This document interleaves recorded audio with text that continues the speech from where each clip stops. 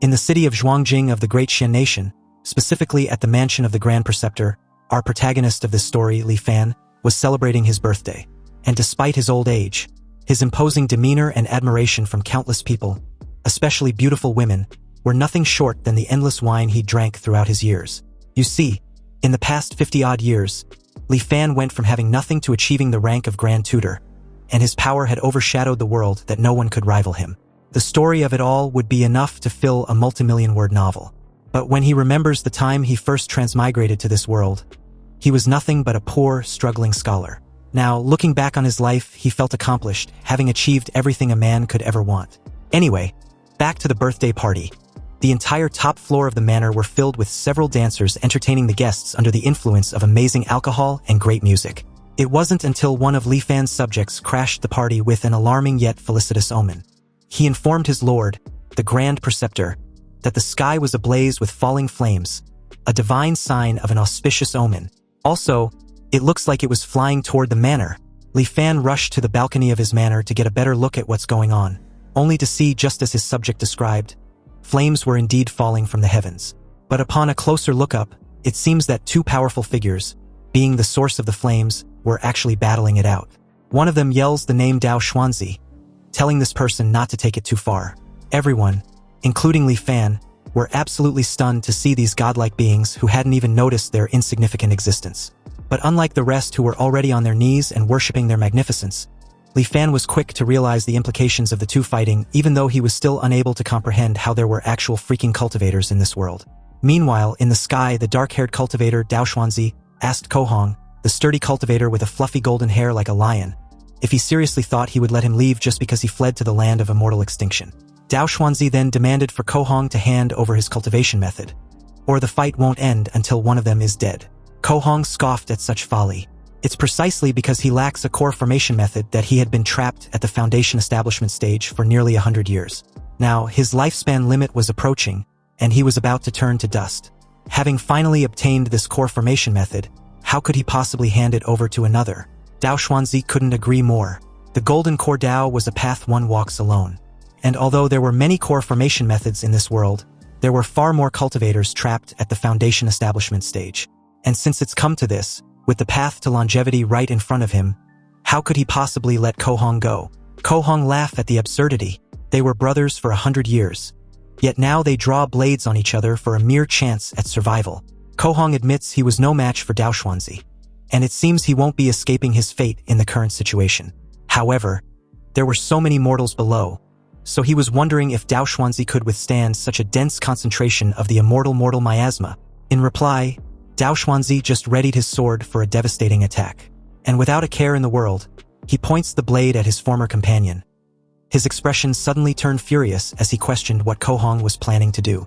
Conjuring a giant golden dragon to counter Dao Xuanzi's purple blade, Kohong announced that perhaps he could find a chance to live if Dao Xuanzi was unable to handle the power of the immortal mortal miasma. Then, moments later, the two powerful techniques clash, creating a massive explosion that lights up the entire sky and clouding the entire city of Zhuangjing with a deafening blast that reverberated throughout every alley. Seeing a battle of that magnitude, Lin Fan and his servants are completely gobsmacked. And right as that power slams into the entire city, Li Fan, with a panicked look on his face, realizes their demise was inevitable. It took a while for the dust to settle, and amidst the rubble of his home, Li Fan eventually woke up, only to find his wife and children dead. Coughing hard, he got up to see what's left of his mansion. There were dead bodies everywhere, and from the looks of it, he might be the only survivor. The prosperous city that was once full of life was now a living nightmare of fire and blood. And as far as the eye can see, there was indeed nothing but mangled bodies and collapsed buildings. After surviving such a catastrophe, likely not even 1 in 100 of the citizens remained. Li Fan drops to his knees and took a seat amidst the wreckage, absolutely livid that he'd lost everything because of just 2 cultivators who suddenly appeared out of freaking nowhere. He took a deep breath, then starts laughing in despair. Seriously, how the hell can there be cultivators in this world? From the moment onwards, like an obsessed fanatic the very moment he became an official, Li Fan used the power in his hands to search for any possible trace of the immortal path. After he became the Imperial Tutor, standing above all others, he scoured the entire world with the aid of his men, relentlessly searching for clues. From the north to the frozen sea, the south to the great ocean, the east to the ruinous abyss, and the west to the linked mountains. In all of Great Shen Nation, there wasn't a single shred of evidence that immortals existed. Li Fan had already given up and having grown super old. He now even wonders if those two were even real. Looking up at the sky, he wants to know where they came from and what exactly they were. Annoyed, Li Fan thinks that fate was messing with him. So he activates a power called Huanjin. Suddenly, countless glowing subtexts appeared in front of him, and at the bottom was the phrase, "When the true becomes false, the false becomes true." Subsequently, a bright light shined with a dazzling brilliance as the Huanjin system announced that charging was complete. A virtualized current scenario was initiated, and Li Fan was asked if he wants to return to the initial anchor point. You see, Huanjin was the name Li Fan gave to his unique treasure. Its function was to turn truth into illusion and reality into virtuality. It turns everything he had truly experienced into a simulated, illusory experience, allowing him to return to a set anchor point, which was the moment he first transmigrated to this world. In fact, this was already his second life since transmigrating to the Great Shen Nation. In Li Fan's first life, although he had great ambitions, he was ultimately just an ordinary person. Li Fan wanted to become a Zhuangyuan but repeatedly failed the exams. After turning 30, he finally gave up on the idea of becoming an official and started a small business. Li Fan became a common wealthy patriarch, then married, had children, and lived out an ordinary life. It wasn't until he was old and on his deathbed that he finally awakened the unique treasure, Huanjin. This was what led to his unstoppable rise in this second life. Because after the Huanjin system charges, it allows him to restart this life and return to a breakpoint to begin anew. However, Li Fan couldn't restart just yet. He still had important things to do in this life, so he gave orders to a soldier to take care of the mess in the city. He was to order the garrison camp stationed outside the city to rush to Shenjing and maintain order in the disaster's aftermath. Most of Xuanjing's buildings were destroyed, and after his trusted garrison camp took control of Shenjing, not only could they expedite the post-disaster reconstruction, more importantly, Li Fan can stay in the barracks to oversee the cleanup efforts and secretly send people to investigate the whereabouts of the two cultivators. 1 month later, the ruined city of Shenjing had only just begun to recover a semblance of life. Meanwhile, in Li Fan's private quarters, a subordinate reports that there was still no sign of the two cultivators. Li Fan, frustrated upon hearing this, knew he shouldn't have gotten his hopes up again. Anyway, since this was the case, he decided that there was nothing else to do and activated the Huanjin power to go back. He was then suddenly surrounded by blue energy and subtext, and after confirming his decision to restart his life once more, the transition of him going back in time, from his old age all the way back to his youth, was displayed in front of him. Several screens show moments from his life, and as he remembers the names of the two cultivators, he vowed to wait for them in 50 years' time. Li Fan then falls into a portal, determined to hunt the two immortals in his next life. After all, riches and honor were nothing but fleeting clouds to him at this point in his second life. It didn't take long for the system to regress Li Fan to the anchor point. In the first year, overjoyed, Li Fan acted out and was almost forced by his aunt to drink an exorcism water from the village witch. Half a year later, he took the provincial exam, and although he was placed low in the 30s, he ultimately succeeded in becoming a Jurin, bringing honor to his ancestors. In his second year, he took the metropolitan exam and passed. Li Fan performed exceptionally well in the palace exam, placed in the second rank, and was bestowed the title of Jinshi. He then pulled strings in Shenjing and obtained the post of county magistrate for Jiangnan's one county. In his third year, he began to cultivate his trusted inner circle, and also successfully produced a batch of explosives and matchlock rifles. In his fifth year, refugees gathered to rebel against Prince Langya's manor. Li Fan led troops to the rescue, saving Prince Langya's family. The prince was deeply grateful to him. In the sixth year, Li Fan was promoted to prefect of Zhanghuai Prefecture and married the daughter of the Vice Minister of Rights. In the seventh year, his wife bore him a son. In the 10th year, Princess Langya gave birth to a son. Li Fan personally visited to offer congratulations and presented a carefully prepared gift. In the 15th year, the emperor passed away, and Prince Langya inherited the throne, changing the era name to Shenjing. Emperor Shenjing summoned Li Fan to the capital, promoted him to Vice Minister of War, and ordered him to lead troops to suppress rebellions. In the 18th year, Li Fan wiped out the rebel armies, and Emperor Shenjing reclaimed Li Fan's military authority and promoted him to Minister of War, appointing him Grand Tutor to the Crown Prince. In the 20th year, the Empress was suddenly implicated in a witchcraft case, and Emperor Shenjing, furious, confined her to the cold palace. The crown prince secretly sought Li Fan's help, and he decisively agreed. Through private investigation, Li Fan found the person who framed the empress, clearing her name. However, the emperor did not release the empress from the cold palace. In the 25th year, Li Fan secretly received news that someone had reported him for privately visiting the empress in the cold palace. And in that same year, the emperor was assassinated while traveling. So the officials retrieved the empress from the cold palace. The crown prince then ascended the throne with the heir named Kongning.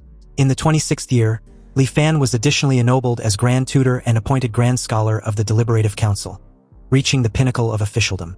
He used this opportunity to eliminate dissent and build his own faction in the imperial court. In his 30th year, the people of the world knew only of the Grand Tutor, not the emperor. In the 31st year, the Empress Dowager became pregnant and bore him a son. In the 38th year, Emperor Hongning died of depression. In the 40th year, the Empress Dowager died of illness. In the 45th year, Li Fan's wife passed away. In the 46th year, Li Fan's eldest son died of illness. And in the 50th year, two immortals arrived from the ruinous abyss, destroying the city of Shenjing. Li Fan only managed to narrowly escape with his life. The simulation ended, and Li Fan had to choose one from the 4 options to retain. The first option was an item in Li Fan's possession during this simulation.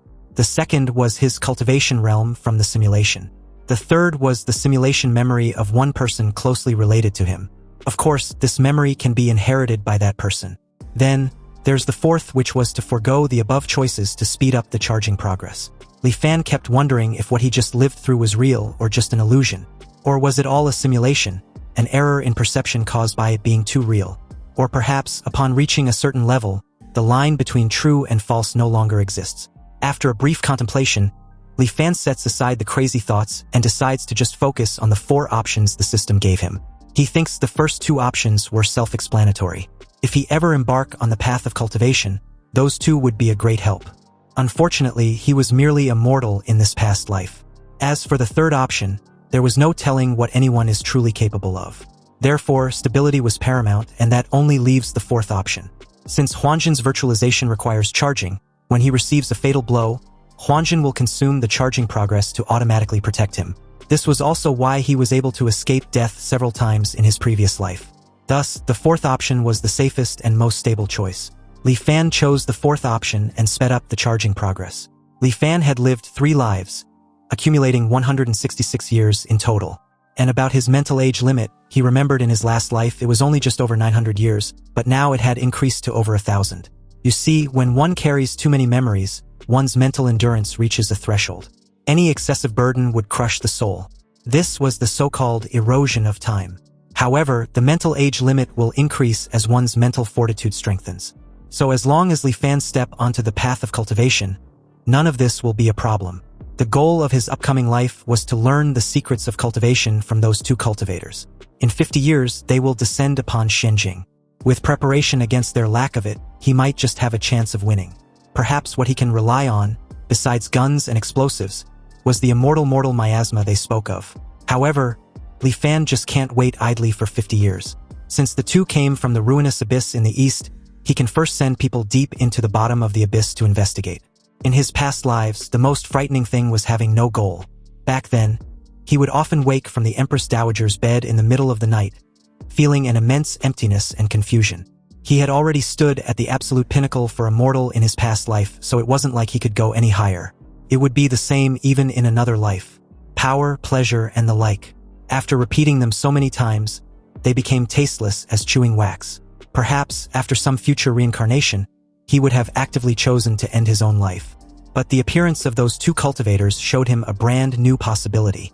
It was as if he was seeing a strange and alluring world beckoning to him. Li Fan wanna cultivate. He longs for a life with new adventures, and no one can stop him. With determination, he swears to cultivate the path of immortality. With the experience of 2 lives, everything went as smoothly as water flowing to its destination. Li Fan still participated in the imperial exams. But this time, with decades of experience and power, the essays he wrote were naturally far superior to his previous lives. In the provincial exam, the metropolitan exam, and the palace exam, he was placed first in all of them, achieving the triple first and shaking the world with his fame. Afterward, he still chose to take an official post in Wen County. And although there was much confusion and regret in the imperial court, his request was approved. Due to his great fame, coupled with his crystal-clear understanding of the temperaments of every official in the county, Li Fan quickly brought Wen County to heel. He then began to promote and cultivate his trusted subordinates from his past life. In his 4th anchor year, he searched in secret and found someone who could act as Prince Langya's body double, cultivating him as a trusted subordinate. In his 5th anchor year, he ordered his subordinate to pose as a refugee and attack Prince Langya's manor. Li Fan feigned a rescue, but in reality, he coordinated from the inside to kill Prince Langya's entire family. And at the same time, he had the body double take the prince's place. From then on, Li Fan secretly controlled Prince Langya's manor. In his 9th anchor year, the wedding of Prince Langya and the chief grand scholar's granddaughter proceeded as scheduled. That night, Li Fan stormed the bridal chamber and had conjugal relations with Princess Langya. In the 10th anchor year, Princess Langya gave birth to a son. Of course, the child was Li Fan's. In the 15th anchor year, the emperor was finally gravely ill, and after receiving the Edict of Succession, Li Fan rushed to the capital with his trusted subordinates. After Prince Langya ascended the throne, he aggressively placed his subordinates in the imperial court. With the chief grand scholar's covert cooperation, Li Fan easily seized control of the situation.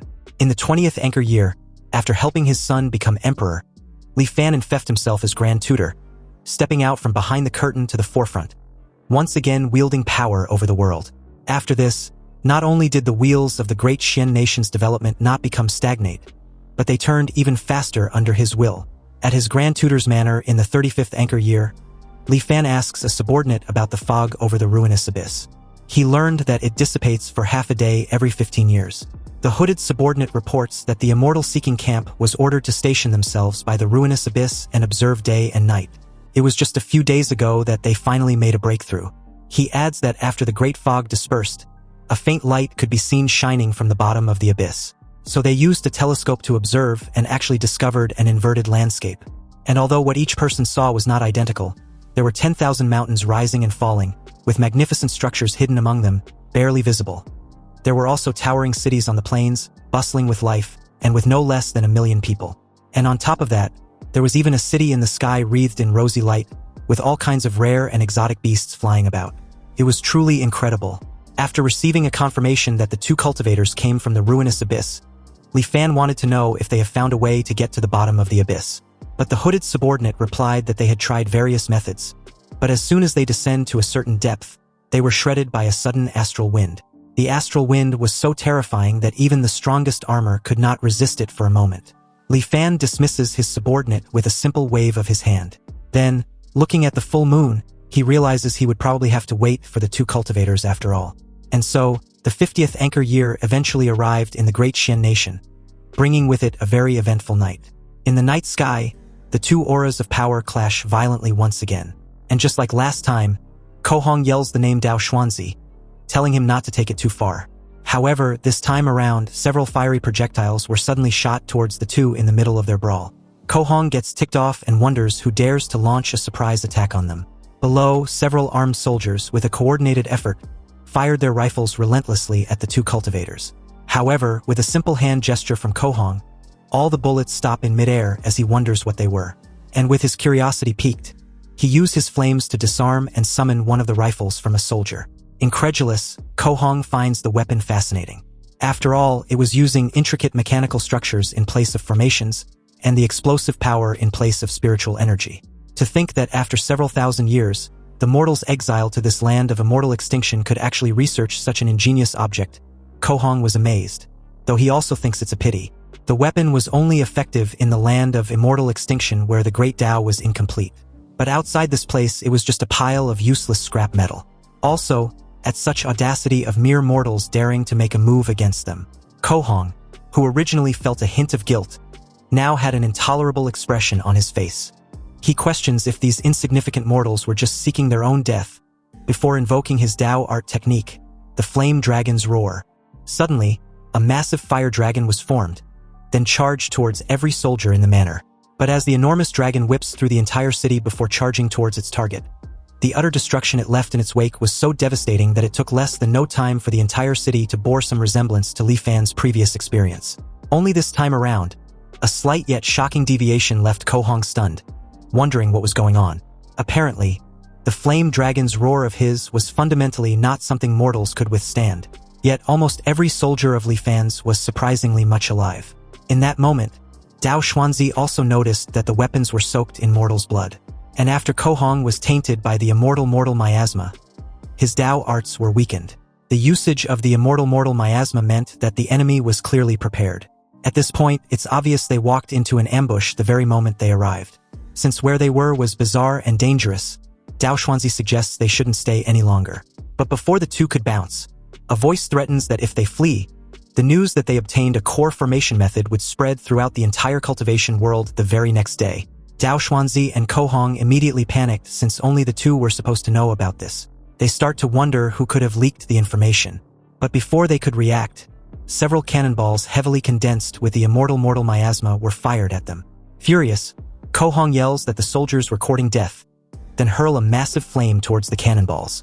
Dao Xuanzi senses the danger in that moment and tried to warn Kohong to dodge instead. But it was too late. Kohong's flames only managed to trigger all the cannonballs to explode, releasing the immortal mortal miasma. The entire night sky above what remains of the city were coated with heavy raindrops of the immortal mortal miasma, dyeing everything red. And on the ground, somewhere amidst the wreckage was the two cultivators, now surrounded by dozens of armed soldiers. A soldier informed them that their grand tutor had given an order for their lives to be spared if they surrender. Dao Xuanzi, momentarily shaken, scoffs at the idea of surrendering. But before he could actively retaliate, he sees Kohong's storage ring hovering in front of him. Knowing the implication of this, Dao Xuanzi, with a look of horror, turned his head in his friend's direction, only to see him advising that he leaves with his storage ring, then dies immediately after. The very moment after Kohong's death, a large golden dragon emerged from his body and flies into the night sky above the burning city. The dragon's spirit is then transformed into a tree branch floating in the air. It is then declared that the Foundation Establishment cultivator, Kohong, cultivated for 205 years, achieved his Dao foundation with the mystical object, the Qiu dragon branch. And in the land of immortal extinction, he was besieged by several thousand mortals and was carelessly injured by the immortal mortal miasma. His cultivation was instantly lost, and his lifespan neared its end. Now, his body perishes and his Dao vanishes, returning the Dao to the heavens. A soldier suddenly speaks up in that moment, telling Dao Xuanzi that their grand tutor has no intention of fighting him to the death. If he gives up on resisting, his life would be guaranteed. Meanwhile, nearby, Li Fan watched the entire scene with a cold and detached expression. He seemed to have heard a strange voice from the sky when Kohong died just now. But what that voice was no longer important because it seems capturing the two immortals in this life was no longer possible. Also, he didn't expect the immortal mortal miasma to be so lethal to cultivators. Back to Dao Xuanzi, he got up and informed the soldiers that he didn't know who they were, nor did he know their purpose. However, he and his brother were plotted against by them, resulting in his death and the loss of their Dao. Now, there was nothing more to be said, so he absolutely cannot accept this. This puppeteer, hiding behind these mortal soldiers, and even using the immortal mortal miasma, a despicable thing scorned by all cultivators, to eliminate his brother, Kohong, was something he feels wasn't worth it for him. Dao Xuanzi's eyes were filled with rage, teething on the edge of madness as he calmly reminded everyone that they have all seen his brother's Foundation Establishment mystical object. Now, he invites them to take a look at his. Dao Xuanzi slowly took off into the night sky, and with a gesture of his hands, he exclaimed with a chilling tone, "With the wonders of heaven and earth, I build my Dao foundation, a sword named Dao Xian." Dao Xuanzi then invite the spectators all to view it. Suddenly, a freaking gigantic sword about the size of the mountain descended from the sky and crashed directly into what was left of Xianjing. The destruction was inescapable, so Li Fan immediately activated the power of Huanjin and found himself back inside the virtual simulation space. He clutched his chest after experiencing firsthand the power of a cultivator at the peak of the Foundation Establishment. If it weren't for the immortal mortal miasma, even if Li Fan reincarnated 100 times over and used countless schemes, it wouldn't be enough to pose a threat to Dao Xuanzi and Kohong. Honestly, Li Fan also didn't expect the immortal mortal miasma to directly cause Kohong's body to die and his Dao to vanish. He originally thought when they called each other brother of 100 years it was just talk. He didn't expect their relationship to be so extraordinary. When they were attacked, Dao Xuanzi called out to warn Kohong. Kohong, knowing he couldn't escape death, willingly gave the core formation method to Dao Xuanzi. And Dao Xuanzi, seeing Kohong die by the ambush, was unable to accept it and gave up his chance to live, striking out with a mutual destruction sword art. This all shows that the two truly shared a friendship beyond the ordinary. And about the Golden Core Dao, Li Fan remembers Dao Xuanzi stating that it was a path one walks alone. He deduced that immortal methods probably could not be cultivated together. And if that was the case for men as close as brothers, Li Fan curiously wondered what the cultivation world outside really was like. It seems that no matter how dangerous the path ahead was, Li Fan would not waver. Furthermore, with the help of the Huanjin system, as long as he was careful enough, no predicament should be able to stop him. Last time, he chose to attack both of them at the same time. Perhaps the next time, he can choose to win one of them over. Li Fan's mental age limit only increased by a few dozen this time, and it seems he was nearing his limit. If he counts the life before he transmigrated, this was already his 5th life. The path to seeking immortality was truly difficult, and he hopes the 50 years he was about to begin anew won't be wasted. So, in the 35th anchor year of his new life, Li Fan ventured into the endless ruinous abyss. And from the experience of the last simulation, he knew that the dense fog over the ruinous abyss dissipates once every 15 years. At present, he was there precisely to see it with his own eyes. And after an unknown amount of time, a massive amount of white fog was forced to erupt from the ruinous abyss, rushing straight to the sky like a reverse waterfall. This great wind lasted for a good quarter of an hour before the heavy fog finally dispersed. Li Fan took out the telescope and looked toward the bottom of the ruinous abyss. And according to the intel he had, the scene that appears at the bottom of the ruinous abyss was different for everyone who looks. But upon looking through the telescope, Li Fan could only see a dark abyss with a white light at its center. Then suddenly, the view changes and he sees ruins with an inscription. The path to immortality was dead. Li Fan, shocked and a bit puzzled, wonders what on earth happened in that place and to the world of cultivation. Soon, the scene shifts to Li Fan's 50th birthday, in his 15th anchor year. Ko Hong yells furiously at Dao Xuanzi, reciting the same line as in the previous lives. Then, Li Fan's squad of soldiers attack with their rifles. Only this time around, they only attack Ko Hong under the banner of Dao Xuanzi. Ko Hong, stunned and a bit puzzled, wondered how it was even possible as he blocks the bullets. And although he couldn't comprehend why, he also starts to wonder if Dao Xuanzi already knew he would flee to the land of immortal extinction. Ko Hong's confirmation immediately solidified when he noticed that the bullets were laced with the immortal mortal miasma. He yells at Dao Xuanzi, calling him a despicable friend. Meanwhile, Dao Xuanzi, shell-shocked, was just as confused as his friend. He didn't know why the mortals below were attacking Ko Hong under his banner, and were even using the immortal mortal miasma.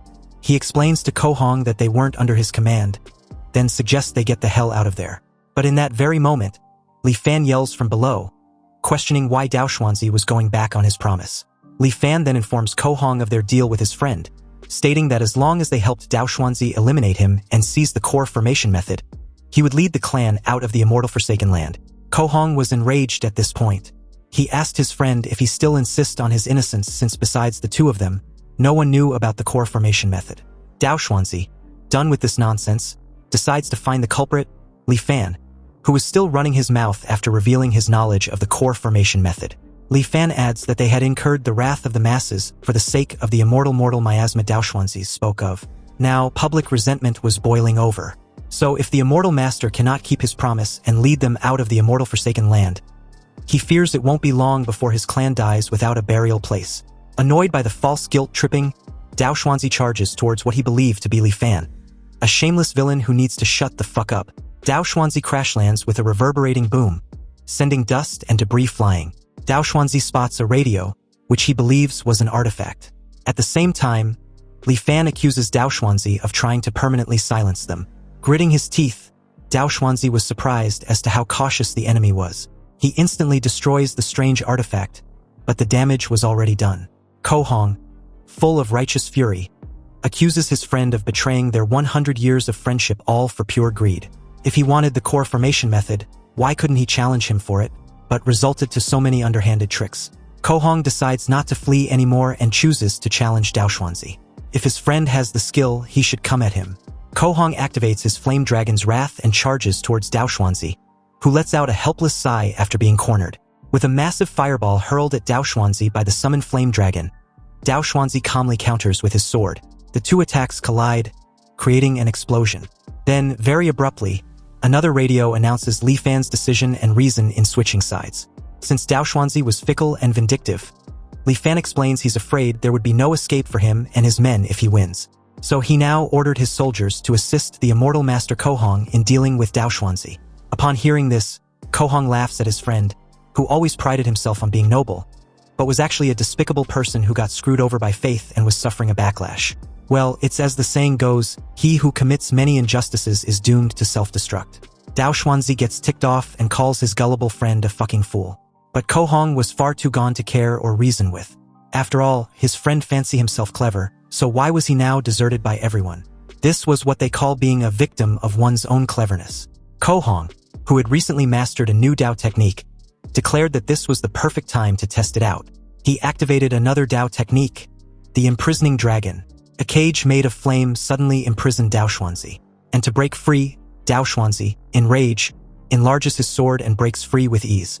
He made his way back in the night sky, fed up with being on the defense. He summoned his Dao Foundation sword and went on the offensive. Dao Xian appears in the sky in all its glory, ready to destroy everything in its path. But Kohong challenges Dao Xian's Dao with his own, invoking his dragon transformation technique, which was the Dao Dragon Staff, a golden dragon to face Dao Xuanzi's giant sword. But before the two Dao summons could clash, Li Fan and his men intervene, lending Kohong a helping hand.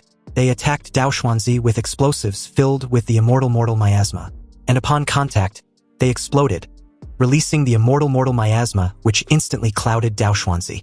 All wounded, Dao Xuanzi let out an ear-piercing cry, and soon realizes that his Dao dragon branch has been hit. It starts to grow rapidly from within him, then sprout outward. The branches instantly grew and took over his entire body. And eventually, Dao Xuanzi's body gets completely consumed, leaving a lifeless corpse. Anyway, just like Kohong's death in the previous simulation, it's announced that the Foundation Establishment cultivator, Dao Xuanzi, cultivated for 201 years and established his Dao Foundation with the wondrous item, the rusted sword Dao Xian. However, in the immortal Forsaken Land, he fought with another and was ultimately killed at the hands of the Foundation Establishment cultivator, Kohong. Now, his body has perished and his Dao has vanished, returning to the heavens. Li Fan was quick to notice that the voice also appeared when Kohong died before. He made his way to Kohong and introduced himself. Li Fan extend his greetings and respectfully implore Kohong's mercy to save the lives of the 1,000 souls of his clan. Kohong realizes Li Fan was the one whose voice was echoing from all directions earlier. He questioned why a mere mortal dared to interfere in a battle between cultivators. Li Fan explains that he was merely seeking a chance of survival after realizing that his clan would have perished if Dao Xuanzi won the battle. Kohong finds this harsh and Lin Fan takes the opportunity to remind him of the promise Dao Xuanzi made. But Kohong explains that for 100 years, Dao Xuanzi had always appeared to be a man of his word, but in reality, he acts without any principles, even deceiving mortals. He also adds that great immortal severing formation at the ruinous abyss was incredibly dangerous, even for cultivators, requiring a great deal of effort just to leave. So how could they possibly take mortals with them? Li Fan, shocked by the revelation, asks if Kohong also didn't know how to leave the land of immortal extinction with a mortal. Kohong casually confirms this before Li Fan suggests they find somewhere private to talk. In an underground shelter of the manor, Li Fan again wanted to confirm if it's true that mortals cannot be taken along when leaving the immortal Forsaken Land. Kohong had no reason to lie to Li Fan, and simply reminds him that he was a mere mortal. Perhaps a golden core stage cultivator could protect him, a mortal, while breaking through that great immortal severing formation. But for someone with a Foundation Establishment stage cultivation base such as himself, it was absolutely impossible. Li Fan tried to ask for any other alternative. Some hope for mortals like them to someday leave this world. Kohong reiterate that to leave the immortal Forsaken Land, one must pass through the great immortal severing formation. But with the frail body of a mere mortal, it was utterly impossible to pass through. And besides, Li Fan was already old enough to have one foot in his grave. Why was he so obsessed with leaving the land of immortal extinction? Wasn't he satisfied in being a local emperor? Li Fan didn't answer, but wanted to know if it was possible for his descendants to leave if they could cultivate to the Foundation Establishment realm like Kohong. Upon hearing this, Kohong laughed at the absurdity. You see, there was not a shred of spiritual energy in the land of immortal extinction, making cultivation impossible. Also, not only was it a fact that immortals and mortals were perpetually separated, but mortals in the land of immortal extinction were covered in miasma. So how could they possibly cultivate the path of immortality? Kohong then advised Li Fan to give up on this idea. For mortals like him, if they wished to cultivate, they must first go to the outside world to reconstruct their bodies and wash away the miasma. Otherwise, even if the great Tao to immortality were placed right before them, they could see it but never be able to touch it. Frustrated, Li Fan, once again, asks if there was really no way out for mortals like them. And the very moment Ko Hong confirms there wasn't, Li Fan got up and respectfully took his leave. Ko Hong only felt that something was off when Li Fan suddenly stopped short as the door closes behind him. But by then, it was too late. The underground shelter had instantly been filled with the immortal mortal miasma. Ko Hong screams in pain, realizing he's fallen into a trap. Outside the cave, Lin Fan listens to Ko Hong's agonizing screams, and with a cold look, he declares that if immortals and mortals could not coexist, then how could he ever trust the words of an immortal? According to the intel obtained from Ko Hong, the land of immortal extinction was an immortal forsaken land, and the cause of it all stemmed from a great change, an unknown plague in the ancient cultivation world thousands of years ago. At first, no cultivator paid any mind to this plague among mortals. Until the first cultivator was infected by it, the plague was then strengthened and began to spread among cultivators. The vector of transmission was the very spiritual energy that cultivators relied on for survival. The plague, through the spiritual energy of heaven and earth, quickly spread throughout the entire cultivation world. For cultivators infected with this plague, a light case would mean their cultivation base would regress and their realm would fall. A severe case would mean losing their entire cultivation base overnight, becoming no different from a mortal, after which their body would perish and their Tao vanish, returning to the heavens. In their desperation, the cultivators vented their anger on the source of it all, the mortals. Thus, a large-scale campaign of slaughter began. But before long, this campaign of slaughter was forcibly halted. Not only did the plague not disappear with the death of the mortals, it seemed to have lost its restraints, spreading out along the spiritual energy that permeated the heavens and earth. This, in turn, led to the demise of even more cultivators. But waiting for death was not the cultivators' way. On one hand, a group of cultivators began to research methods to treat and resist this plague. On the other, some cultivators proposed the infamous Great Migration Plan. It involved banishing all mortals from the cultivation world to surrounding lesser worlds and shattered the grotto heavens that lacked spiritual energy.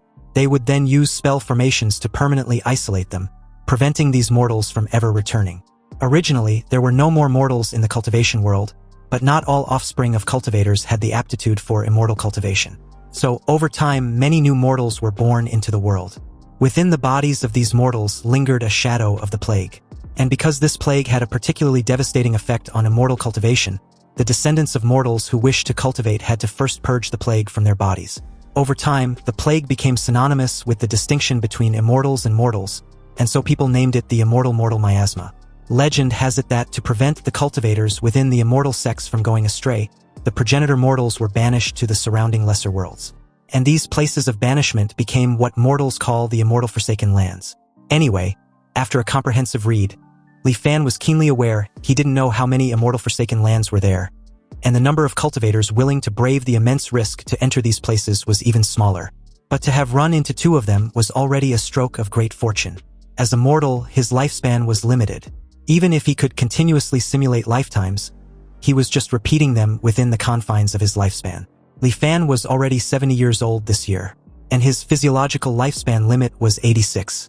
In the remaining 16 years, he knew the possibility of meeting another cultivator was practically zero. In that very moment, a chilling realization gripped him. Li Fan starts to wonder if he was truly destined to repeat the life of a mortal, lifetime after lifetime. Was there really no other way? Fortunately, it didn't take long for him to snap out of these downward spiral of thoughts. After waiting bitterly for nearly 300 years, how can he be resigned to this?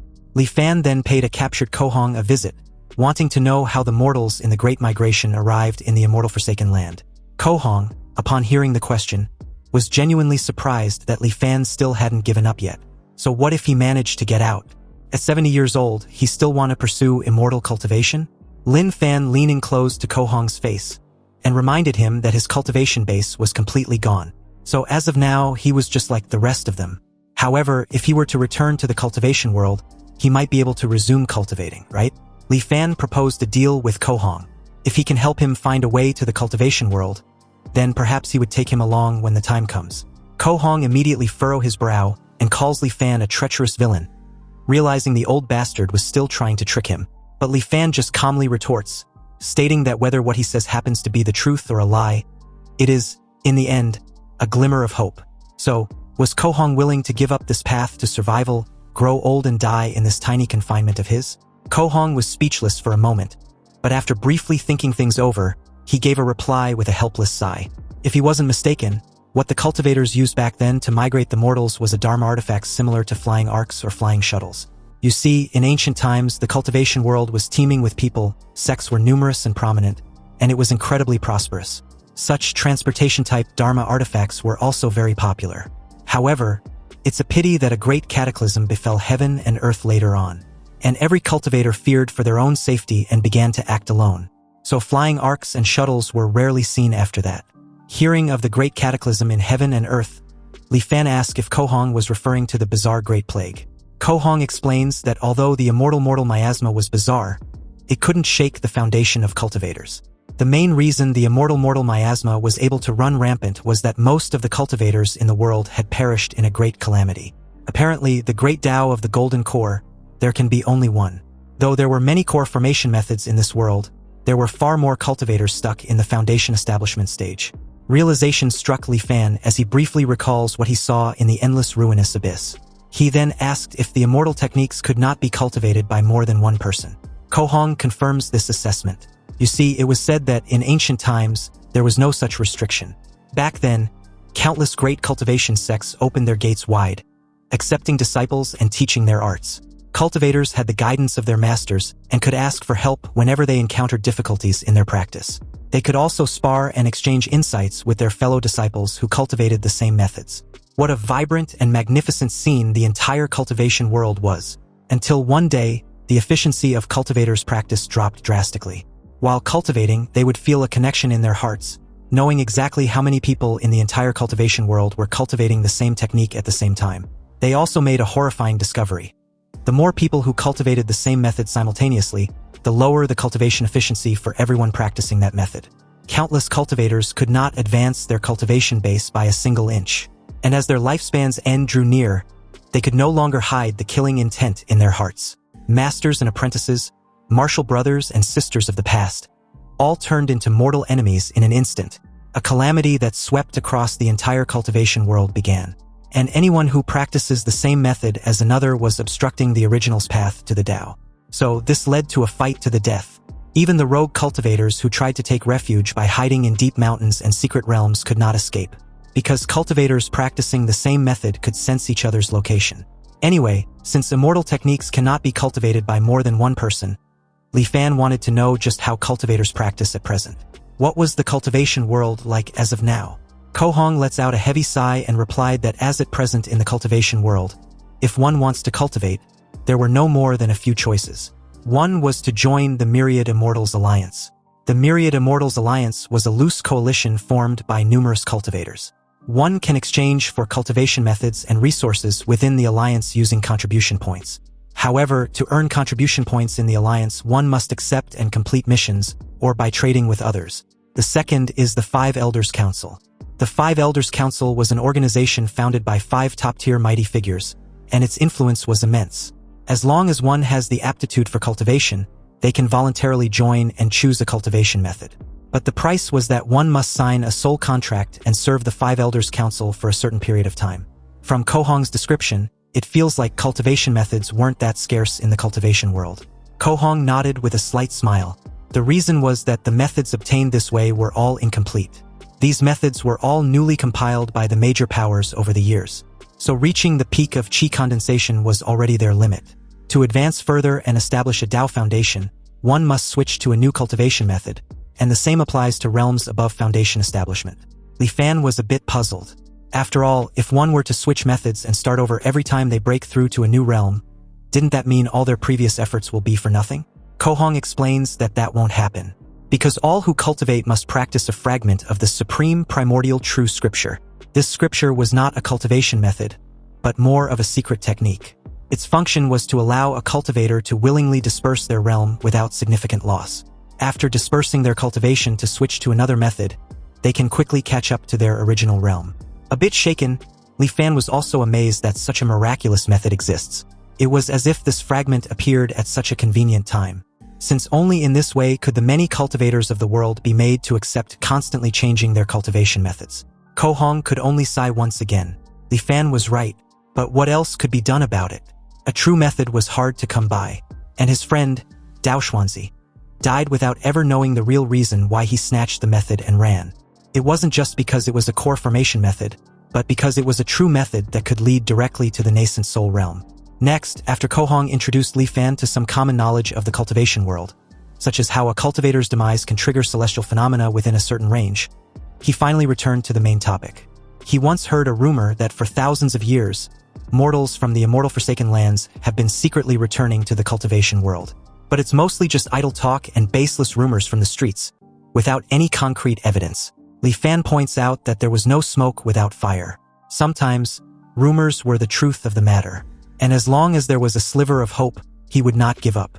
Kohong, upon hearing this, really didn't know how an old Li Fan with one foot in the grave can still be so restless. Of course, Li Fan couldn't reveal his secret, and can only assure Kohong that as long as he helps him find the way to the cultivation world, not only will he release him and let him return with him, but he would also return all of Kohong's and Dao Xuanzi's belongings to him, including that nascent soul true method. Shocked as hell, Kohong asked if Li Fan was really serious, and after receiving a confirmation reply, he immediately agreed to help. He vowed to do his utmost to help Li Fan. So, with Kohong's help, Li Fan collected historical books and records from all over the world, striving to find clues about the Great Migration era from the scattered fragments of ancient records. And at the same time, he mobilized the army to excavate ancient tombs on a massive scale, trying to find any trace or clue.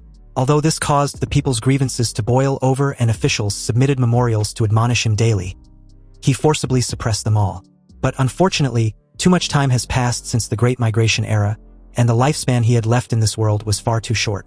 16 years later, Li Fan exited the underground secret chamber, knowing full well his end in this simulation was near, yet hadn't found jack shit. His now frail body was like a candle flickering in the wind that could be extinguished at any moment. But before this life ends, he needed to first confirm the items within Kohong's storage ring. Opening the storage space revealed the Thousand Mysteries Jade Cosmos Golden Chapter Scroll. It was a nascent soul realm cultivation method with the current number of cultivators being 0. Li Fan could only pity his current predicament. After all, he was sitting on a mountain of treasures, but had no fortune to enjoy it. Together with the scroll was the rusted sword Daoxian.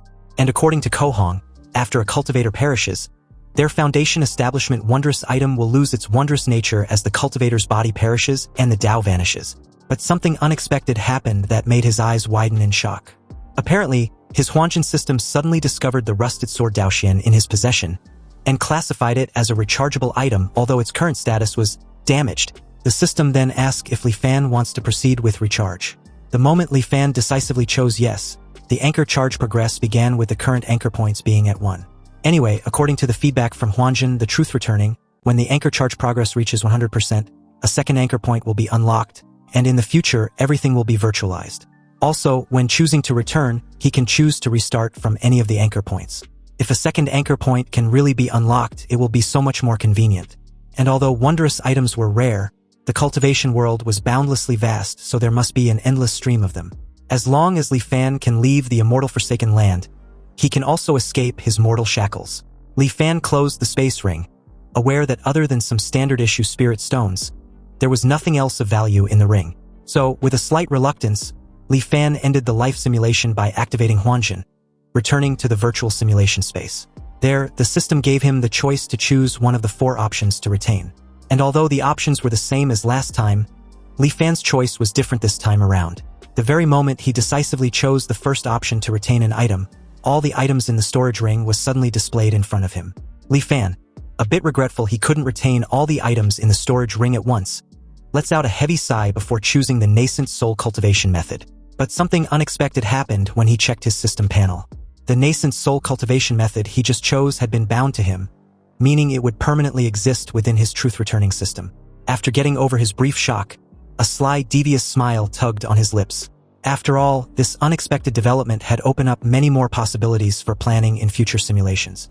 You see, in Li Fan's current life, his act of ordering the large-scale excavation of ancient tombs to find a path to the cultivation world was far too shocking.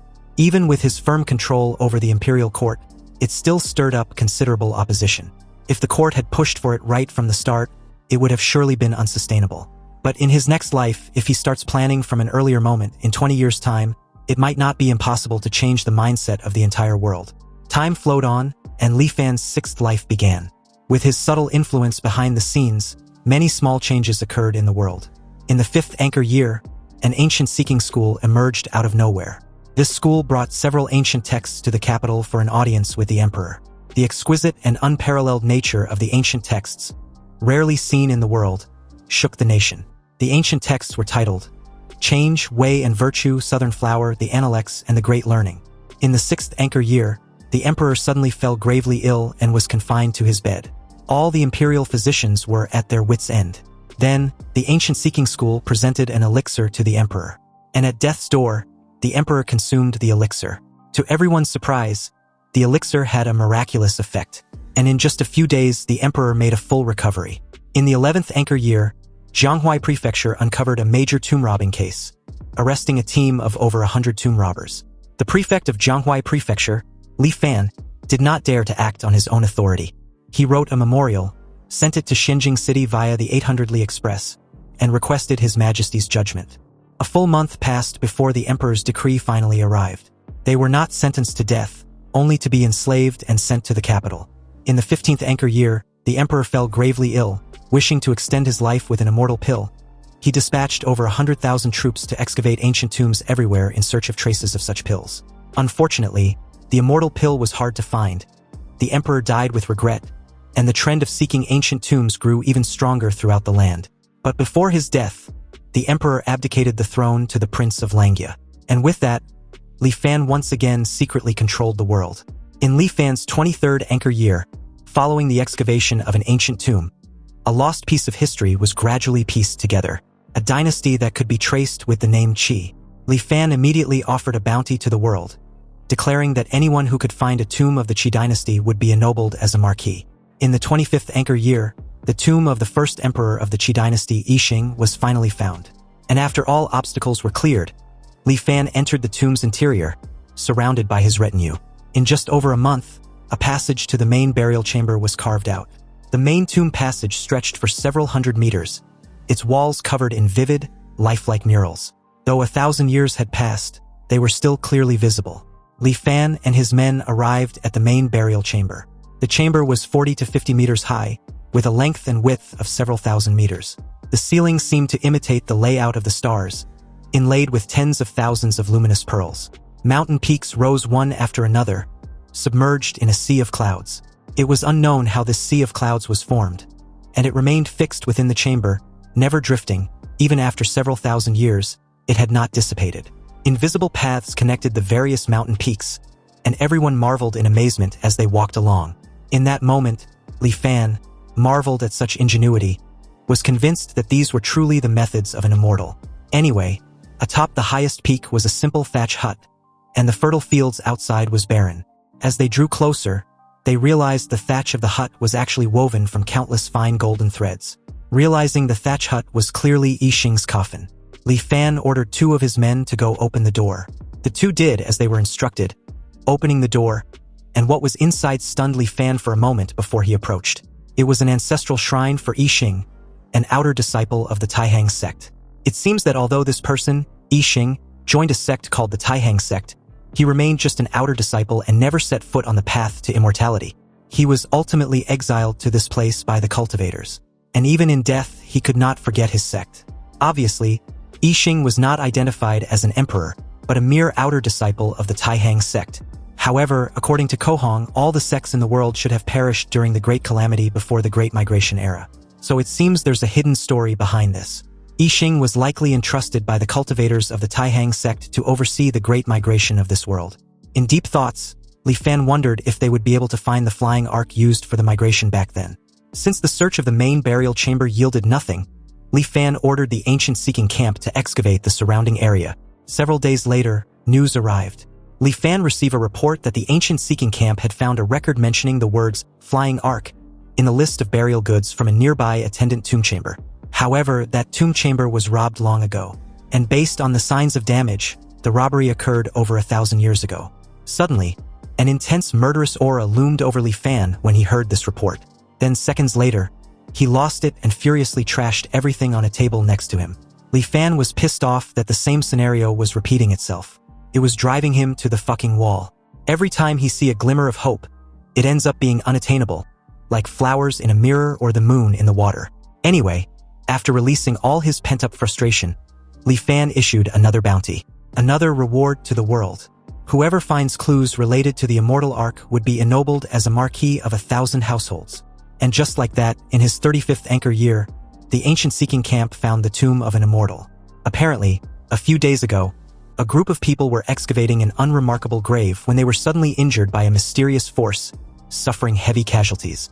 The ancient seeking camp dared not be negligent and dispatched men to investigate overnight. But even with many highly experienced veterans, they could not disturb this small tomb in the slightest. Li Fan spared no time and ordered for the use of the immortal mortal miasma to open the tomb at once. The ancient seeking camp quickly obliged and poured bucket upon bucket of the immortal mortal miasma on the invisible barrier protecting the tomb from intruders. Fortunately, just like how it was effective against cultivators, the barrier was no different. It didn't take long for it to shatter completely. Li Fan instructed his men to be careful during the excavation and report immediately to him if they find anything resembling a flying ark. Moments later, a report of an object resembling a flying ark among the burial goods reached Li Fan's ears, and he rushed to the site immediately. When he got there, it was indeed as described, a flying freaking ark. But the size of it caught Li Fan off guard. He couldn't help wondering if the small wooden boat in front of him was really the flying ark he had been longing for. However, through the message carved on the tomb wall by its owner before his death, he eventually understood the full story. It turns out the tomb's owner was named Qianhong, a Foundation establishment stage cultivator. And over 3,000 years ago, he was hunted by his enemies and with nowhere else to go, he hid in this immortal forsaken land. However, since the immortal forsaken land was completely devoid of spiritual energy, and he didn't have many spirit stones on him, his life was at risk. Before long, Qianhong's spirit stones were depleted, and without spirit stones to replenish his spiritual energy, his cultivation base deteriorated day by day. He speculated that when the mortals were exiled to the immortal forsaken land thousands of years ago, they might have left behind 1 or 2 flying arks. So he investigated far and wide, spending decades before finally finding the tomb of Yixing.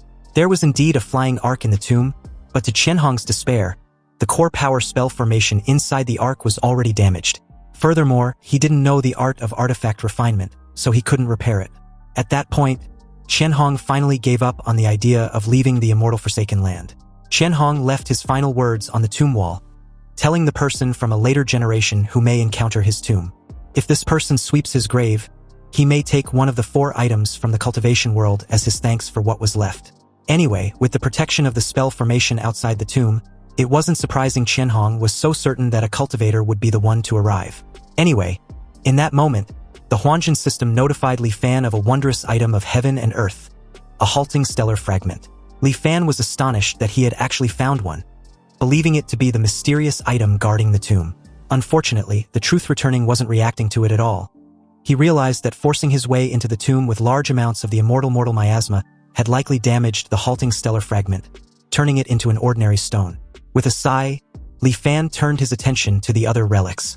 He found a lesser truth-returning vastness qi condensation stage cultivation method and a cloud water record foundation establishment method, both with their current cultivators being one. Li Fan immediately frowned, puzzled as to how someone was already cultivating these methods. He wondered if it could be a trap, but he quickly realized that that might not be the case. After all, more than 3,000 years had passed, and any cultivator in the Foundation establishment, or even Golden Core realm would have long since turned to dust. But why were these techniques still being practiced? In that moment, a sudden realization struck him. It might be that these methods had a master copy. After the Great Calamity, many cultivation methods were preserved and compiled by major powers like the Myriad Immortals Alliance and the 5 Elders Council. When the management of these major powers sees a method that no one was cultivating, they bring it out again for people to redeem. In other words, over the past 3,000 years, who knows how many owners these 2 methods had passed through. Dropping the scrolls back in frustration, Li Fan muttered bitterly that everything in this world was corrupt. Then, with an immense satisfaction that practically left him shaken with excitement, Li Fan picked the 3rd item, the Taihang Ark. And after changing hands countless times for thousands of years, the Taihang Ark was now in his possession, and along with it, his wish finally being fulfilled after centuries of waiting. Though the Taihang Ark was damaged, Li Fan wasn't concerned the slightest. Qianhong had failed to repair it, and Li Fan knew he couldn't fix it either. but there was someone who could. So, as the scene shifts to Li Fan's 50th anchor year, the familiar scene on that fateful night unfolded once again. And this time around, before Ko Hong and Dao Xuanzi could finish their verbal exchange, Li Fan interrupted the two, questioning if a mere core formation method was truly worth fighting to death over. Of course, both Ko Hong and Dao Xuanzi couldn't help wondering which insolent mortal dared to speak so arrogantly. Li Fan stepped forward calmly and invited them down for a proper chat. After a moment's hesitation, the two descended and joined Li Fan's party in silence.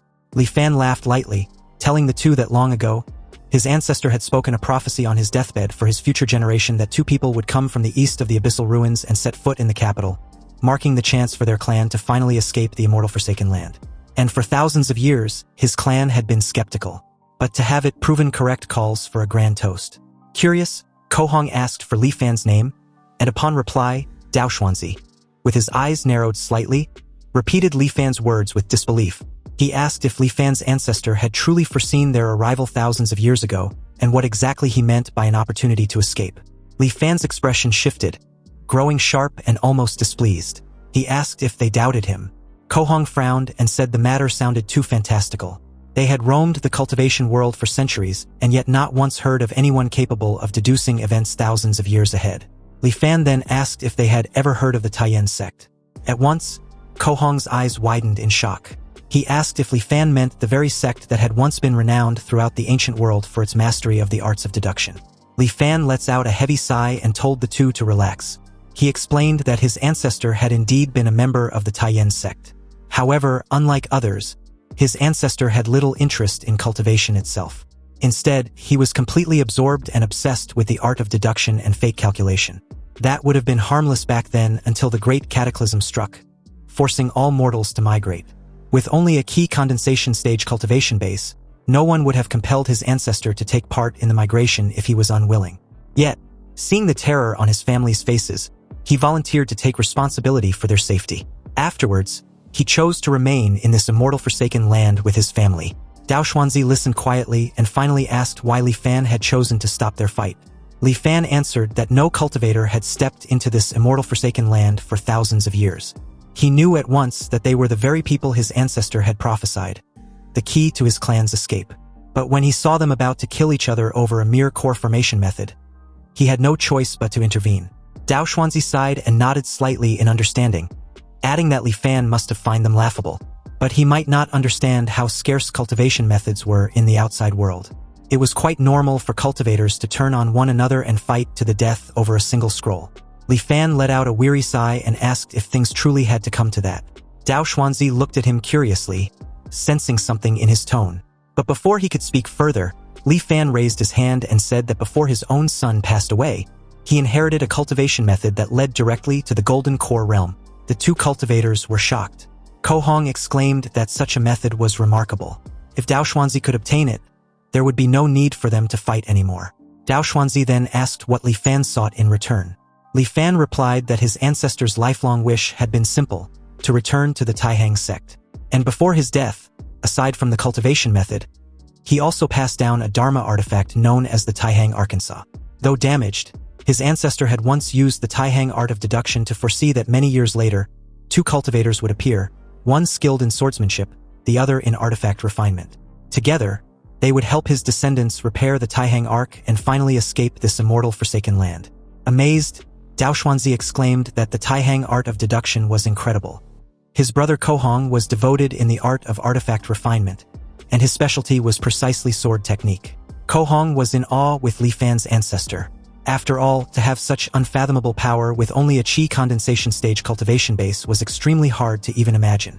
Li Fan dismissed the praise without his evidence as simple talk, so he invited them to see the method first. But before the two could follow, Dao Xuanzi gave his friend a murderous look, reminding him that he already possessed a core formation method. So was he still not satisfied? Ko Hong, suddenly nervous as hell, agreed not to follow and sat back in his seat, whereas Dao Xuanzi followed eagerly, unaware of Li Fan's cold and calculating expression. Li Fan led Dao Xuanzi to the underground chamber. But at the entrance, Dao Xuanzi halted in his tracks very abruptly when he noticed the lingering immortal mortal miasma. Li Fan, upon seeing Dao Xuanzi's fear and hesitation, explained that one can't be too careful. They were mortals after all, and to protect their family's greatest treasure, they had no choice. Li Fan entered alone and came back shortly after holding the cultivation method. At the entrance, he asked Dao Xuanzi to inspect the cultivation method left by his ancestor. Upon seeing the Thousand Mysteries Jade Cosmos Golden Chapter, Dao Xuanzi was completely gobsmacked when he noticed that it was a nascent soul method. Li Fan acknowledged that everything was unfolding exactly as he had predicted. He confessed that earlier, in front of Kohong, he had described his ancestors' inheritance only as a core formation method because he feared provoking malicious thoughts. Dao Xuanzi respectfully praised Li Fan for his sharp mind. He promised Li Fan to rest assured. His friend, Kohong, was an expert in artifact refinement, and he would be persuaded to help repair the Taihang Ark with all his might. Li Fan laughed and stated that he would be counting on Dao Xuanzi. Once the Ark was repaired, he would present the nascent soul method to him personally. Later, Dao Xuanzi informed Kohong telepathically that Li Fan's claim was true. He had seen the ancestral core formation method with his own eyes. Kohong's expression darkened. He vowed to seize the method by force. The moment Kohong suggested that they take the method by force, Dao Xuanzi quickly refused. He reminded his friend that although Li Fan was a mere mortal, he was still a descendant of the Taiyan sect, and their art of deduction was terrifying. If they acted rashly, there was no telling what hidden tricks Li Fan might have up his sleeve. Repairing the Taihang Ark was not a difficult task, so there was no need to invite unnecessary trouble. Dao Xuanzi also considered that if Li Fan were pushed too far, he might reveal that the cultivation method was actually a nascent soul technique, a revelation that would attract disaster. The next day, Li Fan personally handed the Taihang Ark to them for repairs. Kohong examined it with admiration, saying that as expected of an artifact from the Taihang sect, its refinement and the profundity of its spell formations far surpassed anything he had studied. Repairing it would undoubtedly advance his own mastery of artifact refinement. Li Fan told them to proceed freely and assured them that whatever materials they required, he would provide. Cultivation knew no concept of time. What seemed like a small wooden boat took Kohong and his companion nearly an entire year to restore. When Li Fan heard that the repairs were complete, he rushed to see them. Kohong explained that the Taihang Ark's core power formation, the size-changing formation, along with its dust cleansing and several auxiliary formations, had been fully repaired. However, the defensive and offensive formations could only be partially restored due to material limitations. It would be able to break through the Great Immortal Severing Formation, but facing the attack of a cultivator would still be difficult. Li Fan told them that this was of no concern. As long as he could escape the Great Immortal Severing Formation and return to the cultivation world with his ancestor's relic, he would find a way to rejoin the Taihang sect. Kohong then described the Ark's properties. It was powered by spirit energy and controlled through divine sense. It could transform between three sizes: a compact form about 10 meters long and 2 to 3 meters wide, a medium form roughly 100 meters long, and a fully expanded form that stretched 1,000 meters in length. Though their spirit stone reserves were limited, the energy already stored would be enough for Li Fan to leave in the Ark's second form. Smiling, Kohong asked whether Li Fan, being a mortal, needed their help as a pilot, only to be stunned as the small wooden boat suddenly transformed into a miniature flying ship before their eyes. Kohong was astonished, remarking that Li Fan's methods were truly extraordinary if he could control the Taihang Ark despite lacking cultivation. Li Fan laughed lightly, calling it a minor trick unworthy of praise. He expressed sincere gratitude to the two cultivators, saying that after being trapped for 1,000 years there was finally hope of escape, all thanks to their help. Dao Xuanzi then asked about the promised cultivation method. Li Fan smiled faintly and gestured for them to follow, saying that everything had long been prepared and that he would personally lead them to retrieve it. 3 days later, Kohong and Dao Xuanzi, who had obtained the cultivation method, came to bid Li Fan farewell. Dao Xuanzi explained that they had exhausted most of their spirit stones. If they remained in the Immortal Forsaken Land any longer, their cultivation bases might begin to decline. Thus, they had come to take their leave. Kohong told Li Fan that if he ever managed to leave this Immortal Forsaken Land, he could find them in Lingtian City near the Tsongyun mountain range. He handed Li Fan a map of the area surrounding the exit of the Great Immortal Severing Formation, drawn carefully from memory. Since there were no blank jade slips available, he had to use paper and brush instead. Li Fan thanked him sincerely. After exchanging a few more pleasantries, Kohong and Dao Xuanzi transformed into 2 streaks of light and disappeared into the distance. Watching them depart, Kohong remarked that Li Fan possessed a remarkable temperament, a true character among mortals. But he sighed, noting that Li Fan's great limit was drawing near. Even if he managed to return to the cultivation world, he would only have a few years left to live. Dao Xuanzi closed his eyes and said softly that without achieving longevity, all else was mere illusion. He reminded his companion that they had once turned against each other and fought to the death, precisely for a chance at immortality. Ko Hong then recalled something and asked his partner which cultivation method Li Fan had given him. Dao Xuanzi smiled faintly and replied that it could not possibly be the same one Ko Hong had received. He added that once he returned, enter a closed-door cultivation and break through to the golden core stage, he would not forget the 3 promises he had made to him. As they ventured deeper into the abyssal ruins, they noticed the protective formation mists still lingering. Dao Xuanzi laughed and asked whether his friend dared to pass through. Then, without hesitation, Ko Hong accepted the challenge and charged forward. Meanwhile, aboard the Taihang Ark, Li Fan stood at the edge gazing into the endless fog of the eastern ruinous abyss. He realized that 14 more years remained before the mist would naturally disperse. By then, he would already be 85. His great limit would be upon him. Smiling faintly, he whispered to himself that there was nothing left in this life to cling to. On that day, he decided to test the true nature of the great immortal severing formation. He guided the Taihang Ark and dove straight into the abyss at full speed. The ruins were blanketed in dense silver fog and the surroundings seemed endless and unreal. Suddenly, the ship jolted violently as if it had collided with something unseen. The entire hull shuddered under immense pressure. He realized he had likely entered the astral wind layer, a region where even a foundation establishment cultivator would struggle to survive. The wind blades here could tear a mortal apart in an instant. He was grateful for the defensive spell formation protecting the Taihang Ark. Without it, the consequences would have been unimaginable. After half an hour of steady control and resistance against the violent winds, the shaking finally subsided. The thick fog ahead began to clear, replaced by blinding light. At last, he had broken through. Li Fan had escaped the great immortal severing formation. Upon re-entering the cultivation world, he chanced upon a rare and powerful method. Within 100 years, he successfully formed his core, and from that point onward, his cultivation journey was smooth. 1,000 years later, he attained enlightenment and ascended. Upon reaching the immortal realm, he started once more from the lowest rank, cultivating step by step. Through patience and perseverance, he eventually arose to become the Emperor Immortal, the one who ruled above all immortals.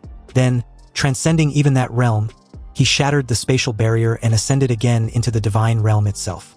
Starting as a minor figure in the God realm, Li Fan cultivated for 10,000 years until he reached the God King realm, eventually becoming the most powerful existence in that world. Afterward, he endured countless trials and ascended once again, this time to the primeval God realm, where he began anew as a low-ranking gatekeeper. From there, he started over from scratch, cultivating tirelessly through hardship and solitude. Then, all of a sudden, he opened his eyes and found himself once more in his mortal body, an old man seated within the Taihang Arkansas. He was stunned, wondering if everything he had just experienced was merely an illusion created by the illusory light layer. Looking around, he noticed that the ark had turned on its own. According to Ko Hong's map, he should have already left the illusory light layer and entered the third layer of the immortal Forsaken continent, the invasion layer. It seemed he had awakened only because the Taihang Ark had automatically navigated out of the illusion.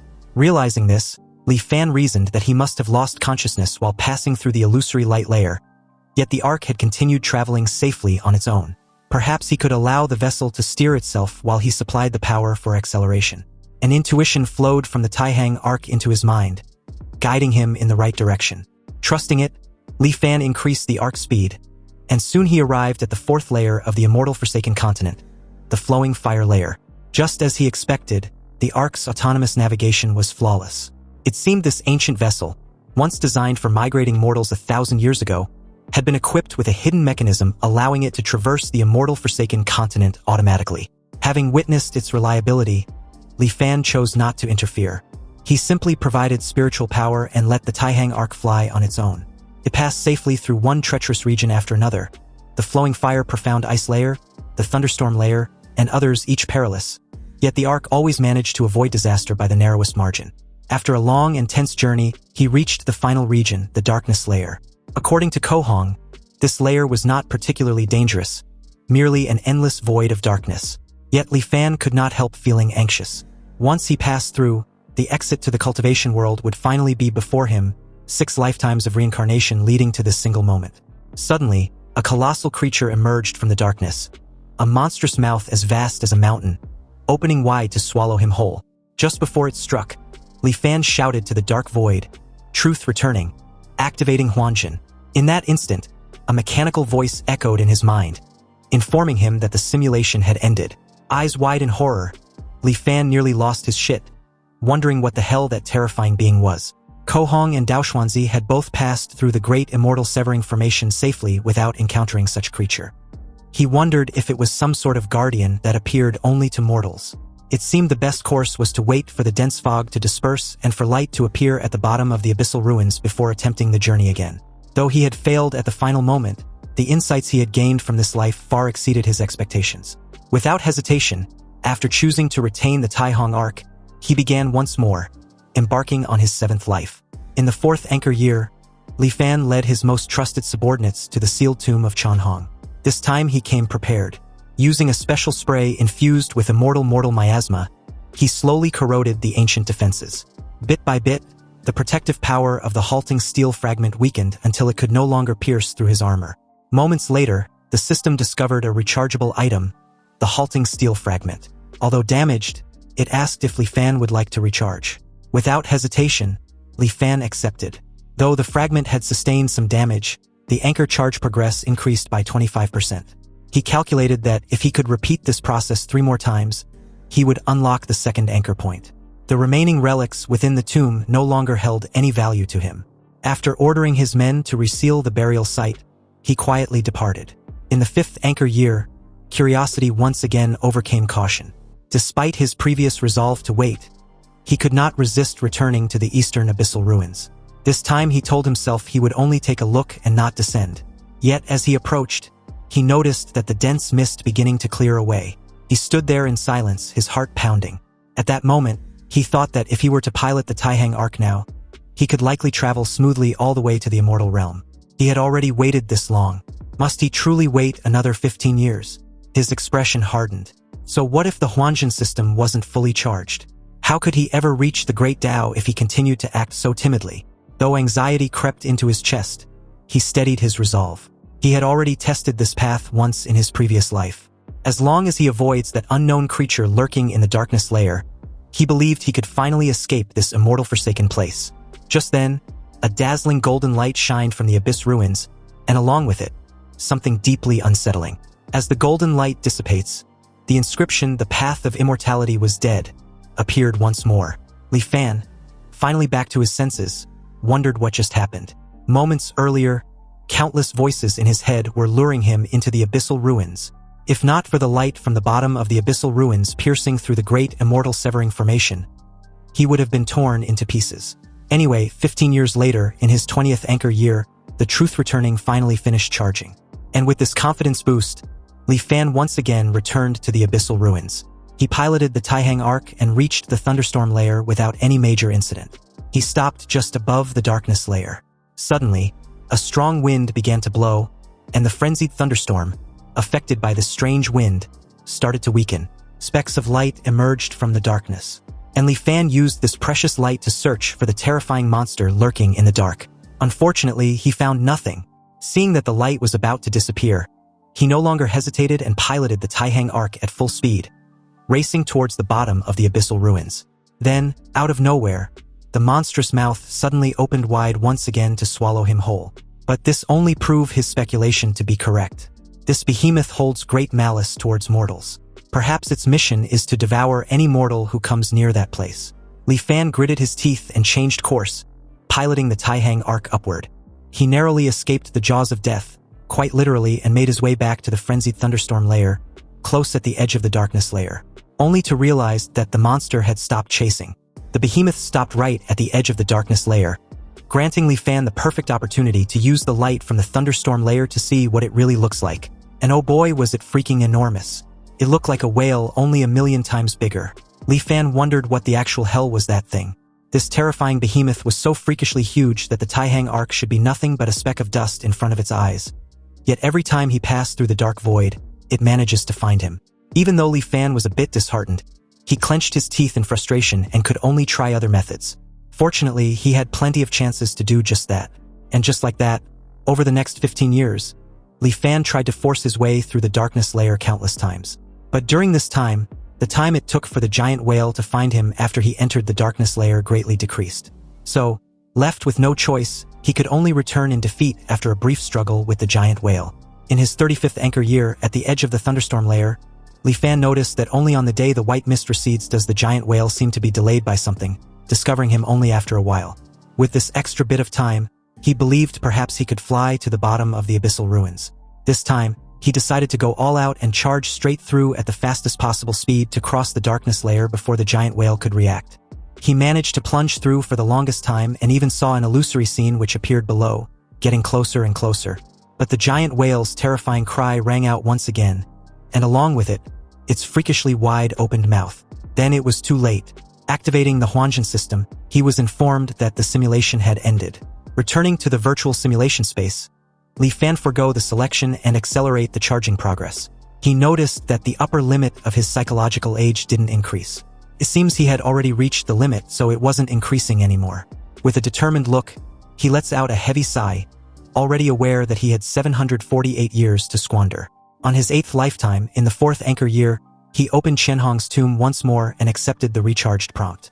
With his anchor charge progress now at 51% and the current anchor points still at 1, Li Fan took solace that at least his 8th lifetime wasn't a complete waste. In the 5th anchor year, the day the white mist receded, the void transformation charge progress was already close to 90%. But anything less than 100% makes no real difference to him, so he can only wait patiently. In the 20th anchor year, Li Fan tried and failed. In the 35th anchor year, he tried again and failed miserable again. However, these attempts weren't completely useless. At the very least, his control over the Taihang arc became more and more proficient. In the 50th anchor year, Li Fan chose not to force his way through the darkness layer again. He was already old, and his reflexes and mental acuity had declined sharply, so there was no chance of success. He chose to meet his 2 old acquaintances to see if he could get any clues from them. As he watched them from below, hearing their opening sentence just now, Li Fan suddenly feel a bit nostalgic. Anyway, as before, he used the pretext of a core formation method to lure the two to the Grand Tutor's manor. And after 3 rounds of drinks, he took out a scroll with a painting of the behemoth and inquired about it. Li Fan further explains that his ancestor once said on his deathbed that if he ever had the chance to escape the immortal Forsaken Land, he wouldn't need to worry about anything else. With the protection of their sex Taihang arc, he would be safe. But the final layer, where a giant whale lurks, requires the utmost caution. The 2 cultivators were extremely unsettled with this knowledge, completely unaware that there was such a ferocious beast in that pitch-black, empty place. And how come they didn't see it? A sudden realization struck Dao Xuanzi, and Li Fan was quick to notice. It looks like the Sword Dao cultivator seems to know of the beast. Dao Xuanzi calmly explains that he had only seen records of it in an ancient text. And it was said that in ancient times, there was a sect named beast taming. The beast taming sect had no profound cultivation methods. Relying solely on their beast taming art, they could control the exotic beasts of heaven and earth to fight for them. And among the most famous exotic beasts controlled by the beast taming sect, this giant whale seems to be one of them. In that moment, Ko Hong seems to also have a faint recollection on the topic. He recalled the name of the beast to be a rift-splitting whale.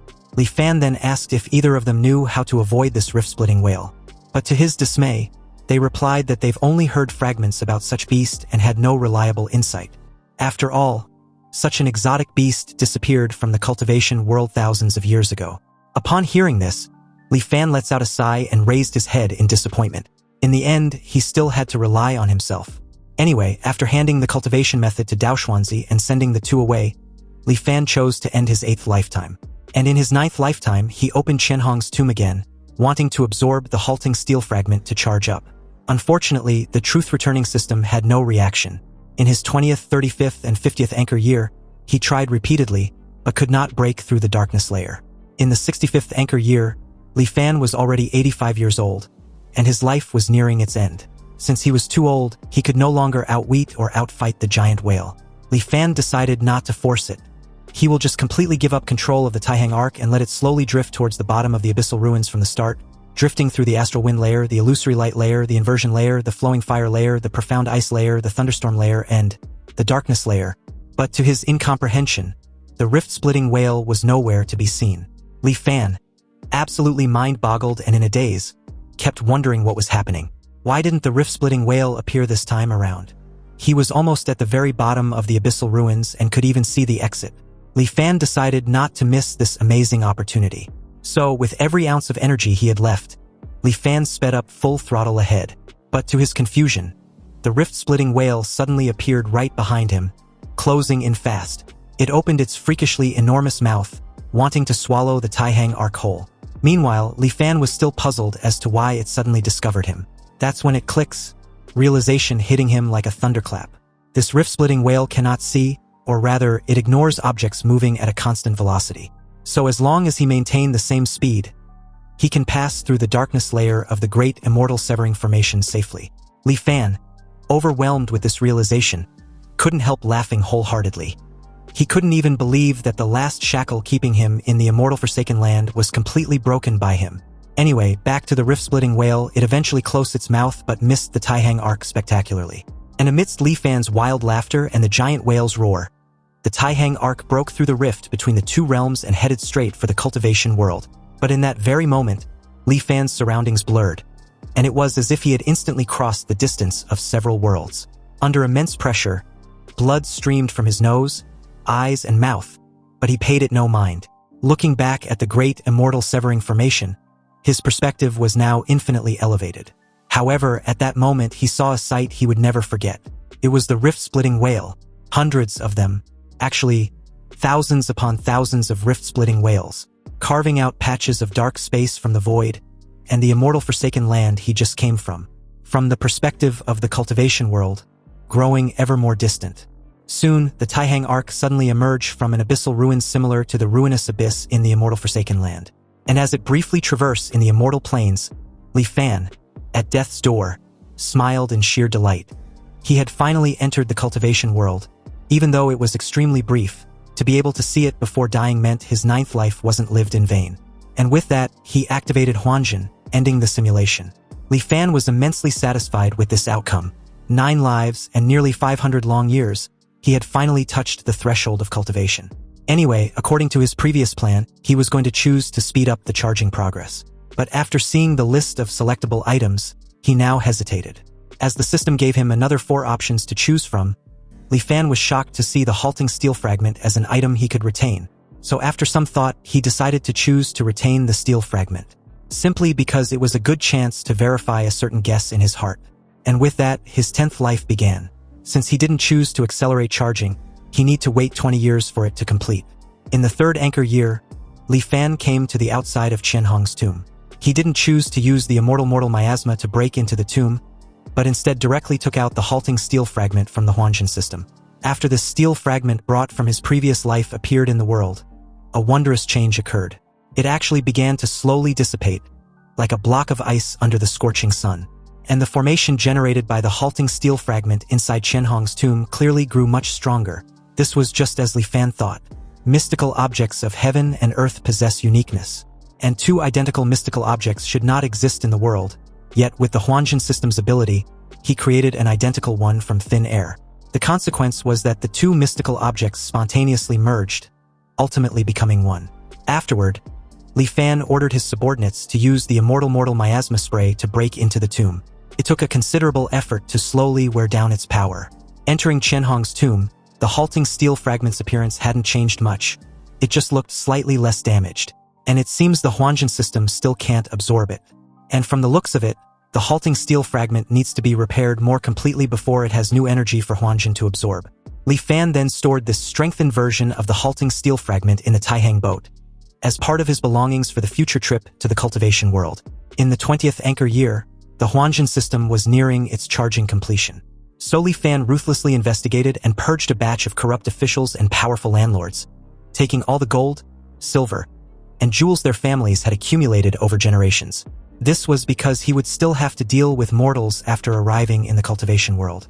So gold, silver, and other valuables must be prepared in advance. Besides money, food was also essential. But grain was the foundation of the nation, and besides, he was asking for far too much at once. The officials all submitted memorials in opposition. But Li Fan didn't waste words. In front of all the civil and military officials, he expanded the Taihang boat to its maximum size, suspending it in the air above the imperial palace. After the common people saw this, they all knelt and kowtowed. And when the civil and military officials in the court saw such immortal methods, they all changed their attitudes.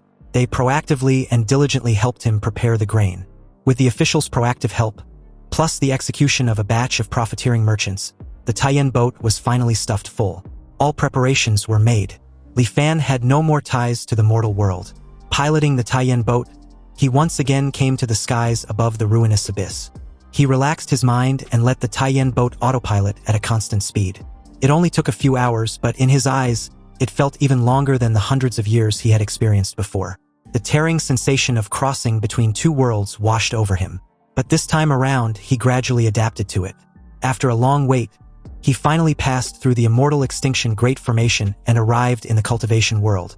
However, after getting a clear look at the surrounding scenery, he was a bit dumbfounded. He wondered what was going on. Why was the place he emerged from completely different this time around? He couldn't even find the location of a sea on Kohong's map either. But since he can only take it one step at a time, Li Fan dropped the issue. He wondered if he could find an inhabited place before the spirit stones in the Taihang boat run out. On the vast sea, he randomly picked a direction and piloted the Taihang boat, flying while searching everywhere for traces of cities. The sea was truly vast and boundless, and he flew for 7 days and 7 nights without seeing any sign of human habitation. After another 10+ days like this, the Taihang boat's speed grew slower and slower as it was about to run out of power. Fortunately, just at this desperate moment, the faint shadow of a ship finally appeared on the sea in the distance. When Li Fan looked at the ship with his telescope, he was speechless. It was an actual ship, but in the process of sinking. It seemed to have been attacked because there was a large hole in the hull, and 2/3 of it was already submerged. In the water around the ship, dozens of people were struggling, clearly the ship's crew and passengers. At that moment, one of the passengers assured the rest not to be afraid. They should just hold on a little longer. He had already sent a signal to an immortal master, and he would soon be there to save them. Hearing of an immortal master, Li Fan's heart skipped a beat, and he quickly devised a plan. He put away the Taihang boat, jumped into the sea, and quietly swam toward their direction. He then silently blended into the crowd, also pretending to be on his last breath, barely struggling to survive. When the immortal master arrived, hovering just above them, he seemed to have used some sort of magic art. His clothes and face were as if behind a layer of gauze, impossible to see clearly. Li Fan joined the desperate crowd, begging to be saved. But this was creating so much noise that the immortal master couldn't tolerate. In that moment, the surroundings instantly fell silent. Li Fan was stunned to also find out that he couldn't make a sound. Then, with a casual flick of a finger, the ship, which was already mostly submerged, got lifted out of the water, and the large hole in its hull was actually repaired in an instant. The immortal master then waved his hand, and everyone, including Li Fan, was hurled back into the ship by an invisible force. He then asked for the person responsible for the signal transmission. The passenger in question, Su Changyu, bowed and replied that it was him, referring to himself as a lowly one. The immortal master then asked Su Changyu if he understood the rules. After they get to the place, what happens has nothing to do with him. He had never seen any of them, and he didn't know who any of them were. Su Changyu respectfully replied that he understands. The immortal master said nothing more and simply waved his hand for the second time. Then, very abruptly, the ship began to move quickly in a certain direction. Although Li Fan was amazed, he didn't know what magic art the immortal master used, and the Huanjin system didn't pick up on anything. The immortal master stood at the bow, not saying a word, and everyone on the ship once again fell into a strange silence. More than half a day passed like this. Then, after dark, a faint flickering light was finally visible in the distance. It was an island that looked quite prosperous. Hundreds of large ships were docked at the island's harbor, and it was truly a magnificent sight. However, the ship Li Fan was on did not head toward the harbor. Instead, it went halfway around the island, coming to a sparsely populated area on the back. The ship quietly followed a waterway into a natural karst cave, and after traveling through the narrow cave for a while, the ship finally stopped. After the ship stabilized, several burly men in black came aboard to meet it. The men in black acted as if they didn't even see the immortal master, simply herding everyone on the ship to disembark. They then brought everyone to a spacious hall. One of them announced that everyone would rest there for the night. There was plenty of food in the hall, and they may take as they wish. After giving these instructions, the men in black turned and left. Amidst the crowd, a young guy complained about their rotten luck to actually run into a sea monster. There were nearly 100 of them when they set out, but now less than half have survived. Another chimed in, adding that he didn't know what his father was thinking, insisting on sending him to this great world to cultivate. But if anyone was to ask him, how can cultivating be as fun as listening to music? The young guy agreed, informing the rest that back in his homeland, he was the son of the Prince of Jinan. What riches and glory couldn't he enjoy? And what's so good about this godforsaken place? But Su Changyu suddenly questioned them what the point was for complaining now. After all, which family among them didn't pay a huge price to send them all there? Instead of complaining, they might as well cultivate patiently. If they can really become an immortal master, not only will they have hope for long life, they would also have a chance to return to their homeland and possibly bring their family out of their mortal shackles. Li Fan was quick to realize that everyone there was just like him. Mortals exiled from a land of immortal extinction. But it's just that, in the land of immortal extinction they came from, the existence of the cultivation world doesn't seem to be a secret. And they had already developed a mature smuggling route. In that moment, someone claps Li Fan's shoulder, unsettling him. This big guy wanted to know what official post Li Fan held in Dali because he looks a bit unfamiliar. Or perhaps he was a wealthy merchant from one of the provinces. Suddenly, Li Fan's expression turned dark, and the very second he turned in the big guy's direction, he slapped his hand away, bruising it in the process. The fatty, sensing the bone-chilling aura radiating off Li Fan, apologized and backed the fuck off like a terrified chicken. Just a stare from this person had scared him to death. And he felt like Li Fan was giving off an aura of a person who had been in a high position for years, which was indeed the case. Li Fan was no simple character. The next day, at dawn, a middle-aged man came to the spacious hall and announced that he would soon take them to get their household registration. Once they have it, they would officially become members of Lioli Island. But they must remember not to say what should not be said. Otherwise, he cannot guarantee their safety. They were all residents of the western Dayu Island, and their island was destroyed by a windstorm, which was why they fled to Lioli Island as refugees. He then informed them that they were free to ask questions if they have any. But seeing as no one dared to ask any question, the middle-aged man instructed them to change into tattered clothes. Afterward, under the lead of the middle-aged man and the watch of 4 or 5 men in black, they followed a hidden passage out of the karst cave and came to the surface. Their group of several dozen people was not small, but most of the island's residents merely gave them a casual glance before paying no more attention, clearly accustomed to such sights. After twisting and turning through the city's residential area for God knows how long, they eventually arrived before a manor. And not long after, the young servant at the gate went inside to announce their arrival and returned. Then, leading them through a side door on the left and into a large hall, 2 or 3 other groups, totaling over 100 people, were already gathered in the large hall. Soon it was their turn. The middle-aged man, Sun Zhang, respectfully greeted Steward Zhao, one of the Lord's aide overseeing this occasion. Steward Zhao calmly asked Sun Zhang if the group he brought were all the refugees to be registered. After receiving a confirmation reply, he then asked if they were either rich or noble. Sun Zhang smiled and took something from the breast pocket of his robe, then replied that they were all wealthy families on Dayu Island. He presented the treasure to Steward Zhao, and added that it was unfortunate all their wealth and glory vanished like a bubble without the protection of an immortal master when the disaster struck. Now, they can only travel thousands of miles to seek refuge on their Lioli Island. Apparently, a windstorm raged a few days ago, and even their Lioli Island was affected. But the western islands suffered even heavier losses. It was said that over 200 islands were razed to the ground, and countless mortals perished at sea. Fortunately, the immortal masters were merciful and ordered them to rescue the refugees. Steward Zhao stated that it was a good thing that Sun Zhang's Tianbao Lu was so dedicated, but he should rest assured he would report this truthfully to the island lord. And when the immortal master's rewards are handed down, Sun Zhang would surely get his share. Afterward, Steward Zhao began processing the registration procedures for everyone. Before long, it was Li Fan's turn. When Steward Zhao looked up at Li Fan's demeanor and composure, he instinctively felt an aura of an important person. He calmly asked Li Fan for his name, and upon reply, inscribed it on a blank paper talisman before handing over. Steward Zhao then instructed Li Fan to place a drop of his blood on it. Li Fan bit his thumb and did as he was instructed. Steward Zhao informed Li Fan to keep the spirit talisman safe, because from that point forth it will be his proof of identity. Li Fan would need to present the spirit talisman for all matters on the island, big or small, such as receiving work, collecting grain, and undergoing inspections. He then warned Li Fan to never lose it. Meanwhile, as Steward Zhao relayed all this intel to Li Fan, Sun Zhang, who stood at his side, was puzzled. He couldn't comprehend why Steward Zhao was being so cordial to Li Fan, explaining so much.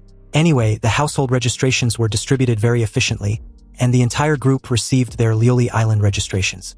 Immediately after that, they left that place and did not return to the karst cave. Instead, Sun Zhang led them into the courtyard of a residence. There, he asked with a satisfied smile that they can now sign the contract since the household registrations were in order. Without a word, Su Changyu calmly took out a paper talisman from his robe, bit his finger and smeared his blood on it. The paper talisman, which also had his name on it, suddenly dissipated into thin air. This was the so-called 3 contracts to finalize. And in the future, once they were completely settled, Su Changyu vowed to sign the final contract as promised. Sun Zhang clutched his head with a displeasured look, then comments that dealing with people like Su Changyu from the departed realm was such a hassle.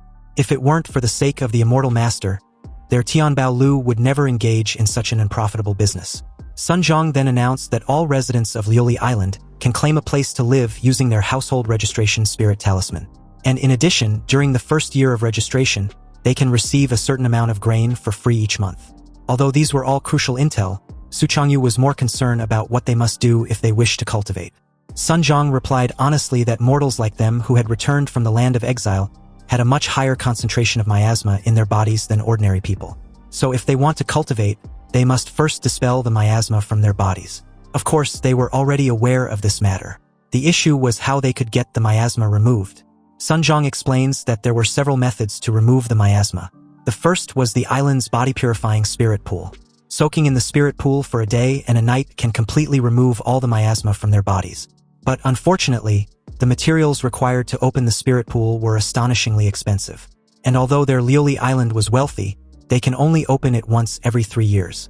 Sun Zhang then feigned being in deep thoughts, and added that the last time the spirit pool was opened was a year ago, which means they would have to wait about 2 more years for it to be opened again. And besides, the number of spots available for the spirit pool was limited and the competition was fierce. How could outsiders like them with no foundation possibly compete with the people of the island? Su Changyu then asked of the other methods. And apparently, the second method was to cultivate the profound yellow heart-cleansing incantation, paired with specific medicines and diet. This would gradually change their constitution over time and eventually clear out the miasma completely. Although this method was time-consuming, often taking 5 or 6 years, its advantage was its stability. Nor does it require any special price to be paid. The profound yellow heart-cleansing incantation and its corresponding elixirs can be bought at the island's pharmacies. Su Changyu was deeply unsettled with the number of years and asked if those 2 were the only methods. Suddenly, Sun Zhang's expression darkened as he declared that there was a third method, which was to become a test subject.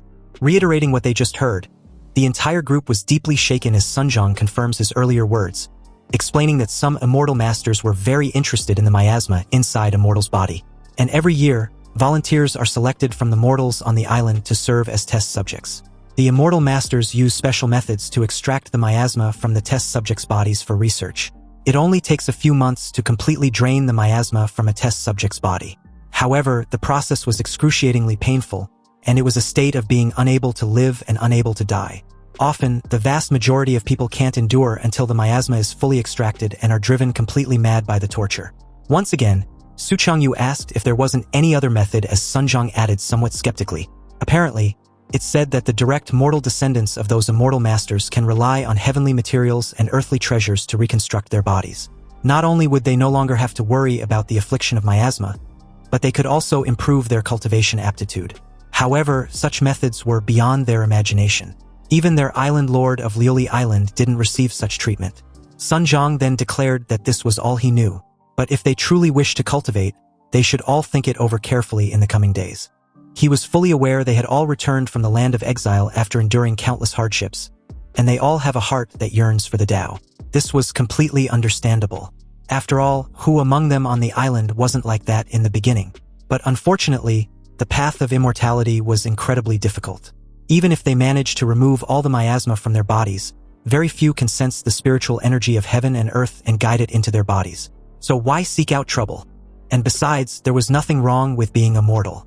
Instead of bitterly pursuing the path of immortality, it was better to enjoy life, indulge in its passions, and live in the moment. Su Changyu remained silent with his fist clenched tightly. And from the looks of it, it's evidently clear he had no intention of giving up on pursuing the path of immortality. Anyway, after Sun Zhang left, the crowd dispersed. Li Fan asked around and found the place claiming to have free housing. He showed his spirit talisman and was then led by a guide to the residential area in the northern part of Lioli Island. Countless houses were densely packed there, and most of these houses had only one room, but fortunately, they all had small courtyards enclosed by walls, so they didn't seem too shabby. After handing him the key, the guide left. Inside, the room was very simple, with only a bed and a few tables and chairs. But at least he had settled down without much trouble. And it was all thanks to those people from the departed realm. Unfortunately, aside from Su Changyu, this group seems to be entirely mediocre, with no heart for the Tao, incapable of achieving anything great. However, since his primary goal now was to remove the miasma from his body, Li Fan was seriously considering the spirit pool. And although the spots for entering the body-purifying spirit pool were precious, the treasures he had plundered from within the Taihang Arc were countless, so forcing his way into a spot shouldn't be too difficult. However, the downside was that it's too conspicuous. And as they say, one shouldn't flash his wealth. Li Fan had yet to have any foundation on Lioli Island, so suddenly revealing too much wealth will surely attract prying eyes. He needed to plan this carefully. In that moment, someone suddenly knocked on his door, and upon asking who was there, this person simply whispered a reply, giving nothing away. Li Fan drew a sword from his current miniature Taihang Arc and made his way to the door. Then, opening it slightly, he was a bit uneasy and annoyed to see Fatty, who rudely barged in and accused Li Fan of not being one of them. He was confident that Li Fan wasn't from the departed realm. And with his brow furrowed, he asked who Li Fan really was, and his purpose in sneaking onto Lioli Island.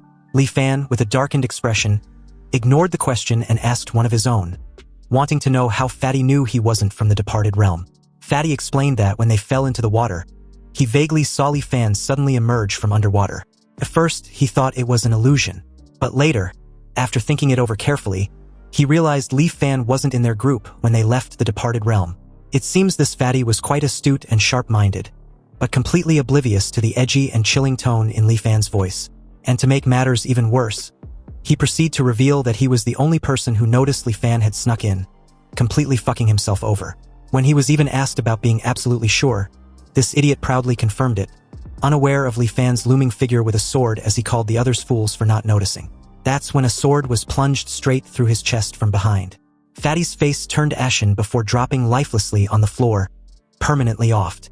Li Fan placed the sword back inside the Taihang Arc, then Fatty's corpse, thinking of how utterly clueless he was.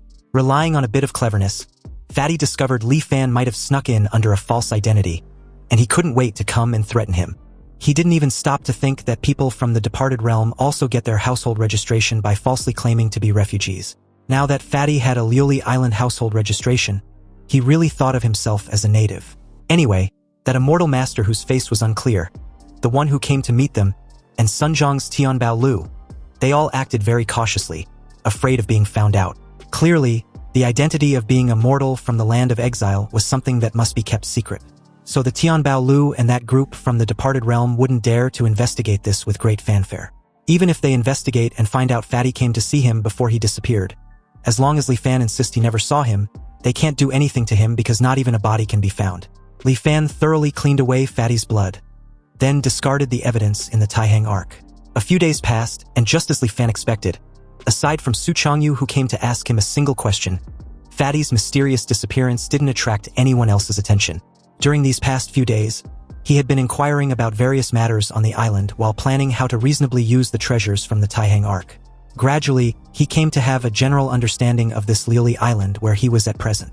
This sea region was called the Zongyun Sea. It was vast and boundless, with tens of thousands of islands scattered across it. Lioli Island was located in the south-central part of the Zongyun Sea and was of medium size. It was named Lioli Island because the surrounding waters were abundant with a type of delicious fleshy fish called the Lioli fish. These Lioli fishes were very popular among mortals, and certain elixirs refined by immortal masters also used the Lioli pearls which occasionally form inside their bodies. Therefore, the immortal master presiding over Lioli Island must collect a certain number of Lioli pearls each year. Going out to sea to catch Lioli fish was the most popular job, and one only need to turn over 70% of the catch, and keep the remaining 30% to sell. But unfortunately, going out to sea requires large boats, and the schools of Lioli fish were unpredictable. Finding the schools requires a special spirit lure from the island. The spirit lure was only distributed by the Lioli Manor when going out to sea and was collected upon return. Private fishing was not allowed. If caught, the penalty was immediate execution. Therefore, Fishing for Lioli fish can only be done with permission from the Lioli Manor. A few days ago, a fleet that went out to sea not only returned with a great haul of Lioli fish but also encountered a shipwreck. This shipwreck was carrying over a dozen chests of gold, silver, and jewels. This time, the fleet lucked out completely. Regarding the items salvaged from the shipwreck, the island's rules were the same as for the Lioli fish, so they could keep 30% for themselves, and the remaining 70% must be handed over to the authorities. When this fleet returned to port, half of the island was in an uproar. Even the island's financial supervisor, Steward Chin, came to inspect it personally. Many people on the island began to pull strings privately, trying to secure a spot for the next sea voyage. So with this intel, Li Fan deduced that as long as he can go out to sea alone, he can launder the treasures from the Taihang Ark through a shipwreck. But the only difficulty was how to obtain the qualification to go out to sea alone. There were too many people on the island who want to join the fleet. So after some casual inquiries, he learned the means to do so. Apparently, the key was the island lord of Lioli Island who had 3 trusted aides: Steward Zhao, Steward Zhou, and Steward Qian. Steward Zhao was in charge of personnel, Steward Qian was in charge of finances, and Steward Zhou was in charge of security. But the vast majority of spots for the fleet's sea voyages were in Steward Qian's hands. Steward Zhao and Steward Zhou have always wanted to get involved, but Steward Qian has maintained tight control, only allocating 1 or 2 fleets to them. Li Fan suddenly remembered the day of the registration and how Steward Zhao's attitude towards him was different from the others. And although he didn't know the reason why, he reasoned that perhaps he should go see him. But Steward Zhao wasn't someone the current Li Fan could see just because he wanted to. So Li Fan decided to go through Sunjong of the Heavenly Treasure Tower. However, at the entrance, he was given the cold shoulder and ordered to leave immediately due to his status. The guard, firm with his words, wanted to know who Li Fan was to want to see Sunjong. Li Fan, accustomed to such treatment in the immortal Forsaken Land, wasn't deterred at all. But what really bugged him was how the guards made the decision without even asking for instructions, as if they already knew who he was. After all, since the Heavenly Treasure Tower was open for business, where was the logic in driving people away without even seeing them? Li Fan wondered if something had happened, changing the tacit cooperation between Sunjong and the people from the departed realm, which inadvertently caused Sunjong to turn hostile and ignore him by association. So after some inquiries, he found out what happened from the son of the Prince of Jinnan. Apparently, it turns out that in order to get rid of the miasma in his body as soon as possible, Su Changyu resolutely chose to become a test subject. And before leaving, he also signed his name on the 3rd remaining contract. With that, the 3 contracts were completed, and the contract document had completely dissipated. There were no longer any ties between the departed realm and Tianbao Lu. At this point, it's no wonder they suddenly turned hostile and deliberately avoided them. Li Fan just didn't expect Su Changyu to be so decisive. The young guy had advised Su Changyu not to be so hasty, but he wouldn't even listen, because apparently he had a terminally ill sister. And if it weren't to save her, he wouldn't have been so desperate. Li Fan, in deep thoughts, tried to think of another strategy. Although Sunjong chose to avoid him, he wasn't going to give up that easily. Judging by how he couldn't help but comfort Su Changyu that day, Li Fan reasoned that Sunjong was at least not a wicked man. And the reason he kept a cold face before was probably just that he didn't want to be too involved with mortals from the immortal Forsaken Land. After all, compared to strangers, he also preferred dealing with people whose background he knew a little about.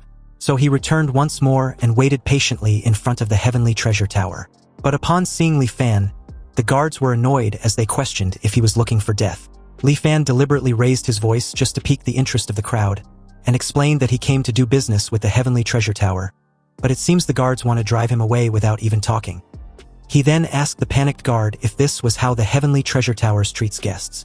The immediate chorus of murmurs among the gathered crowd forced the guard's hand, so he rushed inside to relay Li Fan's message, and after returning with instructions, he quietly led Li Fan inside.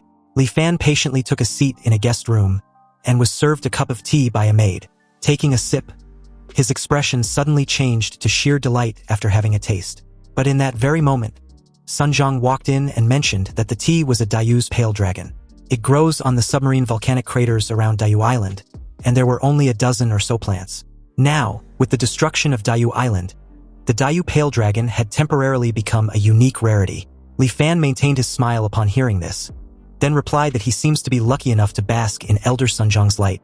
Sunjong, with a stern look, reminded Li Fan that their matters of Dali were finished. There should be no more entanglements between him and anyone from the departed realm. So why had Li Fan sought him out for the second time? Li Fan explained that he had been misunderstood because he was indeed there to discuss a business deal. Nothing more. Sun Zhang couldn't help staring at Li Fan with a mocking smile.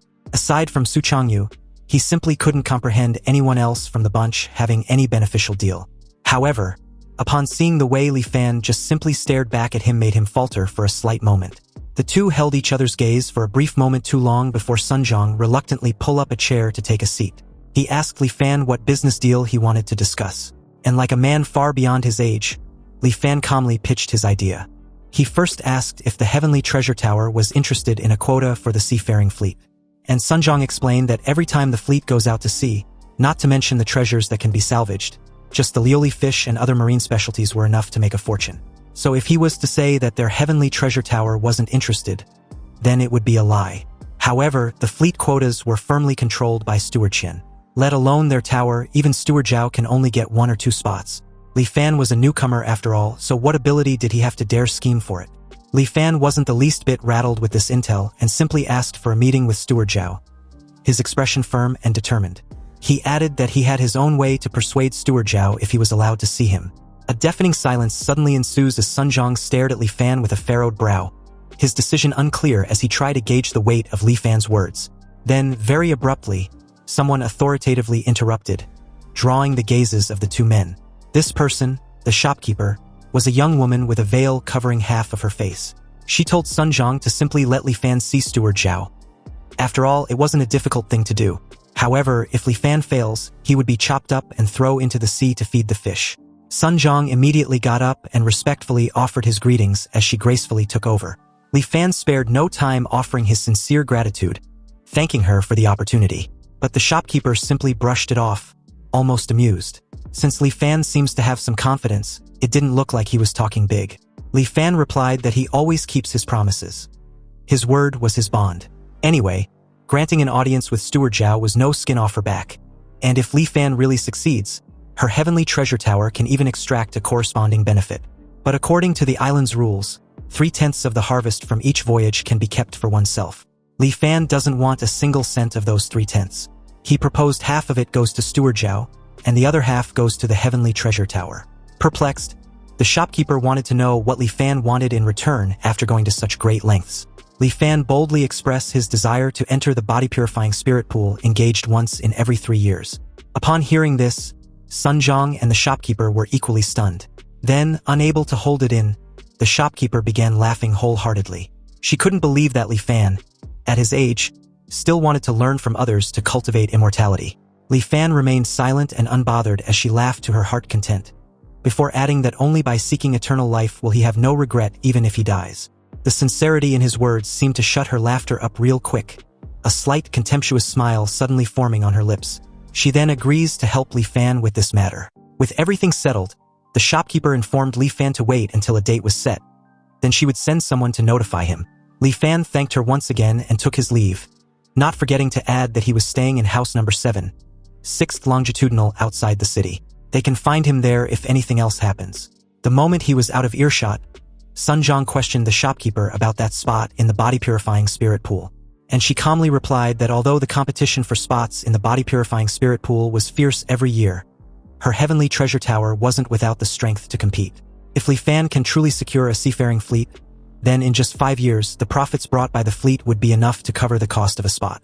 This business is a sure win with no loss. However, Sun Zhang immediately asked her what the matter was after her abrupt unease. And the shopkeeper could only explain that Li Fan's eyes looked quite scary, leaving Sun Zhang speechless. Anyway, on the way back, Li Fan stopped by a pharmacy and bought the profound yellow heart-cleansing incantation and the matching medicinal herbs. Even if everything goes smoothly, it will still be 2 years before the body-purifying spirit pool opens. So he might as well try cultivating it first to see the effects. Perhaps he might have amazing natural talent and can purge the miasma from his body himself without needing to wait for 2 years. For the next few days, Li Fan stayed at home, cultivated diligently, and waited for the indefinite meeting with Steward Zhao. But who would have thought that before Li Fan even meets Steward Zhao, he would hear a rather shocking piece of news. Su Changyu died, and when his corpse was sent back, only a twisted mass of flesh and blood remained. It didn't look human at all, and was truly terrifying. The flesh and blood would even twitch inexplicably, making one's scalp numb. And on top of that, The people from the departed realm were newcomers and couldn't even scrape together enough money to buy a grave plot. They originally planned to bury him at sea, but Li Fan couldn't stand watching that. So he took out some money to let Su Changyu rest in peace in the earth. Even though their encounter was brief, Xiaoheng, the heir to the Prince of Jinnan of the departed realm, was deeply shaken and cried miserably at Su Changyu's burial site. And as for Li Fan, he didn't particularly feel much, just a bit of a sigh. After all, he didn't know the guy, but the way Su Changyu conducted himself decently and had a firm will, it wasn't a stretch to consider him as a genius. Although not a genius rarely seen in a century, Su Changyu was definitely no mediocrity. Among the group from the departed realm, Li Fan originally thought Su Changyu was the most likely to make a name for himself. Yet such a person couldn't even survive the prerequisite requirement of cultivation, purging miasma, and died so silently. The path of immortality was truly difficult. Anyway, in the subsequent process of cultivating the profound yellow heart cleansing incantation, Li Fan's understanding of those words became increasingly profound. But facts proved that he wasn't some peerless genius either. For nearly a month, he lived in seclusion, cultivating this heart cleansing incantation every day. So generally speaking, even those with mediocre aptitude would see obvious effects like improved spirits and faster thinking after cultivating for half a month. However, a month had passed, and Li Fan surprisingly didn't feel any changes. He wasn't anxious though, and just treated it as a mandatory daily cultivation task. Another half a month passed like this, and finally, the people from the Heavenly Treasure Tower arrived. And following a messenger, he finally met Steward Zhao in a courtyard owned by the Heavenly Treasure Tower. Li Fan respectfully greeted him, adding that it's been quite some time, but Steward Zhao skipped the pleasantries and went straight to the point. He'd heard from the people at the Heavenly Treasure Tower that Li Fan wants a spot for a seafaring fleet. It seems his appetite was quite big, but what backing did he have? Li Fan couldn't agree more, and although he didn't reveal any backing, he knew a fleet going out to sea seeks nothing but profit. So he was curious about Steward Zhao's thoughts on the profit for catching the lily fish compared to retrieving treasures directly from sunken ships on the ocean floor.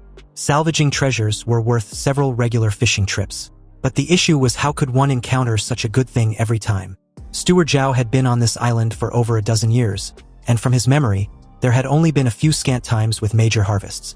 But Li Fan confidently declared that if he were to command a fleet, he can guarantee that every time they go out to sea, they will bring back a certain amount of treasure. With an intense stare, Steward Zhao calmly strokes his beard and unexpectedly admits that Li Fan didn't lie. Although Li Fan didn't talk big, he was genuinely curious as to how Steward Zhao actually managed to discern the truth in his words. Steward Zhao explained that he was born with a pair of unique eyes that can recognize talent and distinguish truth from falsehood. Just now when Li Fan spoke, he only saw a soft white light emitting from Li Fan's body, proving that his words were true and harbored no ill intentions. To think there is such a unique art, Li Fan was amazed and a bit surprised as he recalls their first encounter. On the day of registration, Steward Zhao's attitude toward him seemed slightly different from the others. It seems he saw something then. Steward Zhao only saw that Li Fan was extremely wealthy and had quite a bit of blood on his hands. Obviously not an ordinary person. That's why he was a bit polite to Li Fan, forming a good karma in passing. In that case, on the day of the registration, Steward Zhao must have also realized that Sun Zhang from the Heavenly Treasure Tower wasn't speaking the truth. However, whether what Sun Zhang said back then was the truth or a lie, with an immortal master presiding over the island, they weren't afraid of trouble. As long as a person minded his own business, nothing will happen to him. And besides, gathering refugees was also the immortal master's order. So if Sun Zhang can bring so many refugees to his Liuli island, how could he make things difficult for him? Anyway, with this intel, Li Fan was wondering if Steward Zhao could consider the matter of the seafaring spot, since he could see that he wasn't speaking falsely. Steward Zhao took a seat and replied calmly, pointing out the obvious. Li Fan was a newcomer with no foundation, so if he rashly hand a fleet over to him, it will certainly cause much dissatisfaction. He rather proposed Li Fan goes with the fleet the next time they head to sea. If he really can salvage treasure every time he goes out, then in just a few trips the crew will surely be convinced through his abilities. At that time, Li Fan can take over the fleet justifiably. Li Fan thanked Steward Zhao, and also complimented his thorough way of thinking. Back at the Heavenly Treasure Tower, the shopkeeper was absolutely shocked and bewildered to hear that Li Fan actually managed to convince Steward Zhao so easily. With a confirmation from Sun Zhang, the shopkeeper was now totally convinced Li Fan wasn't talking big, and indeed had the confidence to secure the fleet. At the same time, Sun Zhang also began to wonder what backing Li Fan actually had. The shopkeeper then instructed Sunjong to send Li Fan the title deed for the vacant courtyard on East Street in the city. This absolutely stunned Sunjong, who couldn't comprehend what he just heard. They spent a fortune to acquire that courtyard, preparing to use it to bribe Steward Qian. How can they just let Li Fan have it so cheaply? And even if they were to give it to him, they should wait until he helps them secure the fleet first. The shopkeeper, firm with her decision, instructed Sunjong to just do as he's told. If they really wait until then, a mere small courtyard won't be enough to befriend Li Fan. Sunjong sent someone to deliver the title deed to Li Fan, and Li Fan naturally didn't refuse the gift. Since he didn't have much to pack, he moved into the courtyard house on East Street that very day. Compared to the slums outside the city, the environment of this courtyard was more than just a little better. Afterwards, he politely declined the few maids sent by the Heavenly Treasure Tower. He settled down there quietly, waiting for the next time the fleet would set sail. Originally, Li Fan thought it wouldn't take long, but who knew an unforeseen event would push the date of the departure into the indefinite future. A massive windstorm hit Lioli Island, destroying everything in its immediate surroundings. It was so destructive that Li Fan could feel the tremors inside his new home all the way in the city. Alarmed by this disaster, he rushed outside to his courtyard, only to be startled seeing several strong storms just behind what appears to be some sort of a formation. And just outside the formation, the destructive power of the raging windstorm with little to no rain or snow was evident to see. Unlike Dayu Island, which got wrecked by a similar windstorm not long ago, Lioli Island is fortunate to have an immortal master who informed the islanders that the Grand Protective Formation had been activated, so there was no need to panic. They should simply hide inside their homes and not come out until everything quiet down. The residents of Lioli Island began praising and practically worshipping the immortal master as a merciful being. Back to Li Fan, who kept staring at the formation silently and filing anything he could learn from this experience, noticed that the blue light of the island's protection Grand Formation flows and turns, and the faintly emerging characters also look exceptionally profound and mysterious. Also, about the howling sound just now, like ghosts weeping along with the raindrops, have all been completely shut out by the light barrier. Meanwhile, outside was the violent storm, while inside was calm and tranquil. Li Fan questioned if this was the means of the immortals. Just then, his eyes widened very abruptly as a heavenly divine thunder violently struck the formation, and the aftershock of the collision between it and the Grand Formation created an overwhelming pressure that instantly brought him to his knees, spurting a mouth full of fresh blood in the process. Li Fan, shell-shocked, couldn't fathom such power from just a thunder strike, and what's more, it appears to be just one of many installed for the island, as several started striking around and on the island like a divine punishment. Li Fan gritted his teeth with uncertainty, wondering if his 10th lifetime was going to end there like this. Fortunately, the Island Protection Grand Formation was more reliable than he imagined. It actually held on without shattering. And just like that, time passed slowly, and although he didn't know how long, the great waves finally began to calm down, and it was only calming down, that's all. The windstorm came quickly but left slowly, and amidst the wind and rain, it was hard to distinguish day from night. Li Fan felt that a full 2 or 3 days had passed before the windstorm finally receded. He also heard from the islanders that the windstorm was actually on a relatively small scale. The windstorm 15 years ago was several times more powerful than this one. At that time, the Island Protection Grand Formation could barely maintain itself and was forced to shrink its protective range. After that windstorm, Lioli Island's area was reduced to only 1/3 of its original size. And in the dozen years following that windstorm, Lioli Island gathered refugees from all over, and only then did it slowly recover its vitality. Li Fan was still reeling about the windstorm as he stared at the shady clouded sky, never imagining that the might of heaven and earth was terrifying to this extent. Anyway, a few days after the windstorm, all residents on Lioli Island received instructions, requiring every household to inspect whether the Island Protection Grand Formation had any damage. The method of inspection was simple. The Lioli Manor would distribute a spirit talisman, and one only needed to hang the spirit talisman in their home for a few days and nights, then observed if any red light would emerge. The Island Protection Grand Formation had 367,800 nodes, so they must ensure that there are no abnormalities in any of them. Under the will of the Immortal Master, and also out of consideration for their own safety, everything on Lioli Island was paused to prioritize the maintenance of the Island Protection Grand Formation. In the past, the Immortal Master would coordinate the maintenance work for the landmass, but this time, it is said that the spirit stones maintaining the landmass's operation were nearly exhausted, so the Immortal Master returned to Wanxian Island to retrieve spirit stones. The landmass inspection self-counts 360 flashes of the spirit talisman as one small cycle, and 360 small cycles as one large cycle. As long as no red light emerges within one large cycle, It represents that the landmass was unharmed. Li Fan was impressed and amazed with the Island Protection Grand Formation. It was so massive yet incredibly intricate, and truly hard to imagine how it was built. 5 days later, the result that made everyone on the island breathe a sigh of relief came out. The Island Protection Grand Formation was undamaged. And with the return of the Immortal Master, the residents of the island finally completely set their minds at ease. Life on Lioli Island gradually returned to normal. In the following months, refugees from other islands arrived at Lioli Island from time to seek asylum. These survivors were only a minority, and the vast majority of people on their islands had died in the recent windstorm. The Tsongyun Sea region was vast and boundless, with an unknown number of islands, large and small. Only those islands with special resources would have an immortal master presiding over them. Anyway, during these few months, Li Fan didn't stay idle. He persisted in cultivating the profound yellow heart-cleansing incantation every day, and finally, there were results.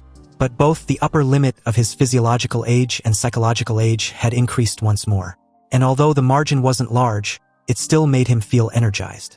So just like that, another month passed, and news from Steward Zhao finally came. Apparently, the windstorm in the Tsongyun Sea had completely disappeared, and the fleet's next departure was imminent. 3 days later, on Lioli Island's pier, Li Fan met up with Zhang that Steward Zhao told him to come to, and after a few exchange, he boarded the ship. Meanwhile, on board, some of the crew members wondered what kind of madness had seized the island lord to organize this sort of assessment. After all, the fleet with the smallest harvest this voyage will be deemed unqualified, and will have their future sailing qualifications cancelled. How can this be good? And it was all caused by the windstorm. There has also been rumors that the Island Protection Grand Formation of Coral Island to the south shattered, and the entire island was razed to the ground. And those supplies that Coral Island needed to submit have fallen onto their Lioli Island's head. The two crew members questioned what kind of situation this disaster had put their Lioli Island in, and how they were supposed to live in the future. It was said that it's only temporary, and they just need to make up for what was owed before. The boss of the crew, Zhang Haobo, yells at the two for their cowardly behavior. Why don't they look on the bright side? Doesn't the first place also receive a reward?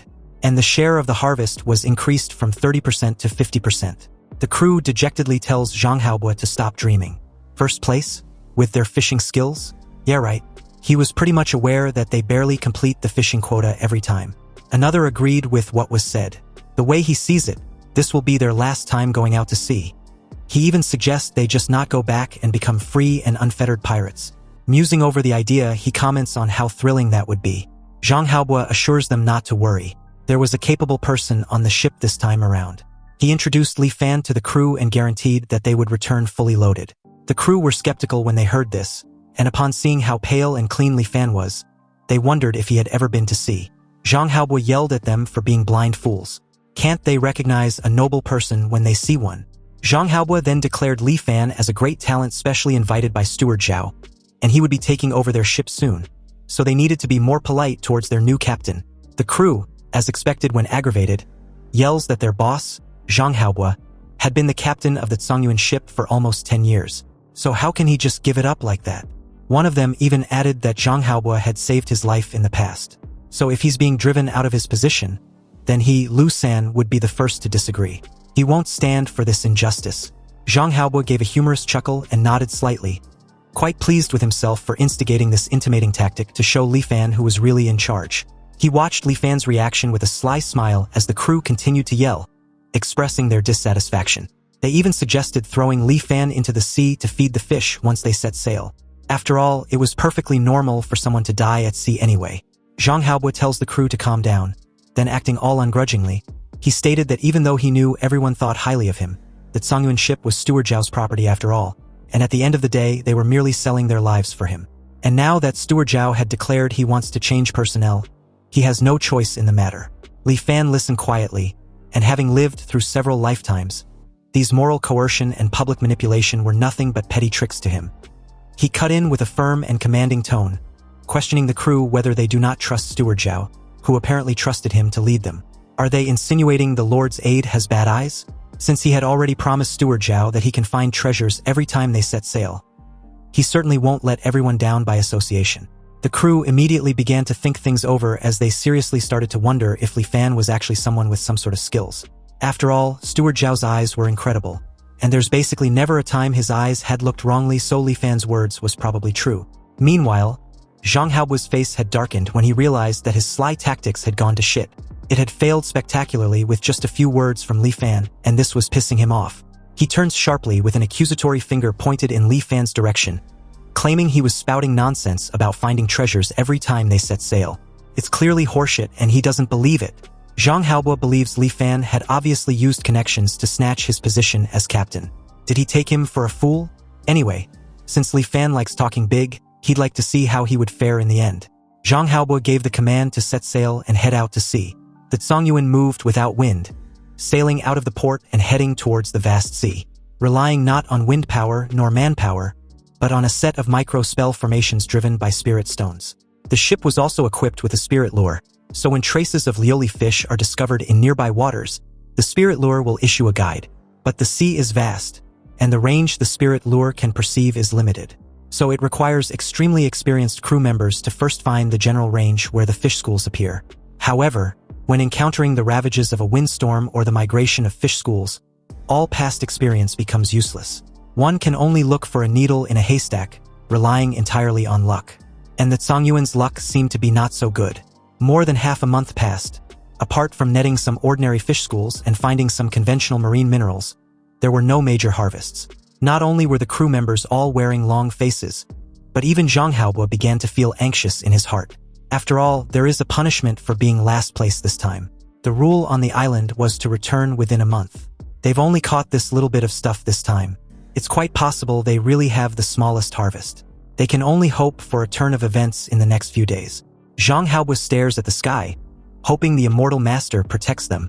In that moment, Li Fan came out from the cabin, and upon seeing him, Zhang Haobuo was quick to throw shade, wanting to know if Li Fan had finally decided to grace them with his presence. If it weren't for his daily meals, Zhang Haobuo would have thought Li Fan had died in his room.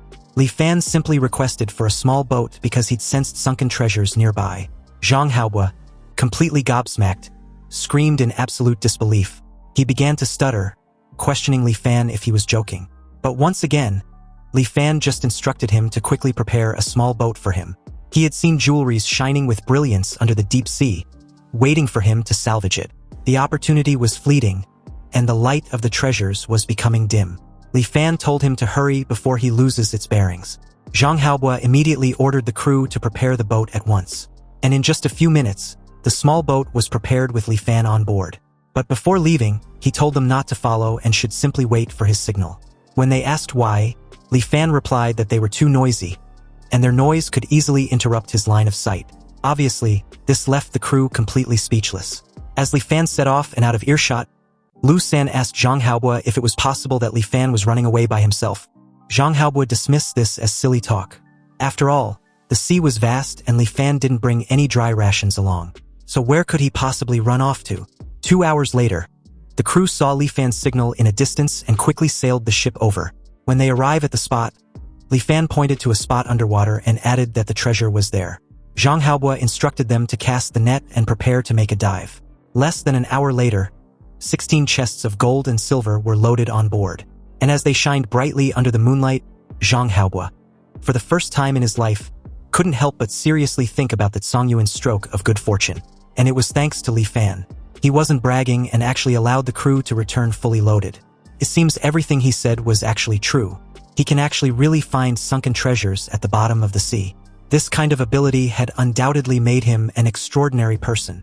An extremely extraordinary person just like Steward Zhao. In that moment, Zhang Haobuo, completely humbled, was regretful for the way he had treated Li Fan. After all, it was rare to have a chance to meet such a noble person. And it was fine if he didn't grasp this opportunity, but to actually ridiculously think said person was there to snatch his tiny little fleet. Zhang Haobuo felt a profound sense of shame and realized he needed to apologize immediately. So as soon as Li Fan boarded the ship once again, Zhang Haobuo earnestly came to bow and apologize to him. After dismissing him pleasantly, Li Fan returned to his room to rest. After all, having obtained the treasures, the Songyuan ship stopped fishing, and immediately turned around, setting course back to Lioli Island. Since the harvest this time was so great, the entire crew wasn't able to rest easy until they returned safely to the island. At the harbor, Zhang Haobuo told them not to dock just yet. He then instructed Lu San to quietly slip into the water and go notify Steward Zhao. Lu San should ask him to personally send people to do the inventory. Lu San gave a nod and effortlessly left the ship. Zhang Haobo turned towards the rest of the crew and boldly declared that if nothing unexpected happens, their harvest should be the largest among the fleet that went out to sea this time around. And according to the rules, they get to keep 50%. If outsiders do the counting, they will inevitably deduct or miscalculate. Zhang Haobo doesn't feel at ease unless it's their own people. The crew cheered him on, agreeing wholeheartedly and claiming that even losing a little bit of their cut would distress them to death. After waiting for some time, the Zhongyuan docked at the shore, but the personnel for the routine inventory were blocked by Zhang Haobo and the crew members. When they questioned the meaning of what they were doing, the crew said nothing and still made no move of letting them on board to take the inventory. One of them deduced that judging by the ship's draft, that Zhongyuan returned empty-handed this time around also. And from the looks of it, Zhang Haobo's time as captain of the Zhongyuan ship was coming to an end as well. The crew members nearly engaged in a verbal spat with them before Zhang Haobo shut that down real quick. He reasoned that there was no need to argue with them. Li Fan quietly watched the entire scene, noting that there was a reason why Zhang Haobo could sit firmly in the position of captain of the Zhongyuan. It was only his background and experience that seemed to limit him. Anyway, Steward Zhao personally arrived with his men shortly after. And as 16 chests of jewelries were carried off the ship under the watchful eyes of the crowd, the entire dock caused a sensation. Consequently, the news that the Zhongyuan had harvested a massive amount of treasures spread like wildfire and soon covered the entire Lioli Island. Meanwhile, at the Heavenly Treasure Tower, Sun Zhang barged in on the shopkeeper, looking all flustered. When she asked what the matter was, Sun Zhang, huffing profusely, stammered coherently about the Zhongyuan ship, treasures, and over 10 chests of them. The shopkeeper didn't understand what was there to make a fuss about if it was just over 10 chests of treasures, and presumed a client wanted to digest these things on the island. If they do, then they still have to go through their Heavenly Treasure Tower's channels. She stops abruptly when realization hits her. The Zhongyuan was the ship Li Fan boarded to set sail a month ago. Sun Zhang, still breathless, confirmed this, adding that it was no wonder Li Fan could persuade Steward Zhao. He was absolutely certain he would find treasures as soon as he went out to sea. Sun Zhang then declared that Li Fan's ability seemed to be just like their Heavenly Treasure Tower's grand shopkeeper. The shopkeeper immediately gave the order for Sun Zhang to go arrange a meeting with Li Fan immediately. She wanted to know when they can invite him for a meal. Also, he should send someone to clean up the tower, then send the title deed over to Li Fan. Without hesitation, Sun Zhang agreed to do as he's told and left. The shopkeeper wondered if Li Fan has a spirit-channeling treasure physique. Apparently, the legendary spirit-channeling treasure physique. As long as rare treasures exist within a certain range of oneself, one will sense them. And the grand shopkeeper of the Heavenly Treasure Tower, Yuding, the shopkeeper's older sister, also possesses this special constitution. And it was precisely by relying on this heaven-defying ability that her sister built the Heavenly Treasure Tower. This large-scale chamber of commerce now spans the Zhongyuan Sea from nothing over the past dozen years. And to think that another spirit-channeling treasure physique had appeared now was truly surprising and unexpected. As the scene shifts to Steward Zhao's manor, Li Fan had paid him a visit. Steward Zhao first praised Li Fan. He truly was extraordinary. Fishing up 16 chests of treasures on his first time out to sea, Li Fan really gave him a huge surprise. The harvest this time was indeed substantial, but Li Fan was afraid it will be hard to get this much in the future. Steward Zhao agrees with this assessment. That stands to reason. How could one have such luck every time? However, just relying on the harvest this time around is enough for him to operate a separate fleet for Li Fan. Upon hearing this, Li Fan thanked him for the opportunity. Anyway, Steward Zhao heard that Li Fan had racked his brains just to seek a spot in the body-purifying spirit pool. Li Fan confirmed that it was precisely so. Even with inexhaustible treasures, one will turn into a pile of yellow earth after 100 years. Only by seeking immortality, asking for the Tao, and witnessing eternal life is this trip to the world not in vain. Steward Zhao admired Li Fan's resolved determination. To still have a heart that yearns for the Tao at his age, he admits he's inferior to him. Over 10 years ago, when Steward Zhao was the same age as Li Fan was at present, he once saved an immortal master by a stroke of luck. The immortal master asked if he was willing to follow him to cultivate, but Steward Zhao knew he had long passed the best age for cultivation. Even if he cultivated, he might not achieve anything. Moreover, the older one gets, the more deep-rooted the miasma in the body becomes, and the more painful it is to remove. Now, as he gets older, he vaguely feels regret. But it's a pity that there is no medicine for regret in this world. Among the hundreds of thousands of mortals on Lioli Island, those like Li Fan were truly the minority. Li Fan's response to the flattery was cordial, but he was wondering about the matter regarding the quota for the body-purifying spirit pool, if Steward Zhao could help him secure a spot. Unfortunately, Steward Zhao replied that he can't help Li Fan with this matter. The opening of the body-purifying spirit pool requires the island's immortal master to preside over it, and the quota is also decided by the immortal master. 1 year before opening the spirit pool, the immortal master will announce the required materials, and each family collects the materials on the list and hands them over. The quota is decided based on the amount of contribution points. However, Li Fan doesn't need to worry. The Heavenly Treasure Tower has open branches on every island in the Songyun Sea. If they are talking about the ability to collect materials, there aren't many on Liuli Island who can compare to them. With this intel, it seems Li Fan's priority about the Heavenly Treasure Tower needed some adjustments. And speaking about the Heavenly Treasure Tower, just as he returned to his small courtyard from Steward Zhao's manor, Sun Zhang came to his door with the title deed. It was obvious that he had been waiting for a long time. Although surprised, Li Fan was actually interested in meeting the shopkeeper, so he inquired about her, wanting to know whether she was looking for him for something. And since he happened to want to meet her once more, he readily agreed. As for the title deed to the Tingyu Tower that Sun Zhang brought, Li Fan did not accept it. When the two met that very evening, the shopkeeper of Liuli Island's Heavenly Treasure Tower formally introduced herself as Yin Yuzhen. Li Fan did the same, introducing himself formally this time around. Yin Yuzhen was quick to point out how extremely concise Li Fan was with his introduction. Li Fan replied that he was merely a simple mortal, and there was really nothing worth saying.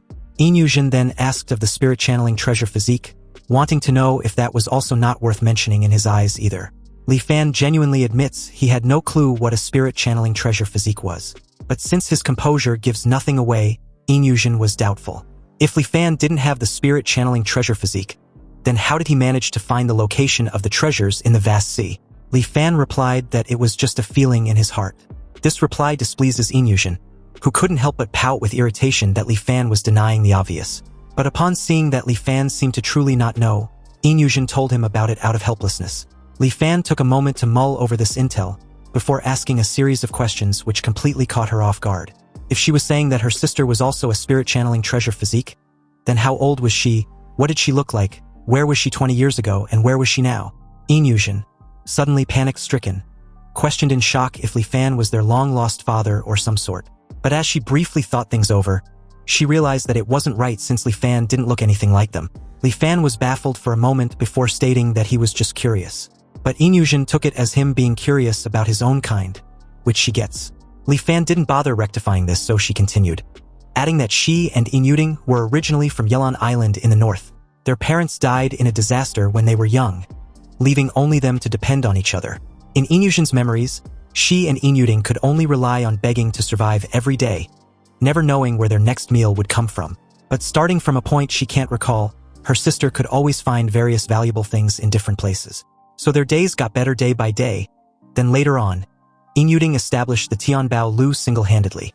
Now it's a pity that she hadn't seen her for several years. Li Fan asked where she had gone to, and Yin Yuzhen explained that 3 years ago, Yin Yuzhen was chosen by a passing immortal master and taken away. At the beginning, she would send people to bring them messages to say she was safe. But later, they never heard any news from her again. Upon hearing that she was taken away by an immortal master, Li Fan wondered if Yin Yuzhen was taken to cultivate the path to immortality. But unfortunately, Yin Yuzhen knew otherwise. If only that were true, because apparently in the letters Yin Yuzhen sent back previously, she used a secret code only the two of them understood to tell Yin Yuzhen that her current situation was very dangerous, and if she stopped contacting her, it meant she might have met with misfortune. Yin Yuzhen also told her not to look for her either. Li Fan questioned if this trouble was invited by her special physique. Yin Yuzhen was just a mortal, so what she could sense were only things of some value to mortals. And these treasures, in the eyes of those immortal masters, were no different from scrap metal. It wasn't like no immortal masters noticed Yin Yuzhen's special physique before, but none of them took it seriously. Yin Yuzhen still doesn't even know why her sister was taken away by that last immortal master. Although her sister likely bodes ill rather than well, the foundation she left behind was still there. So the Heavenly Treasure Tower that she worked so hard to build cannot be destroyed in Yin Yuzhen's hands. Yin Yuzhen admits she doesn't have her sister's miraculous ability, and after her sister disappeared, the Heavenly Treasure Tower's business got worse day by day, coupled with her misjudging a few items later on, leading to the loss of a large sum of money. The veterans of the Heavenly Treasure Tower gradually became dissatisfied with her. They even wanted to conspire with outsiders to drive her out and carve up the Tianbao Lu's assets. Fortunately, these veterans still have some apprehension about Wielding, who was taken by the Immortal Master, so they haven't made a move yet. So, under the pretext of opening up markets, Wielding moved from Yelon Island to Liuli Island to lay low for a while. She originally intended to develop there for a few years and accumulate some strength before settling accounts with them. But she didn't expect to meet another spirit-channeling treasure physique on Liuli Island.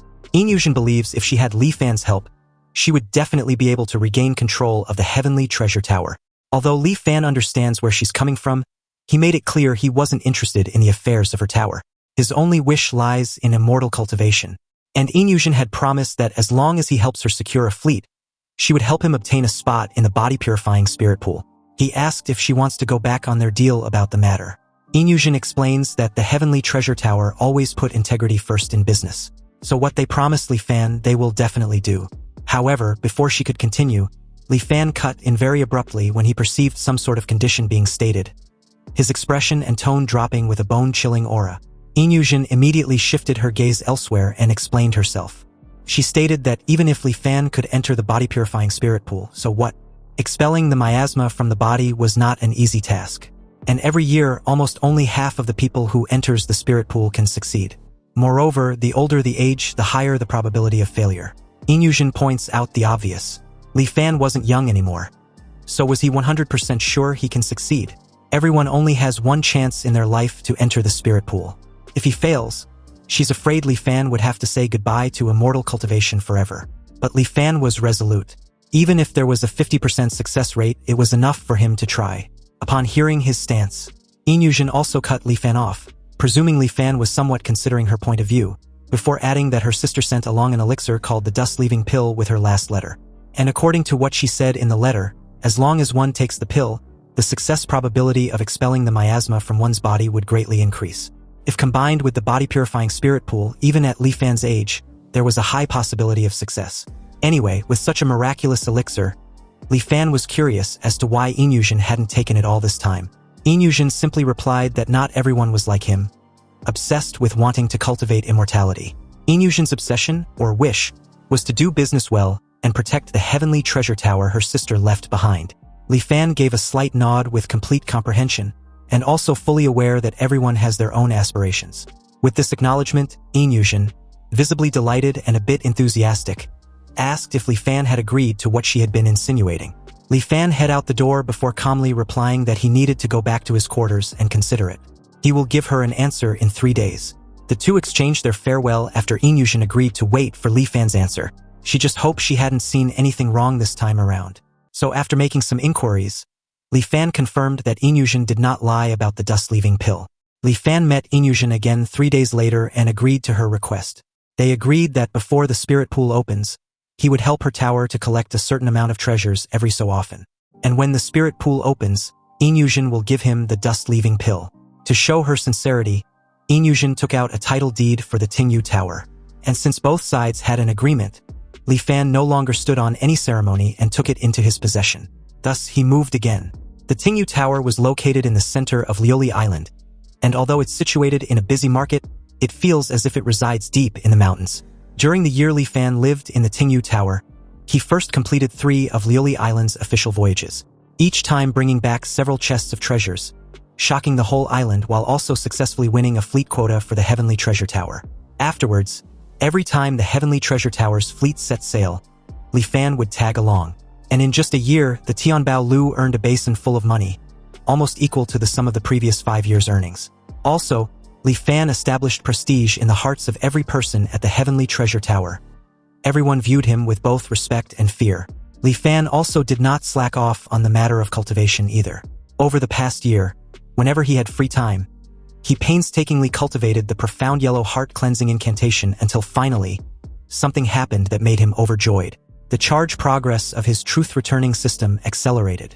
Before this, the charge progress of Huanjin relied solely on the natural passage of time to increase, reaching 100% every 20 years, and after slowly rising to the upper limit of 200%, it would increase no further. Li Fan had been in the cultivation world for over a year, and according to the previous pattern, the charge progress should be between 6 to 7%. But he discovered that the charge progress actually reached 15%. The charging speed was nearly twice as fast. Aside from the heart-cleansing incantation, he hadn't come into contact with anything else that could be helpful for this. So the only explanation was that cultivating the profound yellow heart-cleansing incantation, which can apparently accelerate the charge progress of his truth-returning system. Also, besides the charge progress, the upper limits of his physiological age and psychological age had both seen significant growth. Time passed quietly in cultivation, and soon only 1 year remained until the opening of the body-purifying spirit pool.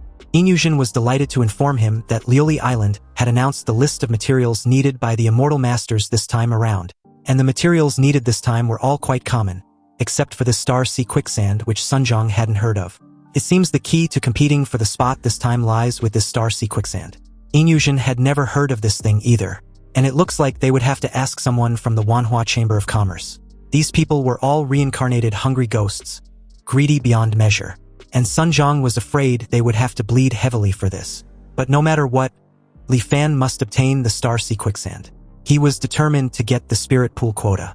You see, the Wanhua Chamber of Commerce was not a local chamber of the Zhongyun Sea, but comes from a continent unknown tens of thousands of miles away. It was said that this Chamber of Commerce was backed by an immortal master, which was why they can easily cross the endless seas to do business on this remote Liuli Island. They still have a year to prepare. The merchant walker from the Wanhua Chamber of Commerce will pass by the Zhongyun Sea in 3 months. So Inyushin plans to contact him then. Li Fan points out that they cannot place all their hopes on the Wanhua Chamber of Commerce. Liuli Island has taken in many refugees from all over the Zhongyun Sea in the past year. There might be someone who recognizes this star sea quicksand so they can ask around. Also, other factions on the island would be looking for this star sea quicksand, so they needed to monitor them closely as well. With the publication of the materials needed for the body-purifying spirit pool, the matter spread across Liuli Island. Even some ordinary people who didn't care about this matter knew that the major factions on the island were now looking for something called star sea quicksand. Xiaoheng heard of the star sea quicksand by chance and immediately paid Li Fan a visit at the Tingyu Tower. Li Fan wanted to know what business he had with him. Xiaoheng had recently heard that Li Fan was also looking for the star sea quicksand. Li Fan confirmed this before adding that he was old in age. So if he wanted to cultivate, he could only rely on the body-purifying spirit pool. Li Fan then questioned if Xiaoheng knew about the star sea quicksand. Xiaoheng explained that back when the immortal master descended upon their Dali land, he promised that as long as they gathered the supplies he needed, he would take a group of people to the cultivation world. And among those supplies was star sea quicksand. Li Fan questioned why he had no impression of that.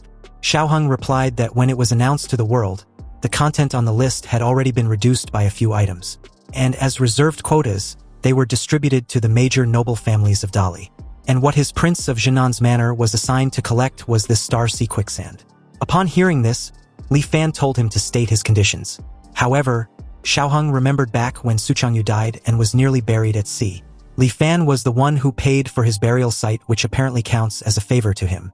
Xiaoheng also knows he shouldn't be doing this, but life on this Liuli Island was truly too hard to endure, and he doesn't have great abilities like Li Fan. Xiaoheng was still currently living in the slums. Li Fan got a gist of what Xiaoheng was getting at and interrupted him, adding that he needn't need to say more. He understood his difficulties and was determined to get this item. So as long as he can provide a clue, he can ask for whatever he requires, and he will do his best to satisfy it. Excited upon hearing this, Xiaoheng thanked Li Fan in advance before divulging in what he knew. Apparently, the star sea quicksand wasn't rare. It was just that the immortal master's name for it is different from mortals. And actually, the so-called star sea quicksand was just meteorite iron from the sky. With his curiosity piqued, Li Fan wondered if any meteorite iron will do before asking if there were any other special requirements. Xiaoheng replied that there were, before slowly explaining the specific requirements one after the other. First, the appearance of the meteorite iron must be good. It won't do if the surface was pitted and uneven. Secondly, the overall weight of a single piece must be at least 50 jin. As Li Fan listened, he firmly committed it to memory. And after everything was said and relayed across, Li Fan thanked Xiaoheng, then proceeded to ask what he wanted in return. Xiaoheng nervously stated his desire for just a decent courtyard, plus a slightly easier job. Of course, it would be even better if there were a few servants to help him manage the courtyard. Li Fan was a bit lighthearted and relieved that Xiaoheng, the son of the dignified Prince of Jinnan, only had this simple request. Xiaoheng might as well add a bit more when he still has some say within the heavenly treasure tower. However, Xiaoheng knew his own capabilities, and being able to eat and live well without living so tirelessly was enough to satisfy him. If he suddenly possessed wealth that made others jealous, it would be easy to invite disaster instead. Li Fan didn't insist further, and after exchanging a few more pleasantries, Xiaoheng bid him farewell. On his way out, Li Fan asked if he had any plans to cultivate.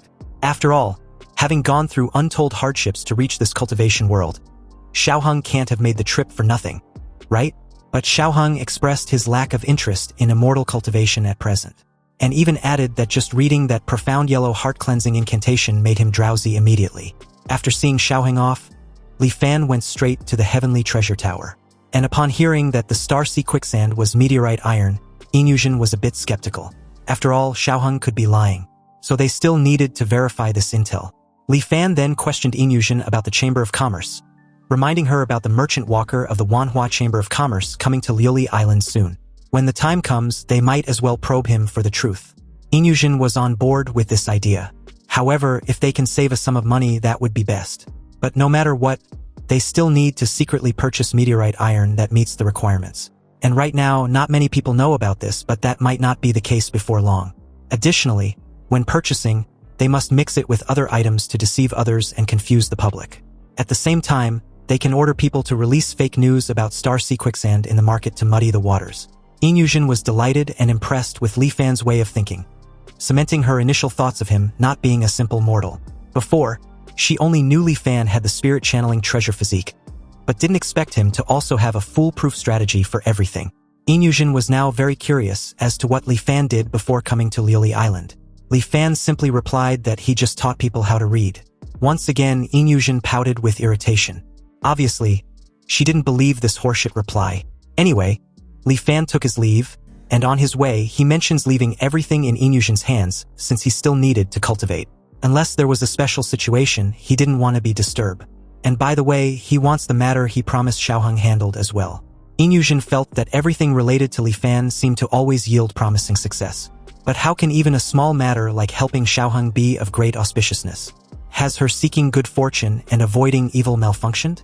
You see, ever since Inyushin was young, she had been able to foresee the auspiciousness and ominousness of events. And although she doesn't have the ability to sense treasures like her sister, since meeting Li Fan, her premonitions for every task he had assigned have shown signs of great auspiciousness. Inyushin was also well aware that before meeting Li Fan, she had never encountered a great auspicious event. Although she doesn't know what kind of achievements Li Fan will have in the future, she trusts her intuition and will do everything she can to help him. Thus, under Inyushin's authorization, the Tianbao Lu began to operate at full capacity, and the Heavenly Treasure Tower released a large amount of fake news about Star Sea Quicksand. Knowing there might be a trap, other factions chose to wait and watch carefully at first. However, one faction held the mindset of buy it first even if it's fake, then sell it again. But consequently, the purchased items related to the rumors on a large scale. Other factions also couldn't sit still and joined the purchasing army. And for a time, prices on Liuli Island skyrocketed, and chaos ensued. As the instigator of all this, Li Fan simply stayed quietly in the Tingyu Tower cultivating. It wasn't until 3 months later that Inyushin finally contacted the merchant walker of the Tianhua Chamber of Commerce. So early that morning, she and Li Fan took a small boat from the Heavenly Treasure Tower, left Liuli Island, and traveled north for dozens of miles to the sea area agreed upon by both parties. The two saw a flying ark abruptly appear in the sky, and was welcomed on board. After all, it's been a long time seeing shopkeeper Inyushin. The flying ark arrived above them, then slowly came to a halt on the water's surface. Inyushin internally gave a teasing laugh, presuming Li Fan must be shocked seeing a flying ark for the first time. But upon seeing no reaction at all from him, she was once again annoyed with Li Fan's expressionless demeanor. Seriously, what gives? Anyway, after the merchant walker and Inyushin exchanged pleasantries after 3 years without contact, he acknowledged how time really flies before asking who Li Fan was. Inyushin introduced Li Fan as an elder hired by their Heavenly Treasure Tower. Upon hearing this, the merchant walker formally introduced himself to Li Fan, before telling Inyushin about the need to go check the goods first because he was afraid that after this time around, it will be difficult for them to meet again. Inyushin immediately asked what the guy meant by that. Had some unforeseen incident occurred? The merchant walker replied that he didn't know the specific reason either. He just suddenly received a notification from headquarters a few days ago that all the merchant walkers in the Tsongyun Sea must cease all operations and return as soon as possible. If he hadn't already scheduled this trade with Inyushin, he would already be on his way back. So they cannot delay this transaction and must make haste. Inyushin was a bit uneasy with this news, because the reason the Heavenly Treasure Tower has been flourishing on Liuli Island was the fact that it was backed by the Wanhua Chamber of Commerce. But now that the Wanhua Chamber of Commerce was suddenly withdrawing from the Zhongyun Sea, what will happen to their Heavenly Treasure Tower's business in the future? Also, why was there absolutely no reaction from her seeking good fortune and avoiding evil this time around? The merchant walker called out to Inyushin, which suddenly snapped her out of her thoughts. She immediately apologized for her wandering mind and gestured for them to go see the goods. Entering the ship's cabin, Li Fan led the merchant walker past various goods. He showed him the 16 pairs of jade discs, the 23 pieces of coral, the 46 luminous pearls, then 3 pieces of the star sea quicksand, which instantly stunned the merchant walker. He immediately rushed over to inspect it directly. As he effortlessly lifts one, Li Fan was shocked, because these pieces of meteorite iron weigh at least 50 jin. Yet in the guy's hands, they seem like toys. The merchant walker was impressed and satisfied with the entire 3 pieces, and even praised Inyushin for her good luck this time around. To think she actually collected such fine items as star sea quicksand was truly impressive. But unbeknownst to the merchant walker, he had indirectly confirmed Xiaoheng's intel to be accurate, as Li Fan and Inyushin stared at each other with obvious delight. Anyway, very satisfied with the goods provided by the Heavenly Treasure Tower this time around, and because the two sides would not be able to meet again for a long time, the merchant walker specially invited the two to be guests on the Wanhua Chamber of Commerce's flying ark. After Li Fan and Inyushin had eaten and drunk their fill, the merchant walker led them to the warehouse of the flying ark, leading them to all things he bought while visiting various islands in the Zhongyun Sea. Some items were priceless, while he was unclear about the function of others. The guy Wu just bought them because they looked peculiar. Anyway, if the two are interested, they can pick a few items from among them. Inyushin was ecstatic upon hearing this, her eyes practically lighting up like stars. With her seeking good fortune and avoiding evil, wasn't coming there like a rat falling into a jar of rice? Li Fan watched Inyushin's gleeful expression and couldn't help sighing with amusement. To him, since all the items present were mortal treasures, they hold no interest for him. But seeing Inyushin's eager look, he supposed he would accompany her for a stroll. The merchant walker Wu informed them that they had the time of 1 stick of incense to dig in. Inyushin comments on a jade bracelet, deeming it as a beautiful piece. And Li Fan added that the material wasn't bad either. Anyway, after 300 years of cycles, Li Fan had lost interest in all mortal treasures. So as long as the item wasn't related to immortal cultivation, he didn't care about any of it. But upon picking out a blue pearl to pass the time, his eyes widen in shock as his system informs him that it had detected a chargeable item. Obviously, the blue pearl was a wondrous item of heaven and earth, the Songhai pearl of nascent level. The system then gave him the option to recharge the item or not. Li Fan was still reeling about the fact the item in his hand was actually a wondrous item of heaven and earth that was still incubating and hadn't fully formed yet.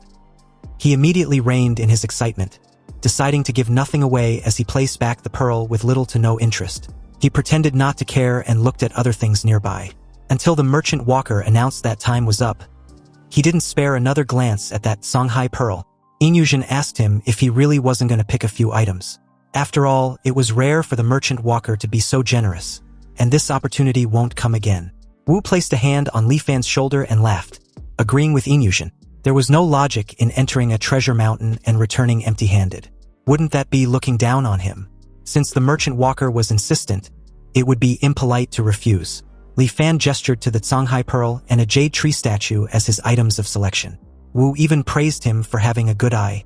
He added that he found the ancient tree jade statue on a desolate island in the northernmost part of the Zhongyun Sea. Apparently, this jade statue was worshipped by a primitive tribe on the island for thousands of years and is quite miraculous. If a normal person keeps it at home, it has the effect of calming the mind and strengthening the body. Li Fan then asked of the Songhai pearl, and Wu simply replied that he bought it from a fisherman on Luyun Island. Li Fan stared at the pearl with evident curiosity. Anyway, at this point, both sides concluded the transaction, and the Tianhua Chamber of Commerce obtained a large batch of treasures, while Inyushin obtained a large amount of gold and silver as well as a few treasures. On the way back, although Inyushin had a full harvest, it was still hard to hide her worry. Li Fan questioned if she was worried about the Heavenly Treasure Tower's future business, and Inyushin confirmed his guess. Without the Wanhua Chamber of Commerce, they would lose a crucial sales channel. Inyushin simply didn't know why they would suddenly withdraw from the Zhongyun Sea. Li Fan assured her not to overwhelm herself with worry. When a cart reaches the mountain, there will be a way through.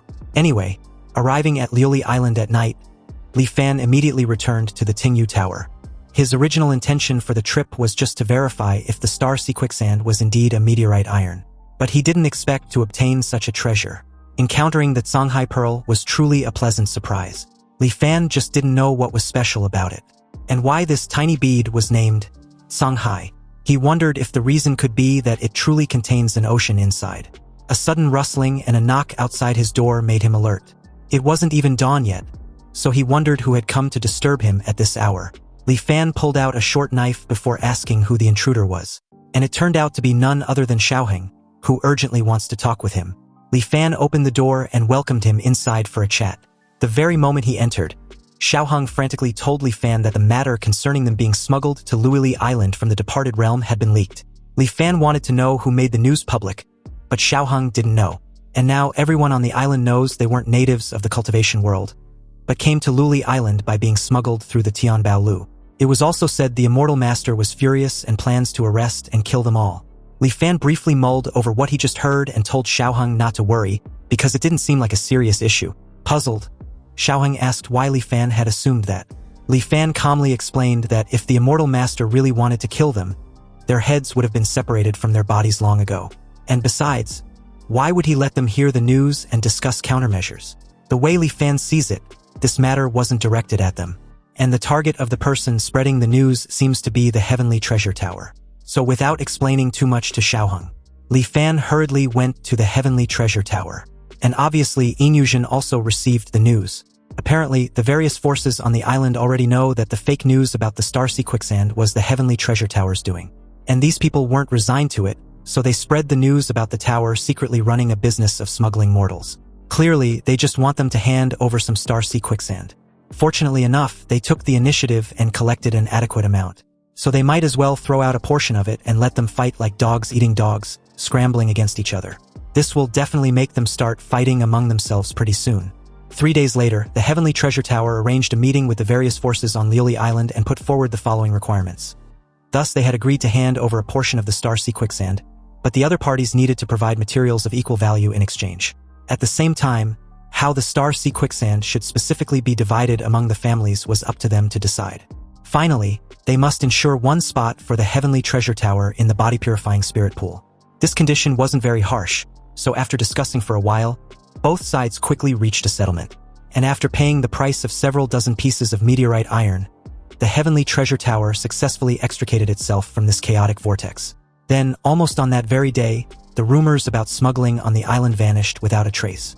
Time flew by, and the day the spirit pool was to be opened finally arrived. After giving Li Fan the dust-leaving pill, Inyushin urged him to hurry up and take it.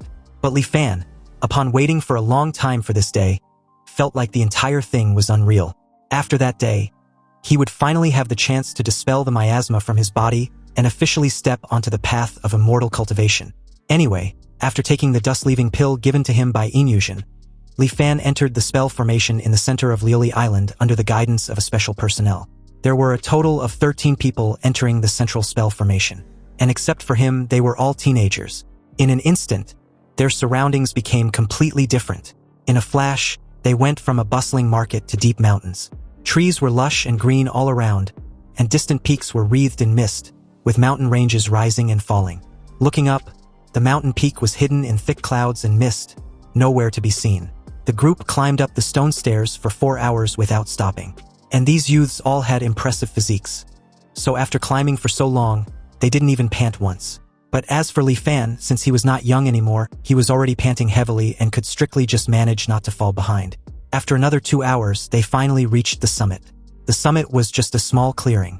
The crowd stood scattered around, making it a bit crowded. This peak was the highest point among the mountains.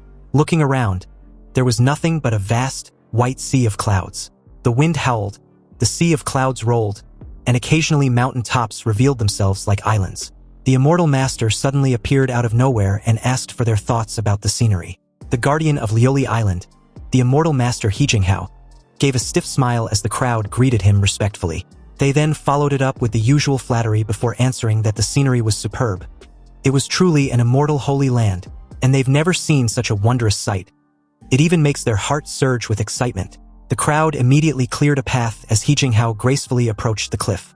He mentions that when he first came to Lily Island, the height of this peak was at the bottom among the mountains, far below the sea of clouds. When he asked if they know that the mountains and rivers of the world can also gradually grow taller, just like people, almost everyone was amazed, reiterating among themselves if it was really true that these great mountains and rivers were also living things. He Jinghao continued, explaining that some of these great mountain peaks seem towering, but their fate had actually ended, and they cannot advance another step in their entire lives. Some were merely small earthen mounds right now, but they have infinite potential. Who is to know if, in some years, they won't grow into pillars that support the heavens, just like this Shaowei mountain. Back then it was unremarkable, but in just a few decades it can now look down upon all the other small mountains. Of course, the majority are like the countless peaks beneath this sea of clouds, destined from beginning to end to only serve as foils, silently looking up at the peaks above the clouds. So if mountains were like this, then what of people? Anyway, as of today, they were fortunate to step into the spirit pool and wash away the miasma from their bodies. But whether they can step onto the immortal path, or even have hope for the great Tao of longevity, and what achievements they would have in the future, all depends on their own fortune. No matter what happens in the future, today they must go all out. Now that he had said all he needed to say, they can all go now. This left the crowd confused, and a young guy respectfully asked where the body-purifying spirit pool was located. To everyone's surprise, the immortal master gestured ahead and replied that it was right off the cliff. The group was hesitant until another young guy questioned whether the immortal master was joking. That must surely be the case, wasn't it? He Jinghao just gave a heavy sigh, and with a simple gesture of his hand, the guy's head was detached from his body in an instant. The head flew off with blood splattering everywhere. And upon seeing this gruesome scene, the entire group, with the exception of Li Fan, immediately got scared shitless. Clearly the young guy had been used as an scapegoat for the others to fall in line and learn a very memorable lesson. They immediately got on their knees and kowtowed to the immortal master, begging for their lives to be spared. They pleaded to be forgiven for their insolence, and promised not to dare question him again. With a cold look, the immortal master He Jinghao advised them to learn from this experience, because on the path of cultivation, having good judgment was also extremely important. They needed to clearly weigh what can be said and what cannot be said, and never wait until their body had perished and their Tao had vanished to blame him for not reminding them as of today. The moment he was done, Li Fan, being the only one left standing, respectfully showed his gratitude of being taught this life-saving lesson. This surprised the immortal master, who silently watched as Li Fan, without any trace of fear or hesitation, walked past him and approached the cliff. Li Fan's steps never faltered, and right at the edge, he took that very first step into the unknown. Li Fan didn't plummet to his death as expected, but was firmly supported by the vast sea of clouds before him, which seemed to possess its own awareness, swirling and coalescing underneath his feet. He took another step forward with his other foot, and once both feet were firmly placed on the clouds, a surging white misty wind blew off underneath his feet, propelling him onward into the vast sea of clouds.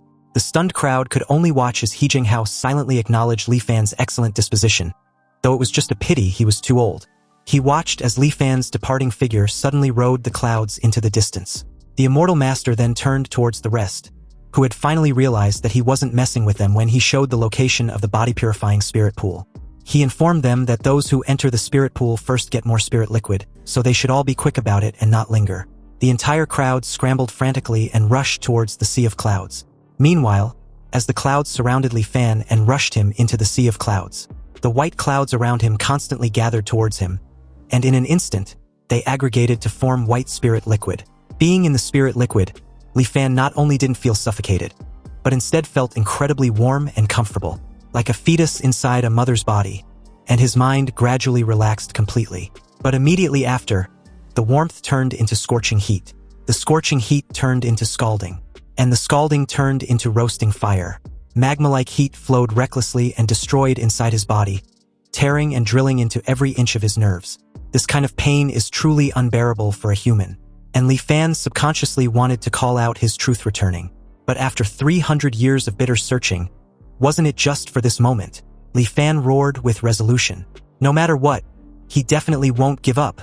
He wanted to cultivate immortality and gain eternal life. The pain was like knives, slicing his soul into 1,000 pieces and then another 1,000 pieces, endless and never stopping. His consciousness began to dissipate. Even at this moment, the obsession in his heart made him hold on, and he did not activate the truth returning. His instinct took over, and he started to practice the profound yellow heart-cleansing incantation at that moment. Suddenly, his consciousness seemed to find a backbone, recondensing and growing strong. Although in a state of unconsciousness, Li Fan was like a reef by the sea, standing firm despite the wind and waves beating against it. 3 days passed in a blink of an eye, and out of the 12 people who went in, 11 have already come out. 4 succeeded and 7 failed. Now, there was only one person left in the spirit pool.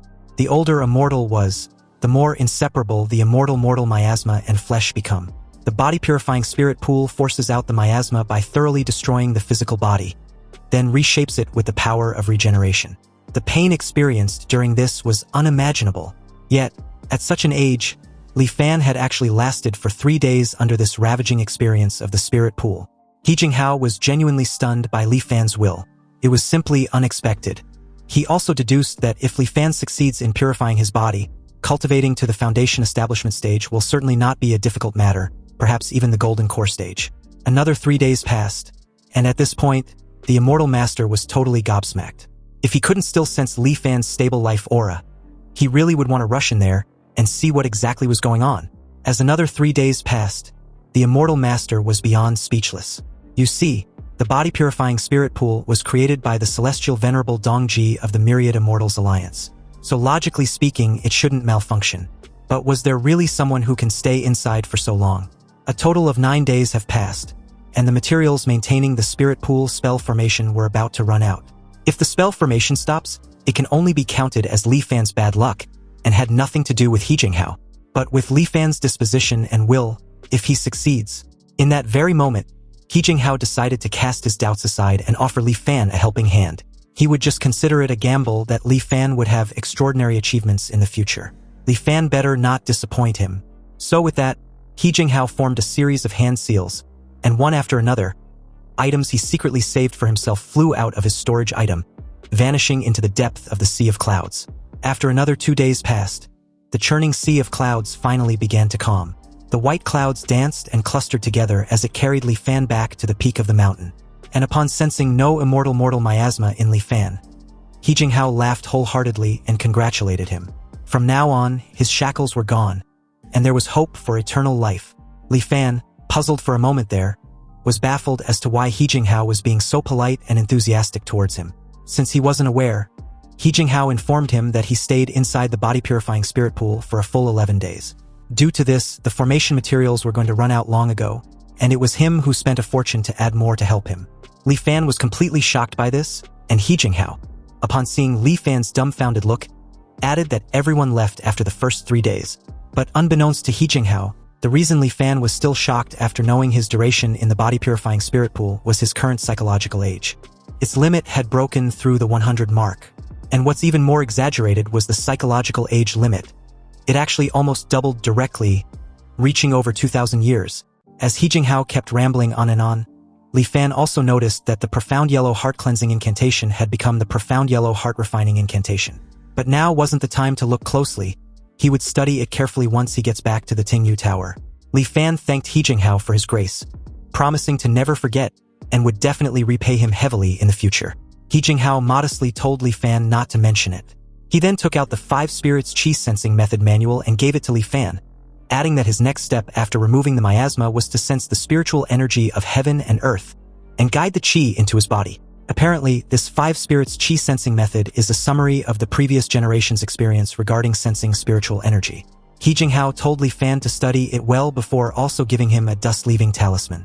He Jinghao instructed Li Fan to carry the dust-leaving talisman with him before guiding Chi into his body. Li Fan still lived in the mundane world, and was bound to have contact with mortals every day.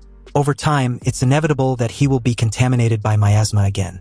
So this dust-leaving talisman can help him isolate the intrusion of miasma, but it's hard to sustain, and can only last for about 5 years. But after breaking through to the Chi condensation stage, Li Fan can come to the island to find him. At that time, he would take him to their Myriad Immortals Alliance's station in the Tsongyun Sea, Wanxian Island. He Jinghao told Li Fan the details of the precautions during the process of guiding Chi into the body.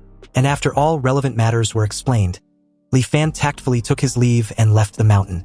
As He Jinghao watched Li Fan's departing figure, he murmured with a bit of despondency that the mountain's potential was exhausted. So it is time to change to another mountain. He Jinghao soared into the sea of clouds, and as he gazed down the mountain range below, he gathered the rolling mist with a casual gesture of his hand. The cultivation method He Jinghao practice is called the sitting mountain art. The biggest feature of this art is sitting on the mountain and enjoying the success it brings. Now he needed to choose a mountain peak, sit upright on it, run the cultivation method, and spend several years to merge his aura with the mountain peak. Afterwards, every time the mountain grows an inch, his cultivation base will receive feedback and increase accordingly. Besides benefiting from the mountain increase, he can also gain benefits from helping others. Like helping Li Fan this time. If he can break through to the qi condensation stage in the future, then He Jinghao will receive feedback in the unseen world, increasing his own cultivation base.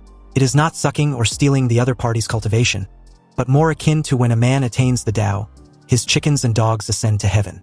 And how much He Jinghao puts in also determines how much he will harvest later. So when He Jinghao meets promising juniors, he wasn't stingy about helping them. Anyway, after exiting the central spell formation, Li Fan didn't alert anyone else and quietly returned to the Tingyu Tower. He immediately tried to run the profound yellow heart-refining incantation that appeared inexplicably. And upon running it, he detected the difference between the heart-refining incantation and the heart-cleansing incantation. Cultivating the heart-cleansing incantation takes a small half a shurchen to slowly calm the mind. But once the heart-refining incantation is displayed, in just a moment, he feels his heart is like a clear mirror. Also, he can clearly feel his spirit strengthening with every moment he starts cultivating the heart-refining incantation. But Li Fan was curious as to why the profound yellow heart-cleansing incantation suddenly became this magical profound yellow heart-refining incantation. Since immortal techniques couldn't be cultivated by more than one person, Li Fan wondered if this heart-refining incantation did not count as an immortal cultivation method. With just one step away from crossing the threshold of a cultivator, and happily acquiring a magical technique like the profound yellow heart-refining incantation, Li Fan couldn't help but feel a bit floaty. However, a few days later, he received a letter, revealing that Xiaoheng had succeeded in guiding qi into his body and has already gone to Wanxian Island. Recalling the simple demand Xiaoheng requested in exchange for his help, Li Fan couldn't comprehend just how the guy achieved such a feat. He clearly remembered Xiaoheng saying he had no interest in the path of immortal cultivation. Yet he was able to successfully eliminate the miasma in his body and break directly through to the qi condensation stage. Li Fan was totally clueless and curious as to how Xiaoheng managed to achieve this when it hadn't been long since their encounter. The memory was still incredibly vivid in his mind. Li Fan read the letter several times before unwillingly accepted this fact. And it turns out that after he comforted Xiaoheng that day, the poor guy returned home still anxious and unable to sleep. Closing his eyes, it was as if he saw the terrifying scene of the immortal master descending from the sky and slaughtering everyone from the departed realm. In order to sleep peacefully, and even more so to become a cultivator and no longer live in fear every day, Xiaoheng began to earnestly cultivate the profound yellow heart-cleansing incantation. Unexpectedly, in less than a month, he eliminated all the miasma in his body on his own. And afterward, Xiaoheng felt he had had a good sleep and had successfully guided qi into his body. When Xiaoheng tried to be intimate with a maid at home, a gentle hug nearly caused the maid's death. Xiaoheng eventually confirmed that he was already a cultivator, and since immortals and mortals must be eternally separated, he met the immortal master He Jinghao after Li Fan left the spirit pool. And upon confirming that Xiaoheng wasn't lying, He Jinghao looked incredibly regretful. He had used all his materials to build good karma with Li Fan, but if he had known, he would have saved them for this moment with Xiaoheng. After all, it was self-evident that his aptitude was obviously 100 times stronger than Li Fan's. He Jinghao then took Xiaoheng and floated away to Wanxian Island. Xiaoheng thanked Li Fan once again, attributing all the success he now has to him entirely due to the protection he provided. Xiaoheng was also fully aware Li Fan had successfully eliminated the miasma from his body, and was confident he will also break through to the qi condensation stage soon enough. Xiaoheng promised to move forward, and patiently awaits Li Fan's arrival at Wanxian Island. And on the day they eventually meet, if Li Fan has any requests, he will not dare refuse even if it means 10,000 deaths. Although Li Fan was visibly salty about being outdone by Xiaoheng, he couldn't help wondering if this was what it was like to be a legendary person with overflowing natural talent. After all, without any help, this young fellow happens to stumble into immortal cultivation on his own, and even broke through to the qi condensation stage. But so what if he has overflowing natural talent? What Li Fan relied on was the infinite chances to start over granted to him by his truth returning. With the power of Huanjin under his command, no matter what kind of genius, Li Fan had the confidence to crush them. But the most urgent thing now was guiding qi into his body. Li Fan decided to first take a look at the 5 spirits chi sensing method given to him by He Jinghao. The record book explains that in ancient times, there was the theory of spirit roots. And at that time, only mortals possessing spirit roots could cultivate. There were 5 common element spirit roots, and they were metal, wood, water, fire, and earth, as well as mutated spirit roots like thunder, wind, and darkness. Spirit roots were a gift from the heavens, and only the lucky ones favored by the heavens could perceive the laws of heaven and earth and possess the qualification to attain the Tao and ascend to immortality. But there were so many mortals in the world, and those with spirit roots were few after all. So for the vast majority of people, the matter of immortal cultivation was something they could only hope for but never reach. How is that fair? Fortunately, in ancient times, an immortal venerable imparted the Tao. The immortal venerable also emulated heaven and earth, and facing countless mortals with no hope of seeking immortality, he taught the path of longevity. He boldly expressed his desire to become an immortal, and had no intention of begging the heavens. If the heavens did not grant it, then he would take it himself. Besides, obeying the heavens makes one mortal, and defying the heavens makes one immortal. Then the journey of the immortal path became absorbing the spirit of heaven and earth to control its chi, then borrow the wonders of heaven and earth to build the Tao foundation, followed with prying into the laws of heaven and earth to refine the golden core, seize the essence of heaven and earth to form the nascent soul, extract the marrow of heaven and earth to obtain its spirit, sacrifice the soul of heaven and earth to merge the body with the Tao, then finally reverse the principles of heaven and earth to prove longevity. Li Fan suddenly dropped the record book with an expression of shock and horror, realizing that the cultivation method of this world was completely different from what he had envisioned. And it's no wonder ever since contacting the cultivators of this world, he had had a strange feeling. The heavenly Tao of this world seems to bear a faint, immense malice towards cultivators. Whether it's the law that immortal techniques cannot be cultivated by more than one person, or the strange phenomenon like a broadcast illuminating the sky for thousands right after a cultivator dies, or that bizarre immortal mortal miasma inside mortals that is extremely harmful to cultivators, all imply this single focal point: to reverse the principles of heaven and earth that proves longevity. Anyway, the content following the book was the method of the 5 spirits chi sensing. If a mortal who has eliminated miasma cannot guide chi into the body, they can nurture their own 5 spirits, forcibly absorb the spiritual energy of heaven and earth, then refine it to break through to the chi condensation stage. This so-called 5 spirits refer to the 5 emotions innate to humans: greed, fear, rage, hatred, and solipsism. These 5 emotions are hidden within the human heart, inexhaustible and ceaseless. And the 5 spirits chi sensing uses these 5 spirits as motive force and fuel to cultivate the root of heaven and earth in the Dantian. The root of heaven and earth connects the cultivator's Dantian with heaven and earth. Once formed, the cultivator can use it to forcibly suck in the spiritual energy of heaven and earth and turn it into their own use. Those with excellent aptitude can cultivate the root of heaven and earth in one day and night, stepping onto the immortal path. And through day after day grinding effort, even those with absolutely no cultivation aptitude can also form their own root of heaven and earth within 10 years at most. So just like this, day after day, a full 3 years passed and Li Fan still hadn't been able to successfully guide chi into his body. The 5 spirits chi sensing needs to use 5 emotions as fuel to promote the formation of the root of heaven and earth. But Li Fan's heart was like still water. Yet he cultivated the heart-cleansing incantation, so these 5 emotions accumulated was very little. Also, having been cooped up at home for a long time, Li Fan thought of moving in the quietude, so he decided to go out for a walk. There he unexpectedly run into Zhang Haobo, the captain of the Zhongyuan ship. Zhang Haobo was delighted upon seeing Li Fan after such a long time of no correspondence. Obviously, the feeling was mutual, and Li Fan asked how he had been faring for the past few years. Zhang Haobo nervously scratched his head and replied that the fleet's profits have been really good these past few years. Of course, he also admits this was thanks to Li Fan's blessings, especially his deeds which had been attracting a large number of young people wanting to join the fleet. Plus their treatment and status on the island had also risen with the tide. However, Zhang Haobo and his crew of the Zhongyuan ship were preparing to leave Liuli Island. The news, from Li Fan's perspective, seemed sudden and unexpected. He was a bit confused since life was going well for them, yet they plan on leaving. He asked what exactly prompted them to make this decision. If Zhang Haobo was being honest with Li Fan, the members of the Zhongyuan ship had encountered all sorts of strange things while out at sea recently. In the recent few times they went out to sea, they often catch 1,000 jin of fish with one net, completely full. 9 out of 10 nets were like this, and there were all kinds of fish, It's as if all the fish on the seafloor were fleeing from a disaster, gathering all together. Zhang Haobua and his crew had lived on Liuli Island since childhood and understood the hidden reefs around the island very well.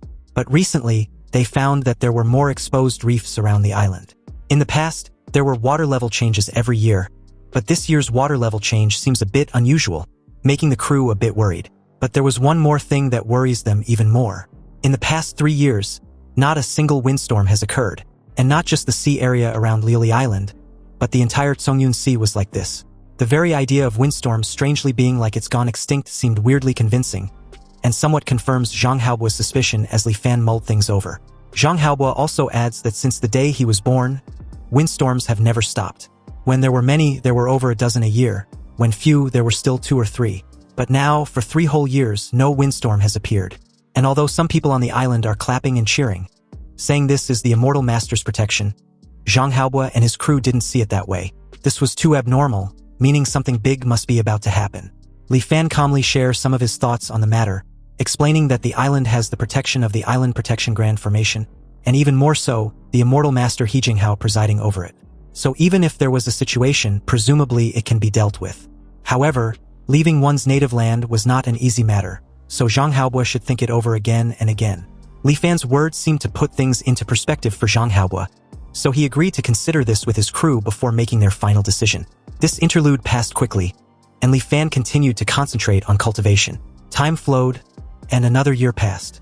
Yuzhen finally accumulated enough power and returned to Yelan Island in high spirits, taking back the position of Grand Shopkeeper at the Heavenly Treasure Tower headquarters.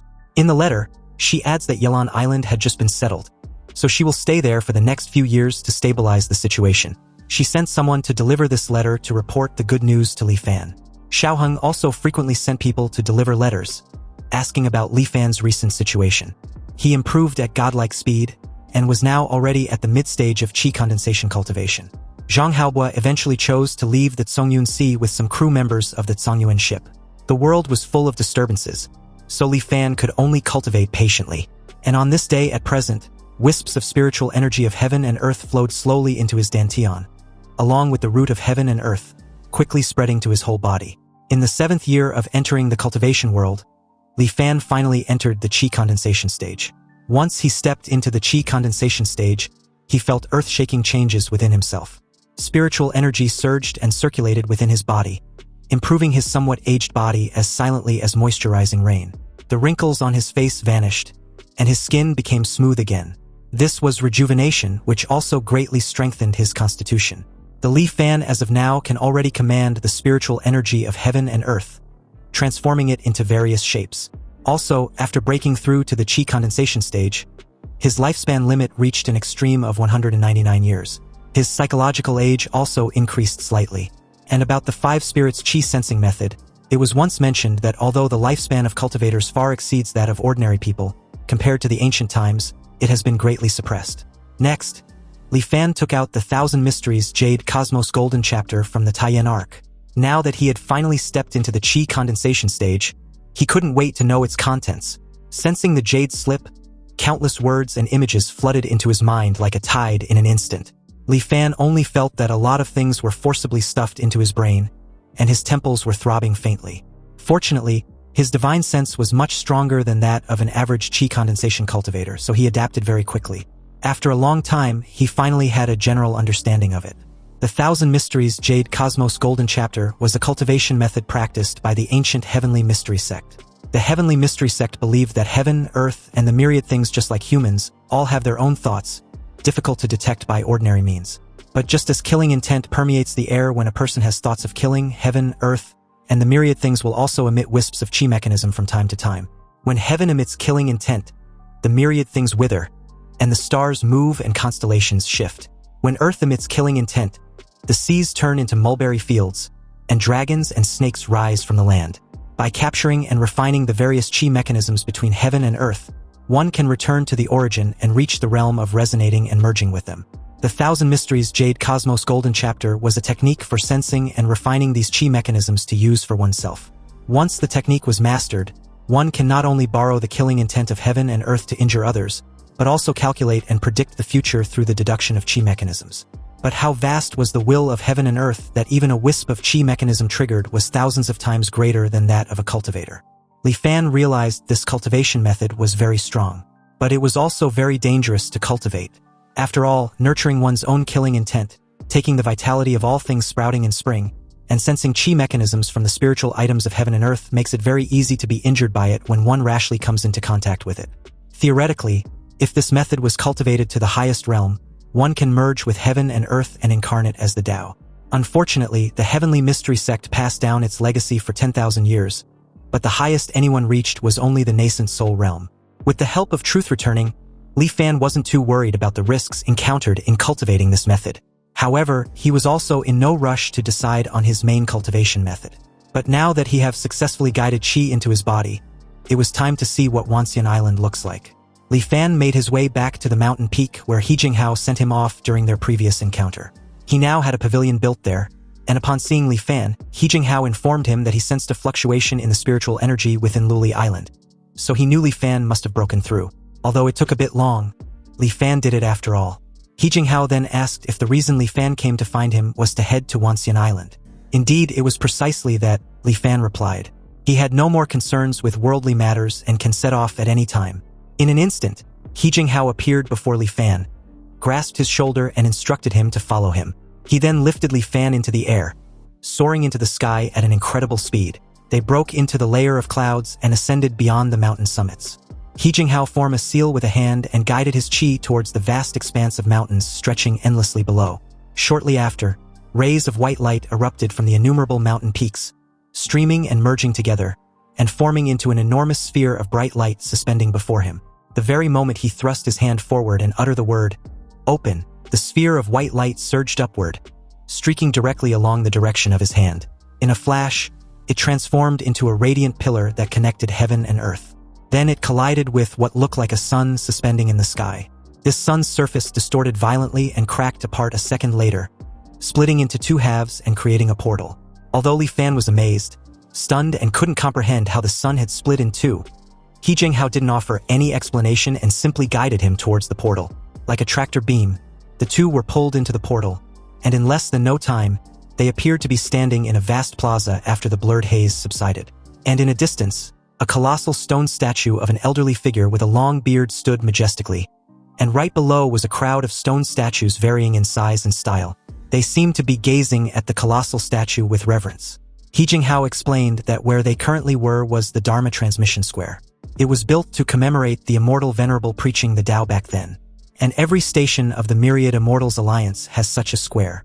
Flight was not prohibited within Wanxian Island, but Li Fan should remember that his altitude cannot exceed the statue of the Immortal Venerable.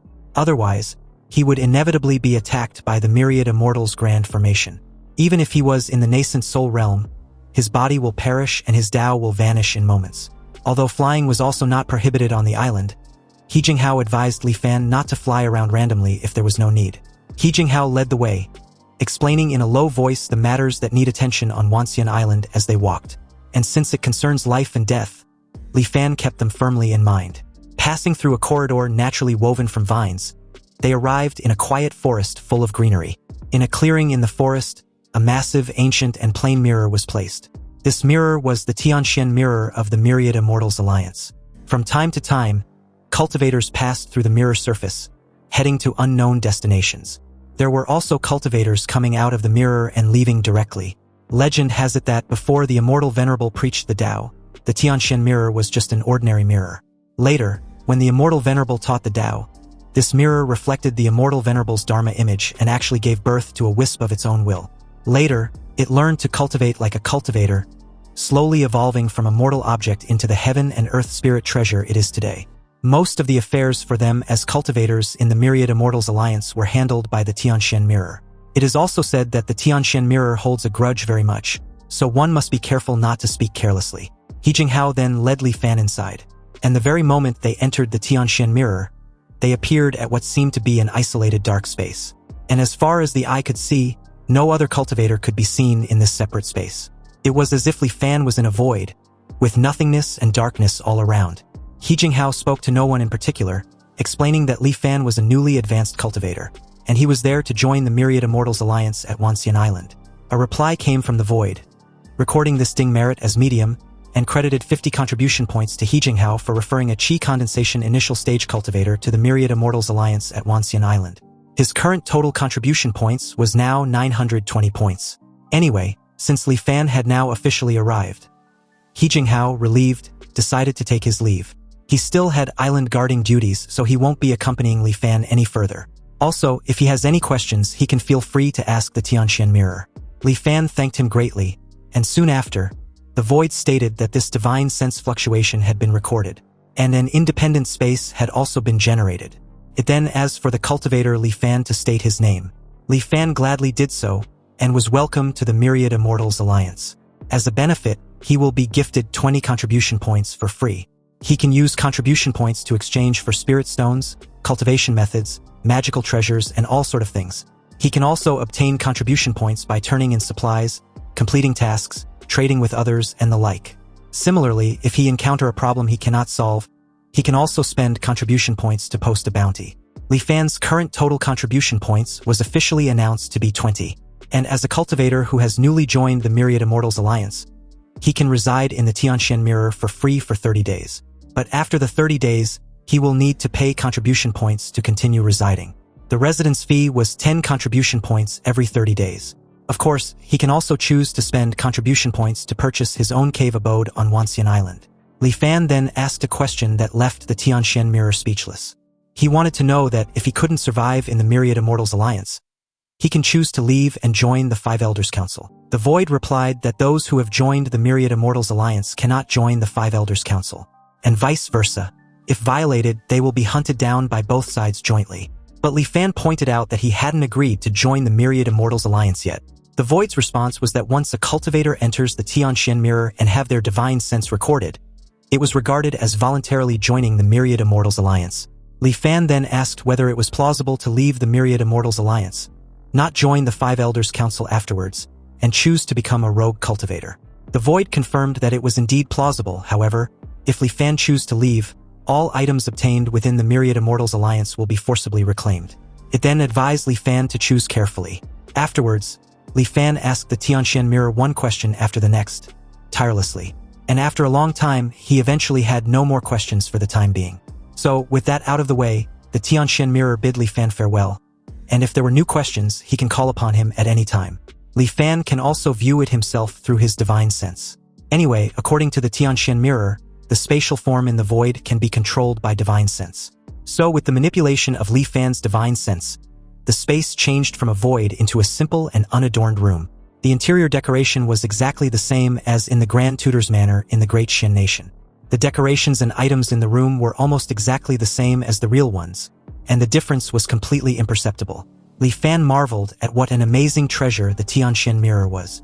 Through their interrogation session just now, Li Fan also gained a rough understanding of this Myriad Immortals Alliance. Cultivation methods, materials, and other items can be exchanged simply by clicking the exchange menu with divine sense.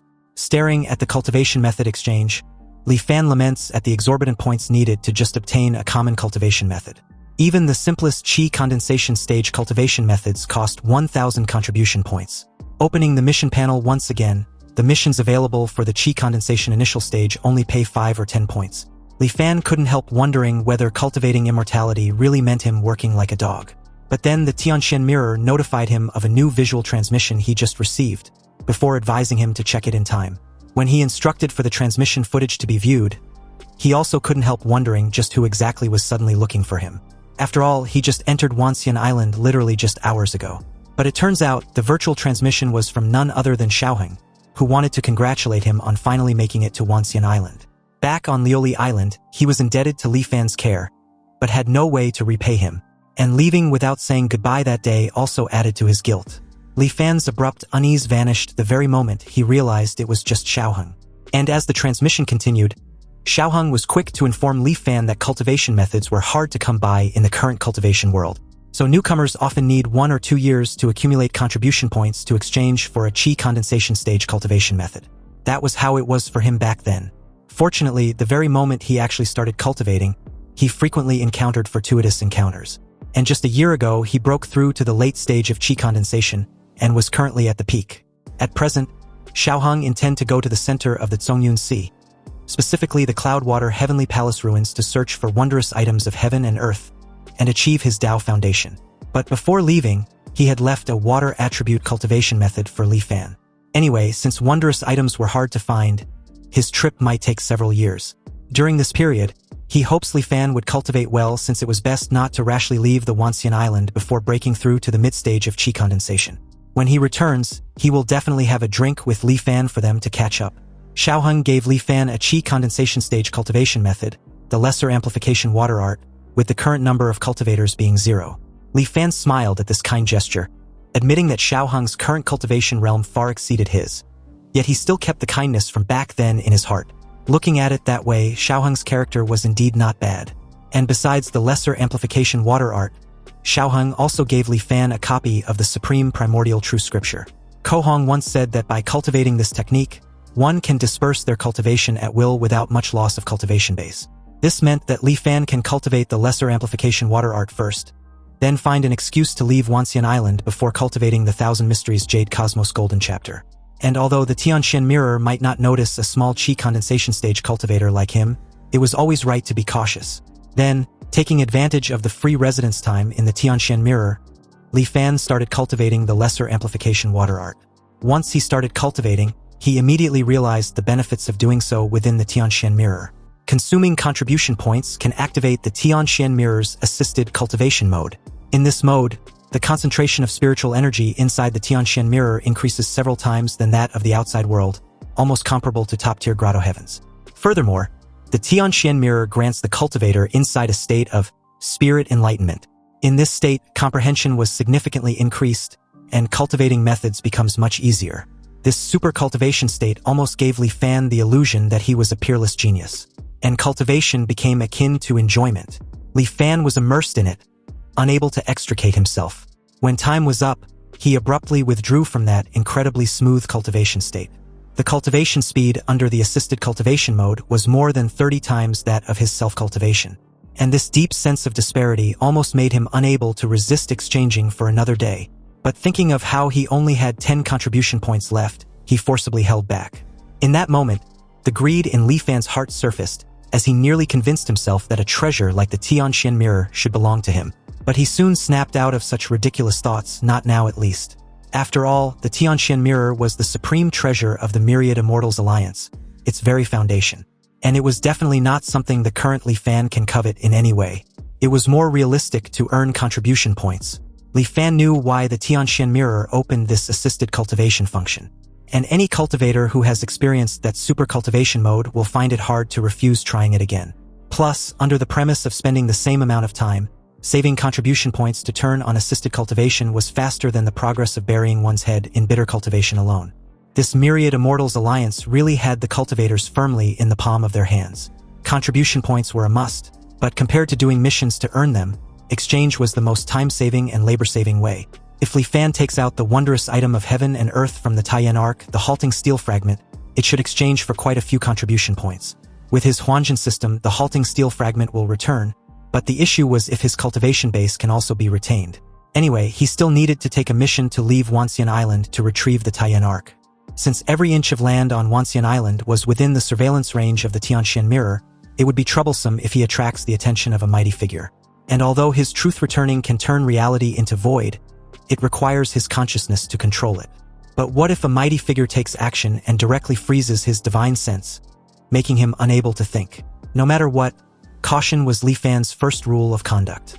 Just then, amid the tasks list, Li Fan spotted a name that immediately piqued his interest. Liuli Island. A mission regarding Liuli Island. Apparently, the Pill Room had issued a commission of recruiting people to go to Liuli Island to retrieve at least 20 Liuli pearls. And the remuneration was determined by the quality and quantity of the Liuli pearls. Li Fan was delighted with this task because the mission couldn't be more suitable for him. So in order not to expose the Taiyan Ark, Li Fan spent 5 contribution points to buy the smallest storage ring as a cover. He spent a contribution point to open the teleportation formation and returned to Liuli Island. Upon arrival at the Liuli Manor, he met Steward Qian, who was in charge of finances. Li Fan demanded he quickly send people to retrieve Liuli pearls for him, the more the better. Steward Qian did as he was told and reported with only 23 Liuli pearls. He explained they were currently all what's left on the island. And if Li Fan, now an immortal master, needs more. He was afraid he would have to wait another year or so. Li Fan then inquired whether any accident had occurred recently. Steward Chen dare not deceive an immortal master, so he replied honestly that due to overfishing, schools of lily fish had become fewer and fewer as the years go by.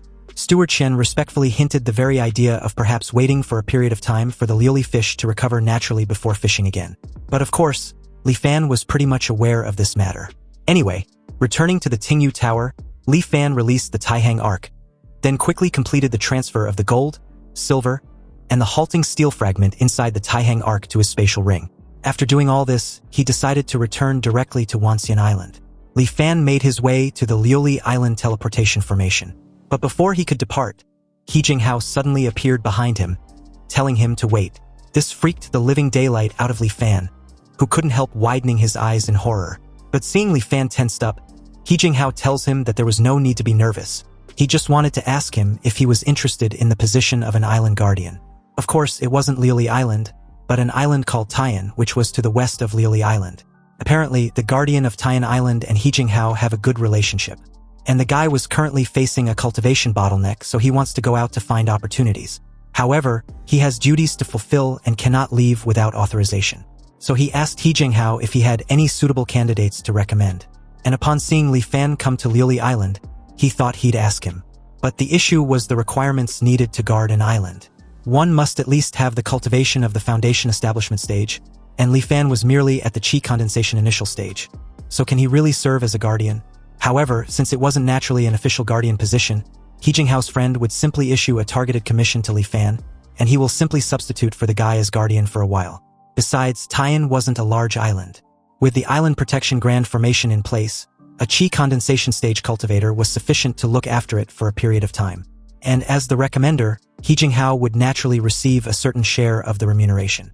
But during the substitute guardianship, Li Fan wanted to know what the maximum duration he had was before he can even leave the island.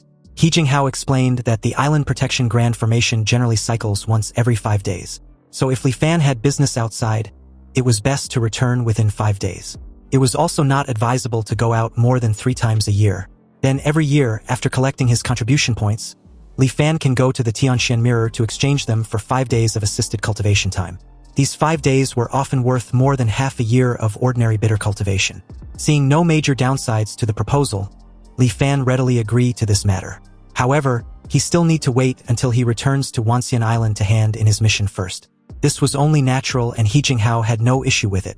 Once things were prepared over at Taiyan Island in a few days, he will come to the island to find him. So, after bidding farewell to He Jinghao, Li Fan returned to Wanxian Island and delivered the Liuli pearls within the Tianxian Mirror, racking up his current contribution points to a total of 26. The quality of this batch of Liuli pearls varied. So in the end, he received a remuneration of 21 contribution points. Then taking out the gold, silver, and the halting steel fragment from his storage ring, Li Fan requested to exchange them for contribution points. A moment later, the Tianxian Mirror transmitted the results, and the batch of gold and silver was converted to 235 contribution points.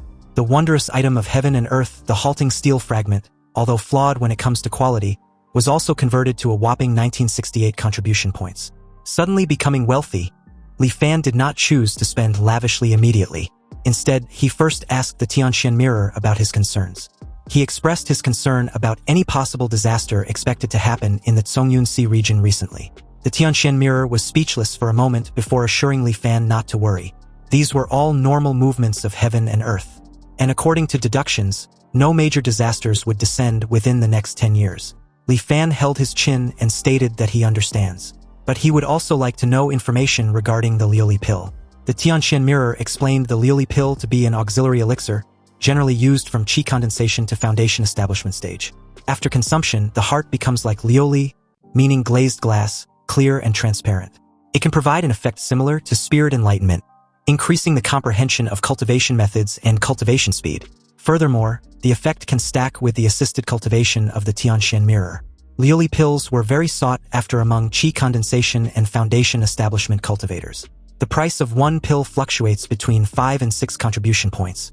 The Liuli fish were now nearly extinct, so the price of Liuli pills was bound to rise with the tide. Therefore, Li Fan spent 2,100 contribution points and bought 350 Liuli pills in one go. He then informed the Tianxian Mirror about an intel he suddenly remembered, which was that the schools of Liuli fish at Liuli Island had nearly disappeared due to unknown reasons. After a brief moment of verification, the Tianxian Mirror awarded him a contribution point. Li Fan was disappointed with the reward. After all, receiving just a contribution point for an important intel seemed too unfair. He wondered if hoarding goods was seen as somewhat malicious behavior by the Tianxian Mirror, hence why it only gave him a remuneration of 1 point.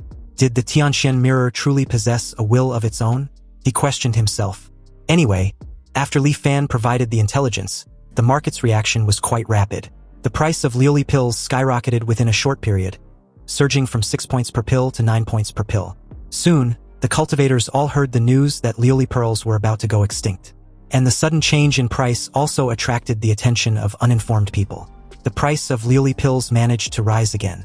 It briefly reached the astonishing price of 12 points per pill. Seeing that the timing was about right, in order to sell them as quickly as possible, Li Fan chose to sell directly to the Tianxian Mirror. The Tianxian Mirror purchased his 350 Liuli pills at a high yet convenient price of 10 points per pill. Li Fan wasn't greedy either. So with 3,500 contribution points credited, his total contribution points at this moment reached as much as 3,629 points. The temporary explosion in the price of Liuli pills was just due to the stimulation of sudden news, causing cultivators to momentarily lose their rationality. And after everyone calmed down, the Liuli pills also returned to a relatively reasonable and stable price, which was 8 contribution points per pill. At this time, Li Fan bought back 100 Liuli pills for his own cultivation use. Through this operation, he increased his contribution points by 600, and on top of that, he got 100 Liuli pills for free. Then he began to splurge, buying an Introduction to Formation Manual, the Elementary Explanation of Alchemy, the Artifact Refinement Basics, the Cultivation World Treasure Compendium, and so on. Regardless of whether they were useful or not, Li Fan just bought them all first. He also bought the Protective Dharma Robes, Hidden Chi Talismans, Elementary Compound Formations, Elementary Alchemy Sets, and other items commonly used by cultivators. He bought them all to his heart's content. And as his storage ring gradually filled up, his contribution points also plummeted rapidly, dropping to 346 points. After he was done spending, he consumed a Liuli pill, turned on the assisted cultivation mode again, and began cultivating the lesser amplification water art. Almost immediately, water attribute spiritual energy surged forth, and Li Fan once again experienced what was called a genius's cultivation speed. In just 5 days' time, he had already broken through to the peak of the chi condensation mid-stage with no bottlenecks. Success followed naturally, leaving him completely satisfied and not wanting more for now. Afterward, he received a visit request from He Jinghao. Li Fan only let him into his quarters after taking the Hidden Chi Talisman out of his storage ring and wearing it. And apparently, the Hidden Chi Talisman was capable of hiding one's own cultivation base. After the two exchanged pleasantries, He Jinghao informed Li Fan that he had already arranged things with the Taiyan Guardian. Next, he would have to take him to see him. Li Fan just needed to accept the commission. He Jinghao then handed Li Fan a talisman, emphasizing the need for him to wear this on his body. And about what they discussed earlier, when they meet later on, Li Fan shouldn't talk too much and should leave everything to him. Li Fan was visibly shocked to see just what kind of token He Jinghao gave him. It was a prestige talisman, and if he hadn't just bought an identical one, he really wouldn't have recognized this spirit talisman. The effect of this prestige talisman was the opposite of the Hidden Chi Talisman. It was used to disguise oneself as a cultivator of a higher realm. He Jinghao giving him this prestige talisman was to make him disguise himself as a foundation establishment stage cultivator. Obviously, He Jinghao had lied to him when he told him that a chi condensation stage cultivator was sufficient to guard an island territory. Meaning he planned from the start to have Li Fan disguise himself as a foundation establishment cultivator to accept the commission from the Taiyan Island Guardian, thereby earning the price difference. One must know that the contribution points spent to hire a foundation establishment stage cultivator versus hiring a chi condensation stage cultivator were worlds apart. In that moment, Li Fan's worry of He Jinghao grew stronger because the seemingly harmless fucker was full of deep schemes, and his cultivation was far higher than his. He cautioned himself not to form a deep friendship with him under any circumstance. Anyway, with no other choice, Li Fan had to put on the prestige talisman and followed He Jinghao's lead. He agreed to the visit request from the Taiyan Island Guardian, Zhou Qingong. Fortunately, everything went smoothly. One look from Zhou Qingong showed that he was very satisfied with He Jinghao's recommendation. He then immediately issued a targeted commission to him, which stated that during the period Zhou Qingong was out searching for opportunities, he would replace him in guarding Taiyan Island. The remuneration was 800 contribution points per year, and after He Jinghao accepted the commission, he turned around and issued a commission to Li Fan. Fortunately, He Jinghao didn't make the deduction too outrageous, so Li Fan barely accepted this mission. After Zhou Qingang handed a jade token to He Jinghao, he left impatiently. He Jinghao handed it over to Li Fan and explained that it was the Tian Island Guardian token. With this item, Li Fan can control the Island Protection Grand Formation. He Jinghao warned Li Fan to keep it safe and not lose it no matter what. So just like that, Li Fan accepted the token and went to the Tian Islands Protection Grand Formation with He Jinghao. The Island Protection Grand Formation was not like the one on Liuli Island with its 1,000 towering peaks. It just looked like a bustling city. But what he saw left him completely stunned and speechless, because all the natives of Tian Island had a weird zombie-like appearance. Apparently, these natives were the local specialties of Tian Island named the Tian fruits. And these fruits were just like real people, inside the city evolved from the island's spell formation. They work, live, marry, have children, and live out their entire lives just like actual people. Consuming a mature Tian fruit can increase the lifespan of a cultivator at the foundation establishment stage and below by 5 years. But it was only effective the first time each person consumes one.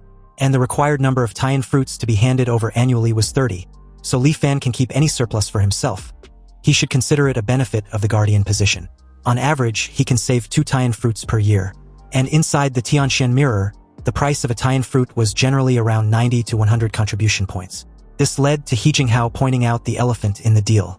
Thus, the remuneration for acting as this temporary guardian was truly not low, meaning he wasn't cheating Li Fan out of the deal. This was indeed true, so Li Fan thanked him. However, he was also keenly aware how sky-high He Jinghao skimmed quite a bit off the top. He Jinghao simply gave off his usual forced smile and told Li Fan to ease down on his gratitude. After all, he originated from the island he guarded, so it was only natural for him to guide and support him. And as long as Li Fan's cultivation base improves in the future, his efforts won't be in vain. Then, with a bombastic side-eye, he added that he knew Li Fan had broken through to the mid-stage of qi condensation. Upon hearing this, Li Fan, startled for a moment there, kept his composed demeanor and quickly made a plausible lie on the spot. He did indeed confirm to be at the mid-stage of qi condensation, but also added that he had a close relationship with Xiaoheng. And before he departed, he left behind a water attribute cultivation method for him. This cultivation method suited his affinity quite well, and his progress in cultivating it had been rapid. He just broke through a few days ago. He Jinghao gave a dismissive laugh and pointed out how Li Fan had acted characteristically cautious, and even managed to use a qi concealing talisman.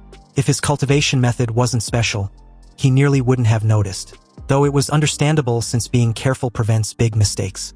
However, He Jinghao didn't expect Li Fan's relationship with Xiaoheng to be so good that he specifically left a cultivation method for him. It seemed Xiaoheng was truly a heavenly talent. That young man had only been cultivating for a few years, yet he was already about to reach the foundation establishment stage. His future was limitless. It was highly likely he will achieve the golden core, and even the nascent soul in the future. Having such a deep friendship with him also showed that Li Fan truly had deep karmic fortune. Li Fan also points out that being able to meet He Jinghao was a fortunate event. The two then arrived at the entrance of a residence, and upon a sheer coincidence that made He Jinghao laugh, it just so happens that a Tian fruit had matured in that very moment. He Jinghao decided to use this to demonstrate just how to harvest the Tian fruit. Even before entering the courtyard, they could hear mournful wails from the place. Inside, Li Fan saw about a dozen kneeling human-like Tian fruits sobbing profusely. They paid no attention to them, and were completely absorbed in mourning their deceased relative. Anyway, before everyone present was a coffin, and inside was a Tian fruit bearing a human-like face, appearing as if it was merely sleeping with a faint, eerie smile. Li Fan stared at the grotesque corpse, which was emitting a strange fragrance, and couldn't help wondering if it was indeed a mature fruit. He Jinghao stepped closer to the coffin, chanted an incantation, before gently pressing 2 fingers on the corpse's forehead. A sudden glow surrounded the corpse as it rose slowly from the coffin and hover mid-air. It then began to shrink, transforming into a small crimson fruit. But at the very moment the fruit fully formed, the mourning relatives fell silent abruptly, their pale mourning demeanor slowly vanishing. Then their faces turned to ones of bewilderment, completely clueless to why they were there, kneeling. Li Fan and He Jinghao watched as they slowly got up and quietly left the place. Li Fan couldn't help finding the entire scene very peculiar. And as he stares at the fruit in his hand with an uneasy expression, He Jinghao urged him to have a bite first. At the same time, the fruit seems to be enticing him to eat it, and the fragrance it emitted was also getting richer and richer. This aroma was even making Li Fan hungrier and hungrier, so he no longer hesitated and bit into the Tian fruit before swallowing it whole. Then his hunger instantly vanished, as if he had just eaten a grand feast. Meanwhile, on his truth-returning panel, his maximum physiological age has indeed increased by 5 years. Li Fan gave a satisfied burp, amazed at the Tian fruit. It was truly an extraordinary item that increases lifespan. It's just that its appearance before maturity was a bit strange, looking exactly like a human. He Jinghao then explained that the Tian fruits were transformed from humans, so of course it would look like a human. But upon hearing this, Li Fan froze very abruptly, realizing that what he just ate was a person. He suddenly felt sick to the stomach. He Jinghao had to clarify that strictly speaking, the Tian fruit belongs to the fruit category, so it wasn't a human. But this brings them to the origin of this Tian fruit. Apparently, 500 years ago, Tian Island was just a very ordinary island. But one day, everything changed. Mortals from the surrounding islands noticed that they hadn't seen residents of Tian Island for a long time. So, driven by curiosity, someone sailed to Tian Island, wanting to investigate what happened. But unexpectedly, as several waves of people went, none returned. And upon realizing the situation was wrong, people hurriedly reported this matter to the island guardian at that time. That guardian was already a cultivator at the golden core stage. Even so, after seeing what had happened on Tian Island, he fell into deep terror. All the mortals on the island had vanished, and the city where mortals originally gathered had, at some point, grown tree after tree with lush branches and leaves, just like a primeval forest. Hanging from the branches of those trees were human-faced fruits. When the breeze blew, the human faces on the fruits would reveal a chilling smile. That golden core guardian, recovering from his shock, went down into the city to investigate. Not a single mortal on the whole island survived. They had all turned into human-faced fruits. But exactly why this bizarre event occurred, this golden core guardian could not figure out either. So he had no choice but to report the matter. The Myriad Immortals Alliance sent specialists to investigate, but no one knew what specific conclusion was reached. It's just that later, all the big trees in the city were cut down, and Tian Island was restored to its vitality and original appearance. The Myriad Immortals Alliance also built a grand formation there and assigned personnel to guard it and harvest the fruits. And those human-faced fruits lived within the formation as if nothing had happened. With a hint of disgust, Li Fan wiped his mouth with the back of his hand before commenting that regardless from how anyone looks at it, the Tian fruits were people, weren't they? But He Jinghao simply scoffed at the simple-minded perspective, then questioned Li Fan how the Tian fruits were people. They had absolutely no intellect of their own and act entirely on instinct. If one must say, they at most only retain some lingering obsessions of humanity. But regardless, Li Fan felt this matter was too mysterious. Whether those Tian fruits were people or not became unimportant after their lifespan-increasing effects were discovered by cultivators. Also, even if they were real people and eating them could increase lifespan, they still wouldn't be able to escape their fate of being eaten. Anyway, since then, Li Fan had been stationed on Tian Island. And if he was being honest, the position of Island Guardian was actually quite relaxing. So he devoted almost all his time in painstaking cultivation. After mastering some simple small spells, he also decided to start cultivating the Thousand Mysteries Jade Cosmos Golden Chapter. This cultivation method from the ancient Heavenly Mystery sect was truly obscure and difficult to understand. It was vastly different from the lesser amplification water art he cultivated before, as if they were products of completely different systems. So, just like that, a year passed, and Li Fan's comprehension of the Thousand Mysteries Jade Cosmos Golden Chapter was barely at the entry level. He returned to Wanxian Island and collected his remuneration for being the temporary guardian, gaining 800 contribution points. Then he exchanged them for the late-stage portion of the lesser amplification water art. After another 5 days of cultivation under the Tianxian Mirror's assisted cultivation mode, Li Fan faintly felt that he was not far from the late stage of qi condensation. While his duty as the temporary guardian remained, he reluctantly returned to Tian Island. And as he read through the cultivation miscellaneous records, he was surprised to find out that he was only one step away from the late stage of qi condensation, but was at a bottleneck. That's when he got to know of the Heaven's Bane. According to the cultivation miscellaneous records, this kind of bottleneck cannot be broken through by bitter cultivation alone. So one must find the opportunity within one's own unseen intuition to dissolve it and successfully break through.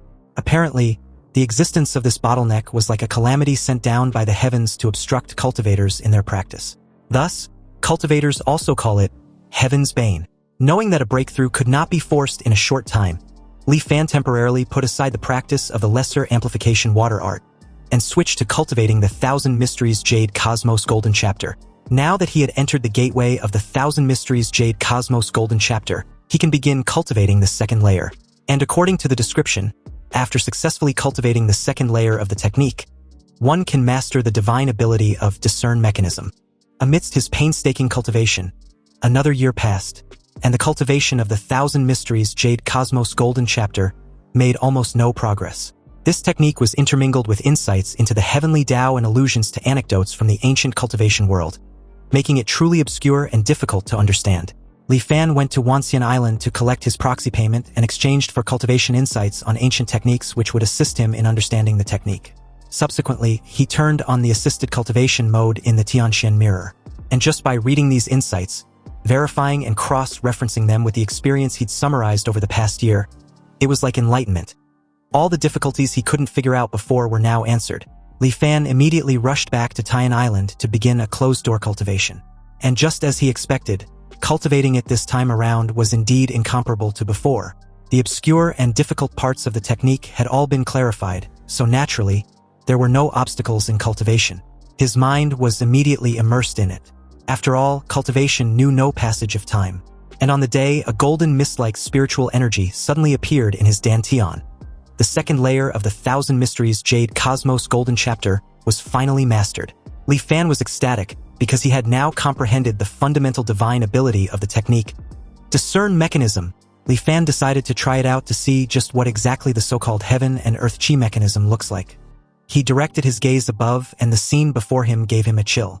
Li Fan wondered what was going on.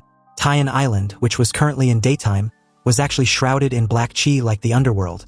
Alarmed, Li Fan tried once more, but the results were still the same. The dense and ominous death chi above still remained. Utterly clueless as how this could be, Li Fan, remembering something crucial, swiftly cast the water mirror technique and stared at his own reflection. There, he saw the dark aura of death centered around him. It was more than 1,000 times thicker than even the mortals on the island. He couldn't help but speculate if the problem lies with the Thousand Mysteries Jade Cosmos Golden Chapter. Li Fan was inside the Island Protection Grand Formation, and Tian Island was located in the central region of the Zhongyun Sea, which was within the sphere of influence of the Myriad Immortals Alliance. So who could cause such dense death chi to generate around him? As the growing unease within his heart intensified, Li Fan acted decisively regardless of whether the omen was true or false. He must head to Wanxian Island to avoid the calamity first. He hurriedly activated the teleportation array, but to his utter horror, the damn thing was unresponsive. This made Li Fan even more fearful as he clenched his teeth in worry, wondering why there's no reaction from the teleportation formation. He then tried the communication spirit talisman He Jinghao gave him, but after calling him several times without a reply, the grim reality that a bizarre change had indeed occurred could now be completely confirmed, and continuing to stay on Tian Island was a dead end. Li Fan couldn't just sit still and wait for death. Right now, only Wanxian Island was the safest place, so he took out the Tian Arc and piloted it out of the island.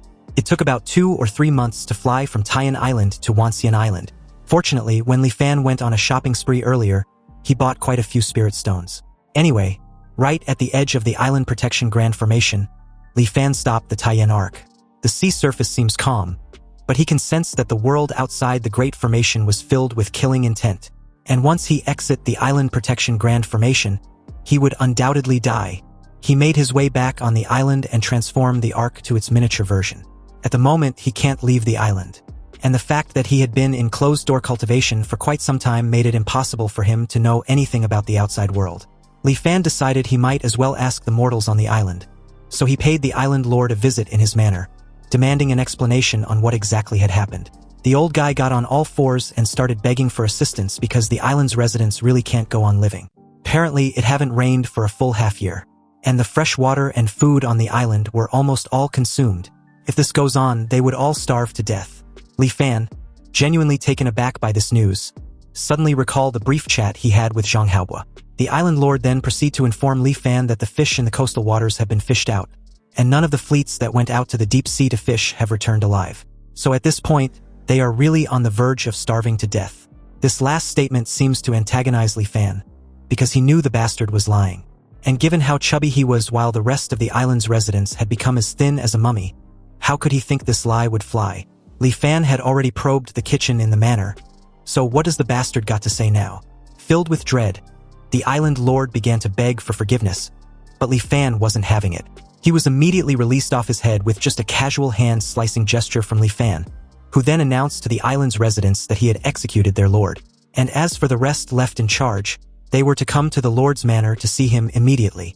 A moment later, several stewards came before Li Fan trembling with fear, and amidst the tearful complaints of these people, Li Fan finally understood what had happened during his year of closed-door cultivation.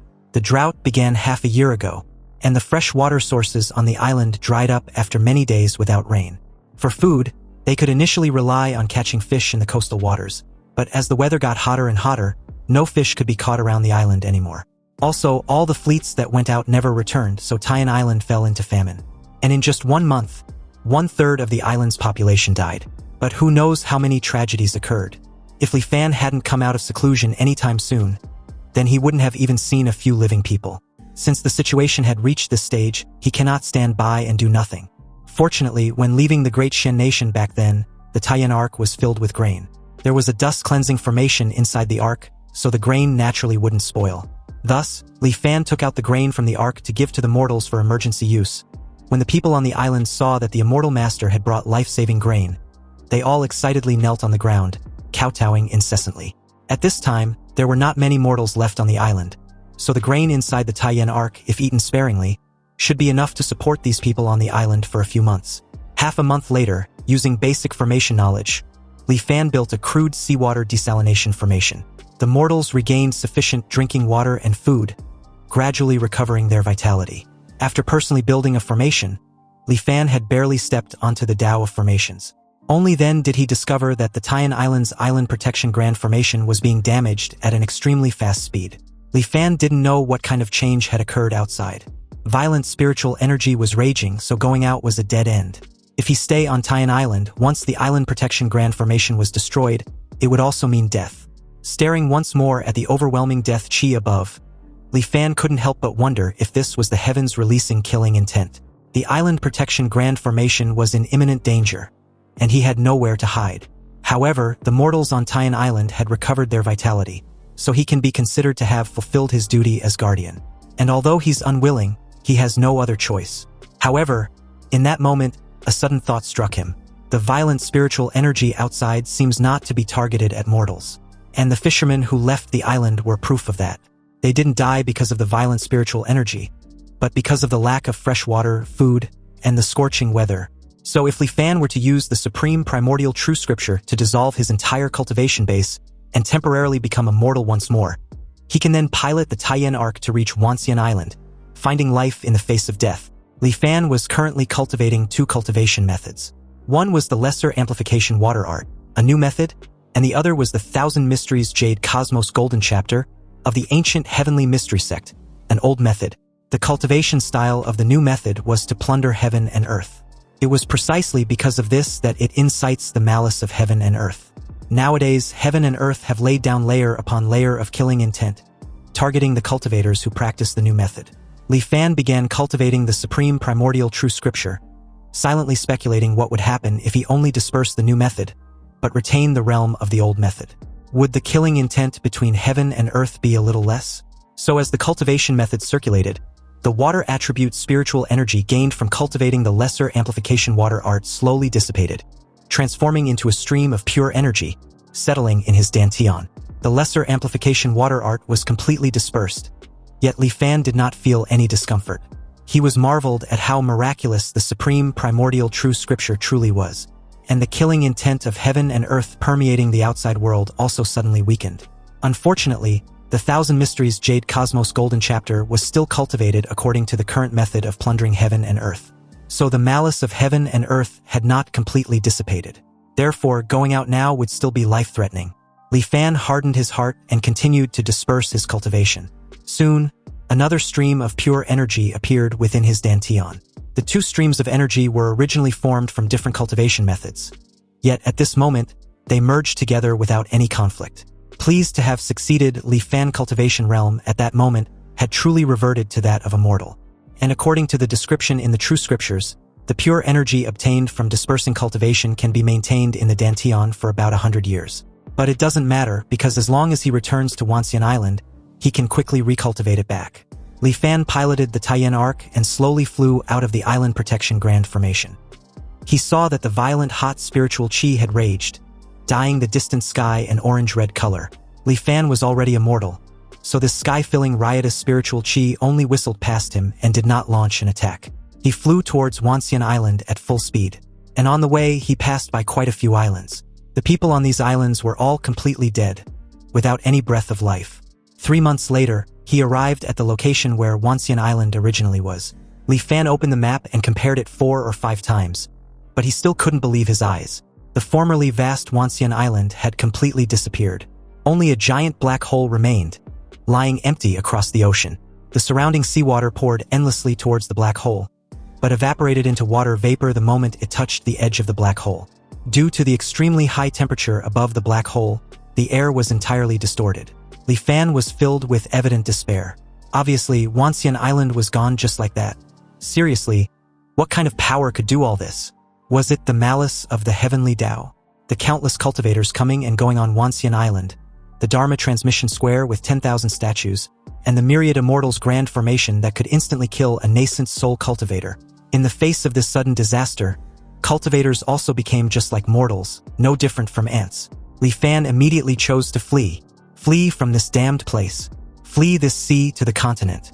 And just like that, he flew for an unknown amount of time amidst the chaos in his brain. But suddenly, the Taiyan Ark seemed to have collided with something and was forced to stop. Fortunately, there was a protective spell formation. Otherwise, the Ark would have been destroyed and Li Fan would have died. Under the violent impact, although he suffered some minor injuries, he also calmed down because of it. Far ahead of the Taiyan Ark was a continuous coastline. The continent was not far from where he currently was. Li Fan manipulated the Taiyan Ark, attempting to fly forward. But he could not advance a single inch. An invisible shield separated the Zhongyun Sea from the continent not far away.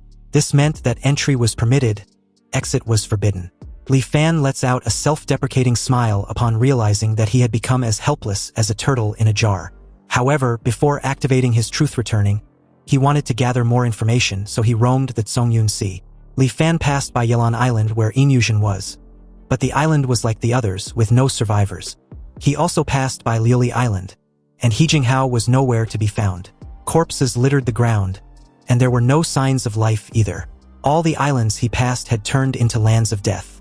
Occasionally, he encountered cultivators who had survived like him, but they had all gone mad, believing he was a ghost. Finally, somehow, he returned to Taiyan Island once again. There, he felt a long-lost vitality.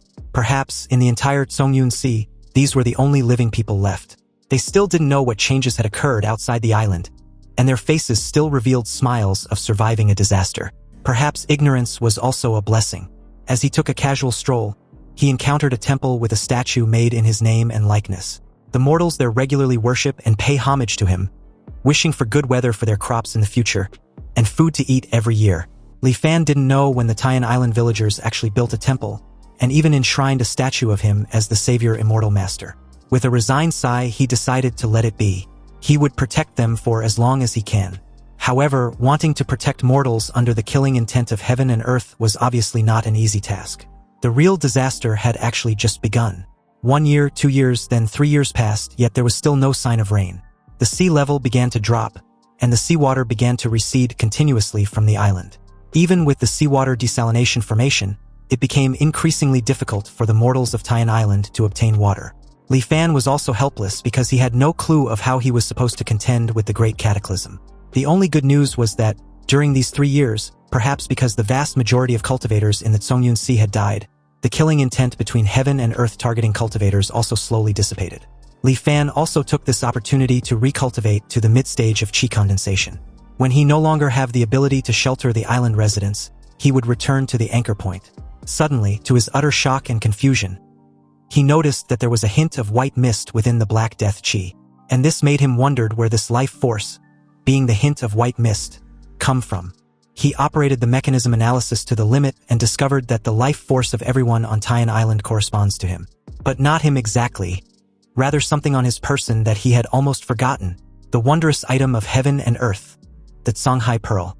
You see, unlike when Li Fan first saw it over 10 years ago, at this moment it had turned an azure blue, and its whole body contained a rich water vapor, as if a vast sea was truly being nurtured within it.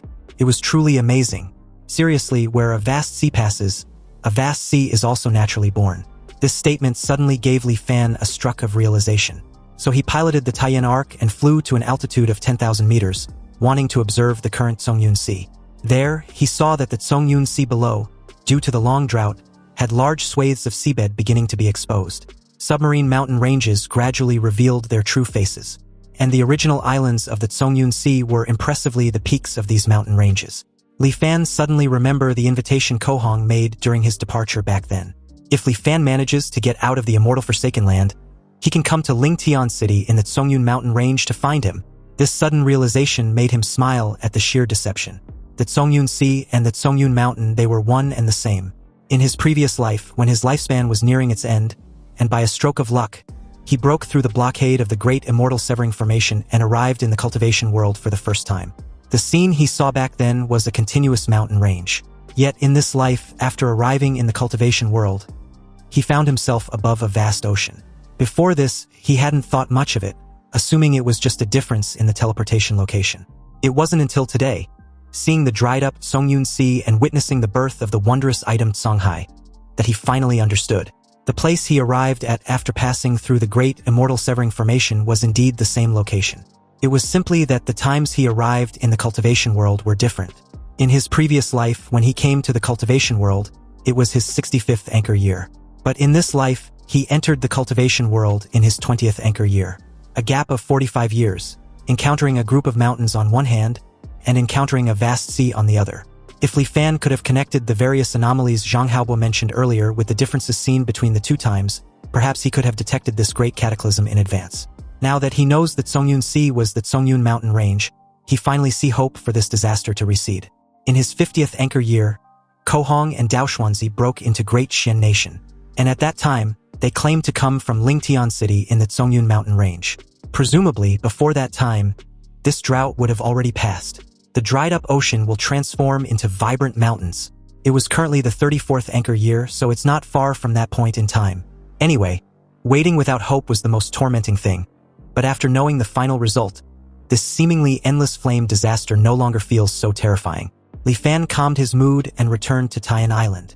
He transmitted his voice across the entire island, telling them that this disaster would eventually pass. Having received instructions from the Immortal Master, the residents on the island were ecstatic, and one after another, their hope for survival was reignited.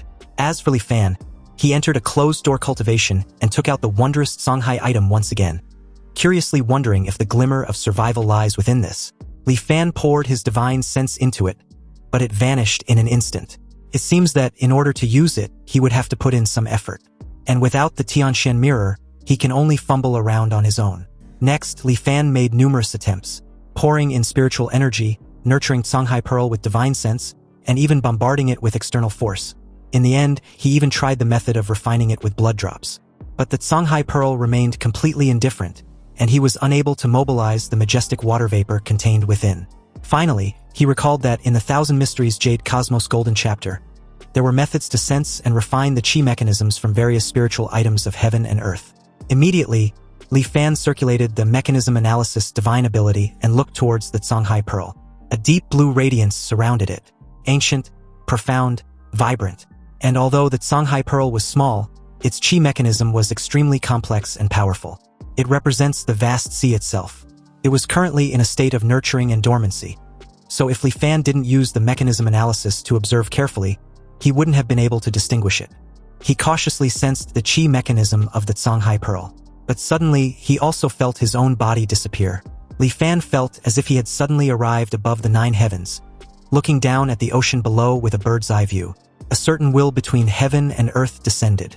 Thus, the ocean began to march toward death. Heaven births and heaven kills. This was the principle of the Tao. Heaven desires to burn the sea, and the sea was powerless to resist. But it also refuses to accept it. Thus, although the vast sea passes, another vast sea is born. Suddenly, a sense of weakness washed over Li Fan, and he broke free from that wondrous state. But before he even had time to reflect on the scenes he saw earlier, he almost couldn't stand steady. Unbeknownst to him, he had gained some white hair, and fine wrinkles had also appeared on his face. This was merely from a split second of aligning with the Songhai Pearl's chi mechanism. Li Fan opened his truth-returning panel and gasped in shock. In just that split second, his physiological age jumped directly from 54 to 89. In an instant, it was as if 35 years had passed. No wonder that even in the ancient heavenly mystery sect, very few people cultivated this cultivation method. Just contacting the will of Songhai for an instant caused his lifespan to be consumed at a rapid speed. If not for his lifespan being consumed too quickly, causing his body to issue a spontaneous warning, he would have been inexplicably assimilated by the will of Songhai. At that point, whether Li Fan could still activate the truth returning would be hard to say. He must have gotten the method wrong, because controlling a wondrous item of heaven and earth cannot possibly be done this way. The sensory scale of time for humans compared to heaven, earth, mountains, rivers, and the vast sea was simply not on the same magnitude. But how exactly can one control a wondrous item of heaven and earth? Anyway, time passed day by day, and Li Fan still hadn't figured out that Songhai Pearl. The weather also became increasingly hot, as if to perform a final, thorough purification of the Tsongyun Sea.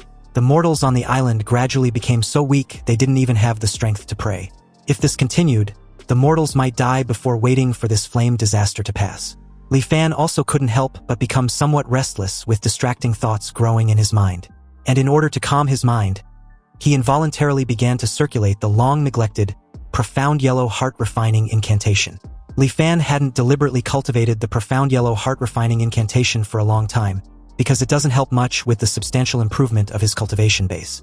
And even if he doesn't actively cultivate it, it runs slowly on its own. At this moment, as the heart-refining incantation circulated, the negative emotions in his heart, which were unease, fear, impatience, they all slowly disappeared, becoming nourishment to strengthen his Tao heart. With his heart becoming calm again, he suddenly had a realization. The opportunity for his breakthrough lies with the Songhai Pearl. Li Fan had been trapped in the qi condensation mid-stage for several years now, unable to advance an inch. And after cultivating both cultivation methods to the qi condensation mid-stage, he still couldn't find his own fated chance. Yet at this moment, he suddenly felt a vague opportunity for a breakthrough. The opportunity was to use his own consciousness to contact and comprehend the Songhai Pearl. Obviously, he naturally knew how dangerous this was, but it absolutely coexists with opportunity. Li Fan vaguely felt that if the profound yellow heart-refining incantation and the Thousand Mysteries Jade Cosmos Golden Chapter were circulated simultaneously, they could help him resist the assimilation of the Songhai will. His mind went into a trance, as if he had become a vast sea once again, watching the world change. The sun rose and the moon set, the stars moved and constellations shifted, clouds drifted and rain scattered. All of this accelerated thousands and 10,000s of times, flashing rapidly before his eyes. In just a single thought, it felt as if centuries had passed. An aura of remoteness, antiquity, and vicissitudes gradually tainted his consciousness. Just then, a stream of cool aura suddenly surged out. Like a clear spring in the mountains, it slowly washed away the mottled markings of time. Li Fan also gradually regained his own consciousness. But at this moment, the consumption of his lifespan was still many times that of normal cultivation, and human emotions like joy, anger, sorrow, and happiness have been infinitely diluted. But now he can already mobilize a sliver of the Songhai Pearl's power. His divine sense was strengthened hundreds and thousands of times. With a light movement, it covered the entire Taiyan island. So without stopping, Li Fan's consciousness was like ripples, extending rapidly outward. One by one, islands devoid of life appeared in his mind. And through his divine sense, he saw that beneath a certain island, a volcano that had been extinguished was reignited by the influence of the flame disaster. He also saw that in various hidden corners of the Tsongyun Sea, a few cultivators still remained. Li Fan saw many secrets in the Tsongyun Sea that were usually hidden and only revealed in these end times. However, none of these had anything to do with him, so he quickly retracted his divine sense and mobilized the Songhai Pearl, attracting the residual water vapor between heaven and earth in the Tsongyun Sea to gather above Taiyan Island. Thus, the surviving humans on Taiyan Island finally awaited the long-overdue heavy rain. People wept with joy because the heavy rain lasted for half a shurchen. Li Fan manipulated the Songhai Pearl to spontaneously extract water vapor every half a month to rain once on Taiyan Island, thereby guaranteeing the survival of the mortals on the island. After doing all this, he incarnated as the vast sea, quietly observing this world, feeling the various auras flowing between heaven and earth, and the will of heaven and earth. And just like that, 2 years passed, and the passage of time was no longer important to Li Fan. The more he gazed at the sky, the more his comprehension grew. So over the years, He thought the killing intent pervading heaven and earth in the Zongyun Sea had gradually faded. But now he realized that it had never decreased. It still exists at present. And cultivators plunder heaven and seize from the earth, so the heavenly Tao naturally generates killing intent. However, the heavenly Tao does not act directly. Heaven emits killing intent and has established a cultivator elimination plan. Thus, the embodiment of the laws of the heavenly Tao, the souls of heaven and earth, emerged as the times required. And their mission was to exterminate the cultivators who rebel against heaven and earth. At the same moment, Li Fan saw the soul of heaven and earth as countless pieces of information suddenly appeared in his mind. The soul of heaven and earth had no thoughts of its own and will only act according to established instincts. To cultivators, the soul of heaven and earth was extremely dangerous. They were the laws themselves, and slaughtering cultivators was as easy for them as killing chickens or butchering sheep. Once targeted, it basically means a situation of certain death. But at the same time, as the incarnation of the great Tao's laws, the soul of heaven and earth also represents a heavenly opportunity for cultivators. As the ancient saying goes, sacrifice the soul of heaven and earth to integrate oneself with the Tao. And once a cultivator can ritually refine a soul of heaven and earth, no matter what their cultivation base was before, they can instantly achieve the Tao integration realm. Li Fan, having glimpsed the soul orbiter known as the Crimson Flame, an uncontrollable greed surged from the depths of his heart, urging him to devour it and grasp the great Tao, achieving immortality in supreme glory. This insatiable desire relentlessly urge and tempt him to rush towards the crimson figure hovering in the sky. But upon sensing Li Fan's gaze, the crimson figure turned his head and their eyes met. Suddenly, the seawater within the Songhai Pearl boiled in an instant. Li Fan immediately retracted his gaze, and while alleviating the scorching sensation coming from the Songhai Pearl, he frantically circulated the profound yellow heart-refining incantation to dissolve the rolling greed in his heart. Fortunately, the crimson figure only glanced once before withdrawing his gaze.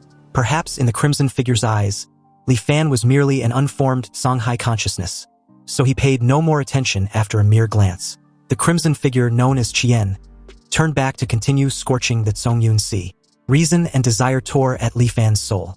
Two diametrically opposed thoughts almost tore his consciousness in half. Li Fan could only struggle to maintain the operation of the profound yellow heart-refining incantation to preserve his Tao heart. Li Fan didn't know how much time passed before the storm caused by greed gradually subsided. He still felt lingering fear and dared not pry again. Being able to preserve his consciousness after prying into the heavenly secrets this time around was already a great fortune. Li Fan felt a faint gain in his heart, and just as his consciousness was about to leave the Songhai Pearl and return to his own body, he discovered an extremely awkward matter. He had been merged with the Songhai Pearl's consciousness for too long, already exceeding the limit a Qi condensation stage cultivator could bear. So his body's lifespan was exhausted. If his consciousness wasn't still connected to the Songhai Pearl, he would have already died of old age. It seems this lifetime's cultivation must end there, and although he feels some pity, he did not regret it. He learned the truth behind the drastic changes in the Zongyun Sea, saw the soul of heaven and earth, Qian, and personally comprehended the mechanism of heaven and earth. His harvest cannot be said to be small. Even if this lifetime ends now, Li Fan can accept it. But he doesn't plan to end this lifetime just yet. Since he had already neared his end, he might as well make the best of it. And since his consciousness was already trapped in the Songhai Pearl, he would just take this opportunity to comprehend the Qi mechanism of heaven and earth once again. As long as he doesn't court death by prying into the soul of heaven and earth again, just simply comprehending the Qi mechanism shouldn't be a problem. Li Fan mobilized a strand of pure power from the Songhai Pearl to protect his body, preventing it from rotting. And now that his consciousness lacks the nourishment of a body, it was like water without a source, a tree without roots. It would be gradually consumed within the Songhai Pearl. But according to his estimation, he can hold on for at most another dozen years or so. If he can utilize this time well, he may not necessarily fail to gain something more. Li Fan observed the flow of the Qi mechanism of heaven and earth, observed the rising and setting of the sun, moon, and stars. Li Fan watched the remaining life in the Zongyun Sea pass away one after another. He felt the indifferent, eternal, and unchanging killing intent between heaven and earth. So just like that, in the blink of an eye, 5 years passed. In Li Fan's 40th anchor year, the Zongyun Sea had long since completely dried up, becoming a veritable dead land. And only on Tian Island, under Li Fan's protection, did a small number of mortals survive. Qian, the crimson figure that had been standing in the sky, also finally disappeared. His mission was completed, so naturally he dissipated along with it. No one can say for sure where in the cultivation world he might one day appear once more. Li Fan gazed in the direction where Qian disappeared, his mind settling into the Songhai Pearl once again. And as time passed, his consciousness became weaker and weaker. As if having lost the ability to think for himself, he could only silently observe this world from the perspective of the Songhai Pearl. In the second year after Qian's disappeared, several cultivators wearing green Taoist robes arrived at the Zongyun Sea, and with the casting of spell after spell, heavy rain finally fell from the sky after a long absence. Subsequently, more cultivators arrived, and green light bloomed on the dried-up seabed. Vegetation representing the breath of life appeared on the earth. A clear breeze blew past, and trees rose from the ground. In just a year's time, those stretches of scorched earth became full of vitality once again. The Zongyun Sea also completed its transformation into the Zongyun mountain range, and a city hovering in the sky was built above the Zongyun mountain range, attracting more and more cultivators from all over the world. In Li Fan's 48th anchor year, a foundation establishment stage cultivator returned to the Zongyun Sea, now the Zongyun mountain range. He came to the former Liuli Island, now the Liuli mountain range, with a sorrowful expression. Li Fan's divine sense swept over, and upon seeing this person, he felt a burst of emotion. He knew this cultivator, who was none other than Zhang Haobo, the captain of the Zongyun ship who decided to migrate out of the Zongyun Sea earlier because of the unease in his heart. Over 20 years had passed, and now Li Fan couldn't help but wonder what encounters he had had to actually become a foundation establishment cultivator. Scenes from this lifetime flashed rapidly through his mind as his consciousness eventually began to dissipate. And before completely disappearing, his consciousness returned to his own body. More than 10 years of comprehending the chi mechanism of heaven and earth caused the bottleneck hindering his realm breakthrough to suddenly dissipate. The spiritual energy of heaven and earth swarmed in, and his cultivation base instantly broke through to the late stage of chi condensation. With his dying breath, Li Fan activated his truth returning. And upon returning to his virtual space, the 4-option window after every end of a simulation appeared once more, urging him to make a choice. Li Fan chose the second option, to retain his cultivation realm. He already knows that Songhai Pearl is on Luyun Island, so he will just go get it when the time comes. As Li Fan made his decision, 2 familiar streams of spiritual energy appeared out of thin air within his dantian, and an inexplicable fluctuation descended upon him. A moment later, the spiritual energy within his dantian surged out like river water, sweeping through his whole body, transforming it, and raising his realm.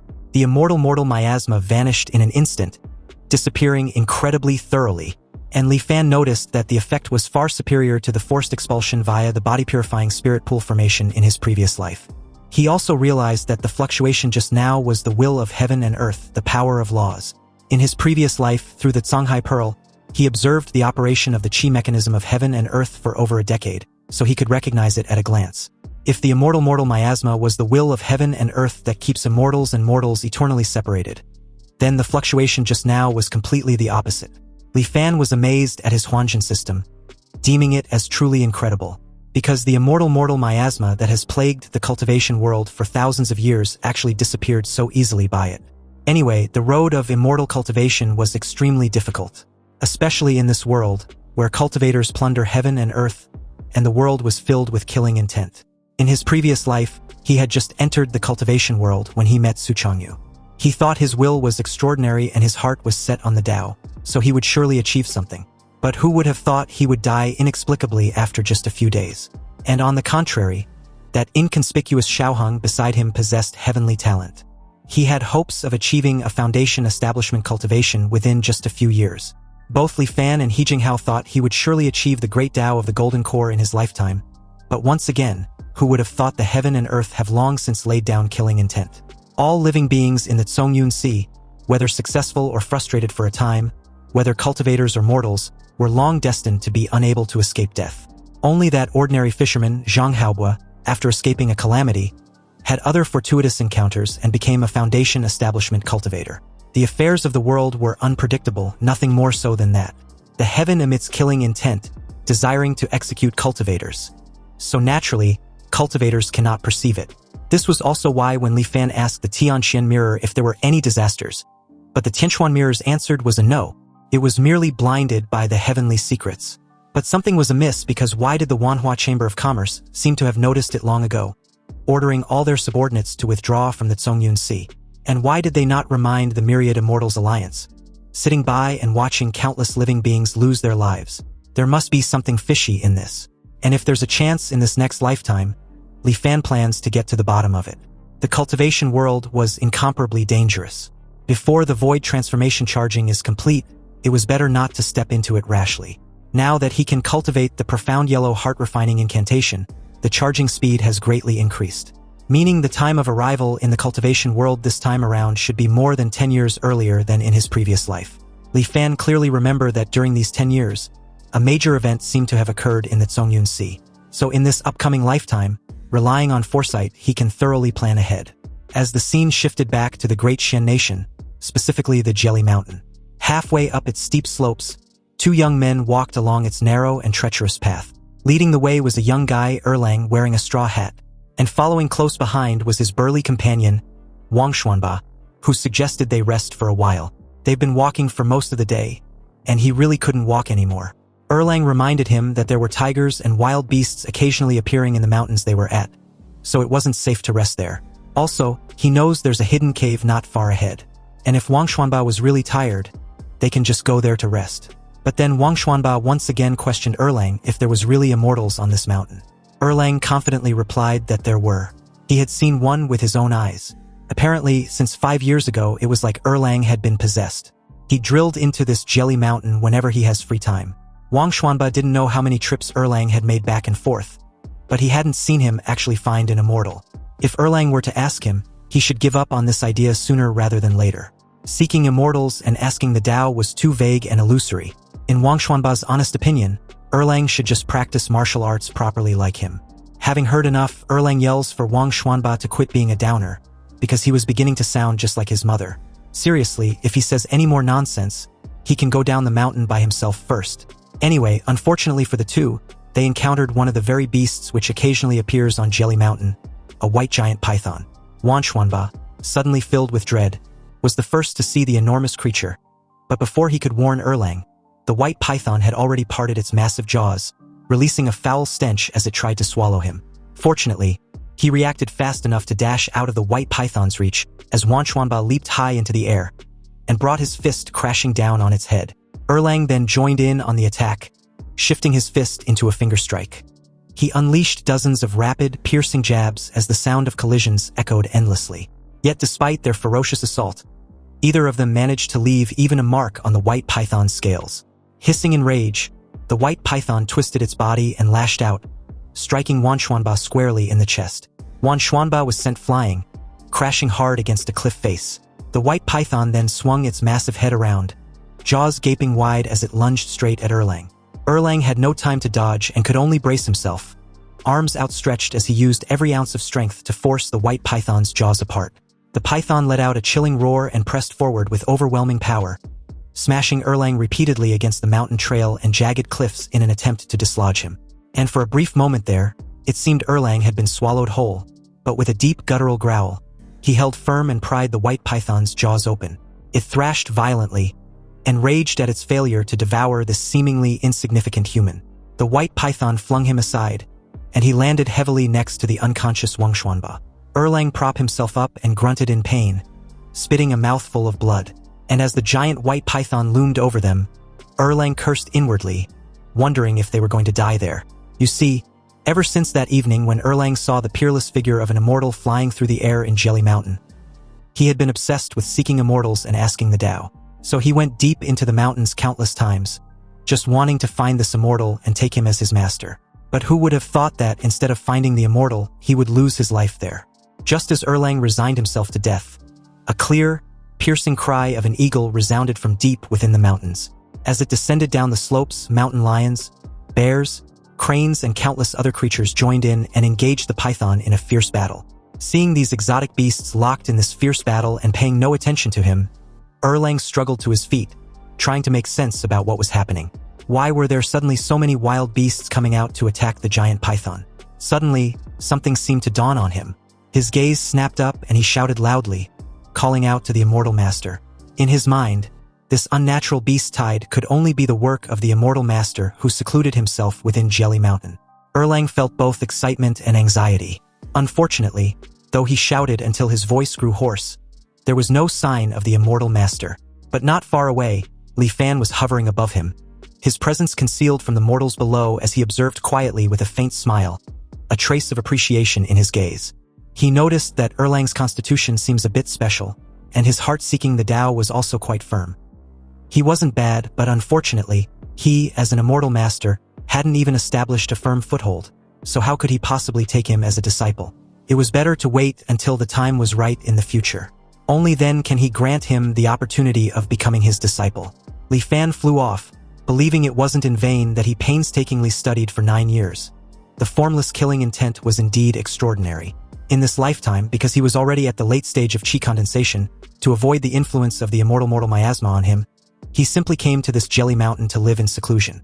Since there was no spiritual energy in the immortal forsaken land, he spent the vast majority of his time comprehending the chi mechanism of heaven and earth that he observed in his previous life.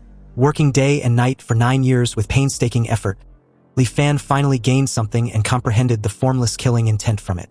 Once the formless killing intent was unleashed, it can disguise itself as the heavenly Tao killing intent within a certain range and degree. Targets locked onto by the formless killing intent do not require him to act personally. They would perish on their own amidst the killing tribulation. The will of heaven and earth dominates the vast majority of living beings in the world. Thus, countless animals were driven to generate endless killing intent toward the giant white python. This killing intent would not disappear until the giant white python was completely dead, borrowing the heaven's mandate to use it. This was the profound mystery of the formless killing intent. Not only was its power impressive and its method treacherous, but its concealment was also extremely high. The formless killing intent itself was just like the killing intent of heaven and earth, similar to a kind of pure will and rule. Ordinary cultivators could not detect it at all. So combining this many advantages in one, it really was a must-have quality product for killing and robbing. After briefly tidying up, Li Fan checked the charging progress of his truth returning, and it was 1% short from finishing. It seems his time in the immortal forsaken land was up, and it was time to set foot in the cultivation world once more. Li Fan raided Qianhong's tomb and departed on the Taiyan Arc, passing through the great immortal severing formation and returning to the cultivation world. There, upon seeing the deep blue sea of clouds again, he couldn't help but feel as if a lifetime has passed. He scattered Qianhong's ashes into the sea, fulfilling his dying wish in this lifetime. And just like his previous experience when a cultivator loses its Tao, it announced that the Foundation Establishment cultivator Qianhong, having cultivated the Tao for 265 years, used the wondrous item, the Wandering Plum, to achieve his Tao foundation. And having wandered the immortal forsaken land for 3,670 years, now his soul returns to his native land, returning the Tao to the heavens. Anyways, after the strange phenomenon disappeared, Li Fan sensed that some indescribable change had occurred within him. But after a careful inspection, he failed to figure out exactly what this change was. He decided to ignore it for the time being and just keep this matter in mind.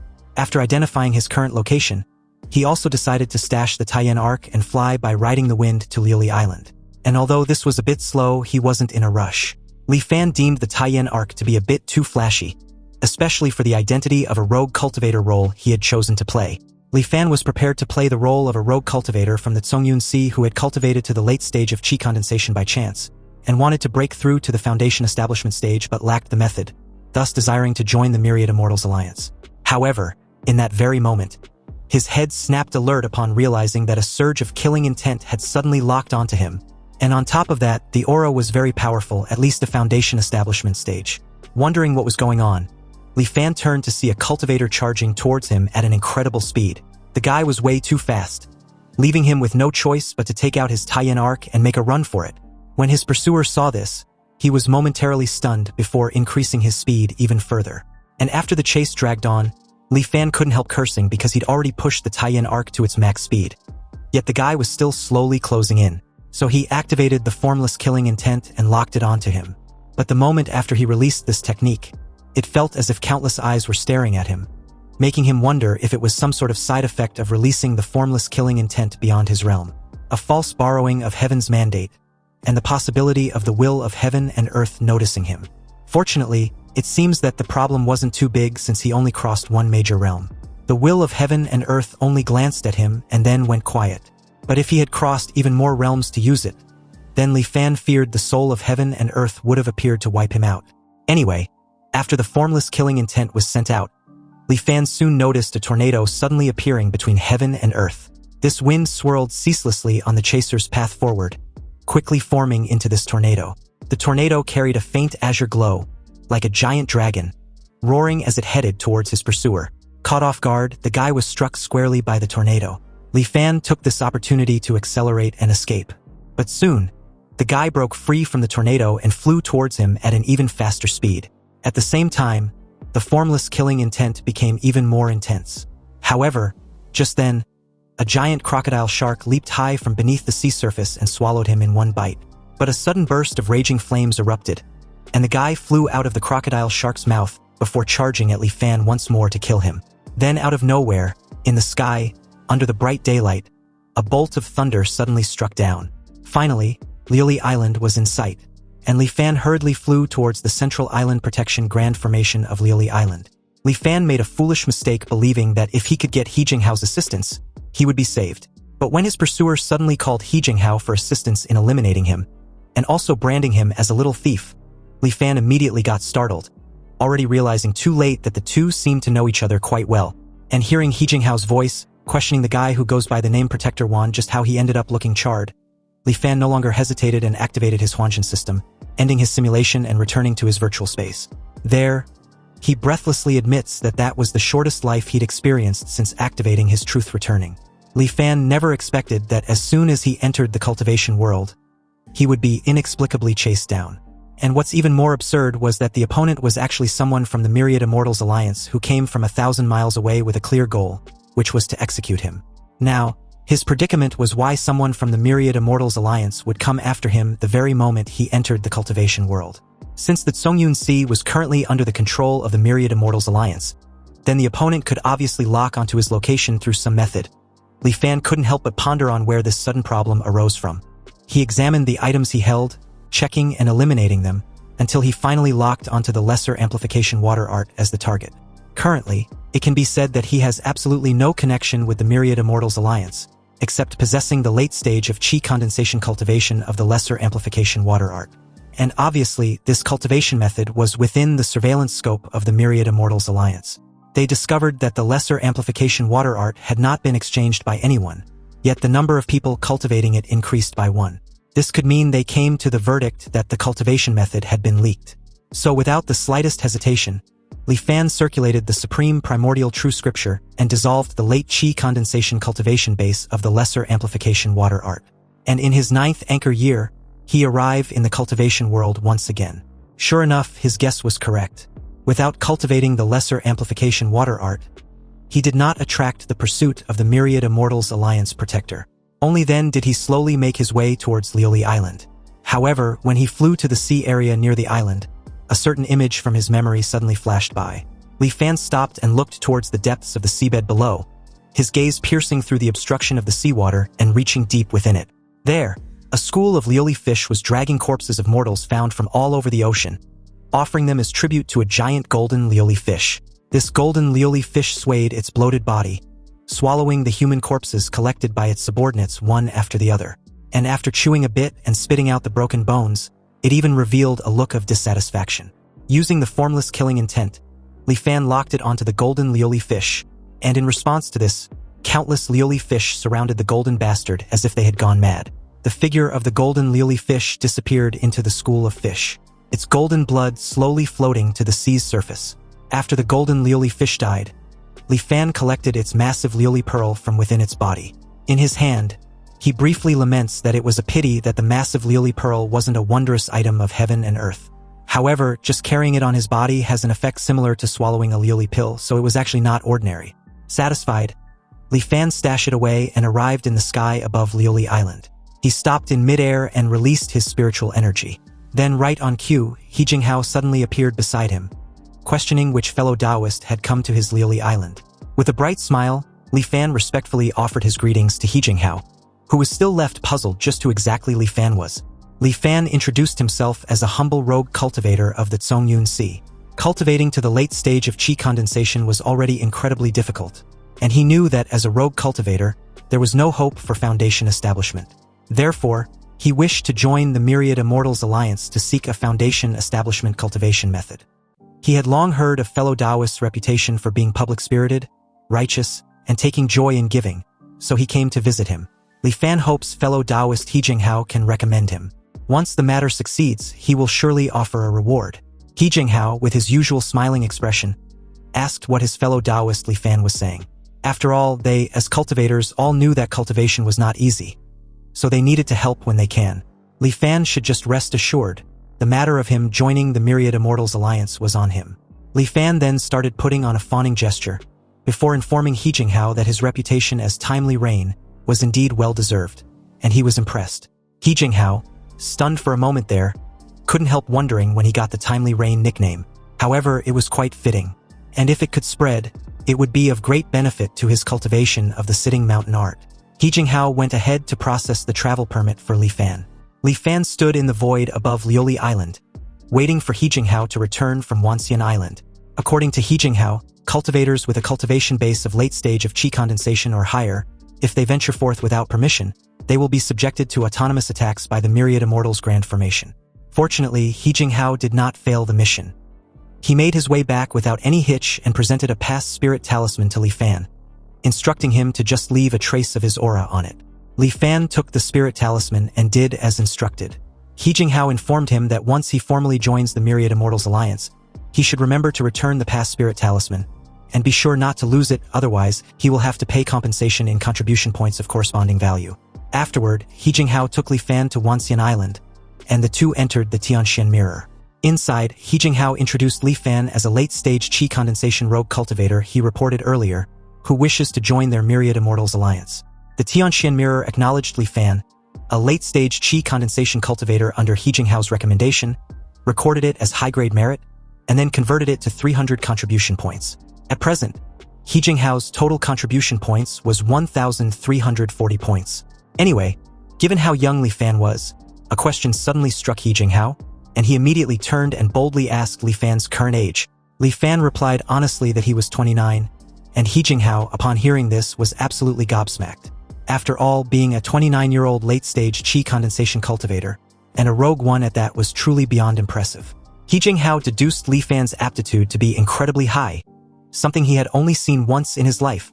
He Jinghao then offered Li Fan another talisman, explaining that he had just arrived, so he would surely encounter many problems in the future. However, if he had any question, he should feel free to ask him. He would definitely tell him all he knows and hold nothing back. Li Fan thanked him as He Jinghao also added that if he encounters any trouble that he really cannot solve, he can ask him for help. And although he only has a cultivation base of the mid-stage of Foundation establishment, his network was quite wide, and he also has some face within the Myriad Immortals Alliance. Afterward, He Jinghao gave Li Fan a few more instructions and left with a look of excitement. The treatment this time was much better than in his previous lifetime. In the cultivation world, most cultivators preferred solitude, so someone like He Jinghao was truly uncommon. Moreover, it's just that his cultivation talent was slightly better. Hence He Jinghao's enthusiasm seemed a bit excessive. Li Fan's divine sense fluctuation was then recorded, and an independent space was generated.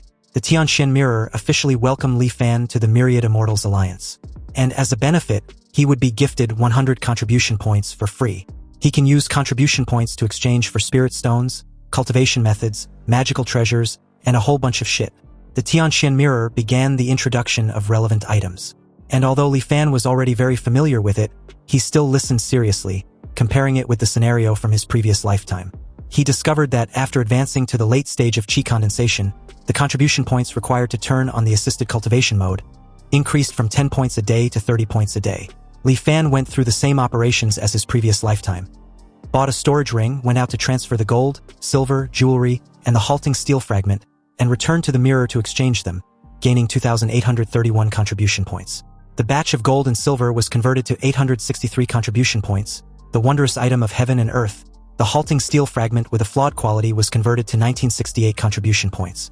Afterward, Li Fan then took out the massive Lioli pearl obtained from inside the giant golden Lioli fish. The Tianxian Mirror identified it as an exquisite Lioli pearl, and can be converted to 850 contribution points. The exquisite Lioli pearl was equivalent to a weakened version of the Lioli pill, and although the effect was a bit worse, the advantage was that it won't be consumed. It seemed the exquisite Lioli pearl would definitely be useful for future cultivation, so Li Fan decided to keep it for now. But to earn more contribution points, He looked up bounty missions posted by other cultivators in the Tianxian mirror. His gaze swept past quickly. When he saw one of the missions, he suddenly paused. With a movement of his divine sense, he checked the mission details. It stated that Elder Chun of the Medicine Hall requires a type of auxiliary ingredient for alchemy, the blue blood coral. He was offering a reward to everyone in the Myriad Immortals Alliance. Those who provide relevant information, once verified, will be rewarded with 1,000 contribution points. Those who directly provide the blue blood coral will be rewarded with 3,000 contribution points. Li Fan had seen this mission objective before as the Songhai consciousness, so he accepted the mission. He had a clue to provide: northwest maritime region of the Zhongyun Sea, more than 200 li west of Wuya Island. He once saw this kind of coral on the seabed there. Unfortunately, the coral was guarded by a sea snake.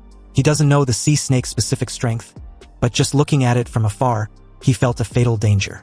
Li Fan made up a story and submitted the mission. With the efficiency of Wanxian Island, the authenticity of the information he provided was verified very quickly. In just half a day, he received the mission reward. However, what was thought-provoking was that the bounty mission for the blue blood coral was not cancelled because of this, but remained posted there. It seems Elder Chun needs quite a large quantity of this blue blood coral. Li Fan wondered what elixir he was actually refining. Suppressing the curiosity that surged for a moment, Li Fan focused his attention on the most eye-catching one among the many bounty missions. It was a bounty for the Cloudwater map record with a reward of 100,000 contribution points. It was 2 simple lines of words, without any other explanation. But that figure of 100,000 contribution points made the minds of all cultivators who saw it sway, unable to control themselves. Unfortunately, the bounty mission had been hanging there for more than 10 years, and let alone completing it.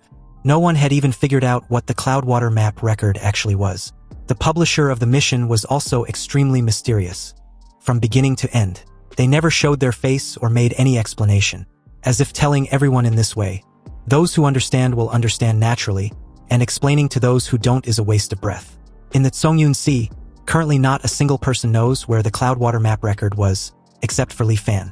He remembered when Xiaoheng informed him of going to the center of the Zhongyun Sea, the Cloudwater Heavenly Palace ruins, to find the wondrous item of heaven and earth and achieve his Tao foundation. It seems the Cloudwater map record was directly tied to the Cloudwater Heavenly Palace. And the reason why no one knows the secret yet was simply because the Cloudwater Heavenly Palace had not appeared in the world at all. In Li Fan's previous lifetime, he also became interested in the Cloudwater Heavenly Palace because of Xiaoheng's message. And thus, he took this major event that was about to shake the Zhongyun Sea to heart. The Cloudwater Heavenly Palace hangs alone overseas. It is said to be the most powerful sect in the Zhongyun Sea during the ancient era. When the great calamity of heaven and earth descended, the disciples of the Cloudwater Heavenly Palace slaughtered each other, and not 1 in 10 survived. The survivors activated the Sect Protection Grand Formation, and since then, they secluded themselves from the world. The Cloudwater Heavenly Palace was thus continuously obscured by the formation, hidden in the maritime region in the center of the Zhongyun Sea. It wasn't until the 11th anchor year that the formation was destroyed, and the Cloudwater Heavenly Palace, hidden for 10,000 years, finally reappeared in the world. However, the Cloudwater Heavenly Palace, which chose to seclude itself, also could not escape the fate of destruction. When the crowd of cultivators from the Zhongyun Sea entered it, they discovered that the Cloudwater Heavenly Palace had long since become ruin filled with anomalies. At that time, there were over 100 cultivators in the first batch to enter the Cloudwater Heavenly Palace ruins. Most were of Qi condensation and foundation establishment cultivation bases. They thought it was just an ordinary ruin, but they didn't expect the Cloudwater Heavenly Palace to be riddled with anomalies. Caught off guard, this batch of cultivators suffered heavy casualties. In the end, less than 1/10 came out alive. And among them, there was a person named Sikong-yi.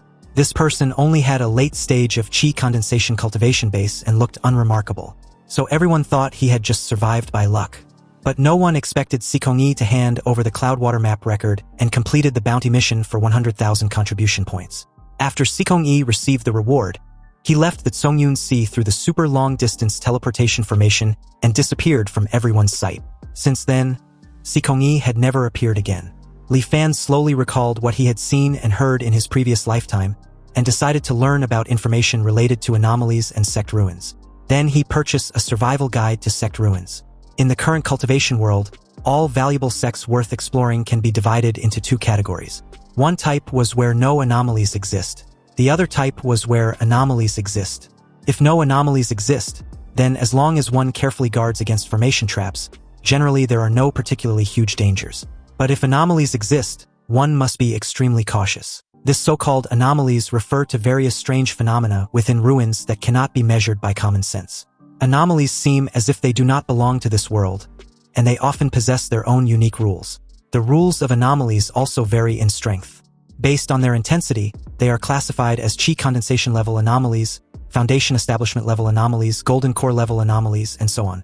Cultivators within the range of an anomaly must abide by the anomaly's rules if their cultivation base is lower than the strength of its rules. Once violated, death was inevitable. Li Fan carefully finished reading through the survival guide to sect ruins and felt much more confident. In his previous life, ever since the news spread that Sikongyi found the Cloudwater map record in the Cloudwater Heavenly Palace and obtained 100,000 contribution points, cultivators flocked to the Cloudwater Heavenly Palace one after another, exploring and bringing out countless treasures, so most of the rules within the Cloudwater Heavenly Palace were no longer a secret. However, there has never been a definitive conclusion regarding exactly how Sikongyi obtained the Cloudwater map record back then. If Li Fan want to plot for the Cloudwater map record in this lifetime, the best method would be to secretly follow Sikongyi and intercept him just as he was about to succeed. There were still 2 years before the Cloudwater Heavenly Palace opens, so Li Fan can first secretly gather all kinds of information about Sikongyi, ensuring he knows both himself and the enemy. And at the same time, he must also improve his own strength as much as possible. Currently, he only possessed the formless killing intent, so he still needs to cultivate more offensive cultivation methods.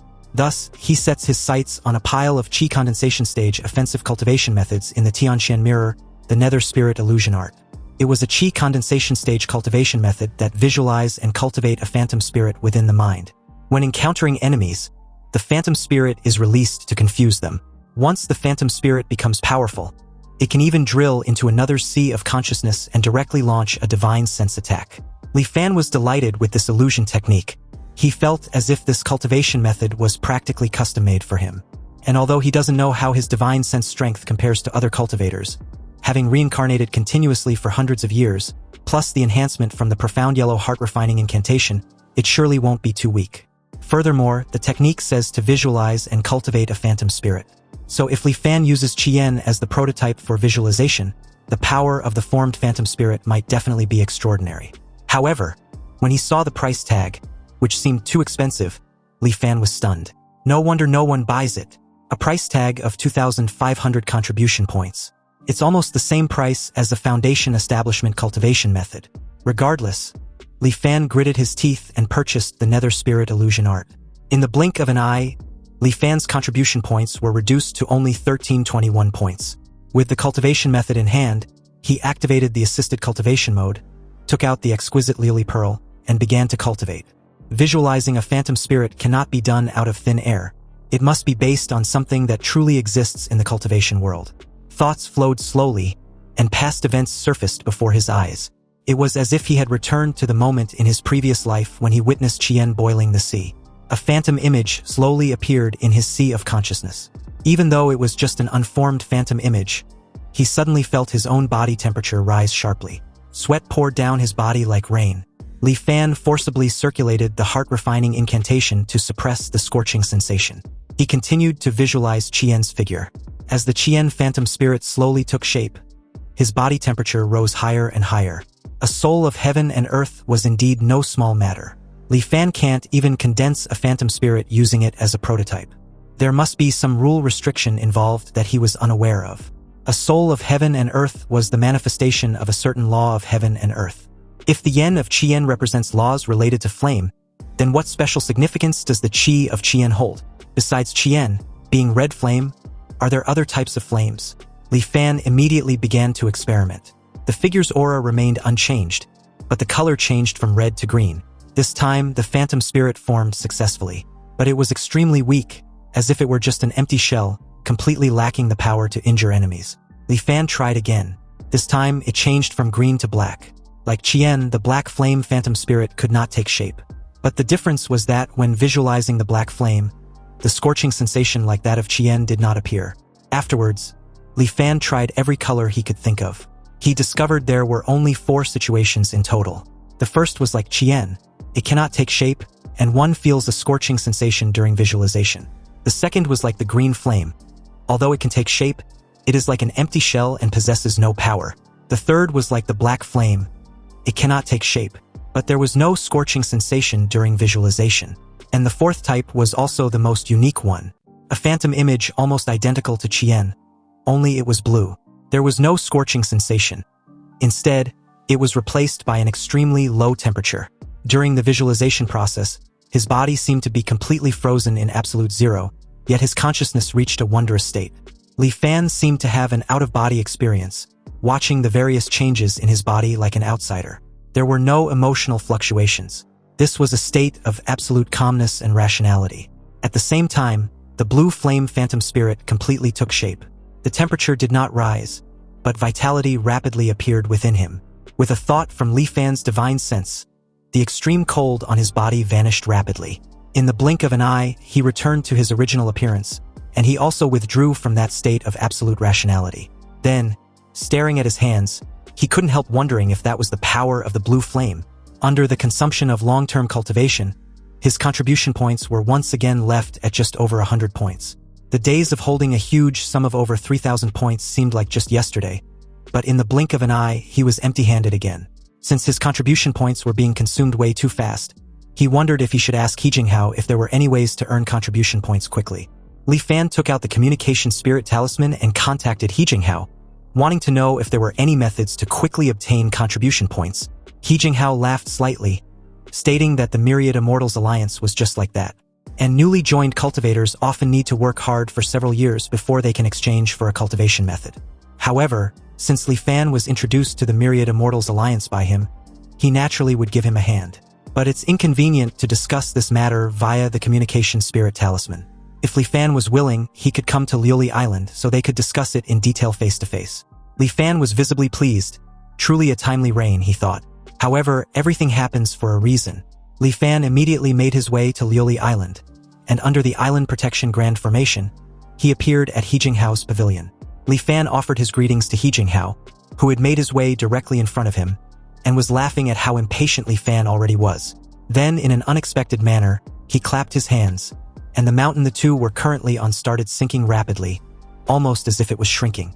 Li Fan was utterly gobsmacked by this, and he made no move in hiding it. The continuous mountain range within the Island Protection Grand Formation now seemed like individual stars, floating above their heads. He Jinghao asked Li Fan what he thought of his mountain and river star formation. Li Fan gave his honest opinion, saying that the formation was truly extraordinary. He Jinghao further explains that the Island Protection Grand Formation of Liuli Island was transformed from this mountain and river star formation that he personally built. Upon hearing this, Li Fan was further dazzled. He didn't expect He Jinghao to be proficient in formation arrays as well. And although he built it with his own hands, he naturally had assistance from others. And if he's being completely honest, his foundation establishment wondrous item was a mountain and river 100 veins formation diagram. Therefore, in the Tao of Arrays, he possesses a talent that ordinary cultivators cannot compare with. Speaking only of formation arrays and not cultivation base, even an ordinary nascent soul realm formation master might not necessarily match him. Since that's how it was, Li Fan curiously wondered what matter He Jinghao was getting at to require discussing it in such a hidden space. He Jinghao replied that it wasn't a major issue, but still violates some taboos. He would like to ask Li Fan to make a trip to the Immortal Forsaken Land for him, a specific place in the departed realm. Reiterating what he just heard, Li Fan asked the reason for such a trip. He Jinghao explains that although the Immortal Forsaken Land was a lesser world for mortals, it holds quite a few valuable things that can be exchanged for quite a few contribution points. But if they, as cultivators, were to collect them by themselves, it would be time-consuming and laborious, not worth the effort. However, often the powerful and influential mortals in these lesser worlds become desperate, wanting to return to the cultivation world. So they can use this as a condition to make those mortals help them collect supplies. It just so happens that the departed realm produces several kinds of precious treasures. There was even a significant amount of star sea quicksand. Li Fan, upon hearing this, remembered his time as a mortal when he came to the cultivation world, and the collaboration between He Jinghao and the Heavenly Treasure Tower in smuggling people from the departed realm into the cultivation world. Also, the star sea quicksand was a common material for arranging spell formations. Often the price of one gene was between 2 to 3 contribution points. One lesser world, looted once every 10 years or so, can yield several thousand contribution points. With a few more worlds like this, wouldn't it be equivalent to earning thousands of contribution points for free every year? and Li Fan only needs to make a trip to the departed realm for him and bring back the supplies he asked them to collect 10 years ago. After these supplies are sold, he and Li Fan would split the obtained contribution points half and half. Li Fan readily agreed to this agreement after hearing the 50-50 split. Afterward, He Jinghao gave him a wooden boat similar to the Taiyan Ark and a spirit talisman. Some simple spell formations were engraved in the wooden boat, so it wasn't as exquisite as the Taiyan Ark. The spirit talisman was a form-hiding talisman, which was more powerful than the chi-concealing talisman. Those below the nascent soul realm cannot see through it. Having prepared everything, Li Fan arrived at the departed realm. He learned from He Jinghao that in the center of this world, there was a giant volcano. And every 200 or 300 years, the volcano erupts, causing countless casualties. But now, the intervals between the volcano's eruptions were becoming more frequent, and the scale of the eruptions was getting larger. The ruling class of Dali worries that one day, the volcano would completely turn that world into a lava hell, so they try every possible method to send their younger generations to flee to the cultivation world. Li Fan was respectfully welcomed by the ruling class of Dali, and with the aid of the form-hiding talisman, his face was distorted and his voice had changed. Li Fan announced that he was there to collect the supplies they agreed upon. The Emperor of Dali gave a report that the items on the list had all been prepared properly. Hearing this, Li Fan instructed him to lead the way. Thus, under the personal guidance of the Emperor of Dali, Li Fan inspected all the supplies, and after confirming there were no errors, he stored them into his storage ring. This mission can be considered successfully completed. It was smooth sailing with no setbacks. Truly a highly profitable business. Li Fan handed the wooden boat engraved with spell formations to the Dali Emperor, and suddenly remembered Xiaoheng, the heir to the Prince of Jinan. So he asked of him, and demanded to be taken to see him. Through the Emperor, Li Fan learned that Xiaoheng was currently being fostered at Scholar Su's home. So, under the Emperor's lead, he arrived at Scholar Su's residence. And after another respectful greetings to the immortal master, Li Fan told everyone to rise, before asking of Xiaoheng once more. Xiaoheng, currently a child not more than 15 years old, was presented to him. Looking at the current Xiaoheng, Li Fan saw the cunning resemblance to the future Xiaoheng 10 years from now. Li Fan closed the distance between them, said nothing for a while before placing 2 fingers on Xiaoheng's forehead. He poured a side character's medicine into Xiaoheng to ensure his safety, then declared that he'd observed Xiaoheng's talent to be extraordinary, so in the future, he would definitely not be a creature of the pond. Li Fan also added that 10 years from now, he would come personally to take Xiaoheng away. The entire ruling class of Dali, including the Emperor, assured Li Fan that they would definitely take good care of Xiaoheng till the agreed date. But then a young child, right about Xiaoheng's age, suddenly knelt and desperately begged the immortal master to save his sister. He even slapped his forehead on the floor to show his sincerity and willingness to do anything. An old guy, probably his father, reprimanded him for spouting nonsense in front of an immortal master, then begged Li Fan for forgiveness for the child's ignorant behavior. Of course, this child was none other than Su Changyu. Everyone followed suit, kneeling and begging Li Fan for forgiveness. Li Fan gave a slight nod because in his previous life, he remembered Xiaoheng mentioning that Su Changyu had a sister suffering from a terminal illness, and since he already intended to check on the situation anyway, he told them to take him to see her just this once. After a brief moment, he saw Su Changyu's younger sister in a basement. Her body seemed to be extremely scorching hot, and was lying on a jade bed, surrounded by many blocks of ice. Li Fan placed 2 fingers on the little infant's forehead, and was completely stunned into speechlessness. Though completely unexpected and shocking, there seemed to be no immortal mortal miasma in this little infant's body. After a bit of probing, Li Fan was left wondering just what kind of physique this was.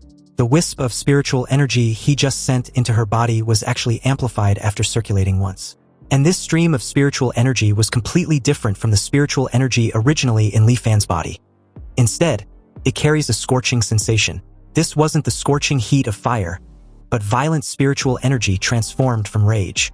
Anyway, after a bit of deduction, Li Fan couldn't help wondering if this was a natural immortal physique. A person envied by heavens. You see, the natural immortal physique, born without immortal mortal miasma in the body, possesses unparalleled affinity for various cultivation methods and Dao techniques. Not only was the cultivation speed terrifyingly fast, but executing techniques also grants a natural strength bonus. This was a person envied by the heavens, born endowed with innate divine powers. Often, due to the magnitude of their divine powers, they attract corresponding envy from the heavens. And from birth, they would be accompanied by all sorts of tribulations. If they can dissolve these tribulations, they will become even stronger through the hardships. Their cultivation speed isn't necessarily fast, but in magical combat, they are often invincible among the same rank. They even have the strength to fight across a major realm. Both physiques are 1 in 10,000, extremely rare. Yet, these two physiques actually appeared in one infant at the same time. This little infant, Su Xiaomei, has no immortal mortal miasma in her body. It was undoubtedly the natural immortal physique, and that angry force inside her that constantly burns her. That must be her innate divine power, with the internal fire constantly burning away her vitality. Even if she hid in an ice cellar all day, Su Xiaomei would absolutely not live to adulthood. No wonder in his previous life Su Changyu was so anxious, not hesitating to become a test subject for the immortal mortal miasma himself, just to become a cultivator as soon as possible. In his view, perhaps becoming a legendary immortal master would save his sister's life. Though it was a pity, if Su Xiaomei hadn't met him, even if a golden core cultivator came, they wouldn't necessarily be able to save her life.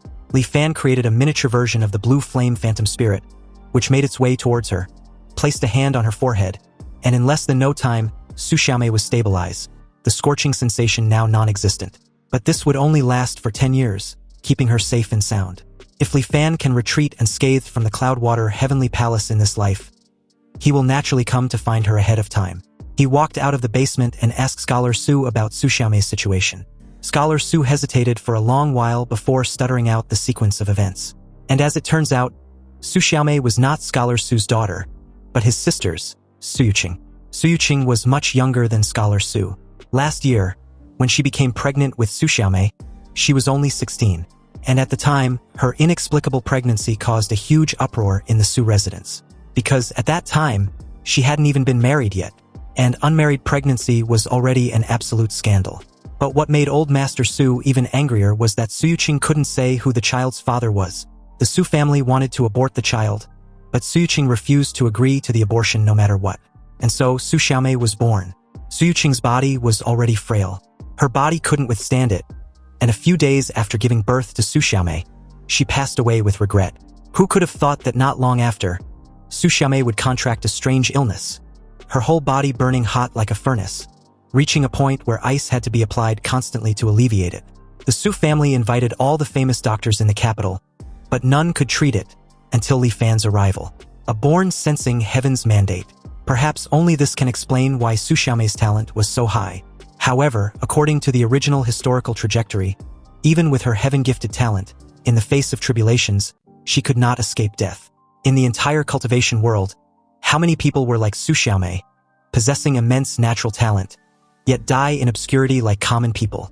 Anyways, once matters there were settled, Li Fan returned to Lioli Island. Inside the mountain and river star formation, he handed the storage ring to He Jinghao. But the guy was somewhat absent-minded, only glancing casually before putting the storage ring away. His attention was focused on an ancient mirror surface in front of him, and from its appearance it looked somewhat similar to the Tianxian mirror. Li Fan followed He Jinghao's gaze and saw a line of small text displayed on the mirror surface. It was the current price of the spirit mistgrass at 15 contribution points per stock. He Jinghao, in that moment, was almost at the point of begging desperately for the price to rise. Li Fan curiously questioned what the hell he was doing, and He Jinghao, without taking his eyes off the mirror surface, explained that some days ago, he received reliable news that the island cultivating spirit mistgrass was attacked by exotic beasts from the sea, and most of the spirit mistgrass on the island was destroyed. At the time, this news hadn't spread yet, so he wanted to take this opportunity to make a profit. Thus, he invested heavily in the Tianxian mirror, stockpiling a large batch of spirit mistgrass. In the beginning, the price of spirit mistgrass did rise a bit, but who would have thought, before he could sell the spirit mistgrass in his hand, its price suddenly plummeted. It crashed all the way from 25 points to 13 points, nearly cut in half. Fortunately, the price has rebounded recently, rising back to around 15 points. Li Fan then suggests that He Jinghao takes the opportunity to sell off the spirit mistgrass in hand. This way, at the very least, he can recover some capital. But how can He Jinghao do that? Nearly 100 years of his savings were tied up in there, so he has to at least wait until it rises back up before he sells. Li Fan quickly realized that this guy was hopeless. Unexpectedly, the price suddenly dropped once more, making He Jinghao freak out like he was being castrated. And to make matters even worse, it kept dropping, from 13 to 12, then 11 all the way to 8. He Jinghao yelled like a pig being skewered alive, begging for the price to stop dropping. Li Fan tried reassuring him that the price would rise once again, but it was obviously false. Back at Wanxian Island, the abnormal fluctuation in spirit mist grass prices caused a huge uproar. After the matter came to a close, he asked around a bit and understood the whole story. It was true Lord Qingmu Huaxing who set up a trap to ruthlessly harvest the cultivators who wanted to take advantage of the situation for profit. The destruction of the spirit mist grass island was true, so after the news was confirmed, many people decisively entered the market, wanting to earn a profit. But what they didn't know was that the Myriad Immortals Alliance recently discovered a grotto heaven that had been closed for 1,000 years. It was said that what attribute spiritual energy was abundant inside, and it was full of various rare spiritual plants. Stuff like spirit mist grass was growing everywhere. It seems impossible for He Jinghao to recover his capital. However, this big shot's way of doing things wasn't very kind either. The market was truly treacherous. For this trip to the departed realm, He Jinghao gave Li Fan 1171 contribution points, barely enough to last him a while. Li Fan didn't choose to go into closed-door cultivation immediately, but instead searched for information on Zhao Shuwen. He heard this person can obtain large batches of form-hiding talismans from the Myriad Immortals Alliance's Talisman Hall. So obviously, this person has good connections. And Li Fan wants to use the opportunity of buying spirit talismans to see if he can find out information about Sikongyi from him. Li Fan made his way to the 1,000-mile hall at Wanxian Island Commercial District. When he entered the establishment, the old guy in there was in communication with someone with an aid of a talisman. He was yelling to the person at the other end that he didn't care how much the price had crashed at present. For 10 form-hiding talismans, they still have to trade at the price they agreed upon. But then the person at the other end decided to cancel the trade, even refusing the deposit. Furious, Zhao Shuwen lashed out by slamming the talisman on his desk, cursing and yelling that he wasn't a pushover. Regardless, he was done for, really done for. Him, Zhao Shuwen of all people who'd never done a losing business, was at his wit's end. He didn't expect to be stuck with such a large batch of form-hiding talismans at the moment. Then, Li Fan suddenly asked for the price of a form-hiding talisman, which sent Zhao Shuwen beaming with joy as he replied that it was 10 contribution points each. He asked Li Fan how many he wanted, adding that if it's over 10, he would give him a 20% discount. If it's over 100, he would give Li Fan a 50% discount. Li Fan was obviously in a state of disguise, making bystanders incapable of seeing his true appearance. He feigned being in contemplation as he questions Zhao Shuyen why he would need so many.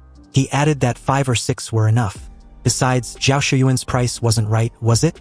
Before he came in, he bought a top-quality form-hiding talisman in the Tianxian mirror, and the current price was no more than 20 points. But Zhao Shuyuan want to charge so much for these defective goods of his. Zhao Shuyuan reduced the price to 8 points each, claiming that was as low as he can go. After all, Li Fan has to understand that refining talismans costs money too. Li Fan agreed to the trade for 6 form-hiding talisman, settling with medium-grade spirit stones. He told Zhao Shuyuan to keep the change, but asked if he accepts business for inquiring about cultivator intelligence. Zhao Shuyuan replied that he does. His business was losing terribly, and if he doesn't take some side jobs, he won't be able to survive. Zhao Shuyuan asked of the name of the cultivator and the level. Li Fan calmly replied with the name Sikongyi, a mid-stage qi condensation cultivator. Zhao Shuyuan told Li Fan to rest assured. This Sikongyi was merely a measly qi condensation cultivator, and he guarantees he would investigate his background thoroughly for him. Zhao Shuwen then hinted at a steep price, but Li Fan calmly interrupted him, stating that since Sikongyi was just a measly qi condensation cultivator, surely it shouldn't be too expensive. In this line of work, there was always some risk, so how about he gives him 80 contribution points? Li Fan bargains at a cap price of 40 contribution points, not a bit more. He was bargaining way too ruthlessly, and Zhao Shuwen gave him a nervous smile. Surely 60 points was sufficient. Otherwise, it's already another losing deal. Li Fan moves it to 50, and if Zhao Shuyuan doesn't take it, then he can forget it. Zhao Shuyuan reluctantly agrees to the deal and nervously requests for a deposit of 10 contribution points first. When he has results, he will notify Li Fan through the spirit talisman. Coming out of the 1,000-mile hall, Li Fan returned to the Tianxian mirror, activated the assisted cultivation mode, and entered a closed-door cultivation. Li Fan decided to cultivate the nether spirit illusion art to the late stage of qi condensation. 1 month later, at the east of the Zhongyun Sea, specifically the Flame Crystal Island maritime region. To test the power of the nether spirit illusion art, Li Fan took a mission to hunt a scarlet flame shark and retrieve its inner core. In the deep sea, he restrained his aura and followed behind a group of scarlet flame sharks. There were over a dozen sharks in this group, and they were hunting a solitary scarlet sea whale. Li Fan immediately activated the Nether Spirit illusion art, the blue flame phantom spirit. Suddenly, the visualization of Chien as a blue flame phantom spirit surged forth, its absolute zero power completely freezing both the solitary scarlet sea whale and the scarlet flame sharks in an instant. Most of these sea beasts possess a cultivation base equivalent to the chi condensation stage, and after launching a divine sense attack with the blue flame phantom spirit, they were like lambs waiting to be slaughtered, without a shred of power to resist. Anyway, Li Fan can now confidently confirm that the power of the blue flame phantom spirit was indeed impressive. But out of nowhere, a terrifying behemoth, comparable to the rift-splitting whale, suddenly opened its freakishly huge mouth and swallowed the solitary scarlet sea whale and the scarlet flame sharks with a single gulp, leaving Li Fan stunned with wide eyes. He remembered a bounty to hunt this creature, known as the dragon whale, with reward of 2,000 contribution points. The bounty details mentioned that this dragon whale was the exotic beast that destroyed the island planting spirit Mistgrass. At the time, even the Foundation Establishment Stage Island Guardian could do nothing against it. Afterward, a golden core cultivator from the Myriad Immortals Alliance arrived late. This dragon whale, after taking a hit from the golden core stage cultivator, actually didn't die, but only fled into the deep sea with heavy injuries. A sly smile tugged on Li Fan's lips as he gave a slight laugh. Though a Foundation Establishment cultivator couldn't handle the dragon whale, that doesn't mean he cannot kill it. So without hesitation, Li Fan activated his formless killing intent and made the dragon whale worth 2,000 contribution points the target, claiming it stole his spoils of war. So how can he tolerate that? Then almost immediately, he felt countless eyes gazing at him once more. However, the side effects this time were much smaller than the last. But after releasing the formless killing intent on the dragon whale, he activated a form-hiding talisman and quietly followed it all the way. Over the next 20 days or so, the dragon whale suffered attacks from countless exotic beasts on the ocean floor, fleeing in panic, and was already on the verge of death. Taking advantage of the moment the dragon whale's consciousness was blurring, Li Fan released the blue flame phantom spirit and dealt it the final blow. After dismembering the dragon whale's corpse, he packed up all the messy contents of its stomach into his storage ring. Surprisingly, there were quite a few Lioli pearls in its stomach, and after ensuring Li Fan hadn't missed anything, he quietly departed. Upon returning to the Tianxian mirror, he turned in the dragon whale's corpse and exchanged all the scavenged items for contribution points. Now, his available contribution points have reached 2770. With this many contribution points, it should be enough to select a satisfactory cultivation method. Currently, Li Fan was still lacking a cultivation method to conceal his own aura to facilitate tracking others. This type of cultivation method was relatively rare, but if it was just for the chi condensation stage, his contribution points are definitely sufficient.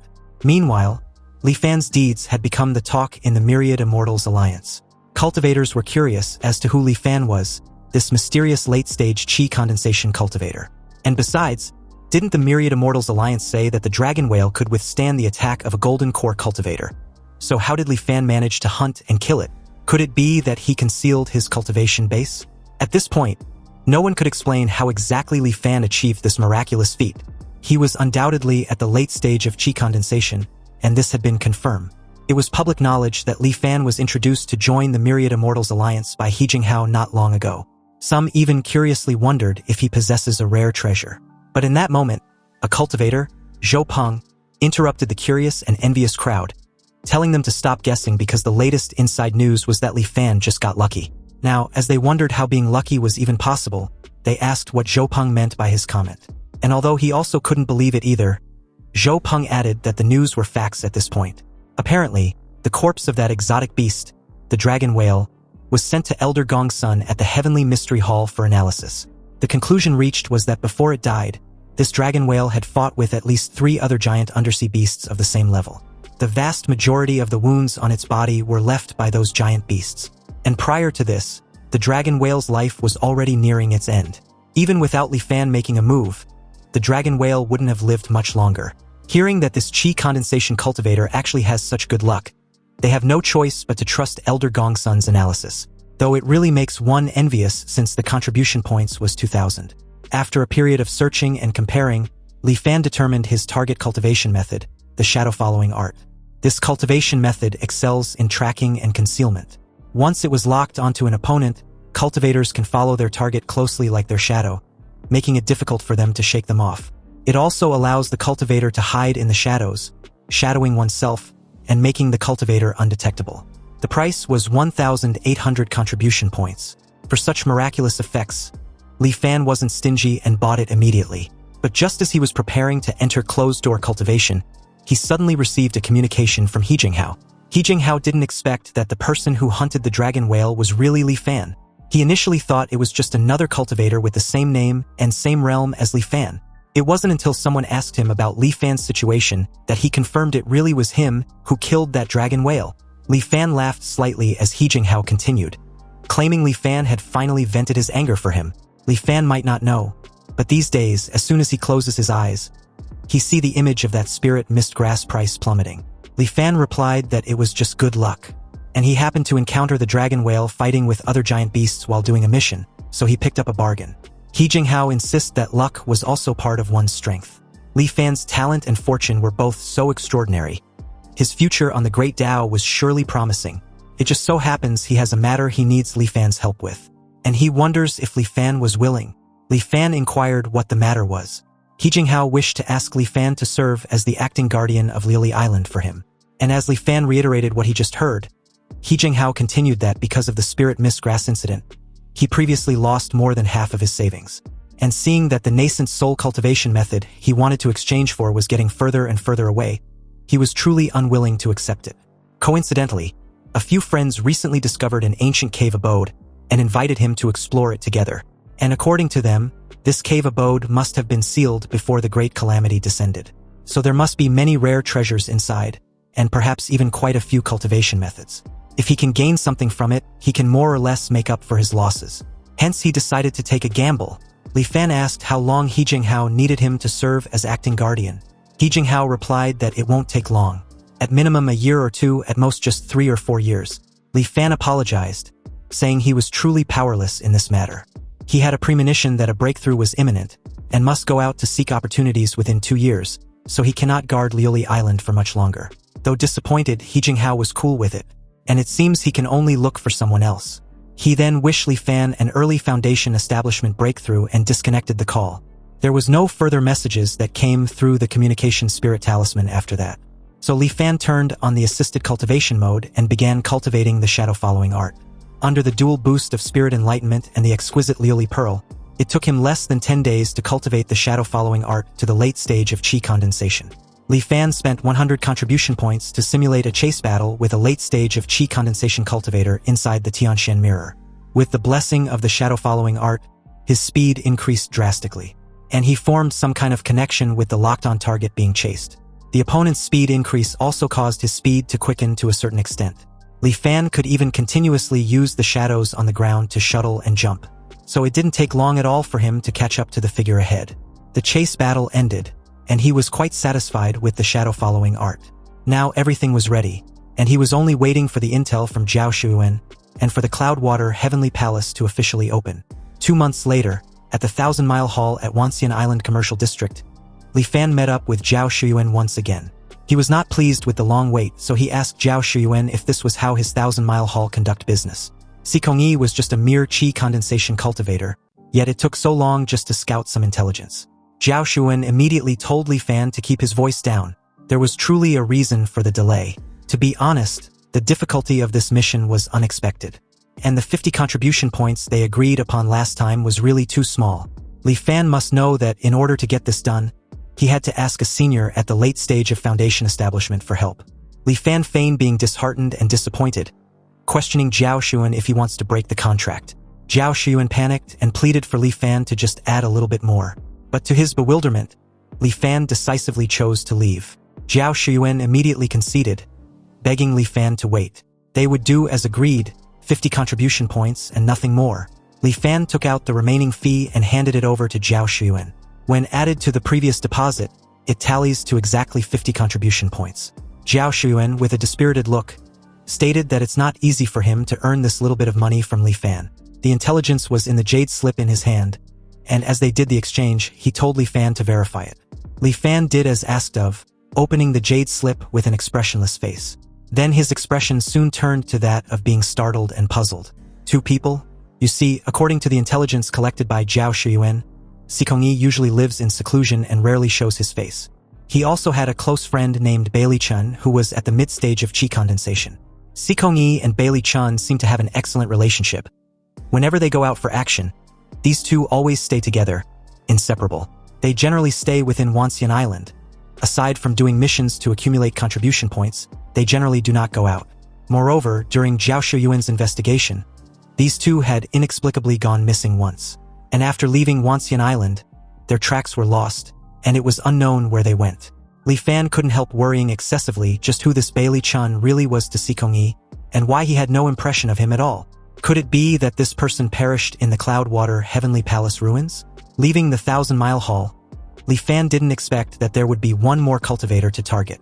Now, it seems the preparations he currently had was insufficient. But fortunately, there was still plenty of time.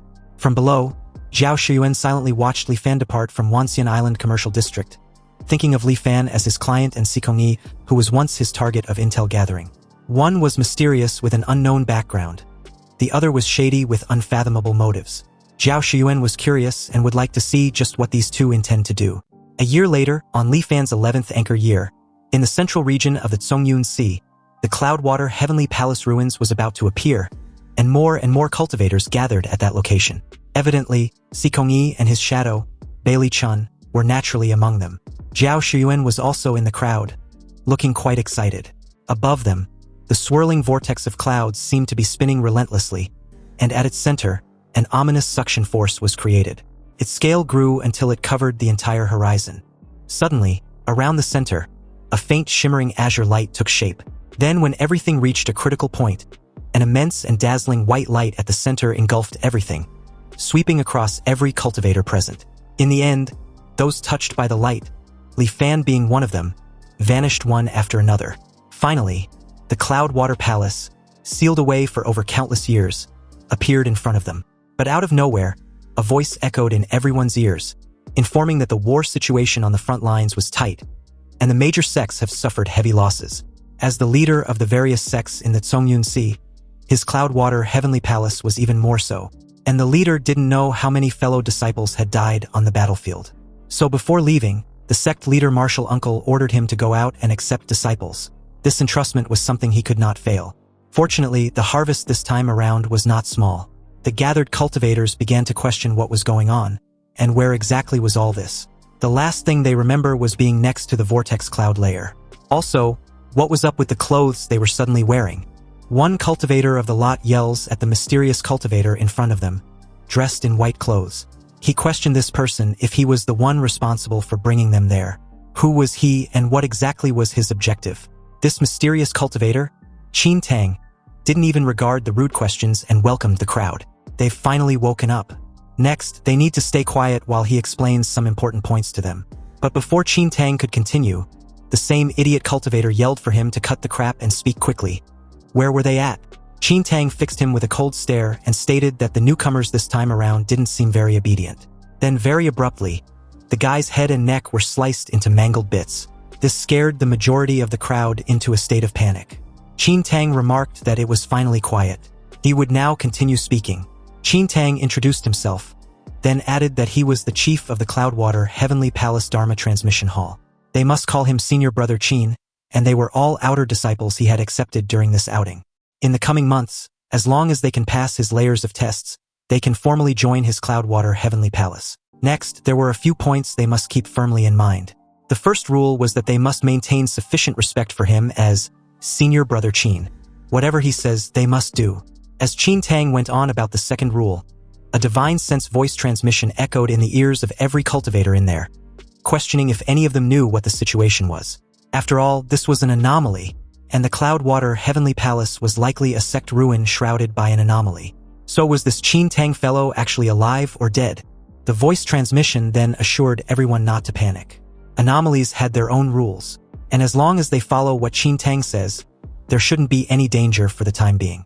From behind, Li Fan kept a close eye on Sikongyi and Bailey Chun, noticing that they look as usual, as if they already knew they would encounter an anomaly. Or perhaps, even in the face of an anomaly, they had a well-thought-out plan. Anyway, when Qin Tang was done, he clasped his hands to get everyone's attention, then informed them that it was getting late, so he would take them to rest first. Tomorrow morning, they would formally begin the test. Qin Tang told the group to follow him, but the very second he turned to lead the way, for cultivators immediately chose to flee, believing they shouldn't stay there for a long period, because it was a dead end if they do. So they might as well explore other parts of this ruin to see if there were any treasures. Qin Tang just gave a contemptuous smile, and didn't even bother stopping them as the four were suddenly sliced into mangled bits, just like the idiot from earlier. And as the rest watched in horror, the divine sense voice transmission echoed once more, calling them a bunch of idiots. He had already said they've encountered an anomaly, yet these four still vainly attempt to flee. They really don't know how to write the word death, though it's strange that some of these people are also cultivators. But how come there are no phenomenon of heaven and earth when they die? Apparently, shrouded by the anomaly, the ruin forms its own rules. Most past common sense becomes invalid, so they must treat it with even more caution. Qin Tang led them to their lodging, and explained that they would rest there tonight. Tomorrow morning, they were to gather at the square. He instructed them to go pick their rooms, before advising them to remember to sleep early. Anyway, after Qin Tang left, Li Fan chose a room relatively close to Sikongyi and his companion to stay in. He laid straight on his bed, circulated the profound yellow heart-refining incantation, and all distracting thoughts in his mind vanished. Seeing Li Fan fall asleep immediately, the other cultivators in the room also forced themselves to sleep. But not everyone could keenly perceive what was about to happen. There were still quite a few people whispering to their companions, looking agitated and finding it difficult to sleep. Time passed bit by bit just like that. Then suddenly, the lights in all the rooms got extinguished, plunging the entire area into darkness. Qin Tang's voice sounded faintly seconds after, and the several cultivators who really weren't asleep obviously got startled awake. But this was a direct disobedience in Qin Tang's eyes, since he clearly instructed them to sleep early. Otherwise, it wouldn't be good if they delayed tomorrow morning's test. Well, since they can't sleep, he will give them a hand. Qin Tang brutally sliced his first 3 victims into mangled pieces before they could even make a sound, then went on a killing spree. Soon, hair-raising sounds rang out continuously, and it's unknown just how many cultivators lost their lives without even being able to let out a scream. Only then did everyone present realize that Qin Tang's phrase "remember to sleep early" was not just a casual remark. Many cultivators wanted to resist, yet without stirring up even the slightest ripple, they perished silently just like that. Qin Tang lets out a helpless sigh, saying this errand was truly tiring, and if not for the sect leader martial uncle, and the senior brothers and sisters all going missing, he wouldn't have to be the one to go out. It was boring, truly boring, so he might as well go get a drink. Sleeping was something that people with frequent insomnia surely understand deeply. If there was no mental burden, one could fall asleep just like that. Conversely, it becomes very difficult to fall asleep, and one was easily awakened. Moreover, cultivators were used to using closed-door cultivation to replace sleep. Falling asleep had become a rather difficult matter. Thus, even knowing they would die if they didn't sleep, there were still many cultivators who couldn't fall asleep. In the latter half of the night, Qin Tang visited again, bringing another reign of terror. The next morning, when Li Fan woke up and walked out of his room, like the rest of the surviving cultivators, what they saw was the ground covered in corpses. Jiao Shiyuan didn't pass this trial. His head was separated from his body, lying there quietly. Li Fan didn't delay and went straight to yesterday's square. Having learned yesterday's lesson, the cultivators didn't run around wildly to other places and obediently gathered at the square. The crowd was sparse. The surviving cultivators were less than 2/3 of yesterday's number. The trial hadn't even formally started, yet there were already so many casualties. The survivors were very pessimistic about the upcoming encounters, their expressions downcast. Sikongyi and Beilichin, however, remained expressionless. Still enjoying his wine, Qin Tang kept complimenting how good it was. He then expressed his satisfaction that everyone could make it. Now, they can formally begin the first layer of the test. Qin Tang's master once said, in seeking immortality and asking of the Tao, 3 things were most critical: natural talent, temperament, and luck. His master believed that among these 3, natural talent was the most important. But he personally thinks that among the 3, temperament was the most important. So the 3 layers of tests he arranged were all related to temperament. As Qin Tang spoke, he led them into a 3-story pavilion. The first floor where the group was standing was filled with bookshelves, and the bookshelves were filled with various cultivation methods. A thought simultaneously emerged in the minds of the crowd of cultivators. Thus they've hit the jackpot this time around. Just casually taking out a few cultivation methods would be enough to offset more than 10 years of usual hard work.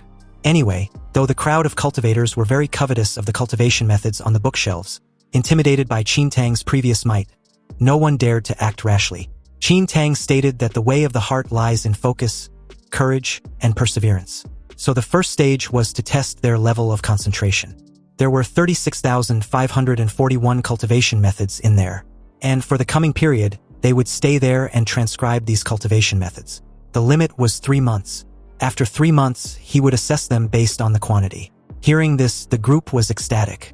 There was so many cultivation methods, and Qin Tang was actually letting them copy them freely. Some believed that as long as they can memorize a few cultivation methods, even if they don't gain anything else later, this adventure would already be worth it. Qin Tang then set up a space for them to transcribe these cultivation methods, before telling them to begin. He hopes they won't let him down. Qin Tang stretched and informed the group that he needed to go to sleep first, because last night truly exhausted him. He made his way to the side, leaned against a wall and closed his eyes. Although Qin Tang had already given them the go-ahead, the entire crowd of cultivators never moved and just watched him until he eventually showed signs of being asleep. Then they immediately disperse inside the 3-story pavilion, some in search of the strongest cultivation methods they could find. As the crowd of cultivators skim through one nascent soul cultivation method after another, most of them believing they've struck it big, Li Fan ignored them acting like madmen, randomly grabbed a cultivation method and began to copy it. He didn't delve into the content of the cultivation method, only copying it word for word because he knew that they were all illusory. In his previous life, cultivators who explored this countless times had already reached a conclusion about the cultivation methods appearing in this level. During the trial, no matter what method was used to record the cultivation methods, all records would disappear upon leaving the Cloudwater Heavenly Palace. And although some of the cultivators present could vaguely guess the truth, with a nascent soul true method right in front of them, how many could resist the temptation not to read closely and delve into it? They copied slowly, unable to resist looking back and reading again. There were even 1 or 2 who became directly intoxicated by the profound mysteries of the cultivation methods, delaying their copying. Time passed day by day just like that. Ceaseless copying was, after all, a boring and arduous task. Bowing to Qin Tang's intimidation, no one dared to use magic power to cut corners. Soon, some people couldn't hold on anymore and couldn't help but stop to rest. Some closed their eyes to recover for a moment, then immediately resumed copying, while others rested thoroughly before regrouping. Li Fan, however, did not rest for a single moment. There were 2 or 3 others who were tireless like him. It seemed that due to their cultivation methods, their endurance was naturally exceptionally good. As for Li Fan, he was purely holding on by sheer will. And because he knew clearly that Qin Tang's evaluation for this level, aside from being related to the amount copied and the number of errors made, also had a very important basis for evaluation: the duration of time from the moment the pen was picked up to the moment it was put down. Just as Qin Tang said before, the test of this level was focus. Since one started copying the cultivation method, stopping for any reason would be considered a break in focus. Li Fan had no distractions, suppressing all physical and mental fatigue with a strong will. He didn't know how much time passed till Qin Tang woke up, stretching once more and praising how good his sleep was. Anyway, time was up, and he needed to check their performance. Qin Tang gave a slight chuckle upon his brief inspection, commenting the trial was really getting worse year by year. But when he saw a completely worn-out Li Fan with a substantial stack of copied manuscript in front of him, he was genuinely surprised, then impressed, before commenting how interesting this was. Li Fan seems to be the only cultivator who appears to have caught Qin Tang's eyes. Anyway, with a smile, Qin Tang announced that the first trial was officially over. Everyone should rest now because the second trial begins the day after tomorrow. Then, following a sudden clap from Qin Tang, Li Fan, along with everyone else, only felt their vision shift. And in the blink of an eye, they returned to the building where they slept before. Qin Tang's figure did not appear with them, and the cultivators finally relaxed. They looked excited and communicated with each other. After all, in their eyes, this had been a huge opportunity. They memorized while copying and wrote down a full 15 cultivation methods, most of which were golden core methods, and there were even a few nascent soul methods. But some argued the use of remembering so many. Their primary objective was to survive long enough to make it out alive. Others were not entirely pleased with the reality check, because in their eyes, to be fortunate enough to get a glimpse of the mysteries of a core formation method, even if they die the very day after, they will have no regrets. There were also some cultivators who had designs on the belongings of those who lost their lives earlier. Unfortunately, after they investigated, they all wore looks of disappointment. Apparently, after being killed by Qin Tang, the storage rings, Dharma artifacts, and anything of such on their bodies all vanished, Not a single thing remained. Li Fan was just preparing to go back and rest well, but inadvertently saw Zhao Shiyuan's corpse. 3 months have passed now, yet his corpse hadn't rotted into white bones, but instead became like withered wood. Zhao Shiyuan had evidently used a puppet, not his true body. Li Fan was informed that this was Zhao Shiyuan's habitual method, so he needn't need to be surprised. Li Fan gracefully thanked the fellow Taoist, Chunin, for the pointer, then introduced himself, before asking if the guy was also a member of the Myriad Immortals Alliance. Judging from the way he spoke of Zhao Shiyuan, it seems he was quite familiar with him. Chunin introduced himself and replied that he had been in the Myriad Immortals Alliance for over 30 years. But he can't say he's that familiar with Zhao Shiyuan, however, having lived on the island for so long, he knows the things he should know. You see, Zhao Shiyuan opened a general store on the island, selling everything. And it was said that he had official channels within the Myriad Immortals Alliance behind him, so he can occasionally sell some good things. Aside from that, he also frequently does some intelligence as business. It's just that this guy never risks his life personally. He always uses puppets to clear the way. Hearing this, Li Fan immediately judged Zhao Shiyuan to be greedy for wealth but afraid of death. He now knows how things are when it comes to that guy. Chunin gave a hearty laugh upon hearing Li Fan's perfect summarization of the guy. The words, greedy for wealth and afraid of death, couldn't be more appropriate to describe Zhao Shiyuan. Anyway, when previously copying cultivation methods inside the book pavilion, Chunin saw others copy for a while, then rest when tired, resuming after conserving their strength. Only Li Fan did not rest for 3 months. Chunin admits he admired that greatly, but also wondered what deep meaning Li Fan had for this action. If they strictly talk about copying speed, due to physical and mental fatigue later on, Li Fan certainly couldn't compare to those who rested frequently. He couldn't help wondering if Li Fan could enlighten him. Li Fan dare not claim any deep meaning. It was just an intuition in his heart. Qin Tang said the first trial was focus, and to focus was to have no distractions. Only by not being disturbed by any external things can one be called truly focused. Also, since physical and mental fatigue can also be considered as external things that interfere, if one stops because of them, aren't they no longer focused? Anyway, this was all just his humble opinion, so he hopes Chunin doesn't take it too seriously. Hearing this, Chunin seemed deep in thought. Li Fan spoke no further and returned to his room to rest.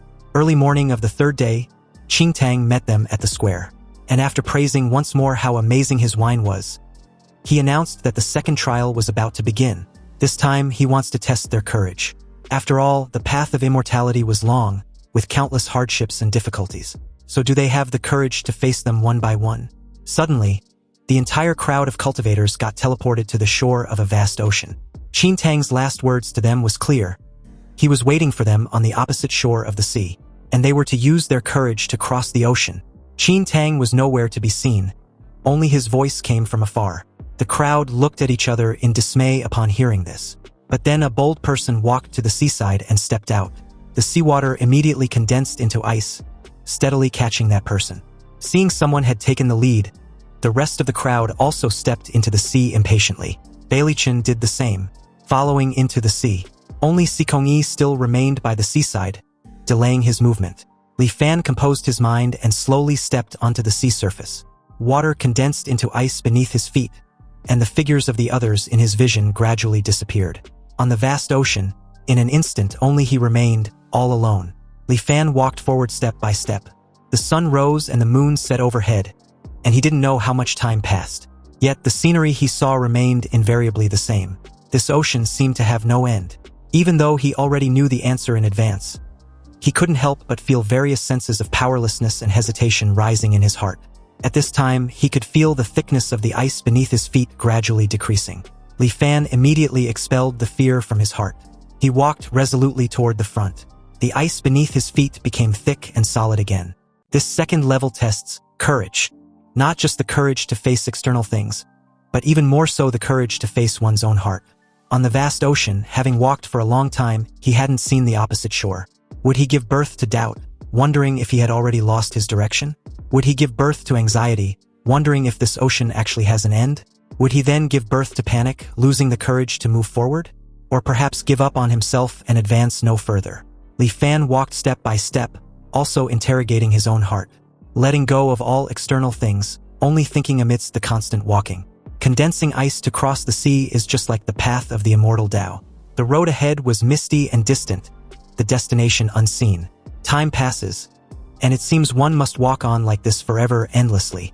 Even knowing that this trial would eventually stop, his heart wavered countless times, because this journey across the sea was simply too long. Li Fan's hair turned pale, and his body hunched, but his footsteps never stopped moving forward. Whenever his heart wavered, he would reaffirm his conviction and take the next step until his body became too old to walk any further. Finally, Li Fan fell weakly onto the sea surface, his vision blurred. But before his consciousness vanished, he finally saw it.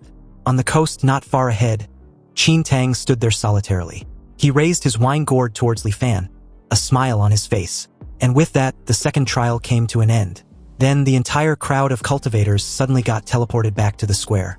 It was easy to tread the river of the Nine Nethers, but hard to cross the sea within the heart.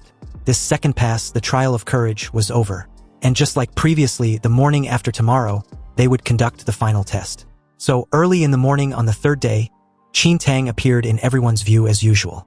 Only this time around he was not drinking, nor was he drunk. He looked much more spirited. Today was the final layer of the test.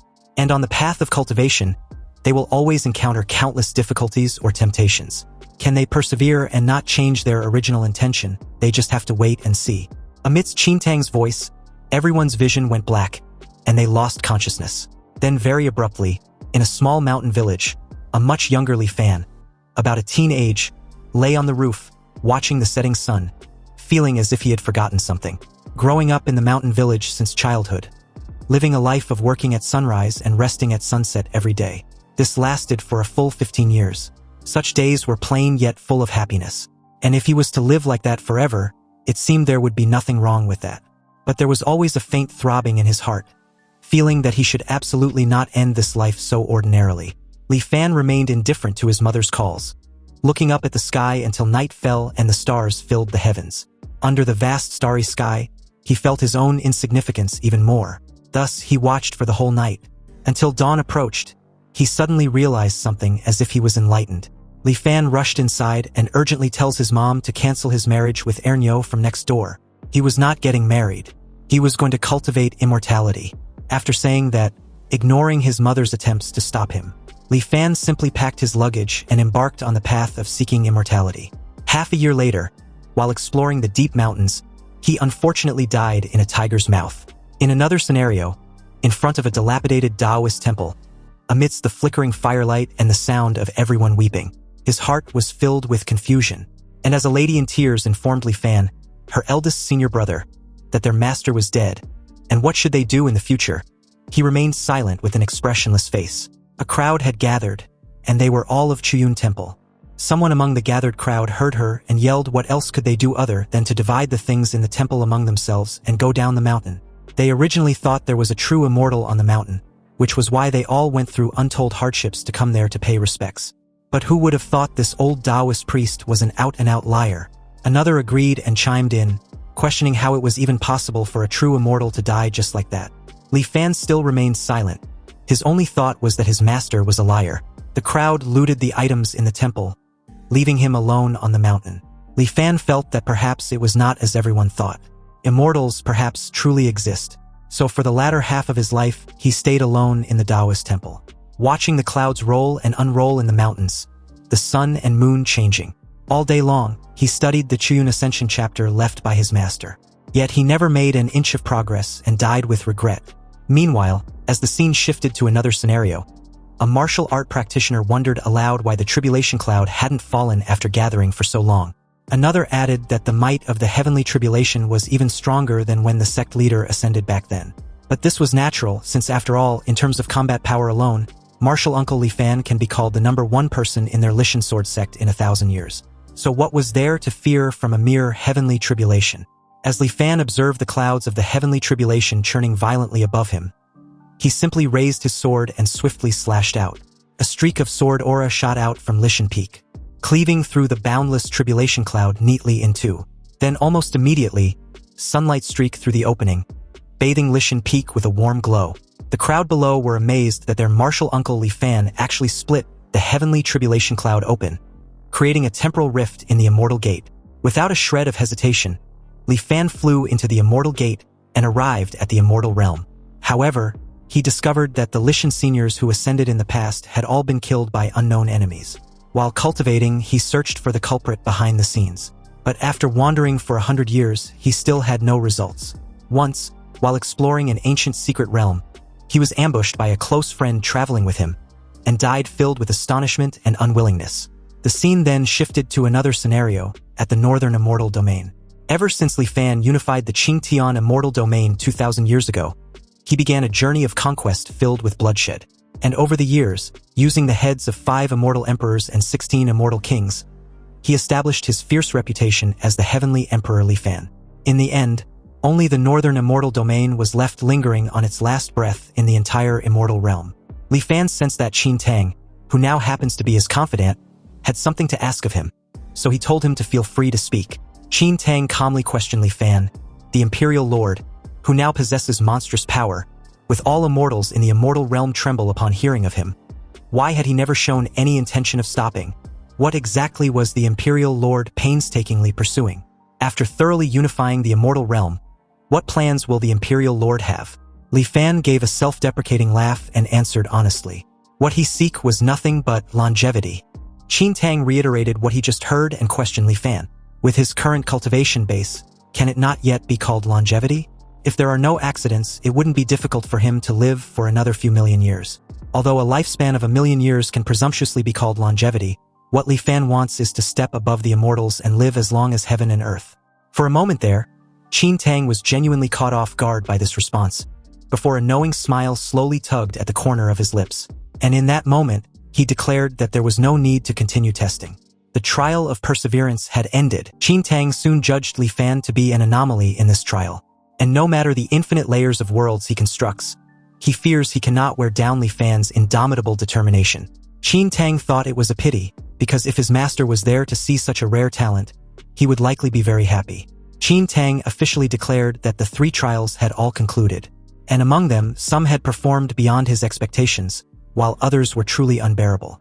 He added that his sect leader Martial Uncle once told him that when his Cloudwater Heavenly Palace accepts disciples, they value quality over quantity. And since that was the case, only half of the lot shall remain. Most of the crowd of cultivators panicked, and they questioned what he meant by that.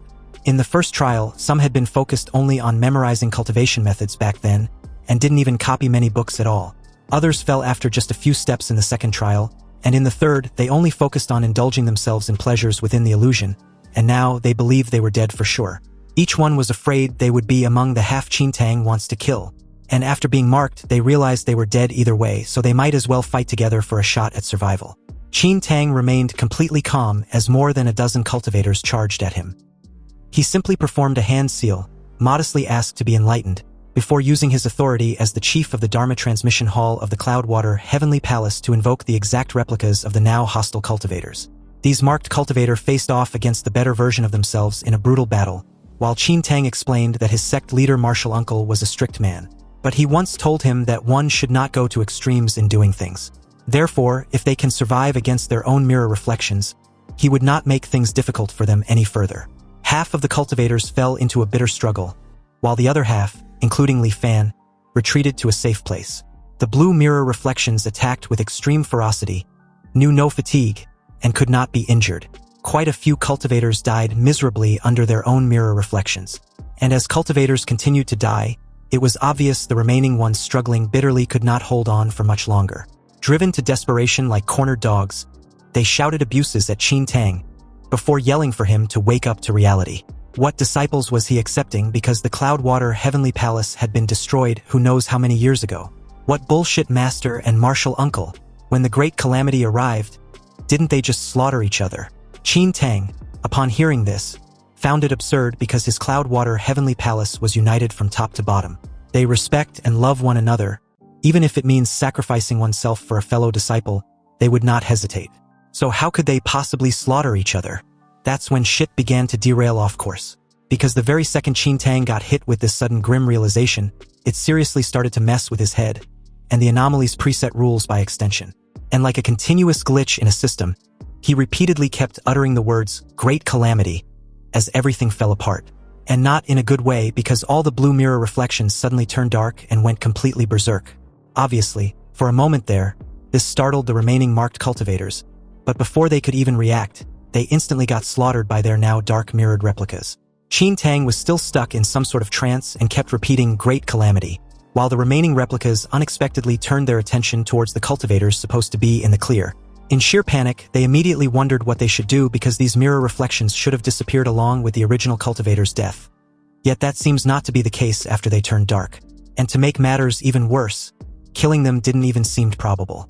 Qin Tang was now trembling all over when a hand suddenly clasped his left shoulder from behind. He snapped from the funk he was in and turned, only to see Li Fan offering him a gourd filled with wine. He told his senior brother Qin to have a drink, and shouldn't mind what he heard earlier. There was no great calamity at all. Qin Tang took the gourd and asked Li Fan once again if there really wasn't any calamity. "That's right," Li Fan answered confidently, reassuring him that there was absolutely no great calamity. Gradually, clarity returns to Qin Tang's eyes as he murmured over and over again that there was no calamity, as if to ingrain it in his subconsciousness. He took a gulp from his gourd and laughed heartily, yelling once more that Li Fan was right.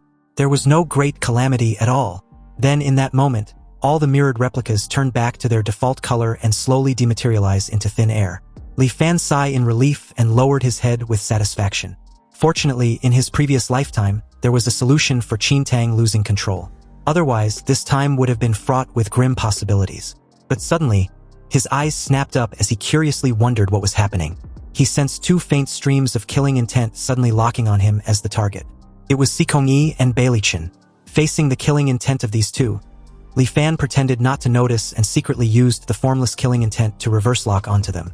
Qin Tang once again declared that the trial was over, so they may leave. He then turned in Li Fan's direction and informed him to leave as well. Li Fan reminded Qin Tang that he still owed him a gourd of good wine.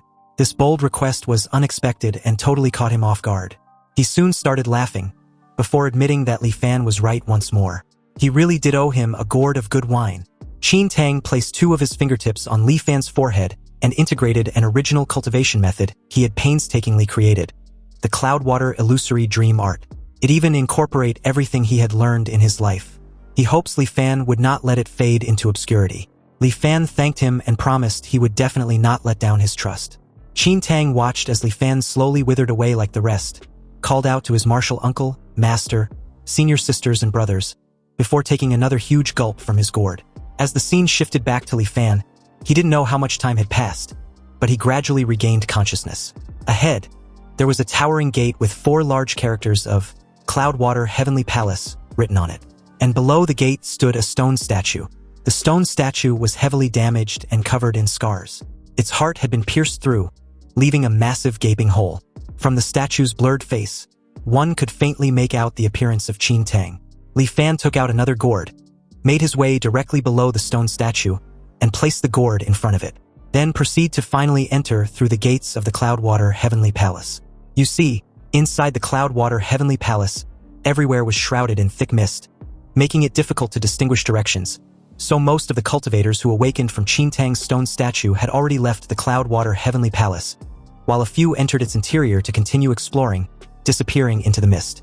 Li Fan circulated his shadow-following art, sped in the direction locked on by the formless killing intent in search of traces of Sikong-yi and Beilichin. He soon found them and maintained a short distance. He concealed his aura and quietly followed behind them. Sikong-yi and Beilichin seemed to be extremely familiar with the layout of the Cloudwater Heavenly Palace. They moved with a clear goal all the way, continuously bypassing buildings shrouded in mist as they ventured deeper inside. Suddenly, the two of them sprinted off in opposite directions, a tactic to divide forces. And although Li Fan briefly wondered if he had been discovered, he still chose to chase in the direction Sikong-yi left off after a moment of hesitation. Sikong-yi eventually landed in front of the demon refining tower, turned slightly with a knowing smile, before rushing inside. Li Fan saw the blatant provocation and considered whether Sikong-yi was trying to use a deadly terrain in the Cloudwater Heavenly Palace to kill him. Because if that's his plan, then he's afraid he will be disappointed. Without hesitation, Li Fan followed Sikong-yi inside the tower. You see, the demon refining tower was one of the most perilous areas in the Cloudwater Heavenly Palace. And in the first 10 years after the Cloudwater Heavenly Palace opened, no cultivator had ever returned alive from there. In Li Fan's previous life, it was ultimately in Divergence Year 21 that an alchemy master risked his life to enter it and finally unraveled its bizarre rules. Gusts of cold wind blew inside the tower, filled with the smell of decay and stench. Li Fan went all the way up and reached the top of the tower, where a malnourished disciple of the Cloudwater Heavenly Palace murmured anxiously that his fellow martial brothers and sisters were all fighting on the front lines. And as the only one who can't help, he must refine more elixirs. Only then can he possibly improve their strength. For every extra elixir he successfully refine, the greater the chances of survival his senior brothers and sisters would have. However, all the demons and monsters in this demon refining tower were dead, and there were no more alchemy materials left either. So as he contemplated on what he should do, Li Fan walked in to see Sikongyi and two others as his captives. And before he could even react, he was suddenly restrained and captured as well. Panicked, the other two cultivators fearfully questioned how this could happen. Didn't they choose to leave there directly, so how did they get tied up there in the blink of an eye? Their lives were over. They had clearly already left the Cloudwater Heavenly Palace, yet they were captured and brought back. Meanwhile, their malnourished capturer was thinking of what the medicinal properties his elixirs would have this time around. He just happened to catch a few bugs this time, and they seemed perfect for testing the medicine. But which bug should he choose? The four watch as he slowly make his choice. Anyway, after this brief indecision, he finally chose Sikongyi. Li Fan, wanting to see what Sikongyi was relying on to dare to lure him into this deadly terrain, did nothing and just watched as he got pulled towards their malnourished capturer, shrinking rapidly in the process until he turned into a tiny flying insect. The now insect-like Sikongyi, paralyzed with extreme fear, was held firmly in between two fingers by the wings. The guy then brought a green pill which was many times larger, close to the insect-like Sikongyi, then forced him to swallow it. Its mouth was even torn wide open to accommodate this enormous green pill. Anyway, after swallowing, the abdomen of the insect-like Sikongyi swelled many times its original size, becoming a massive, bloated sphere. This completely shocked Li Fan and totally scared the hell out of the other two cultivators. Li Fan was finding it hard to believe that Sikongyi actually made no attempt to resist whatsoever, and after being turned into an insect and forced to swallow the green pill, he dissolved into a puddle of green liquid. Meanwhile, the guy was disappointed that the drug test failed, and guessed that the medicinal properties must be too strong. At this point, it was obvious that Sikongyi was dead, and Li Fan kept pondering silently just what exactly changed to result in this unforeseen event. Could it be that, in this lifetime, his tracking caused the situation's development to diverge from the previous lifetimes? But that can't be right because Sikongyi clearly lured him to this demon refining tower. So how could he die so easily? He knew this was a deadly terrain. Li Fan even wondered if Sikongyi lured him in just to trade a life for a life. Just as Li Fan was sinking into endless confusion, he suddenly sensed something and lifted his head. Apparently, his formless killing intent had locked onto a target outside the tower again. And it was none other than the presumably dead Sikongyi. It seems the guy had resurrected outside the demon refining tower, which means what he witnessed was the death of a puppet. An external avatar. Neither seems quite right. It seems the secrets Sikongyi holds were even greater than he imagined. However, once he, Li Fan, had set his sights on him and Bailichin, their secrets were no longer secrets. With the formless killing intent locked on them, Li Fan wasn't afraid of them running away. He just needed to escape from this demon refining tower as soon as possible. With the exception of Li Fan, the other two cultivators freaked the hell out when their malnourished capturer decided to try the process once more. Had they known, it would have been better to die by Qin Tang's hands. At least it would have been a quick death. This anomaly, being the malnourished guy, swallowed the elixir but was completely unaffected. After all, the pills were refined in the same furnace, so they should be about the same. The guy took out his next black elixir for testing, before choosing another bug to test it on. Luckily, Li Fan wasn't the next chosen test subject. The chosen person flew into the anomaly's hand just like Sikongyi, turning into a human-faced flying bug. The anomaly pinched the flying bug with one hand, held a black elixir with the other, and forcefully stuffed it in. After the elixir entered its belly, it seemed to be digested, and the flying bug's abdomen began to shrink. Tiny black dots drilled out from its abdomen one after another. After drilling out of the body, they didn't fly around but landed on the human-faced flying bug, devouring it greedily. Soon, the human-faced flying bug was gnawed until not even crumbs remained. Sighing, the anomaly sucked the densely packed black dots into its stomach. Unfortunately, the second test also failed, and soon the third round of pill testing arrived.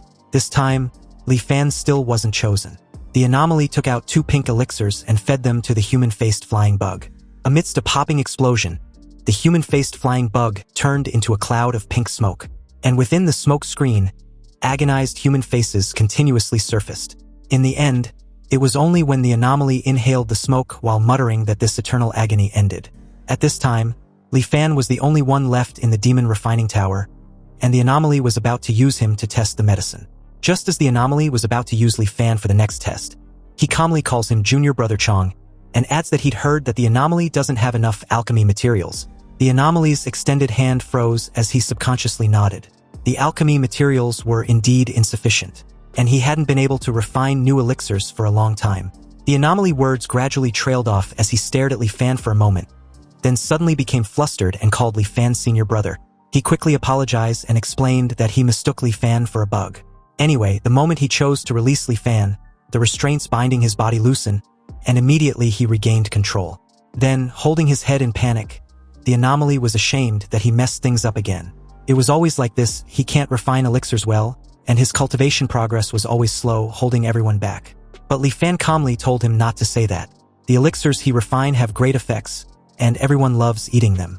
Upon hearing this, the anomaly suddenly lifted his head, surprise and joy filling his eyes.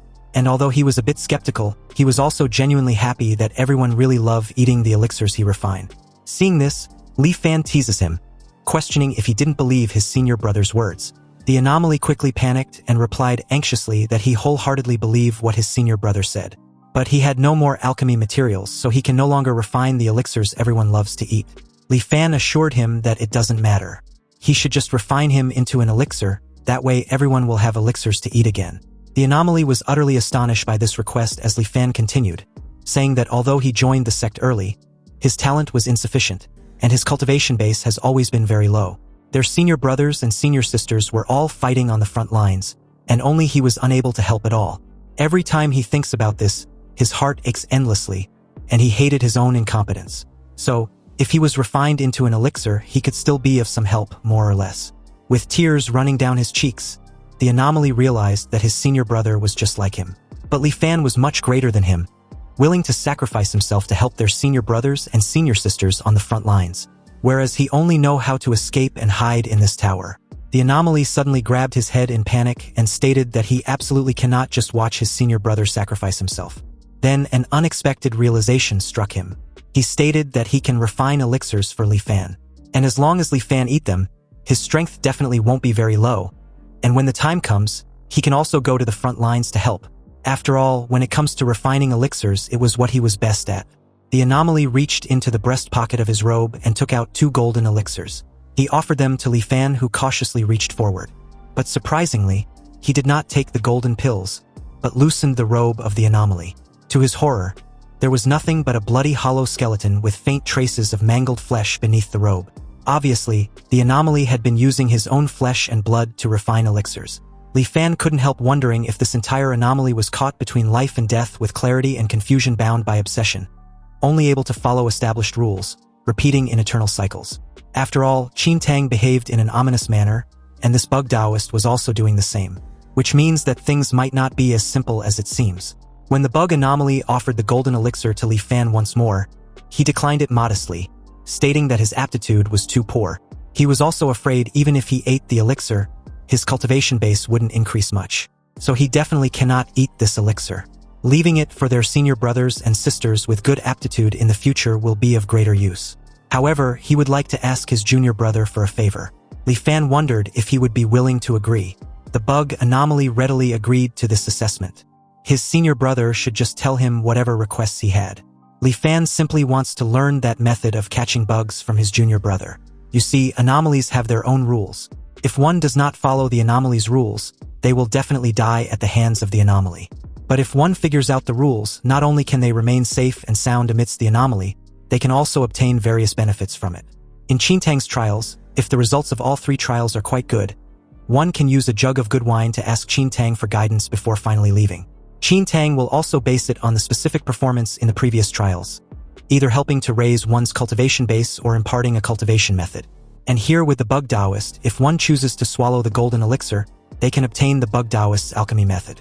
It's just that this alchemy method is not the normal Tao of alchemy, but rather the Tao of bug elixirs. As more bug elixirs are refined, the alchemist will also gradually become just like the bug Taoist. At present, Li Fan was fully aware of this, so he did not choose the golden elixir as a reward, but instead chose another thing whose value is absolutely not inferior to the Tao of bug elixirs. But the bug anomaly seemed puzzled by this request because the bug binding net was just something he usually used for playing, so why did his senior brother want to learn this art? Li Fan explained that since their senior brothers were fighting on the front lines, it's inevitable that some blind bugs would definitely slip through and harass them. Although his strength was low, and he cannot personally go into battle to kill enemies, if he learns this bug binding art of the bug anomaly, he can also support from the sidelines, helping their senior brothers clean up all these eyesore bugs. The bug anomaly hadn't thought that the bug binding net could have this kind of use. So he now believes his senior brother was really smart, and even more determined to pass the bug binding method to Li Fan right away. Suddenly, to Li Fan's utter surprise, 2 pairs of transparent wings sprouted from the back of the bug anomaly. He then reached behind and tore a wing off, shocking a speechless Li Fan even further. With a slightly breathless demeanor, the bug anomaly offered it to Li Fan. The moment Li Fan touched the wing, it instantly impacted the innate divine power, the bug binding art, into his consciousness. Soon after, the transparent wings turned into waves of light and entered his body. And at the same time, it seemed as if countless intersecting fine lines had appeared in his heaven and earth. As long as the opponent's realm is lower than his, once the bug binding divine power is activated, Li Fan can instantly subdue them.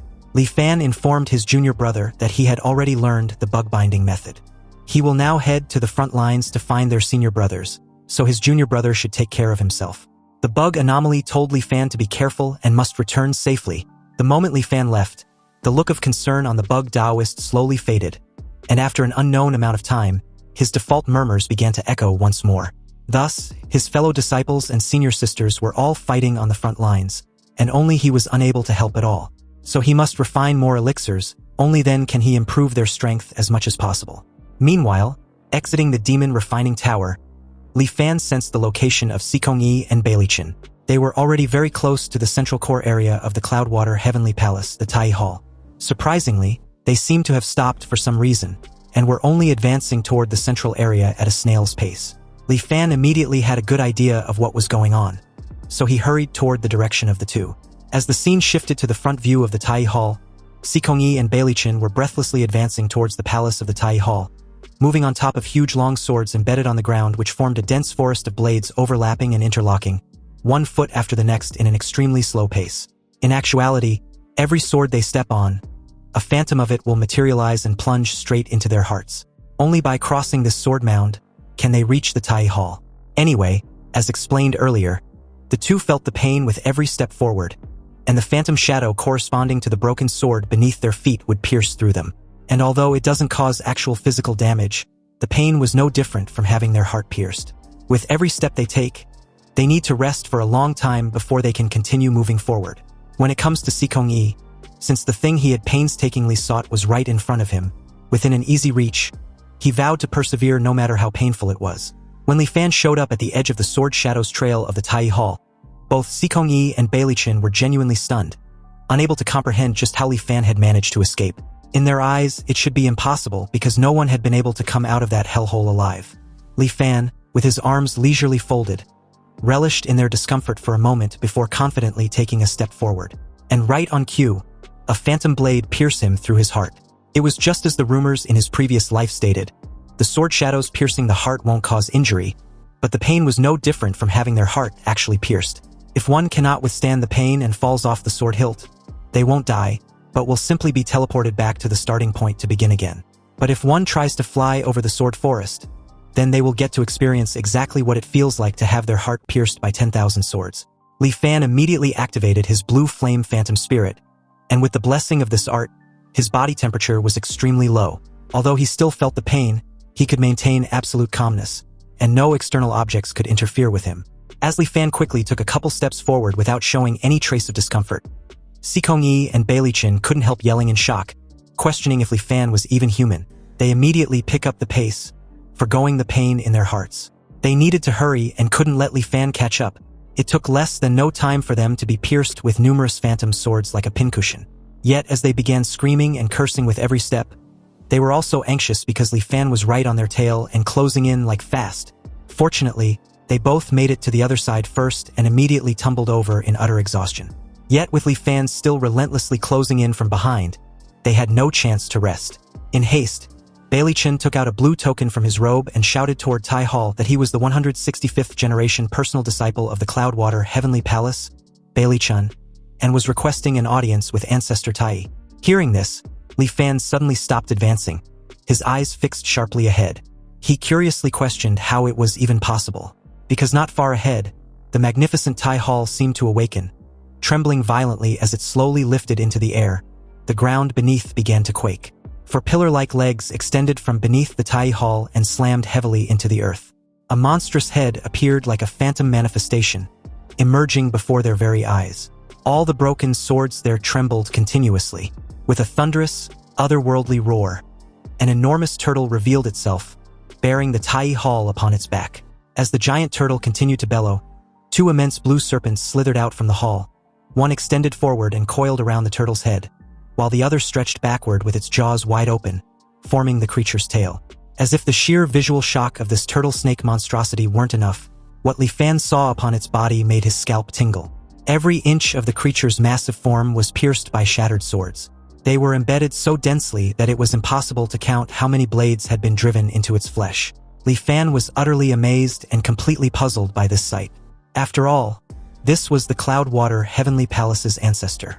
And for all these countless years, was he still alive? Or has he, just like Qin Tang and the Bug Taoist, become an anomaly? In his previous life, there were absolutely no rumors about this ancestor Tai.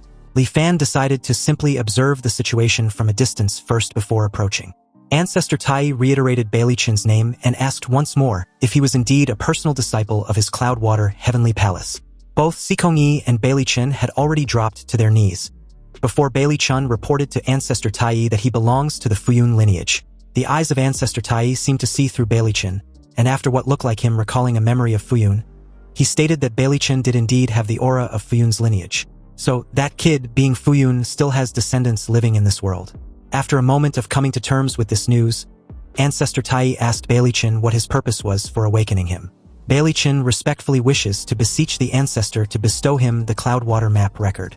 Ancestor Tai lifted his turtle head, reiterated what he just heard and asked what the Cloudwater map record was. But after racking his brain for a while, he remembered and said it was nothing major. He added that back then, Han Hai once said that this item could only be given to a disciple of the Cloudwater Heavenly Palace. And since Bailey Chen was a descendant of Fuyun, then giving it to him doesn't seem to be wrong either. Delighted and grateful, Bailey Chen thanked Ancestor Tai. However, in that very moment, Li Fan suddenly interrupted them, puzzling Ancestor Tai and surprising the hell out of both Sikongyi and Bailey Chen. They gritted their teeth in annoyance and impatience. Li Fan paid them no mind and said he was also a personal disciple of the Cloudwater Heavenly Palace. He also wished to beseech the ancestor to bestow him the Cloudwater map record. As Li Fan activated the Cloudwater illusory dream art, Sikongyi could no longer hide his contempt and calls him a fraud. After all, the disciples of the Cloudwater Heavenly Palace had long since perished, but he suddenly stopped mid-sentence, realizing the inappropriateness of his next words. Beside him, Bailey Chen turned his attention back towards Ancestor Tai, claiming through his gritted teeth that Li Fan was absolutely not a direct disciple. The tortoise snake ancestor, however, paid no attention to Bailey Chen's words, but carefully discerned the aura of the cultivation technique circulating on Li Fan's body. It was the Cloudwater illusionary dream technique.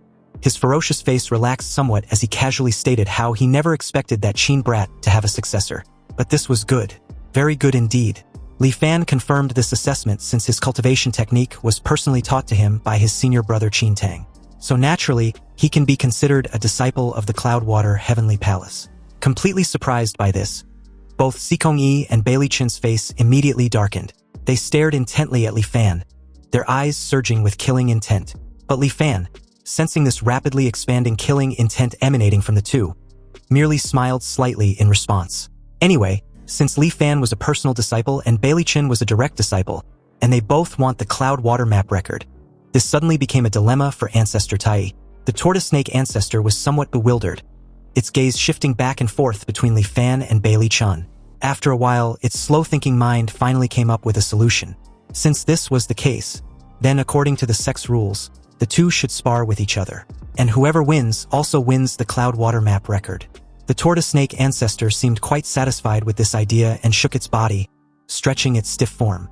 Countless broken swords flew from its body, piercing the ground around Li Fan and Bailey Chen, leaving only a blank area in the center, forming a natural arena.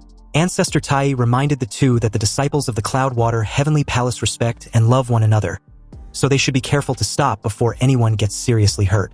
When Ancestor Tai told them to begin, Li Fan assured him not to worry, he would definitely spare junior brother Bailey's life. Bailey Chin didn't reply, but the killing intent in his eyes had already reached its peak. Above his head, 21 constantly spinning blue water swords suddenly appeared, forming a sword array. They roared towards Li Fan in an instant, and Ancestor Tai recognized it as the sea-calming sword art. It wasn't bad, and although Bailey Chin had already mastered 21 sword strokes, it wasn't far from major completion. Li Fan simply stretched out his right hand and activated the bug-binding method.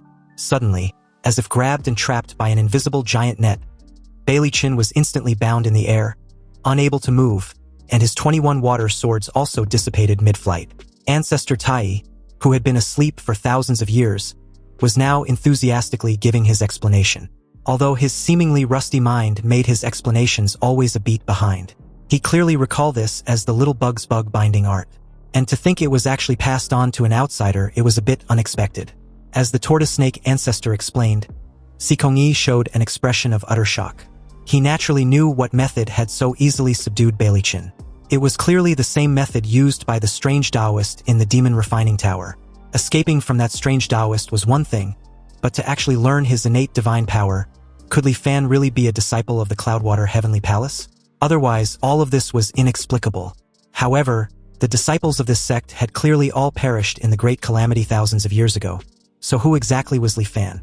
Endless doubts and fear surged in the hearts of both Bailey Chin and Sikongyi, and in that moment, they judged Li Fan to be too mysterious. If they fall into his hands, their demise was inevitable. Looking at Li Fan feigning that kind expression, the two couldn't help but shudder. They needed to escape, and so, under the watchful eyes of the tortoise snake ancestor and Li Fan, a bizarre scene unfolded.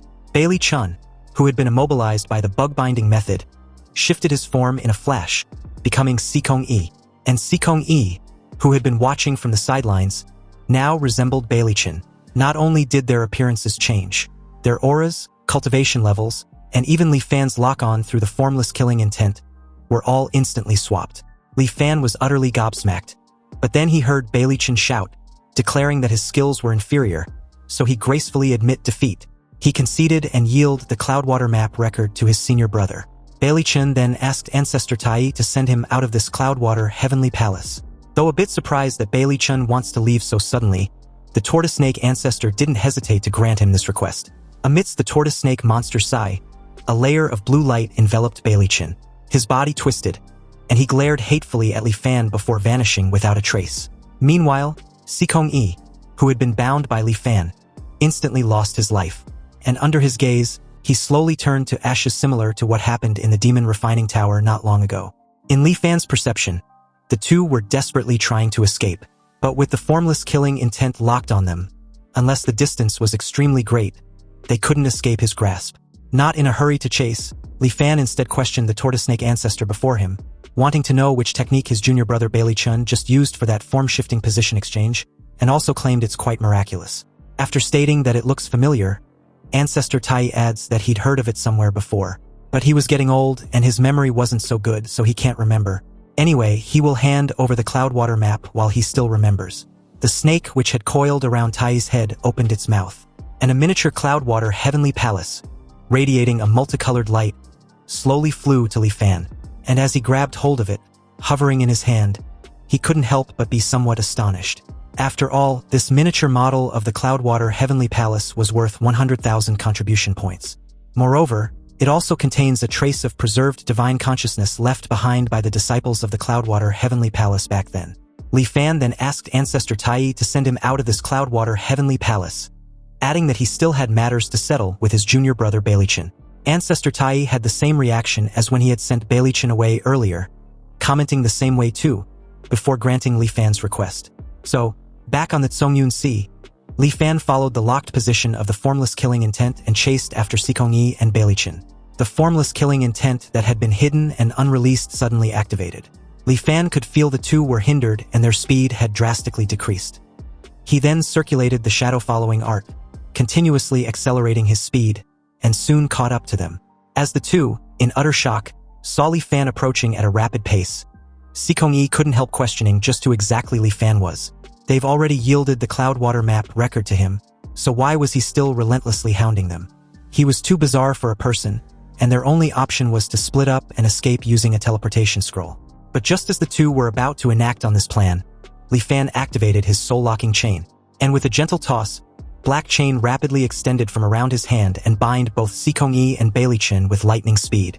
The chain suddenly contracted and Bailey Chen, who was fleeing at breakneck speed, suddenly got pulled back towards Sikong-yi.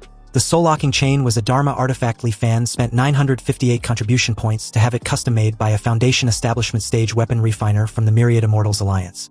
And once the two were linked by the chains, they couldn't stray too far from each other. With the two locked together, Li Fan took out another array diagram, the cyan-wood purple fire array. It cost a full 1,500 contribution points. Its power was immense, and once activated, most chi refining stage cultivators wouldn't last more than a few seconds before turning to ashes. Sikong-yi, after realizing that every move Li Fan showed that he had planned this all along, angrily asked who the hell Li Fan really was once more. Li Fan replied that who he was didn't matter, because having snatched their opportunity, it was impossible for him to let them go. And right now, he was more curious as to how many times Sikong-yi can come back from the dead. So, with the talisman in hand, Li Fan ignored Sikong-yi's curses and activated the cyan-wood purple fire formation, burning him into ash amidst his screams of agony. However, no strange phenomena appeared in the sky above. Then, the scene Li Fan had anticipated appeared. Beside Bailey Chen, a phantom slowly emerged. Anyway, after a moment of writhing, the phantom gradually solidified, and Sikong-yi seemed to have been resurrected again. Li Fan narrowed his eyes, a bit incredulous with the sight, and activated the Great Formation once more. Screams echoed continuously, and Sikong-yi died once more under the burning of the cyan-wood purple fire formation. After this resurrection, then another, Li Fan finally discovered some clues in it. Every time Sikong-yi revives, his cultivation level drops accordingly, plummeting from the late stage of chi condensation to the mid-stage, then to only the early stage of chi refining. Anyway, as Sikong-yi begs Li Fan to stop the torture, and claim to tell him whatever he wants to know, Li Fan seemed to understand something. He can no longer revive, and if Li Fan continued to activate the spell formation, both he and Bailey Chen would die.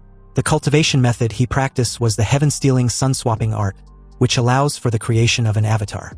And unlike an external avatar, this avatar has its own unique appearance: aura, soul, realm, and cultivation base. When creating an avatar, if one adds the bones of a deceased cultivator, or mixes in the essence blood of a living cultivator, one can strip away a portion of the talent, providence, and the like that originally belonged to the other party, and graft them onto the avatar. Sikong-yi accidentally discovered the corpse of a Cloudwater Heavenly Palace disciple and created this avatar, which he named Bailey Chen. And through this avatar, not only did he obtain a cultivation method called Sea Calming Divine Sword, he also learned some secrets from the Cloudwater Heavenly Palace of the past. Later, Sikong-yi discovered that the item with a bounty of up to 100,000 contribution points, being the Cloudwater map record, was right inside the Cloudwater Heavenly Palace. So when the Cloudwater Heavenly Palace reappeared, he rushed over immediately. Sikong-yi originally wanted to obtain the Cloudwater map record and earn the 100,000 contribution points, so his path of cultivation would be smooth sailing from then on. But he didn't expect to run into Li Fan. Sikong-yi asked once more, wanting to know just who exactly was Li Fan, and how did he notice him? Li Fan simply chuckled and stated that Sikong-yi had no right to ask him questions. Sikong-yi faced another round of death, and this time around, it was his last. And Bailey Chen, after Sikong-yi's death, also turned to dust and completely disappeared from the world. Anyway, just as in previous lifetimes when a cultivator loses their Dao, it was announced that a chi condensation cultivator, Sikong-yi, cultivated the Dao for 35 years. In the Zhongyun Sea region, he was slain by a chi condensation cultivator, Li Fan. Also, a chi condensation cultivator, Bailey Chen, cultivated the Dao for 3 years. In the Zhongyun Sea region, was also slain by a chi condensation cultivator, Li Fan. Now his body perished and Dao vanished, returning the Dao to the heavens. Where Sikong-yi disappeared, a black token floated silently in the air. Li Fan picked up the token, and a message immediately appeared in his mind. The one who holds this token shall rule the heaven-stealing and sun-swapping sect. The heaven-stealing sun-swapping sect is a secretive sect that has existed in the world since ancient times. The heaven-stealing sun-swapping sect does not have a fixed sect base, and often there is only one person in each generation. This heaven-stealing sun-swapping token was created thousands of years ago by the sect's 38th generation sect leader, Sikongyue. This token has endless marvelous uses. Not only does it have an extremely spacious storage space, after being refined, the token can be freely transferred between the main body and the avatar, ignoring the limits of spatial distance. Most importantly, through the heaven-stealing sun-swapping token, she transferred the life essence of the avatar and even the main body entirely onto the token.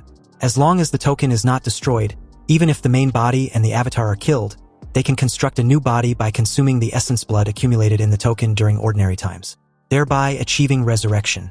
Over thousands of years, relying on this bizarre token and the avatar switching method, the members of the heaven-stealing sun-swapping sect could retreat unscathed from any perilous situation.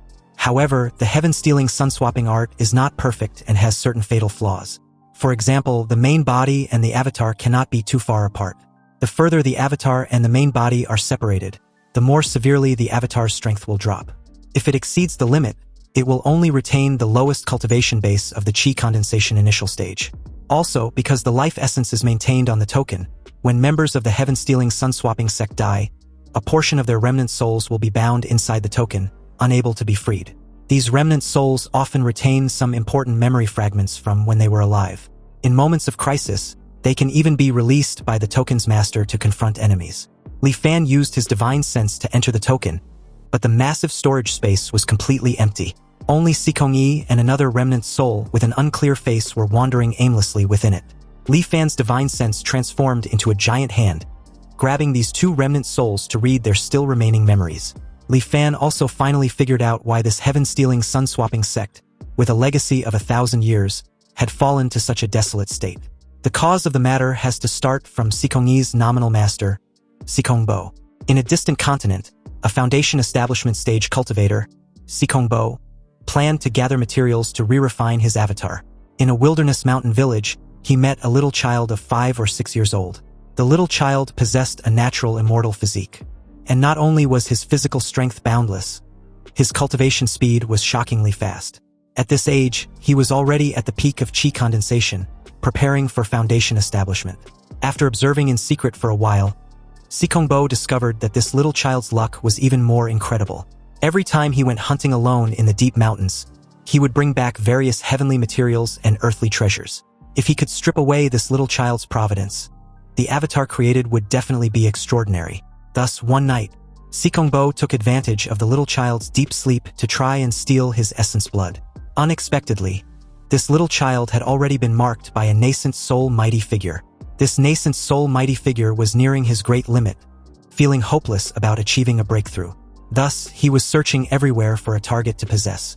He just so happened to find this exceptionally gifted little child. He adopted an extreme method, transforming himself into a wondrous item of heaven and earth, waiting for the little child to reach foundation establishment so he could perfectly merge with him as one. As Sikongbo tried to take the little child's essence blood, the nascent soul mighty figure immediately became furious and revealed his true form, which was a green willow, intending to strike Sikongbo dead on the spot. One was a wondrous item of heaven and earth transformed from a nascent soul cultivator, its strength greatly reduced.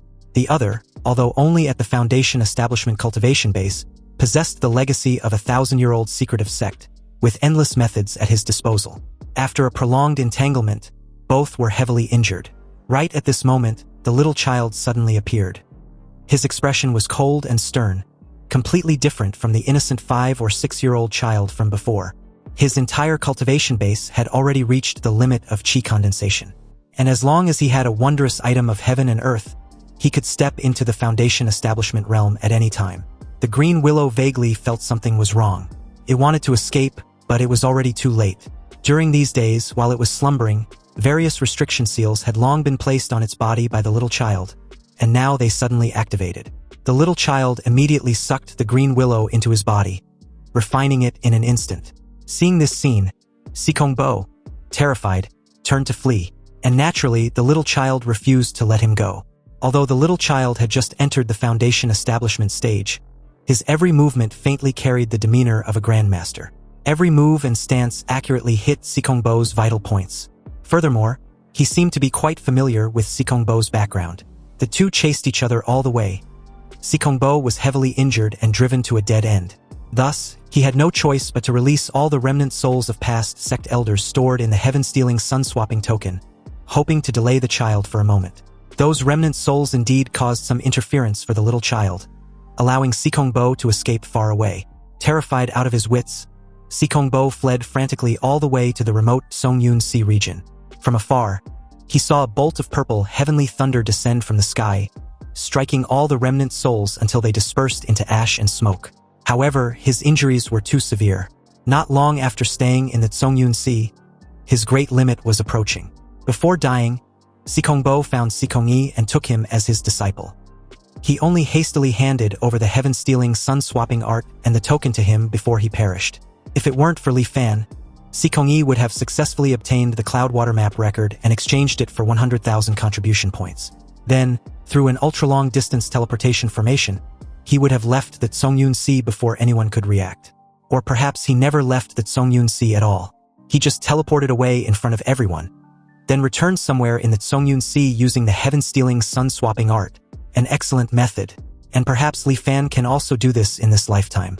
After all, the temptation of 100,000 contribution points was simply too great. There's another point worth noting. According to the memories from just now, a person can be refined into a wondrous item of heaven and earth. Or rather, many wondrous items of heaven and earth are transformed from fallen cultivators. After a cultivator perishes, the so-called return the Tao to the heavens was not just empty talk. A cultivator's Tao, after undergoing heaven and earth's transformation, forms various extraordinary wondrous items and reappears between heaven and earth. In life, immortal techniques cannot be cultivated by more than one person. After death, their use must still be maximized. This is the attitude of this heaven and earth towards the multitude of cultivators.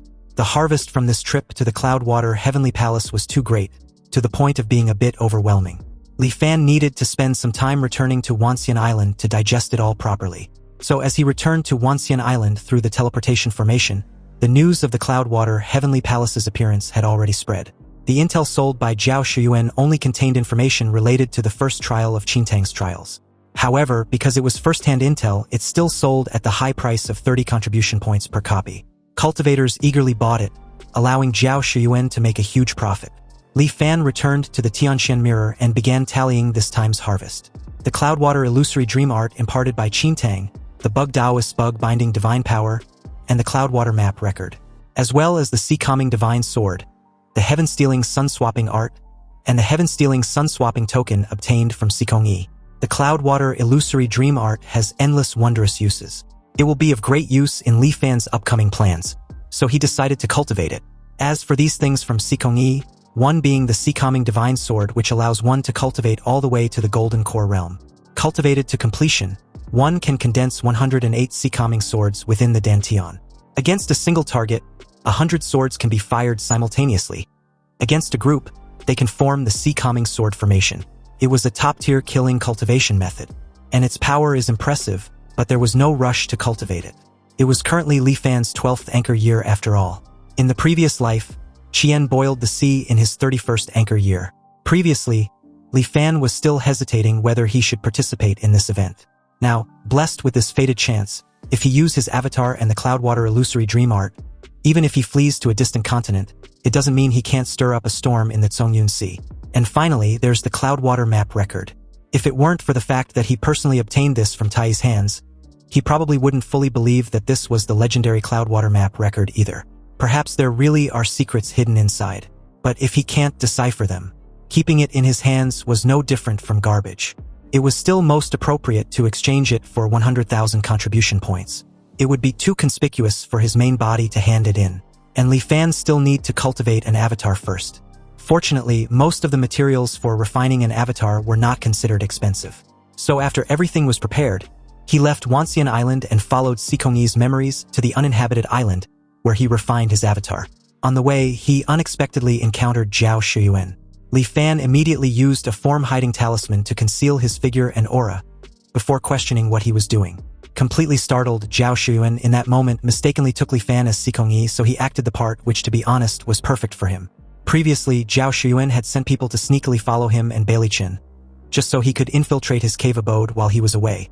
Zhao Shiyuan nervously claimed it was all a misunderstanding, and tried to weasel his way out of this predicament. He also tried to inquire where Bailichin was. But Li Fan didn't answer, and directly took out the cyan with purple fire array diagram, enveloping Zhao Shiyuan. Purple flames flashed, and Zhao Shiyuan turned to ashes amidst his screams. There was a smell in the air similar to scorched wood. Sure enough, it was still a puppet, just as Li Fan expected. Anyway, flying onto the uninhabited island, Li Fan stopped in front of a completely ordinary-looking coconut tree. Touching it lightly with his aura verified, he felt a wave of suction. Letting go of his resistance, he was able to enter the tree. But calling it a cave abode was a stretch because it was actually extremely crude. However, Li Fan was just borrowing this place for a bit, so he didn't need to be too particular. He took out all the necessary materials, held his breath, concentrated, and began to refine. For refining an avatar this time, he didn't plan to expend much effort to strip away another cultivator's destiny. Because in his plan, this avatar was just used to deceive the world, attract everyone's attention, and get his hands on the 100,000 contribution points. His bones, organs, skin, hair, they all slowly took shape. And following that, he adjusted the avatar's appearance. A moment later, a face with a vacant expression appeared before his eyes. Li Fan was actually impressed because for the first time refining an avatar, it wasn't bad. The next step, which happens to be the final step, was to sever the connection between the avatar's destiny and its source. So with that, the avatar finally became its own independent entity. And his first thoughts were of how having an extra body meant having an entirely new perspective. It was truly a somewhat wondrous feeling. The clone greeted the original, and after a while of manipulating it, Li Fan gradually adapted and instructed it. From then on, the clone shall be called Lin Fan. Obviously, the avatar Lin Fan had no issue with this and was fully on board. Lin Fan was one minor realm lower than the original. He only had a mid-stage of Qi condensation cultivation base. After handing the Cloudwater map record to Lin Fan, he controlled him to join the Myriad Immortals Alliance. The two returned to Wanxian Island separately, and in the eyes of outsiders, they had never made contact. Lin Fan entered the Tianxian Mirror, took out the Cloudwater map record, and selected to complete the 100,000 contribution point mission. However, the Tianxian Mirror, unable to distinguish the authenticity of the Cloudwater map record, asked Lin Fan if he could wait for the mission publisher, and also accept the request to visit his space in the Tianxian Mirror. When Lin Fan agreed to this request, an elderly man in a white robe appeared before him a moment later, and strangely enough, he exuded no aura of a cultivator whatsoever, appearing like an ordinary mortal. When Lin Fan greeted the white-haired old guy, he chuckled in response and told him that there was no need to be so formal. He was just an old man who should have died but hadn't. Lin Fan found the white-haired old guy somewhat familiar, but he couldn't quite place where he had seen him before. And on top of that, he couldn't sense the slightest aura of a cultivator from him. He seemed like an ordinary mortal, but Lin Fan had no doubt that his cultivation base was too high, far exceeding the range he can sense at the moment. The white-haired old guy then asked to confirm if Lin Fan was the one responsible for handing in the Cloudwater map record. Lin Fan gave a slight nod, then handed over the 7-colored model. The white-haired old man took the miniature cloud and water heavenly palace, examining it carefully, his eyes filled with endless nostalgia. Seemingly lost in memories, the old man's eyes became somewhat cloudy as he made a comment, and Lin Fan's heart skipped a beat upon hearing the old man's words. Standing silently to the side, not daring to move. And judging from his words, this old man was actually of the same generation as the tortoise snake ancestor Tai. The destruction of the Cloudwater Heavenly Palace was an event that occurred countless years ago. But to think this old guy had actually lived from back then until now was nothing short of incredible. However, after the Great Calamity, cultivators were generally targeted by the malice of heaven and earth. They could no longer live as long as the ancient cultivators. Living 1,000 years was already extremely difficult. So just what kind of cultivation base could allow him to live so long? Afterward, the white-haired old guy asked Lin Fan what the Cloudwater Heavenly Palace was like nowadays. Lin Fan gave a detailed description of Qintang, who turned into a stone statue, the bug Taoist who uses himself for refining elixirs, and Tai, who was covered in broken swords. The white-haired old man gave a helpless sigh. If it weren't for special reasons preventing him from entering the Cloudwater Heavenly Palace, he wouldn't have just stood by and watched them suffer. Regardless, being able to emerge alive from the Cloudwater Heavenly Palace, Lin Fan certainly had some sense of shrewdness. Lin Fan replied modestly that he was just lucky. The old man approvingly glanced at Lin Fan, before stating that he had another request, and was wondering if he would be willing. Lin Fan told him to speak freely. The white-haired old man took out a small white jade statue and handed it to Lin Fan. This white jade statue had no special aura, It seemed to be just carved from ordinary jade. And the statue's appearance was exactly the same as the white-haired old man in front of him. The request was simple. When Lin Fan has time, he should make another trip to the Cloudwater Heavenly Palace for him and leave the white jade statue there. Since he cannot personally enter the Cloudwater Heavenly Palace, he will use this statue to accompany them in his place. And as for the reward, the white-haired old man pondered for a moment, then pointed towards Lin Fan's forehead. Instantly, countless pieces of information flooded Lin Fan's mind. Even with Lin Fan's mid-stage qi refining spiritual power, he felt dizzy and his head was throbbing. By the time he recovered his senses, the old man's figure had long disappeared from the Tianshan mirror. The 100,000 contribution points have naturally been credited to his account, but Lin Fan didn't expect the old man to give an extra reward, the heavenly medical immortal scripture. This was not some cultivation method, but a medical scripture. The amount of information was so massive that he estimated that just reading through it once will take at least over a dozen years. It not only contains knowledge researching human physiology, pathology, diagnostics, treatment, and pharmacology. The subjects of research even encompass all kinds of animals and plants between heaven and earth. It can be called all-inclusive and having everything. This vast and precious treasure trove of knowledge, the old man actually just casually passed it to him. Though it was a good thing, unfortunately, it takes too much energy to learn. Lin Fan can only put it aside for now, but he dare not neglect the old man's commission. After all, the big shot even gave the reward in advance, so he made another trip to the Cloudwater Heavenly Palace. Lin Fan originally thought that upon entering again, he would re-experience Senior Brother Qintang's illusion trial. He didn't expect to appear directly in front of the Cloudwater Heavenly Palace's main gate.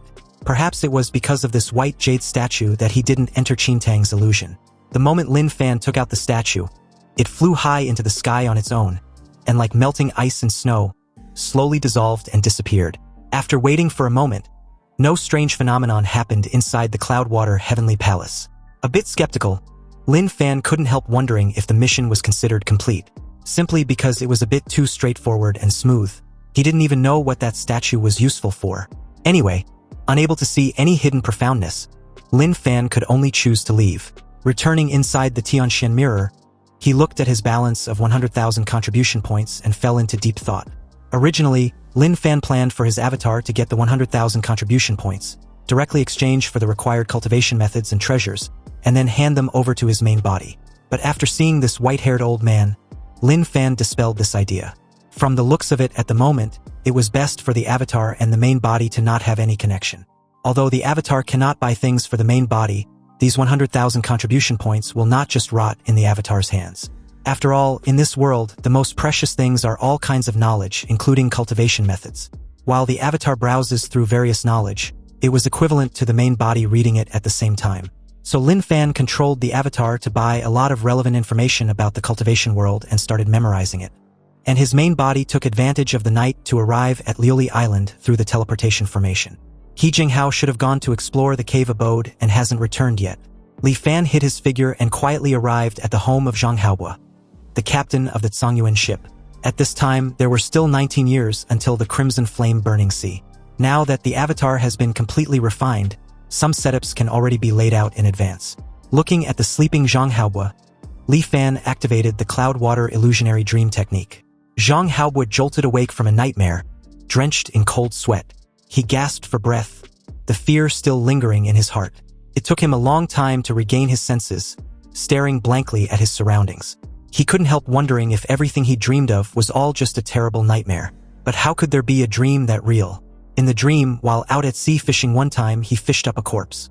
Along with the remains was a book. Even after being soaked in seawater for a long time, the handwriting on it was still clearly visible. The manual was the Sea-Calming Divine Sword. It was exactly by relying on this cultivation method that his cultivation base advanced by leaps and bounds in just over a dozen years in the dream, going all the way from a mortal Zhang Haobo cultivated to the late stage of qi condensation. Originally, he had hoped for foundation establishment, but he never expected that in the sky above the Tsangyuan Sea, a crimson transparent figure abruptly appeared. In its hand, a seemingly weak flame was dancing. But it was precisely this flame that, over the following 10 years, slowly boiled the entire Tsangyuan Sea dry. Zhang Haobo's family and friends, his hometown, everything around him was completely destroyed by it. The Tsangyuan Sea became a deadly terrain, impossible to enter or exit. Billowing raging flames descended from the sky, burning Wanxian Island to ashes. The nightmare ended there. Zhang Haobo couldn't calm down for a while, his mind reeling, wondering if what he dreamt was just that, a dream. And even if it was, how could he, a mortal, have such a clear dream about Wanxian Island, the Tianxian Mirror, and these things that didn't even exist in his imagination before, even the cultivation techniques and so on. Zhang Haobo's eyes widened. The cultivation techniques of the sea-calming divine sword instantly appeared in his mind. Every word was crystal clear. In that moment, Zhang Haobo was certain. It wasn't just a dream but memories, meaning he'd been reborn. He had read many supernatural tales, including stories of people being reborn decades in the past after death. He never imagined it would actually happen to him. Took Zhang Haobo a long time to calm down. He tried hard to recall the scenes from his past life. Unfortunately, perhaps because the crimson figure was too terrifying and had almost completely occupied his mind, he only vaguely remembered some major events. But that was enough. He looked back at his still sleeping wife, his eyes hardening. There were still more than 10 years until that tragedy occurred. If he prepared early and laid an ambush, he could definitely kill that crimson figure, protecting his family and his hometown. The rebirth that Zhang Haobo thinks he's experiencing is naturally the effect of Li Fan's Cloudwater illusory dream art. But based on the future he actually experienced, this fabricated dream was more than enough to fool a mortal. It was a pity that Li Fan's current cultivation was still shallow, and the illusory dream he constructed still has considerable flaws. In order to increase the credibility of the dream, he even went all out and brought out the sea-calming divine sword that had been watered down to the foundation establishment stage.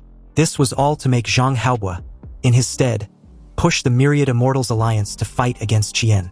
Of course, to prevent Zhang Haobo from being frightened by Qian's strength and choosing to run away directly. Li Fan also gave him psychological suggestions in the dream, making him develop a sense of responsibility to prevent the tragedy for the sake of his family and companions.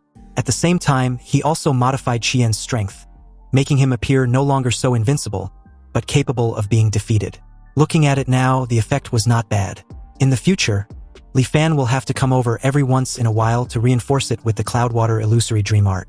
Li Fan used the formless killing intent to secretly lock onto Zhang Haobo, preventing him from slipping away quietly. Then, he prepared to return to Wanxian Island.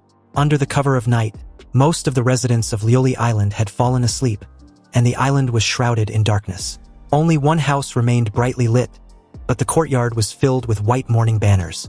Li Fan had visited that residence before. It was the former home of Steward Zhao, who was in charge of finances on Liuli Island. So Li Fan casually scanned it with his divine sense. His figure suddenly stopped, hovering in mid-air, a hint of surprise flashing in his eyes. He landed in Steward Zhao's courtyard and entered the mourning hall. Steward Zhao, dressed in mourning clothes, knelt before the memorial tablet. Li Fan stared blankly at the words on the tablet, which was the memorial tablet of the late immortal master He Jinghao. Li Fan wasn't exactly shocked, but rather incredibly puzzled. He Jinghao was dead, and he couldn't help but ask Steward Zhao. Steward Zhao, startled for a moment there, immediately turned around and respectfully replied that it was said that immortal master He encountered a trap while exploring a cave and unfortunately perished. It has been 56 days since then. And Li Fan couldn't help but recall He Jinghao's message. It just so happens that a few friends recently discovered an ancient immortal cave and invited him to explore it with them. According to them, this cave must have been sealed before the Great Tribulation descended. There were bound to be many rare treasures inside, and perhaps even numerous cultivation methods. In his previous life, Li Fan only encountered He Jinghao more than 10 years later. Back then, he was still alive and well. He never expected that He Jinghao would actually perish. That was to say, in the past life, he simply didn't participate in the cave exploration. The reason for this change was the contribution points he'd accumulated for half his life being completely lost all at once. In order to switch to a nascent soul method, he decided to take a gamble, and the reason he lost all his belongings was that the island-producing spirit mistgrass was destroyed by that exotic beast, the dragon whale, making him think he had a chance to make a huge profit. Which means that, in the past life, none of these things happened. Then what was the reason that led to the exotic beast attack? Li Fan once found many incompletely digested Liuli pearls in the dragon whale's stomach. Liuli pearls were the main material for refining Liuli pills. After consuming a Liuli pill, it can produce an effect similar to spirit enlightenment. This exotic beast, the dragon whale, gradually developed sentience because it devoured a large number of Liuli pearls. By a fated chance, it came across the island where the spirit mistgrass was planted. The spirit mistgrass must have had some kind of benefit for it. So the dragon whale brazenly launched a surprise attack and devoured most of the spirit mistgrass on the island, And the reason it could devour a large number of lily pearls was because in his past life, when he transformed into Songhai and passed by, he once saw the enormous skeleton of a lily fish. Among the bones, a giant lily pearl shone in the sunlight. Thus, in this life, when passing by, Li Fan conveniently slaughtered that lily fish leader. Without their leader, the school of lily fish was like a host of dragons without a head, and could only be devoured by the dragon whale without any resistance. So to say, it was his unintentional action back then that led to He Jinghao's death. In fact, it wasn't just He Jinghao alone. Li Fan killed the lily fish leader, causing the school of lily fish to be unable to cope with the predation of other creatures, thereby leading the dragon whale to devour a large number of lily pearls and develop sentience. The dragon whale that developed sentience destroyed all the spirit mistgrass on an island in order to improve its cultivation base. The spirit mistgrass was destroyed, and with someone secretly adding fuel to the fire, it caused countless people to lose their fortunes. The final result was the premature deaths of several Foundation establishment cultivators. These events were like interlocking shackles. At first, they were lightly locked, then each link tightened more and more, until finally, once the deadly chain was formed, it was impossible to break free. Li Fan couldn't help but feel his heart surge with emotion, his thoughts swirling. So it turns out that even Foundation establishment cultivators were so easy to kill, implying that this was the correct way to use the heaven and earth killing intent. Inside the Tianxian mirror, Lin Fan, who was engrossed in various secrets, suddenly changed his expression. He quickly activated the auxiliary cultivation mode, and with the blessing of spiritual enlightenment, he began to have an epiphany. Apparently, killing didn't always require physical action. With true precognition, he could very well act like he did in killing He Jinghao, using setups to transcend time and space, claiming a person's life from thousands of miles away and several years in advance. If it weren't for He Jinghao's unexpected death, he was afraid it would have taken him a very long time to comprehend this technique of life and death chain lock. Thinking of this, Li Fan sincerely lit incense for He Jinghao's memorial tablet, telling his deceased fellow Taoist that he died for a good cause. Now he should go peacefully, and in the next life he would definitely not treat him unfairly. After pausing for a moment, waiting for the incense to burn out, Li Fan turned to leave. But just then, he heard Steward Zhao suddenly call out, telling him to wait. Still somewhat nervous in front of the legendary Immortal Master, Steward Zhao carefully considered his words and cautiously asked whether Li Fan had a good relationship with Immortal Master He. With a heavy sigh, Li Fan hesitated for a moment before saying that he and fellow Taoist He Jinghao had known each other for nearly 40 years, and he had taken great care of him. He was away on business before and did not know that he had passed away. But seeing fellow Taoist He's memorial tablet was truly shocking, and he can only offer him a stick of incense. It's been 26 days since Steward Zhao learned of Immortal Master He's death and set up his mourning hall. But Li Fan was the first and only one to come and pay his respects. Dozens of Immortal Masters had come to the island, either to search for his belongings or to fight for the position of Guardian Immortal Master of Lily Island. But with the new Guardian Immortal Master already in office, Steward Zhao was afraid he won't be able to keep his position as a steward. Yet he hadn't been able to fulfill Immortal Master He's dying wish, and he felt truly guilty. Fortunately, he met Li Fan today. Steward Zhao looked relieved when Li Fan asked him what the dying wish was. Apparently, Immortal Master He entrusted Steward Zhao with something when he was alive, instructing him that if he were to meet with misfortune, he should give it to the first Taoist who came and paid their respects after his death. Li Fan was somewhat surprised by this and asked why He Jinghao would entrust something to a mortal like Steward Zhao. To be honest, in Steward Zhao's younger days, by chance, he saved He Jinghao's life. Originally, He Jinghao wanted to guide him in cultivation, but he was afraid of the hardships of cultivation and only asked for a job. Over the years, he had served He Jinghao. Therefore, he earned his trust. Steward Zhao quickly turned around and took out a small square box from under He Jinghao's memorial tablet. The item in this box was from He Jinghao's belongings. As for its specific use, that was not something Steward Zhao would know. Staring at the spirit talisman in his hand, Li Fan couldn't help wondering if it was Wanxian Island's past spirit talisman. However, what was special about the talisman? As Li Fan turned to take his leave, he told Steward Zhao that he would go have a word with the new guardian on Steward Zhao's behalf. But as for whether he can keep his position, Li Fan can't guarantee anything. Steward Zhao was overjoyed and immediately knelt down, kowtowing repeatedly as he thanked Li Fan. After waiting for a long time, he slowly got up, and as he stared at He Jinghao's memorial tablet, he was relieved that he'd finally managed to give away that hot potato. These days, watching Immortal Masters flying around overhead, he hadn't been able to sleep well at all. Steward Zhao was certain Li Fan wasn't lying, and he was the first to come and pay his respects to He Jinghao. So handing over He Jinghao's belongings to Li Fan can be considered as fulfilling his wishes.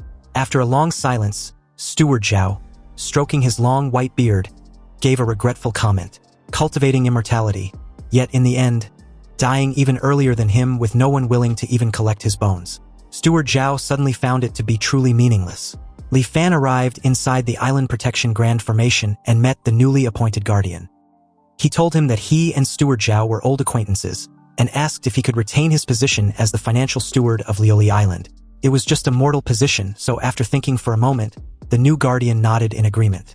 After exchanging communication spirit talismans, Li Fan hurriedly returned to the Tianxian mirror. Only after some searching did he figure out the function of that past spirit talisman.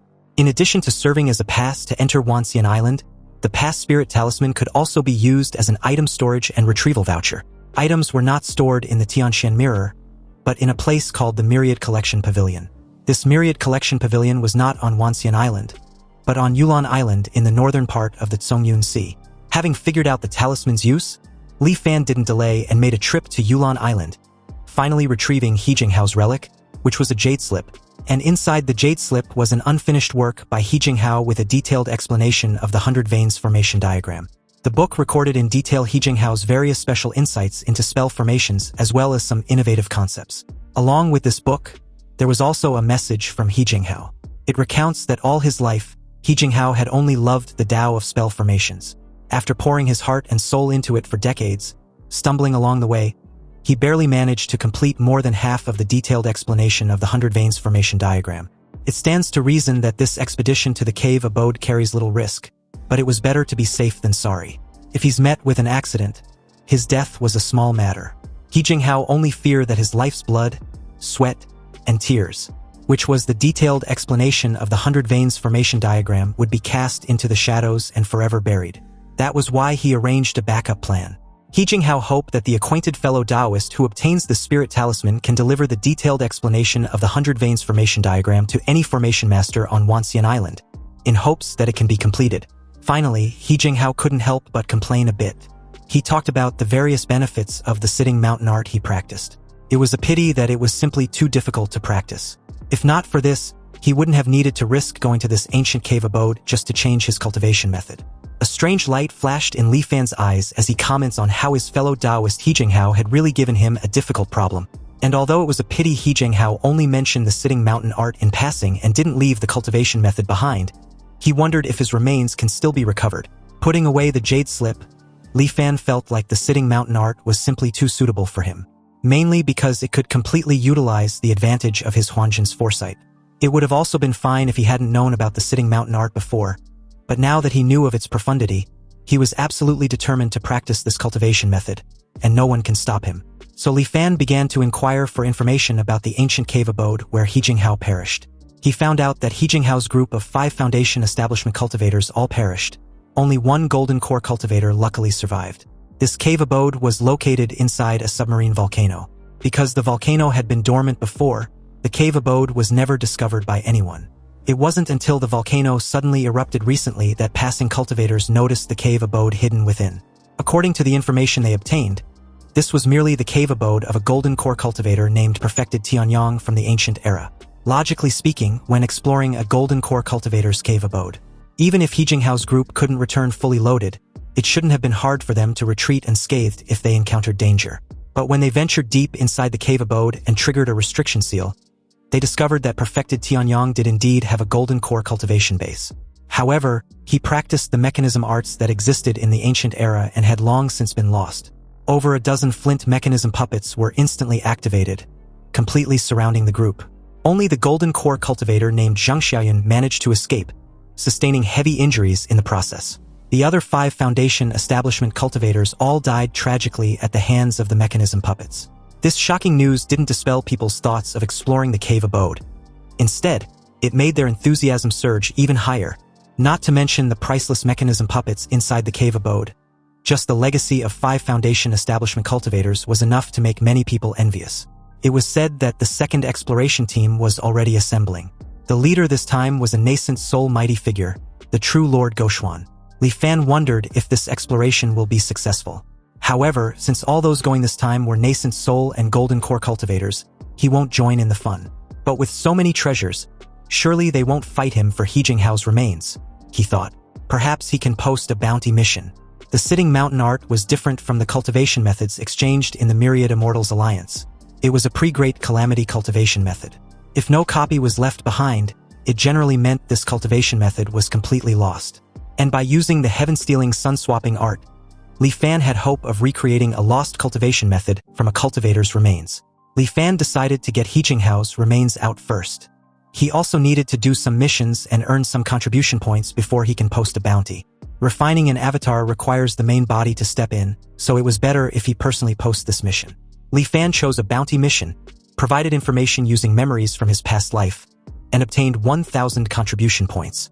With the contribution points in hand, he immediately posted a bounty mission for 500 contribution points.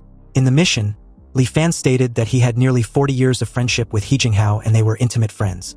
He couldn't bear to see his corpse exposed in the wild, so he posted the bounty, wanting to bring his remains back for a proper burial. Before long, the mission was accepted by someone else. After everything was settled, Li Fan continued to practice the Cloudwater illusory dream art, and to prevent Zhang Haobo from going astray and deviating from the growth path he had set for him, Li Fan needed to modify him through illusory dreams at regular intervals. Currently, Zhang Haobo was still immortal, so controlling him poses no difficulty. Once he officially becomes a cultivator, he must break through to the second layer of the Cloudwater illusory dream art to affect his thinking. 3 months later, on the Songhai ship of Liuli Island, Zhang Haobo stood at the bow, facing the sea breeze, gazing at the sea. His brows were furrowed, as if searching for something. Suddenly, he spotted a somewhat familiar-looking reef ahead. With a surge of energy, he immediately leaped into the sea, eliciting gasps from the surrounding crew. Zhang Haobo navigated the dim underwater environment, descending steadily. Soon, he reached the seabed. An ordinary mortal would have long since succumbed to the immense pressure of the ocean depths, exploding and dying. However, after 3 months of cultivation, Zhang Haobo had cleared most of the mortal and immortal miasma from his body. His physique had also been greatly strengthened, bringing him close to breaking through to the qi refining stage. Coupled with his excellent swimming skills, he was naturally fearless.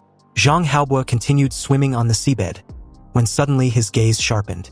His speed increased abruptly as he swam towards a corpse half buried in the mud. Digging the corpse out of the silt, Zhang Haobo indeed found a book near the chest, the Sea-Calming Divine Sword. Everything was exactly the same as in his memory. It really wasn't a dream, and he had truly been reborn. Then, as the scenes from his previous life faded from his mind, Zhang Haobo began to waver slightly before gradually hardened. He couldn't delay any longer, and needed to improve his cultivation as soon as possible. Only then can he stop that calamity. Though merely having a qi condensation cultivation base was definitely not enough. His status was too low and his words carry little weight, so he cannot win people's trust. And at the very least, he needed to reach foundation establishment or even golden core. Meanwhile, above the Songhai ship, Li Fan watched Zhang Haobo with interest. With the heaven-stealing and sun-changing technique in operation, he observed Zhang Haobo's fate. And as expected, his fate seems to have undergone some kind of strange change. This change was extremely subtle, but since it was something Li Fan had orchestrated, he naturally paid extra attention to it. He had carefully comprehended the subtle differences before and after, and seemed to have gained some insight. And on the path of cultivation, being one step ahead often leads to being ahead at every step. In this lifetime, under his push, Zhang Haobo has begun cultivating over a decade earlier. Once destiny changes, it flows on its own. It was like standing in the path of the wind. The strong only get stronger. Perhaps Zhang Haobo really would bring him a little surprise. And Li Fan looked forward to his performance. In a cheerful mood, Li Fan leisurely flew into Liuli Island. Just as he was about to return to Wanxian Island through the teleportation formation, the newly appointed guardian of Liuli Island, Yuan Xing, showed up. Puzzled, Li Fan asked why he was seeking him. Yuan Xing, a bit out of breath, informed Li Fan that something had happened. Apparently, the exploration team led by True Lord Goshuan to the cave abode has been completely wiped out. Even True Lord Goshuan himself failed to escape. Li Fan was stunned and asked in surprise how it was even possible since it was just the cave abode of a golden core cultivator. And how could even a nascent soul mighty figure perish? No one knows the exact situation, and the entrance to that cave has been temporarily sealed off, just in case someone else goes in to their death. Also, on the entire Wanxian Island, there are only about a dozen nascent soul cultivators. Now that one had suddenly perished, the loss was said to be huge. Not to mention the 4 Golden Core cultivators and 13 Foundation Establishment cultivators who died in the 2 subsequent explorations. The island was far from peaceful now. With so many cultivators dead, all their positions on the island were now vacant. So various forces were secretly vying for these lucrative posts.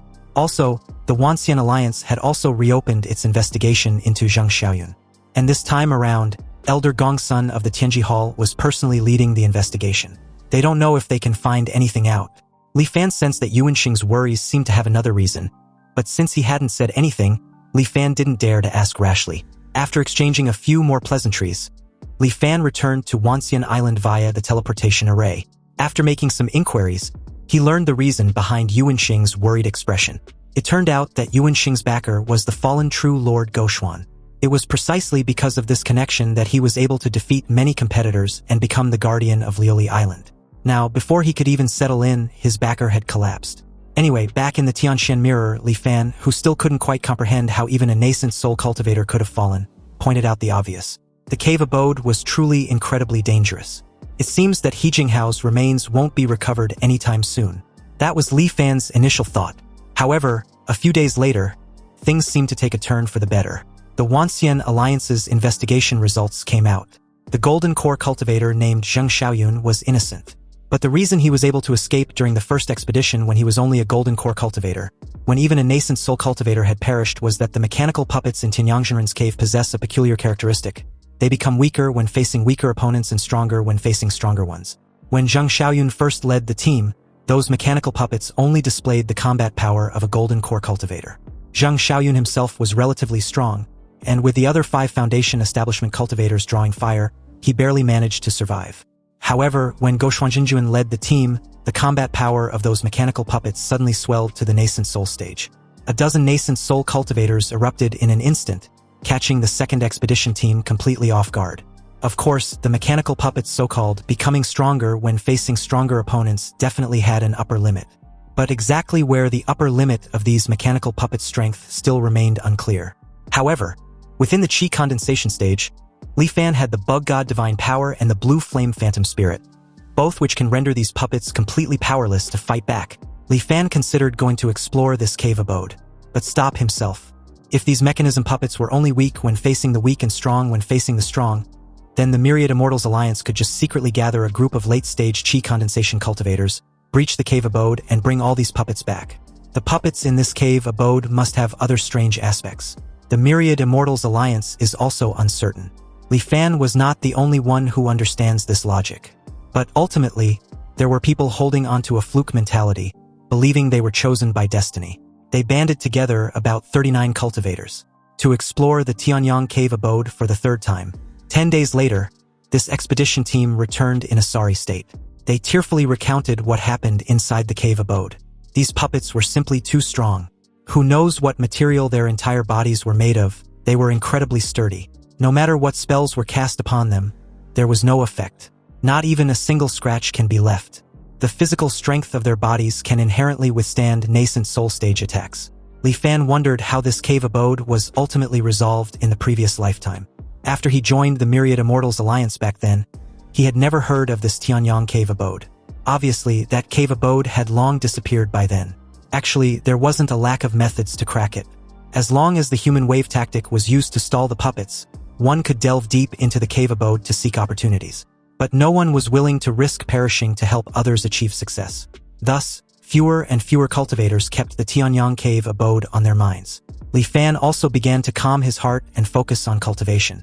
Half a year later, in Li Fan's 13th anchor year, the formless killing intent that had been locking onto Zhang Haobo faintly shows signs of weakening. Zhang Haobo broke through from immortal to the Qi condensation stage in less than a year. And Li Fan's eyes, this was excellent, faster than he'd imagined. Perhaps he can truly achieve the Golden Core before Qian boils the sea. 3 months later, Li Fan received a message from Yuan Xing while in seclusion, informing him that a remarkable figure has recently emerged on Lioli Island. Li Fan's eyes flashed with a feigned surprise as Yuan Xing transmitted an image. In the image, 17 enormous, dark golden-red puppets swung their massive fists, each engaged in a fierce battle with a blue water sword in front of them. Surrounded by these 17 puppets was only one person.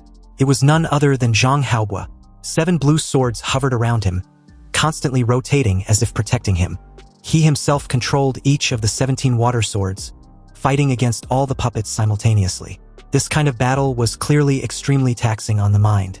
Before long, 3 puppets broke through the water swords blockade and approached Zhang Haobo's sides. 7 protective blue swords instantly split into 3, meeting the 3 puppets head-on. Zhang Haobo himself retreated with a swift movement. In the blink of an eye, amidst the puppets' rage and resentment, he was forced out of the cave. A while later, Yuan Xing's triumphant voice rang out, inquiring Li Fan's thoughts about the footage. Li Fan feigned being ignorant and asked if those 17 puppets were from the Tianyang cave abode. And to fight 17 puppets alone and still manage to retreat unscathed, he also asked who Zhang Haobo was. Yuan Xing introduced Zhang Haobo as someone who was an ordinary mortal just a year ago. And a few months ago, after breaking through to the Qi condensation stage, he joined their Myriad Immortals alliance through his recommendation. After hearing the rumors about the Tianyang cave abode, he went there all by himself. At first, Yuan Xing didn't know what he went there to do, but later he found out that he was using those 17 mechanism puppets for cultivation. At the very beginning, it is said that Zhang Haobo could only last for a few breaths of time. Later, the time he could last under the hands of the puppets became longer and longer. This footage Yuan Xing sent Li Fan was also from over half a month ago. And if this person doesn't perish going forward, his great Tao was definitely promising. The 24 sea calming swords that can only be condensed in the foundation establishment stage, Zhang Haobo actually managed to condense them just after entering Qi condensation. Li Fan couldn't help wondering if Zhang Haobo was particularly suited for this cultivation method, or was there some other reason? He found this interesting. Anyway, seized by a sudden interest, Li Fan immediately set off for the submarine volcano. Around the crater, quite a few cultivators have gathered. They do not care about the boiling seawater, nor do they pay any attention to the strange phenomenon erupting from the submarine volcano.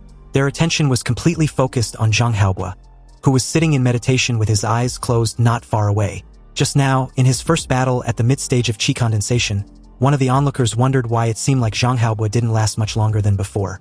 But another added that the strength of Zhang Haobo's moves was also not much different from when he was at the Qi condensation initial stage, meaning Zhang Haobo was obviously still adapting to his strength after the breakthrough. Meanwhile, amidst the murmurs, Zhang Haobo opened his eyes and abruptly stood up. His face was as calm as still water, and he rushed into the volcano's crater. The onlookers didn't follow. Only a water curtain lit up in the center, revealing the scene inside the cave. The 17 puppets didn't seem to be merely inanimate objects. After Zhang Haobo's repeated provocations, they had anticipated his return and had already laid an ambush at the cave entrance. As soon as he entered, they launched an attack. Zhang Haobo remained calm, 24 azure water swords flanking him, deflecting the puppets' attacks one by one. He leaped through the gaps between the puppets, breaking through the blockade in the blink of an eye and reaching the outside of the puppets' encirclement. Then he soared into the air, hovering above. Amid the exclamations of the crowd, Zhang Haobo stared at the puppets below, his eyes flashing like lightning, his hands forming a hand seal. In an instant, the 24 water swords suddenly increased in speed several times over. Like a storm, they rained down on the mechanical puppets. The water swords danced like sprites, creating countless afterimages. At first glance, the blue shadows crisscrossed, as if hundreds or even thousands of water swords had appeared simultaneously. The mechanical puppets' bodies were extremely hard, so the water swords couldn't even leave a faint mark on them. They could only cause their movements to pause slightly. But as soon as they recovered from this slight pause, the water sword attacks came again. Thus, their movements were once again frozen. The water sword's attacks were like a torrent of waterfalls, relentless, forcing the mechanical puppets to merely parry. Zhang Haobo, single-handedly, had suppressed 17 puppets. Outside the cave, the cultivators who witnessed this scene were all dumbfounded, their hearts filled with excitement, curiously wondering if Zhang Haobo was really in the mid-stage of Qi condensation. And what kind of cultivation method did he practice? It was so powerful. It was said he's only been cultivating for a little over a year. Truly a peerless genius. Someone in the crowd suddenly spoke up, inciting them to charge quickly. This idiot foolishly thinks these puppets were already unable to lift their heads. And this was the perfect opportunity for them to explore the cave's opportunities. This sounded quite reasonable, so everyone became restless. But just then, a rather burly cultivator shook his head. Clearly, he thought otherwise. Though Zhang Haobo's moves were indeed terrifying, It was just a pity that his moves must consume a lot of vital energy and cannot be sustained for long. The burly cultivator was afraid Zhang Haobo won't be able to hold out as long as he did last time. Everyone was stunned upon hearing this, and after thinking for a moment, they all slowly nodded. Li Fan stared at Zhang Haobo on the water screen, his brows furrowed. He recognized the move Zhang Haobo had just used. It was a killing move from the sea-calming divine sword, the water dragon's roar. It had a wide attack range, fast sword strike frequency, and immense lethal power. It just requires a massive amount of spiritual energy consumption to support it. Generally, only those in the foundation establishment stage can execute it. For Zhang Haobo to actually be able to execute it with a cultivation base at the mid-stage of qi condensation, his aptitude was indeed extraordinary. This move, the water dragon's roar, was destined to not last long. Yet he looks as if he had a well-thought-out plan in mind, seeming completely unconcerned about not having enough spiritual energy to consume. Li Fan couldn't help wondering why, but just as Li Fan was puzzled, he suddenly noticed something, and his expression shifted slightly as he raised his head. In the deep sea, tiny specks of blue light converged from all directions, flying towards the heavenly sun cave. Li Fan reached out and intercepted a blue light, examining it in his hand. Then something dawned on him, and Li Fan realized that it was the pure water attribute's spiritual energy. The shadow-following art was instantly activated, and like a phantom, Li Fan rushed into the volcanic crater before the others could react. Following his departure, more and more cultivators noticed the anomaly with the water spiritual energy. A cultivator reacted, exclaiming in surprise and stating that he finally understands. Zhang Haobo has a water spirit physique, with an affinity for spiritual energy, and as long as he was on the vast sea, he doesn't need to worry about spiritual energy as a problem, even if he consumes it rapidly, with the omnipresent water attribute spiritual energy replenishing him from his surroundings. He can recover quickly. The qi condensation cultivators who woke up to this realization scrambled over one another to rush into the volcanic crater, attempting to find fated chances and good fortune. And having beaten them by a step, Li Fan had already passed through the magma inside the volcano and arrived inside the Tianyang cave abode. Passing through the warring puppets and Zhang Haobo, Li Fan swept his divine sense, trying to find traces of He Jinghao's remains. But let alone an intact corpse, Li Fan didn't even see any storage rings or anything. He could only barely make out the remnants of some cultivators' remains on the ground. The cultivators behind him had already caught up, and time was tight, so he simply gathered all these remnants together. Right at this moment, an ancient and mechanical voice suddenly echoed within the cave abode. Li Fan paused, a sudden unease rising in his heart.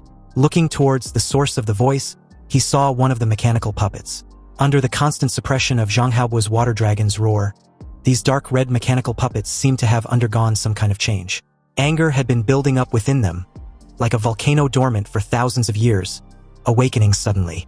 Golden cracks began to appear on the puppets' bodies, revealing a slightly eerie black interior. The cracks on the puppet's body multiplied, like shattered porcelain, as if it might break at any moment. Under the roar of the water dragon, the mechanical puppets, supposedly possessing the strength of the nascent soul stage, actually shattered one after another, like vases smashed on the ground, instantly becoming countless tiny fragments. The water swords flying everywhere suddenly stopped. Zhang Haobo stared in astonishment at the scene before him, completely puzzled. Not only Zhang Haobo, but all the cultivators present were dumbfounded by this scene. Their gazes shifted back and forth between Zhang Haobo and the fragments scattered on the ground, their hearts filled with doubt. Was this mechanical puppet merely a facade? Or was Zhang Haobo, on the surface a qi condensation cultivator, actually a powerful being concealing his true cultivation level? Li Fan was also shocked by this unexpected event, stopping in his tracks. Staring at the puppets scattered on the ground, his thoughts raced. In the midst of the silence, all the fragments began to vibrate. The mechanical sound reappeared. This time, it was emitted by all the fragments together. Thousands upon thousands of sounds rang out simultaneously, echoing throughout the Tianyang cave. Amidst the chilling sound, these black and red fragments trembled, as if alive, slowly moving and converging into one place. With a creaking sound, these fragments slowly fused together. Li Fan felt a surge of crisis. He suddenly accelerated, flying towards the cave's exit. Passing by Zhang Haobo, who was in a daze, he slightly changed direction and grabbed him, yelling for him to not just stand there and run. And to prevent Zhang Haobo from struggling, Li Fan instantly activated the binding insect divine power, subduing him. Though Zhang Haobo felt a chill run down his spine, he allowed the mysterious figure to carry him through the lava, out of the volcano, and back to the seabed. As the puppet fragments reassembled, a massive, cracked lava-like hand appeared before them, and a dazzling, dark crimson light flowed through the cracks. A mechanical, furious roar emanated from the giant hand.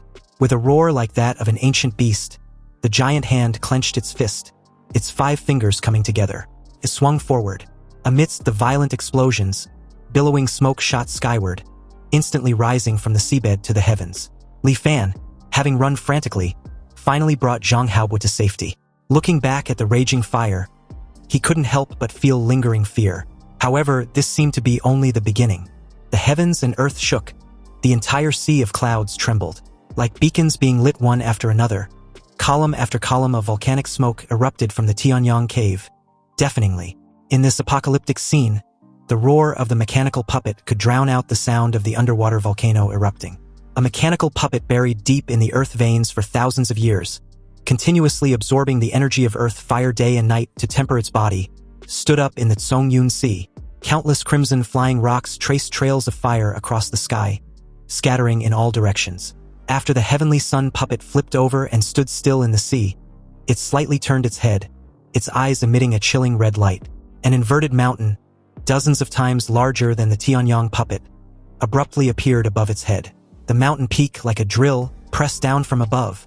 As the inverted mountain continued to fall, the heavenly sun puppet's waist slowly bending under the weight.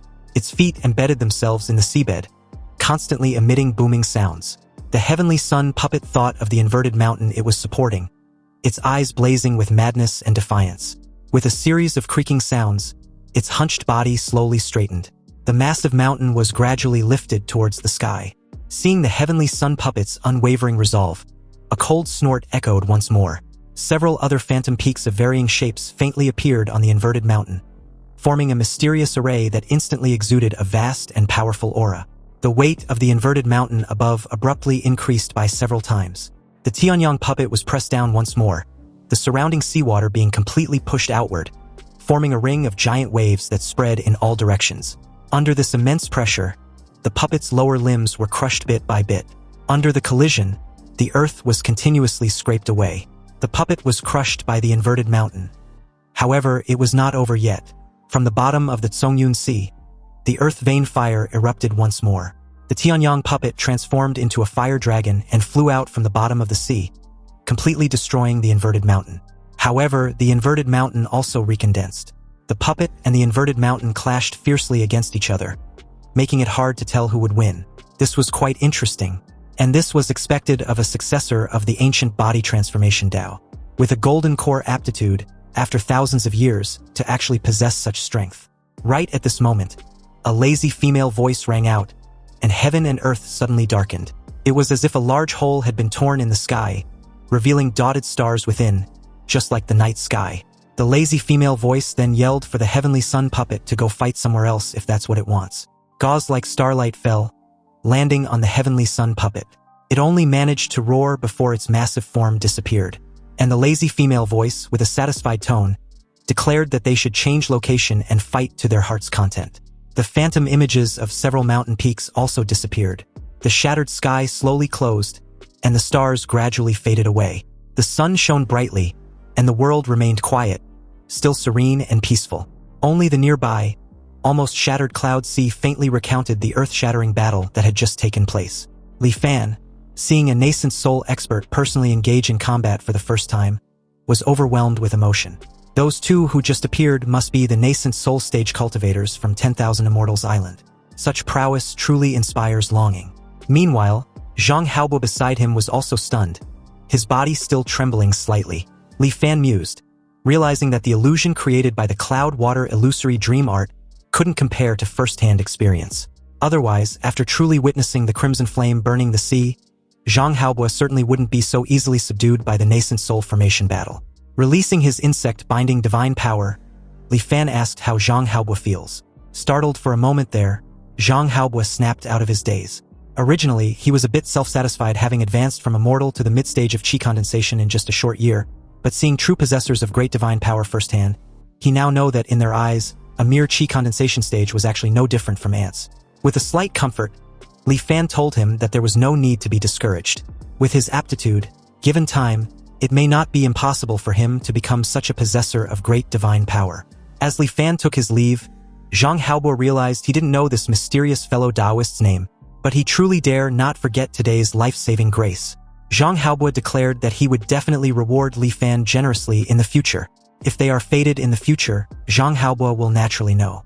And with that, Li Fan bid his farewell. Until they meet again, Zhang Haobo was in doubt, wondering if he could really defeat powerful beings like Qian, the scarlet figure boiling the sea, or like the soul formation cultivators. Zhang Haobo quickly shook his head and looked up at the sky. His expression now hardened and somewhat wistful. No matter what, he must do his best to stop Qian. Li Fan returned to Wanxian Island. The news that an earth-shattering battle had occurred at the location of the Tianyang cave abode had already spread back, and cultivators could be seen everywhere discussing this matter. Judging from today's situation, battles between mighty figure cultivators have terrifying destructive power. Once they fight, it will inevitably attract attention. Also, the malice of this world towards cultivators has always existed. Before Qian boiling the sea, various catastrophes must have certainly occurred. But whether in the previous lifetime or this lifetime, cultivators almost never take the initiative to bring up such matters during their conversations. Li Fan couldn't help wondering if they were actively being avoided mentioning it, or if it was forgotten. He immediately searched for keywords, disaster events in history that caused heavy casualties among cultivators. The results made a cold sweat run down his spine. No matter how he searched, the Tianxian mirror never showed any results. Li Fan vaguely had a guess in his heart, and randomly picked up a communication spirit talisman to ask a few cultivators he knew. The answers he received were basically the same. Seems to have happened, but they can't remember clearly. Li Fan fell silent, questioning how Foundation establishment cultivators could be so forgetful. He remembered when he first arrived at Liuli Island and encountered the first wind disaster. The mortals on the island even told him of a much greater one that had occurred more than 10 years ago. So how come the memory of cultivators seemed inferior to mortals? Remembering disasters should instill a sense of vigilance, making it easier to survive future disasters. This is the natural order. But now this order has been reversed, and going against the laws of heaven and earth was to prove longevity. At this moment, Li Fan was finally able to catch a glimpse of the longevity heavenly venerable from all these signs that go against common sense. This kind of power that influences and changes all cultivators in the world formlessly, immaterially, and unconsciously was far stronger than simple destruction. And the reason he seemed unaffected by this power was because the crimson sea of flames in his memory was a calamity that would happen in the future. That's why he was able to perceive the influence that the immortal venerable had exerted on the world by comparing the past and the future. After a while, Li Fan slowly dispelled the fear brought about by the sudden realization that he was constantly living in the shadow of a colossal being. In the cultivation world, golden core stage cultivators are generally respectfully addressed as true masters, nascent soul stage cultivators as true lords, soul formation stage cultivators as immortal lords, and the Tao integration stage cultivators as immortal venerables. And the final, supreme powerhouses are called longevity heavenly venerables. Most of the longevity heavenly venerables in the world are like divine dragons whose heads are seen but not their tails. Even exactly how many there are is difficult for ordinary cultivators to know. But all cultivators in the world are under the influence of their authority. Eternal life is the ultimate pursuit of Li Fan's continuous cycles. But right now, he was still too far away from his goal. Staying grounded and cultivating solidly step by step was what he should do currently. A few days later, his avatar, Lin Fan, had come out of his closed-door cultivation. So calming his emotions, Li Fan carefully comprehended the divine power his avatar had grasped this time. All things in the world were interconnected, closely linked together from life to death. Taking a designated person as the target of death, one can trace backwards all the way and sense the weakest and most fatal link of life among countless connections. By cutting off the sliver of life, one can unknowingly push the designated target to death. This was the divine power grasped by the avatar, a life and death chain. In addition to this, the avatar also grasped another divine power, heavenly vision and earthly hearing. This was an upgraded version of the formless killing intent. The previous formless killing mechanism could only vaguely lock onto the opponent's position. Now, after grasping heavenly vision and earthly hearing, one can observe the target locked by the formless killing intent from the perspective of heaven and earth. Surprises came one after another, and Li Fan immediately began to test the heavenly vision and earthly hearing art. His mind settled down, sensing that formless killing intent locking onto Zhang Haobo. Above the boundless blue waves, Zhang Haobo stood on nothingness. 24 water swords were rapidly circling him, forming some profound formation. Like the stars in the heavens, they moved continuously. Water dragons emerged from within the array as the sword formation shifted. Zhang Haobo pointed towards the sea ahead, and the water dragons in the array flew out, swirling wildly. Then, with the activation for them to explode, the swarm of water dragons exploded. Each water dragon disintegrated into countless tiny water swords.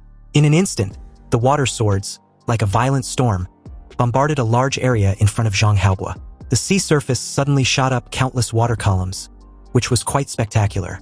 Zhang Haobo on the Zongyun Sea possessed almost inexhaustible spiritual energy. He tested the same move over and over again. From the perspective of heaven and earth, what Li Fan saw was not just the superficial scene. The circulation route of spiritual energy inside Zhang Haobo's body, the spiritual energy flow of every move and stance, and even the circulation method of this enhanced water dragon's roar formation were all unreservedly and clearly displayed before him. Although there was still a significant gap between seeing it and actually mastering it.